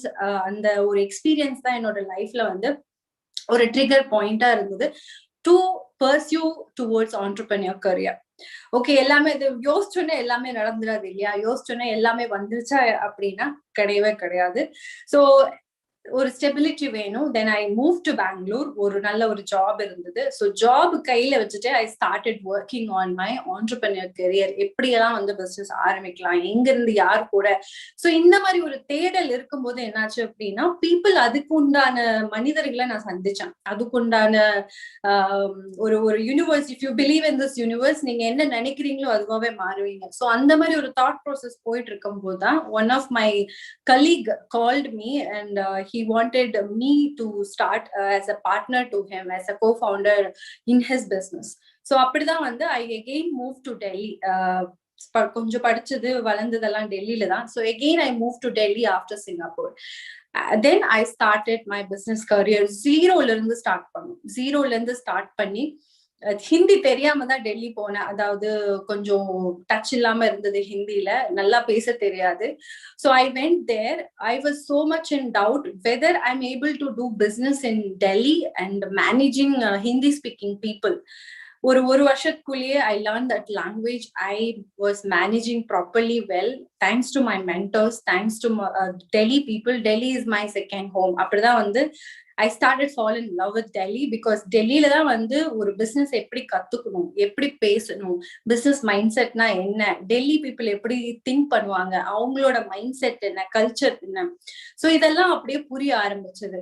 Trust me 4 years வந்து ஒரு movie பார்க்கல, ஒரு party, என்னோட birthday party celebrate பண்ணல. I was completely focused on. ஆனா இந்த மாதிரி இருக்கணும்னு நான் சொல்லவே மாட்டேன். I was completely focusing and giving my everything towards that venture. So 2018, making a lot of money, flying almost 14 to 15 countries within 4 to 5 years, 3 to 4 years. So அந்த மாதிரி இருக்கும்போது I have learned so much. என்னென்ன கத்துக்கணுமோ எல்லாத்தையும் கத்துக்கிட்டேன். ஒரு business எப்படி ஜீரோல இருந்து ஆரம்பிக்கணும் அப்படின்னு சொல்லி I learned it. எல்லாமே கரெக்டா போயிட்டு இருக்கும் போது எல்லாமே எப்பவுமே கரெக்டா போகாது, கரெக்டா. So when 2019 started, I hit my business in the rock bottom. ஒரு சின்ன பிரச்சனை ஆரம்பிச்சது எங்களுக்குள்ள. ஸோ அது அப்படியே பெருசாகி 2019ல it took a U-turn. இப்படி போயிட்டு இருந்த பிசினஸ் அப்படியே இப்படி ஆச்சு. ஸோ அப்படி ஆகும்போது என்னாச்சு அப்படின்னா we are not prepared for failures, right? நம்ம சக்சஸை நோக்கியே போயிட்டு இருப்போம், ஒரு growth-ஐ நோக்கியே போயிட்டு இருக்கும் போது நீங்க ஒரு சடனா ஒரு ஃபெயிலியர்ஸ் வந்துச்சு அப்படின்னா அதுக்கான ப்ரிப்பரேஷன் நம்ம பண்ணிருக்கவே மாட்டோம். Mind set level, even and finance level, correct? அப்படி போயிட்டு இருக்கும்போது 2019 I hit rock bottom. யாரெல்லாம் ஃப்ரெண்ட்ஸ் நினைச்சோம், யாரெல்லாம் வந்து என் கூடயே இருப்பாங்கன்னு நினைச்சனோ அவங்கதான் ஃபர்ஸ்ட் விட்டுட்டு போனாங்க. when I go down. So அப்படி டவுன்ல போயிட்டு இருக்கும் போது டவுன்ல போயாச்சு, இதுக்கு மேல டவுன்ல போறதுக்கு எதுவுமே இல்லை. So I took a decision, this is not my self, this is not what I am made for அப்படின்னு நினைச்சு இதுக்கு மேல மேலதான் போகணும் அப்படின்னு சொல்லி 2019 February, இப்போ என்னோட ஃபேஸ்புக் ஃபாலோ பண்ணீங்கன்னா தெரியும், ஐ பீன் ஷேரிங் மை 2019ல என்ன நடந்தது அந்த ஃபேஸ்புக்ல. I use to put self note. இன்னைக்கு வந்து இந்த மாதிரி ஒரு ஃபெயிலியர் நான் ஃபேஸ் பண்ணேன், இட்ஸ் ஓகே, மூவ் ஆன் அப்படின்னு ஒரு செல்ஃப் நோட் வந்து ஒன்லி மீ போட்டு நானே போட்டுப்பேன். ஸோ அது வந்து இப்போ மெமரியா வந்துட்டு இருக்கு. ஸோ அதை பார்க்கும்போது எனக்கு I feel very happy. Okay, இப்படியெல்லாம் நான் திங்க் பண்ணியிருக்கேன் அப்படின்ற மாதிரி. ஸோ அந்த டைம்ல I transformed myself into a different person.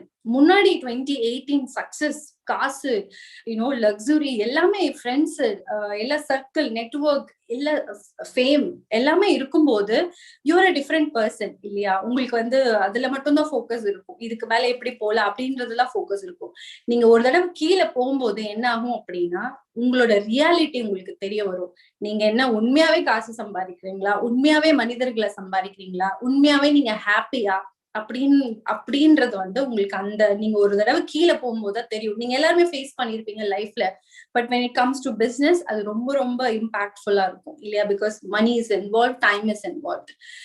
So அப்படி இருக்கும்போது என்ன ஒரு டிரான்ஸ்ஃபர்மேஷன், நான் வந்து ஒரு அக்ரெசிவா பிசினஸ் பண்ணிட்டு இருந்ததை அப்படியே ஒரு லவபிள் பர்சனா, ஒரு மெடிடேட்டிவா, ஒரு அவேர்னஸோட பிசினஸ் பண்ண ஆரம்பிச்சேன்.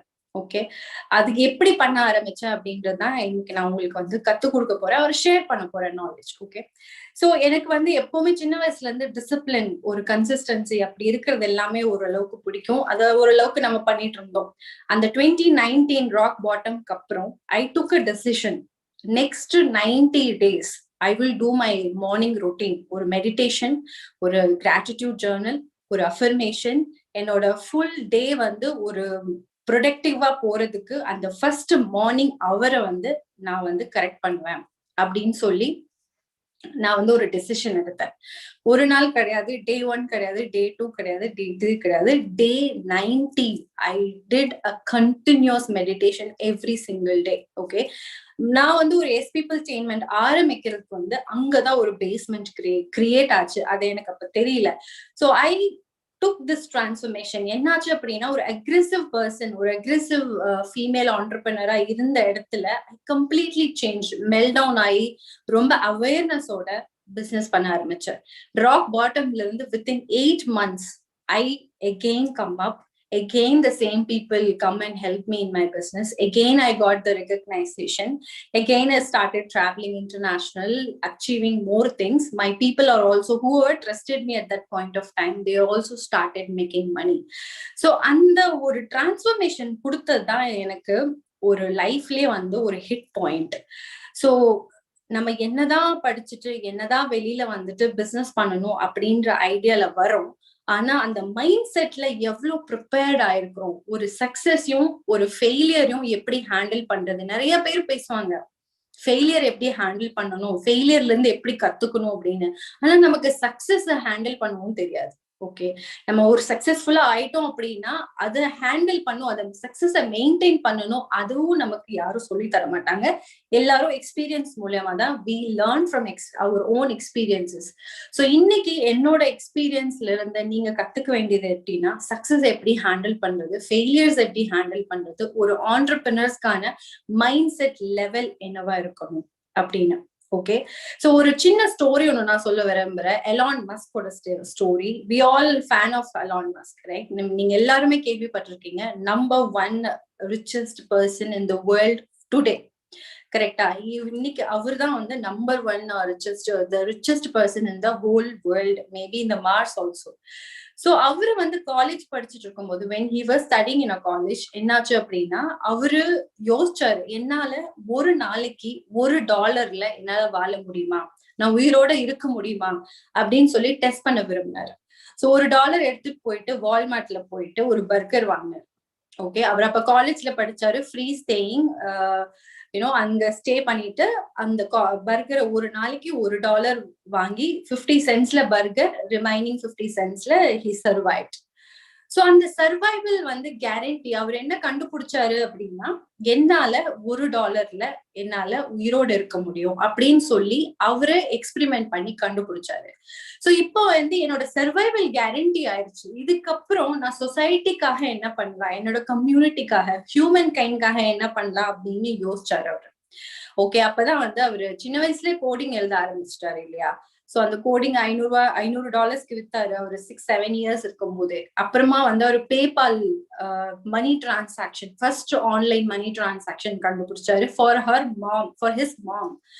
அதுக்கப்புறம் வந்து ஸ்பேஸ்எக்ஸ் கண்டுபிடிச்சாரு, solar, right, and then Tesla. இந்த மாதிரி humankind. Now today he is putting human on the Mars. Okay, rocket launch பண்றாரு. அந்த ராக்கெட் லான்ச் பண்ணிட்டு மேல கொண்டு போய் உங்களை விட்டுட்டு அதே ராக்கெட் கீழே வந்து லேண்ட் ஆகி பார்க் ஆகி உட்காரும். சோ அந்த மாதிரி ஒரு இனோவேஷன் அவர் கண்டுபிடிக்க ஆரம்பிச்சதுக்கான ரீசன், ஒரு தூண்டுதல் என்ன அப்படின்னா சர்வைவல். அவரோட சர்வைவல் $1 வந்து முடிஞ்சு போயிடும். ஆனா இன்னைக்கு நம்ம காலேஜா இருந்தாலும் சரி, சொசைட்டியா இருந்தாலும் சரி, உங்களோட எஜுகேஷன் யூனிவர்சிட்டிஸா இருந்தாலும் சரி, உங்களோட ஃப்ரெண்ட்ஸா இருந்தாலும் சரி, ஃபேமிலி ரிலேட்டிவ்ஸா இருந்தாலும் சரி, everybody want you to get a good job, get married, ஒரு நல்ல பிளாட் ஒரு இஎம்ஐல வாங்கிட்டு லைஃப் ஃபுல்லா இஎம்ஐ பே பண்ணணும், அதுக்கப்புறம் டைம் இருந்தா பிசினஸ் பண்ணணும். இப்படிதான் வந்து உங்களுக்கு சொல்லி தராங்க. Okay, so you guys have to be little smart and come out of all this rut and think like an Elon Musk. நம்ம எலான் மஸ்க் மாதிரி ராக்கெட் அனுப்பணும்னு அவசியம் இல்லை, பட் அவரோட ஒரு திங்கிங்ல இருந்து நம்ம எடுத்துக்கிறது ரொம்ப ரொம்ப முக்கியம். சோ இதை நான் தெரிஞ்சுக்கிட்டது வந்து 2019ல எலான் மஸ்க் இப்படி பண்ணாரு அப்படின்னு நான் தெரிஞ்சுட்டேன். சோ நான் அதை எப்படி நான் தெரிஞ்சுட்டு நான் அப்படியே விடல. How did I execute it? Okay, it took me 1 year to execute what he was talking about. Okay, 2020 I completely planned. Okay, அந்த ஏற்கனவே செஞ்சுட்டு இருந்த பிசினஸ் வந்து I sold it off. ஏன் sold பண்ண அப்படின்னா I was running behind money, I was running behind fame, I was running behind everyday success. And the business வந்து every week you have to be successful, otherwise ஒரு depression மாதிரி ஆயிரும். Otherwise you think ஐயோ people respect பண்ண மாட்டேன்றாங்க. So அந்த மாதிரி ஒரு circumstances இருக்கிற businessல இருந்து I sold out that business. I started something new for me in 2020. Okay, 2020 நான் எப்படி பிளான் பண்ணேன் அப்படின்னா I want to minimize all my expenses. இன்னைக்கு வந்து ஒரு 10,000 என்னால வந்து சர்வை பண்ண முடியுமா? என்னோட டெல்லியில நான் இருக்கும்போது என்னோட வீட்டோட ரெண்ட் மட்டும் 35,000 ஜஸ்ட் ரெண்ட். அது போக current bill, water bill, everything comes around 40,000. என்னால ஒரு 60,000 rupees இருந்தா மட்டும்தான் சர்வைவ் ஆக முடியும் இன் டெல்லி. சோ அதை எப்படி என்னால ரெடியூஸ் பண்ண முடியும்? அதாவது அந்த 60,000 வாழ்ற வாழ்க்கைய நான் வந்து ஒரு 15-20,000ல வாழனா remaining 40,000 I can invest in my business. I can do a lot of wonders in my business. I can help a lot of people. I can, do many things. So அந்த இலான் மஸ்க்ல இருந்து நான் கத்துக்கிட்டத என்னோட பிசினஸ்ல நான் apply பண்ணேன். எப்படி அப்படின்னா expenses reduce பண்ணேன். இப்போ உங்களுக்கு வந்து ஒருத்தவங்க சொல்லி கொடுக்குறாங்க அப்படின்னா வீடு வாங்குறதுதான் ஒருத்தனோட வாழ்க்கையின் கனவே அப்படின்னா அது தப்பு. வீடு வாங்கி என்ன பண்ண போறீங்க? அந்த வீட்டுல இருப்பீங்க, கரெக்டா? அந்த வீடு உங்களுக்கு காசு பண்ணி கொடுக்குமா? கிடையாது. ரெண்ட் கொடுப்பீங்க, இட்ஸ் ஓகே, இஎம்ஐ பே பண்ண வேண்டியது இருக்கும், கரெக்டா? But if you start a business you can be an self employment. உங்களுக்கு நீங்களே எம்ப்ளாய்மெண்ட் கொடுத்துக்கலாம். ஸ்லோலி நீங்க நிறைய பேத்துக்கு எம்ப்ளாய்மெண்ட் கொடுக்கலாம். 10 years 15 yearsல நீங்க ஒரு லெகசி கிரியேட் பண்றதுக்கான வாய்ப்புகள் கிடைக்கும். ஓகே, சோ இந்த மாதிரி ஃபர்ஸ்ட் ஸ்டெப் வந்து உங்களோட எக்ஸ்பென்சஸ் நீங்க ஃபர்ஸ்ட் கம்மி பண்ணணும். இப்ப நீங்க காலேஜ்ல இருக்கிறீங்க, இந்த மைண்ட் செட்டோட வெளியில போகாதீங்க. வீடு வாங்கணும், கல்யாணம் பண்ணணும், நல்ல ஜாப்ல இருக்கணும், இந்த மைண்ட் செட்ல வெளியில போனீங்கன்னா உங்களால ஆண்டர்பிரனரா ஆகவே முடியாது. ஓகேவா? You have to go out in such a mindset. How many people I can employ within next 3 years? How much revenue I can generate? What is that I like? அப்படின்ற ஒரு ஃபர்ஸ்ட் ஸ்டெப் வந்து அப்படின்ற ஒரு mind செட்ல நீங்க இப்ப இருந்தே work பண்ணணும். I don't know whether you are in the first year, whether you are in the second year or third year. You have to develop this kind of attitude. கல்யாணம் பண்ணணும், குடும்பம் நடத்தணும், ஜாப் போகணும், இஎம்ஐ கட்டணும்ன்ற மைண்ட் செட்ல இருந்து வெளியில வர முடிஞ்சதுன்னா உங்களால you will be able to be an entrepreneur, impactful entrepreneur. Business man கிடையாது, ஆண்டர்பிரனரா இருப்பீங்க. பிசினஸ் மேனுக்கு வந்து காசு மட்டும்தான் நோக்கமா இருக்கும். ஒரு ஆண்டர்பிரனருக்கு வந்து சொசைட்டி இம்பாக்ட் பண்றதுதான் நோக்கமா இருக்கும். ஓகேவா? அத மூலியமா தான் பிசினஸ் வந்து உருவாகும். சோ இந்த ஃபர்ஸ்ட் மைண்ட் செட்டை நீங்க வந்து டெவலப் பண்ணுங்க. The second mindset which I want to advocate is, இப்போ நீங்க எந்த ஏரியால இருந்தாலும் சரி, எந்த ஸ்டேஜ்ல இருந்தாலும் சரி, நீங்க நெக்ஸ்ட் ஒரு 90 daysக்குள்ள உங்களை நீங்களே எலிவேட் பண்றதுக்கு you can start something from today. அந்த என்ன ஹேபிட் என்ன இப்ப சொல்ல போறேன். ஓகேவா? ஃபர்ஸ்ட் ஹேபிட் வந்து start meditating.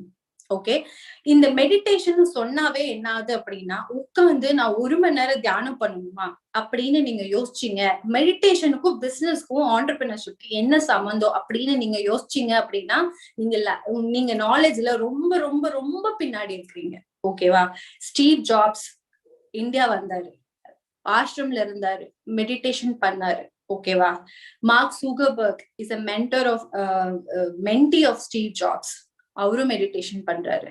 இப்போ ஒரு சர்வே நான் உங்களுக்கு கொடுத்தேன் அப்படின்னா, the topest Fortune 500 company CEOs, they do meditation.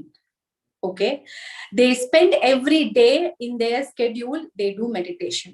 Okay, இன்னும் நிறைய லெவல் இருக்கு. They are taking bio plans also to analyze their thinking. இப்ப நீங்க யூஎஸ்ல வந்து இப்ப என்ன ஆகுது அப்படின்னா, நீங்க மெடிடேஷன் பண்ற எக்ஸ்பீரியன்ஸ ஒரு $15,000 நீங்க கொடுத்தீங்க அப்படின்னா, உங்களுக்கு ஃப்ரீயா, உங்களுக்கு வந்து ஃப்ரீயா இல்ல, $15,000 கொடுத்தீங்க அப்படின்னா நிறைய மெஷின்ஸ் எல்லாம் மாட்டி மண்டையில உங்களுக்கு அந்த மெடிடேஷன் பண்ற எக்ஸ்பீரியன்ஸ உங்களுக்கு தருவான். அதுக்கு நீங்க $15,000 பண்ணணும். அது எவ்வளவு லட்சம்னு நீங்க கால்குலேட் பண்ணிக்கோங்க இன்னைக்கு ரேட்டுக்கு. அந்த எக்ஸ்பீரியன்ஸ நம்ம டெய்லியும் ஃப்ரீயாவே நமக்கு நாமே உருவாக்கிக்க முடியும். மெடிடேஷன் பண்றதுனால என்ன ஆகும் அப்படின்னா, யூ வில் பி அவேர். உங்களுக்கு என்ன தேவை, உங்களுக்கு என்ன தேவையில்லை, உங்களுக்கு என்ன வரும், உங்களுக்கு என்ன நல்லா வராது, உங்களுக்கு ஒரு தெளிவு, ஒரு விஷன் இது வந்து உங்களுக்கு கிடைக்கும்.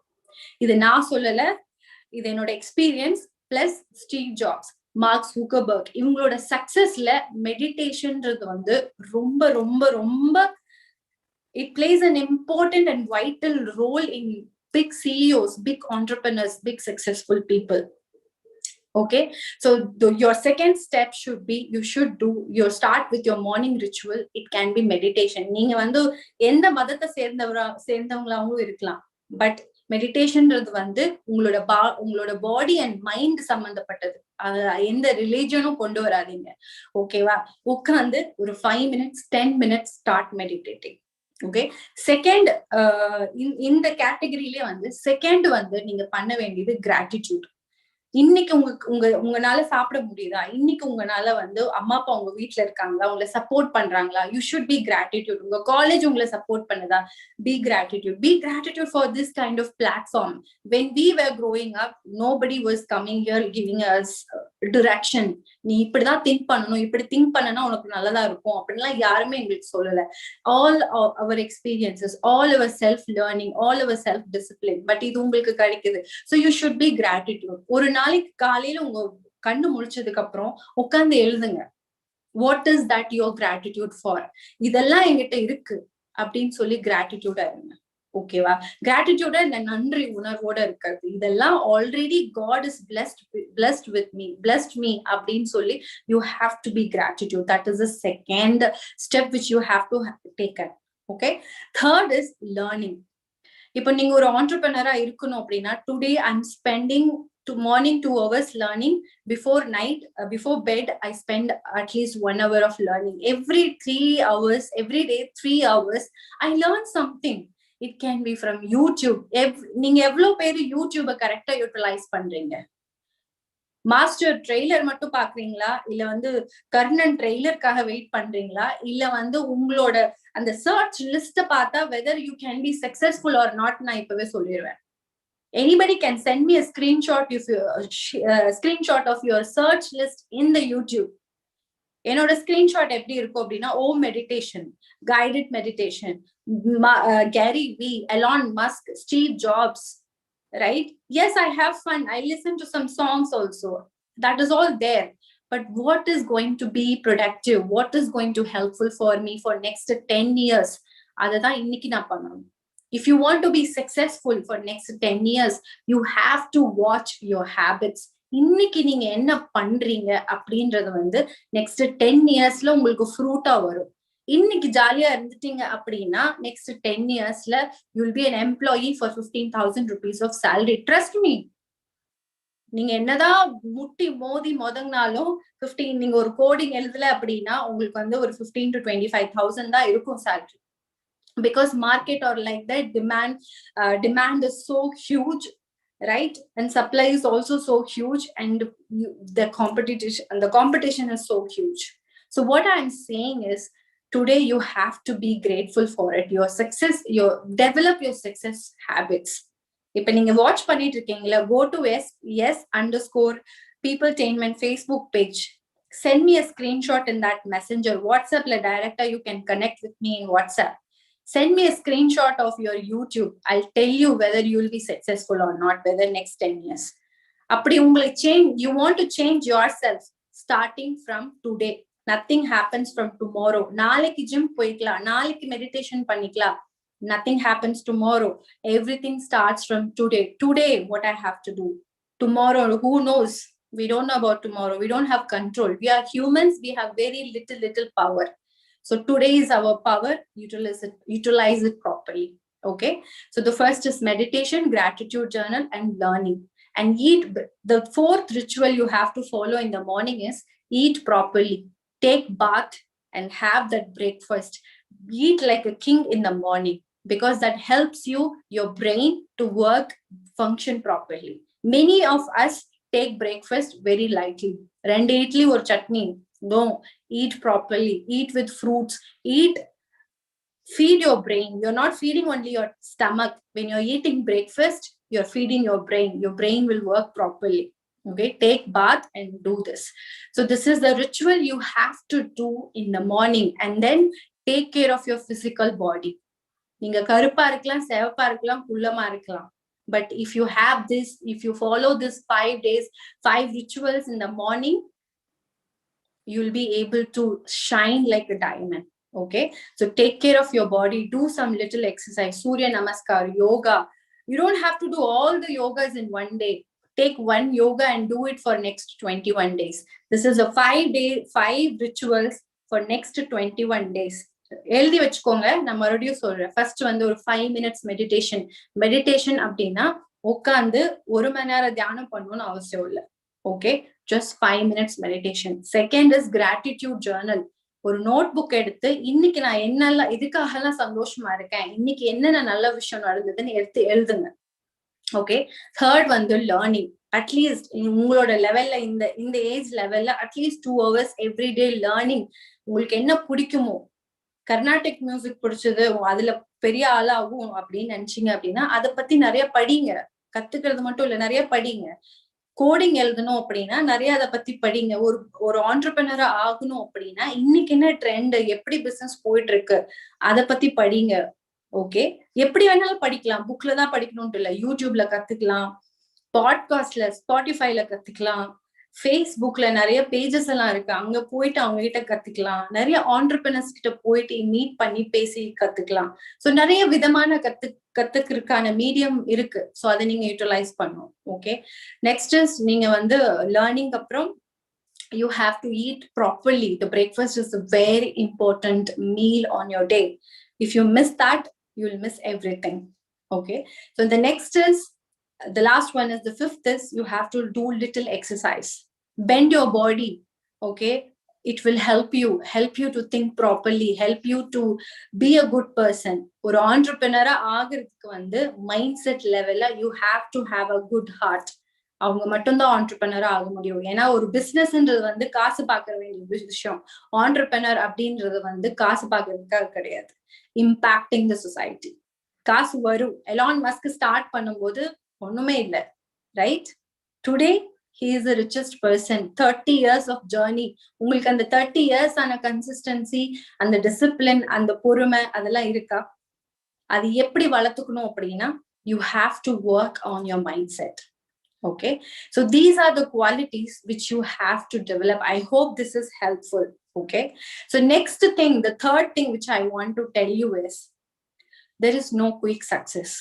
Okay, உங்களுக்கு வந்து எனக்கு ஜாப் பண்ண பிடிக்கல, யாருக்கும் கீழே அடிமையா இருக்க பிடிக்கல, அதனால நான் பிசினஸ் பண்றேன், உடனே வந்து காசு, உடனே வந்து காரு, உடனே வந்து வீடு அப்படின்னு யோசிச்சுட்டு பிசினஸ் பண்ண ஆரம்பிச்சீங்க அப்படின்னா, குயிக் சக்சஸ்க்காக பிசினஸ் பண்ண ஆரம்பிச்சீங்க அப்படின்னா, it gonna be a stressful journey. It gonna be a maybe failures will come. Of course failures are good, but it's going to be a stressful journey. Money மட்டுமே aim பண்ணி, quick success மட்டுமே aim பண்ணி, இத பண்ணா இந்த நாளுக்குள்ள இவ்வளவு காசு சம்பாதிக்கலாம், இவ்வளவு ஃபேம் வந்துரும் அப்படின்னு பார்த்து பண்ணீங்க அப்படின்னா it will be a stressful journey. Dhoni எல்லாருக்குமே தெரியும் இல்லையா? நம்ம தோனி, தல தோனி, ரைட்? அவர் எப்பவுமே சொல்ற விஷயம், அவரை நம்ம எல்லாருமே அட்மைர் பண்ணுவோம். ஆனா அவர் சொல்ற விஷயத்த நீங்க உங்க வாழ்க்கையில எக்ஸிக்யூட் பண்றதுதான் வந்து அவருக்கு கொடுக்குற மரியாதை, அவர்கிட்ட இருந்து கத்துக்கிறது. What he always says, he always gives the respect to the process. I love the process, I enjoy the process.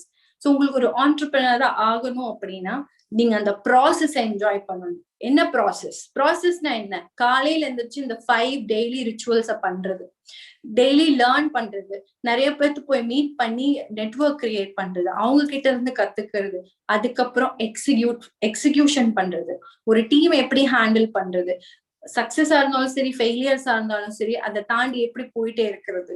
So இந்த ப்ராசஸ வந்து நீங்க ஒரு தடவை கையில புடிச்சுக்கிட்டீங்க அப்படின்னா யூ வில் பி லவ். ஒரு தடவை அந்த ப்ராசஸ்ல காதல் வயப்பட்டுட்டீங்க அப்படின்னா you will be able to be successful in next 10 to 15 years. Not only successful, or legacy create out. Okay, legacy, you can create some legacy in whatever venture you are doing, in whatever streams you are doing. Okay, even ஒரு paper தயாரிக்கிறதுலயும் இந்த ப்ராசஸ follow பண்ணீங்க அப்படின்னா you can be the biggest paper making company in next 10 years. Okay, I'm just giving an example.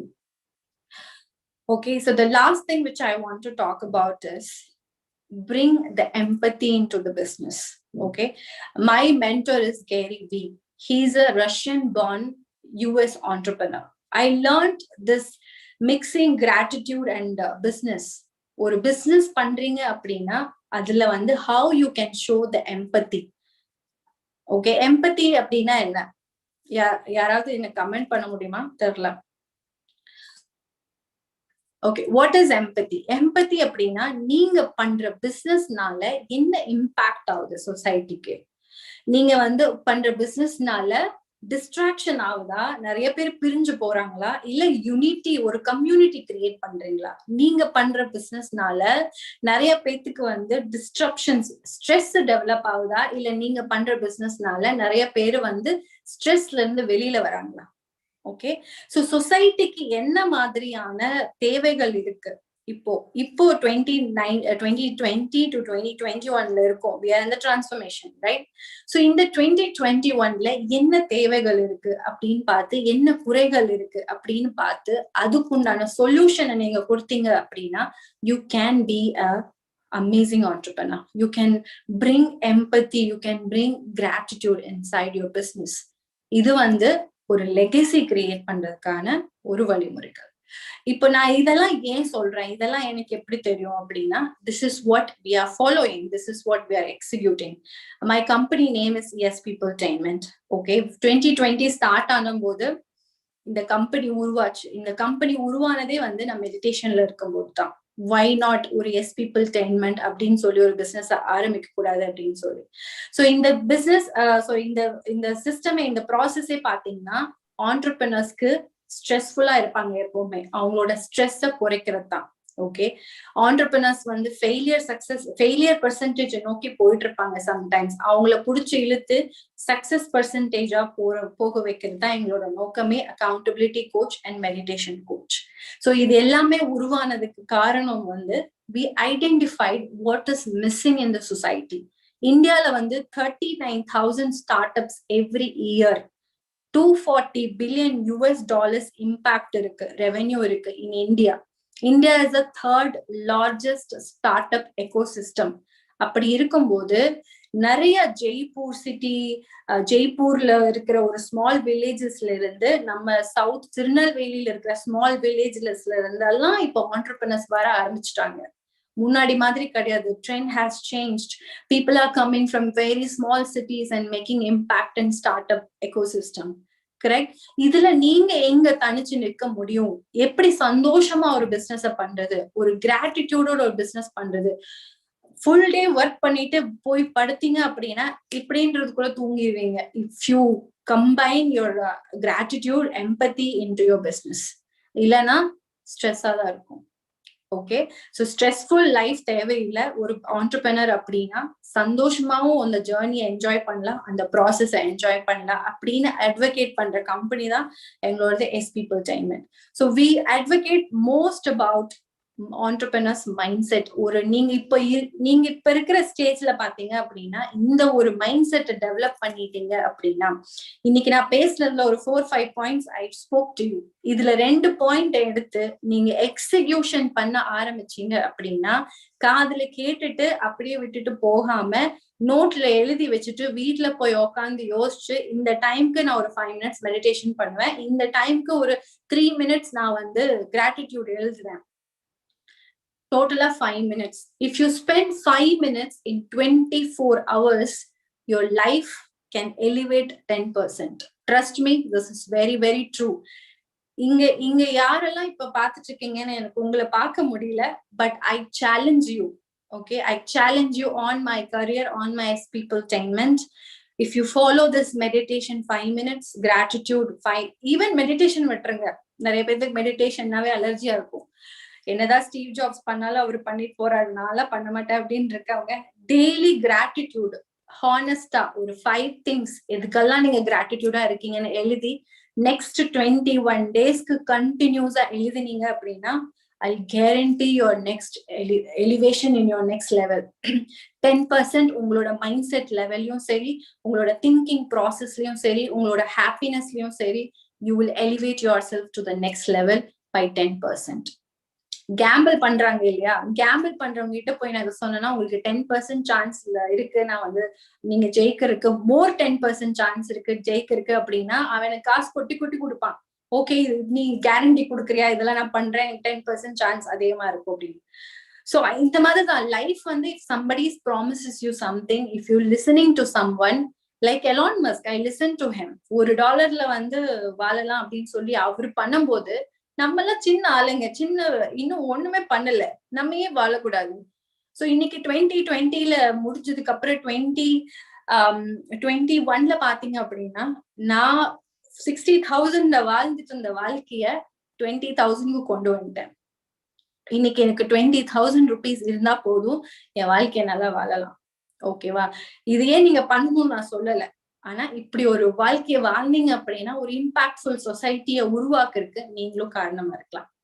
Okay, so today I have spoken about how you should come, what kind of mindset you should have and come out of the college, and what should be your daily rituals, how it can impact you. And don't go for the quick success, because there is nothing called quick success. You have to create a legacy for next 10 years. The basement starts from today. உங்களுக்கு ஒரு LIC மாதிரி ஒரு building, Burj கலீஃபா மாதிரி ஒரு building கட்டணும் அப்படின்னா, மேல இருந்து ஆரம்பிப்பீங்களா, கீழ இருந்து ஆரம்பிப்பீங்களா? கீழ இருந்து தான் நம்ம, மேக் சென்ஸ் ரைட்? கீழ இருந்து ஆரம்பிப்போம், பேஸ்மெண்ட்ல இருந்து we have to dig first.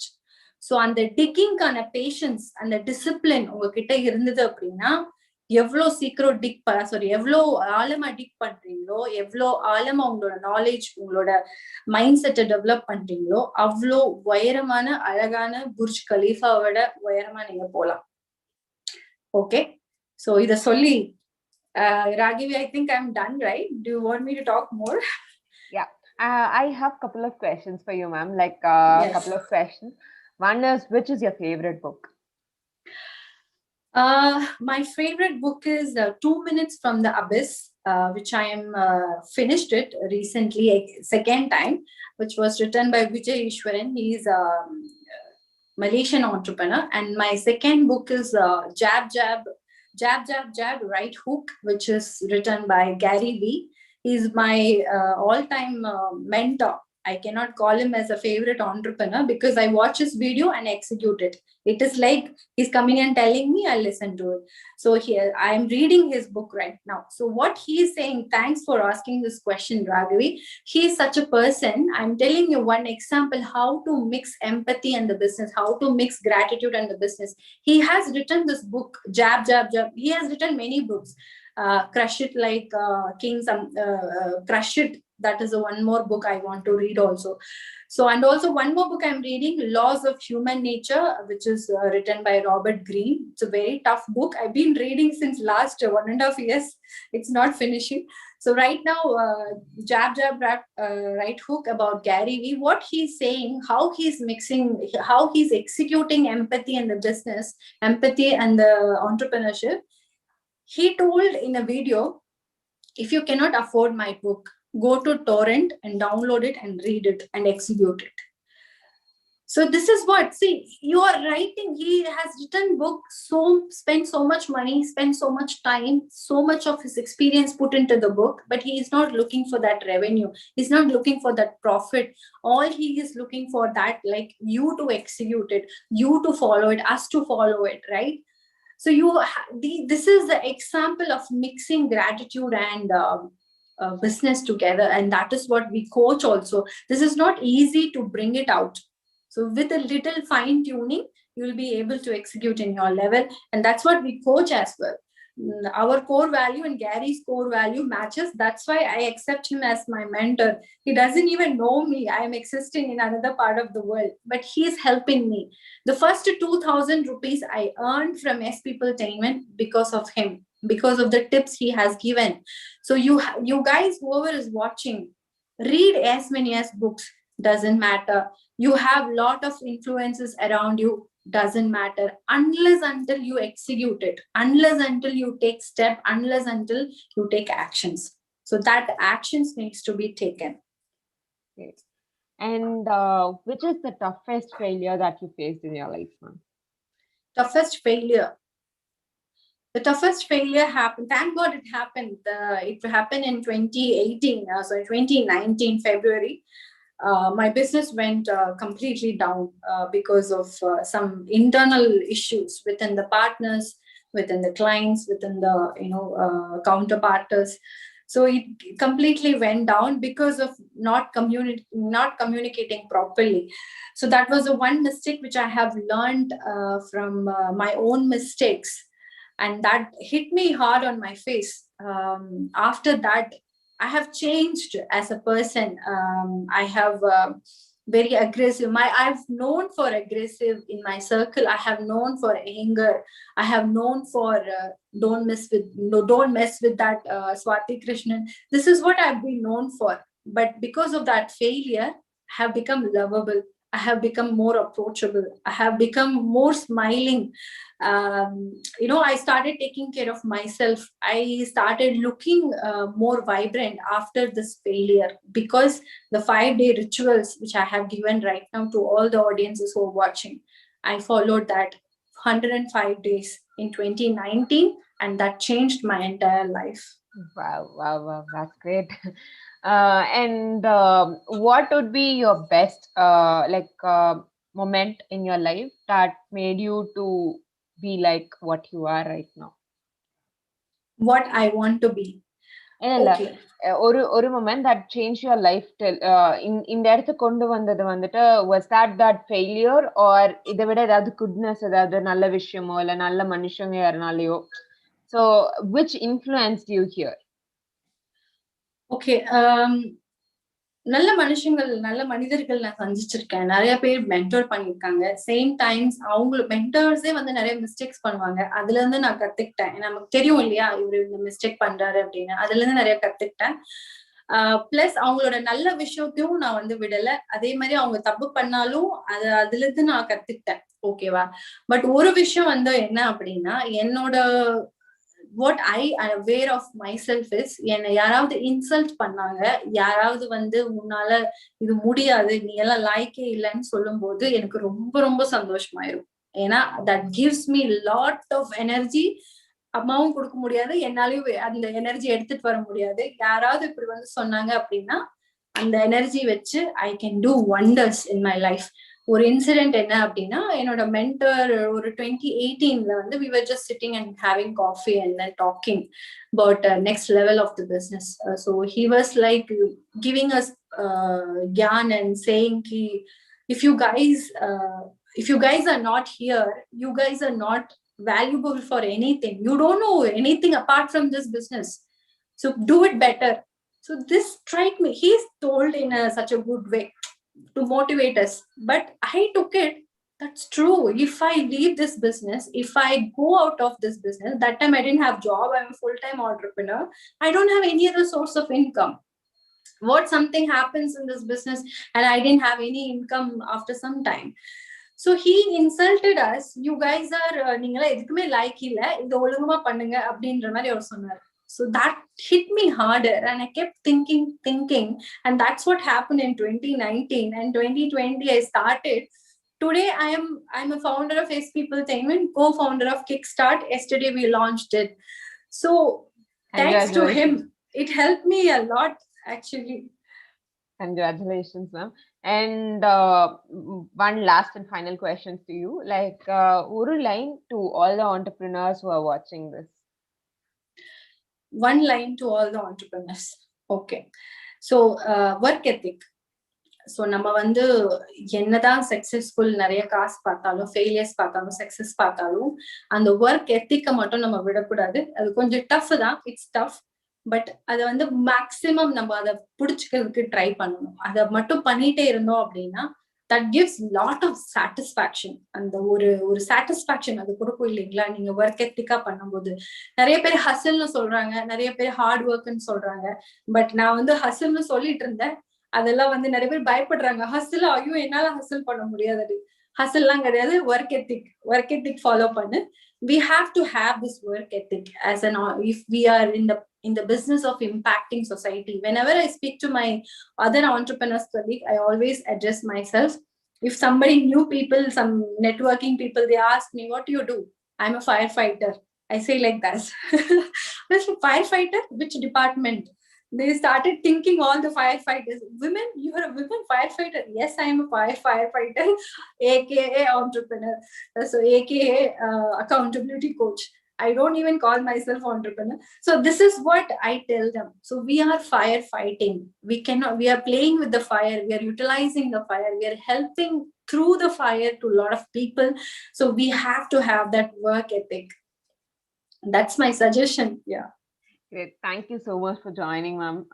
Thank you so much. It was really a pleasure having you here on the program. And thank you so much. கூப்பிட்டோன்னா தேங்க்யூ. லைக் ஒரு இனிஷியேட்டிவ் சப்போர்ட் பண்ணணும், like இந்த மாதிரி ஸ்டூடெண்ட்ஸ்க்கு பண்றாங்கன்ற ஒரு இனிஷியேட்டிவ்க்கு சப்போர்ட் பண்ணணும்னு நினைச்சு வந்ததுக்கு ரொம்ப ரொம்ப ரொம்ப நன்றி. அண்ட் எஸ் மேம், ரொம்ப ரொம்ப தேங்க்ஸ். எனக்கு யாராவது क्वेश्चंस கேக்குறாங்களான்னு தெரியல. அப்படி ஏதாவது question? So far there is no question, ma'am. So அதனால that's all. Okay, no problem. If you guys have any questions, you can visit our website also, yespeopletainment.com, and you can contact me through WhatsApp by coming to s_peopletainment. You can connect with me in WhatsApp. Any questions on entrepreneurs mindset, நான் எப்படி think பண்ணணும் இந்த இடத்துல அப்படின்னு நீங்க கேட்டீங்க அப்படின்னா அதுக்கான guidance we will give you with a pleasure, with a happiness. Yeah. Great, ma'am. I'll also share your LinkedIn ID in the chat so that they'll also get in touch with you easier. I mean, easier connect பண்ணிக்கலாம்ல அதனால. So Facebookலயும் ma'am இருக்காங்க. She is really active on all the social media. So if you wanted to connect, connect. I used to see her being motivated and motivating other people as well, inspiring other people as well, and all the social media is possible. So thank you so much, ma'am. Thank you so much for joining. And last but not least, I'd like to thank all our partners like Fame. Literally they work day and night on delivering videos, posters and everything. Thank you so much, Fame. And the next thing is AIC Rise, who has been our ecosystem partner, guiding and strategizing our program. And thank you so much, Colonel, for being invoicing support. And thank you so much, Startup Grind, Students for Students organization. Student for Students is like students எல்லாம் சேர்ந்து ஸ்டூடெண்ட்ஸ்க்காக நிக்கணும் அப்படின்ற ஒரு காஸ்க்காக ஆரம்பிக்கப்பட்ட ஒரு organisation தான் students for students organisation, which is headed by Tarun ஒருத்தர். So he's doing a very good job. He's educating many students, like NEET exams are இருக்கட்டும், ஸ்டூடெண்ட்ஸ்க்கு நாங்கள் ஸ்டூடெண்ட் சப்போர்ட் பண்றோம்னு சொல்லி they are doing a wonderful job. And அவங்களா இருக்கட்டும், அது இல்லாம நம்மளோட சோனா காலேஜ் ஸ்டூடெண்ட்ஸா இருக்கட்டும், staffs, Jagan sir, Shanti ma'am, and everyone, they literally regular மானிட்டர்லாம் பண்ணியிருக்காங்க. Thank you so much sir and ma'am. And last but not least our training partner Socio Potens. Like இப்போ நம்ம எடுத்த எல்லா கிளாஸஸ்லயுமே வந்துட்டு நமக்கு வந்துட்டு கடைசியா ஒரு இது வைப்போம், லைக் டெஸ்ட் வைப்போம். அந்த டெஸ்ட்ல இருந்து will be selecting 20 students for which will be giving student program. And students program கிடைச்சதுக்கு அப்புறமா you will be I mean like nurturing your ideas and nurturing lend towards funding முடிவு கூட்டிட்டு போவோம். and the next year like நவம்பர்ல கூட்டிட்டு போவோம். So அதுக்கு ரொம்ப சப்போர்ட்டிவா இருக்கக்கூடிய சத்யா இருக்கட்டும், சோஷியோ பொட்டன்ஸ் டீமா இருக்கட்டும், தேங்க்யூ ஸோ மச். அண்ட் இன்னைக்கு காலையில Mani he was like random support, like ஃபாஸ்டா வந்து ரொம்ப ஃபாஸ்டா சப்போர்ட் பண்ணிட்டு இருந்த Mani. And Mahar, like always Mahar is like hyperactive on the chats, Badri is hyperactive, Giri, and everyone, thank you so much, the entire team, for today's program. Last but not least, today's Women's Day. Happy Women's Day, and thank you so much all the men for supporting women as well. And thank you so much, and have a nice day. Take care. And as a YouTuber, I have to say this: if you have an idea, don't forget to subscribe the channel, because it's all about startups and entrepreneurship. So don't forget it, guys. I want to say a few words to you. Yes, ma'am. All the best for the initiation which you have started. This is something very meditative already. That's what the word I want to use, because it's going to reach out to the students who don't know what to do, and they will come to know, they get to know, because a lot of stories needs to be shared, and from that they can learn for what they want and identify what they want. So that's why I call this as a meditative initiative. Thank you so much for make me as a part. Thank you. Thank you so much, ma'am. Thank you so much. And also subscribe S Peopletainment. It's a wonderful YouTube channel, guys. Trust me. Yes, please subscribe. Yeah. Take care. Bye-bye. Bye-bye, ma'am.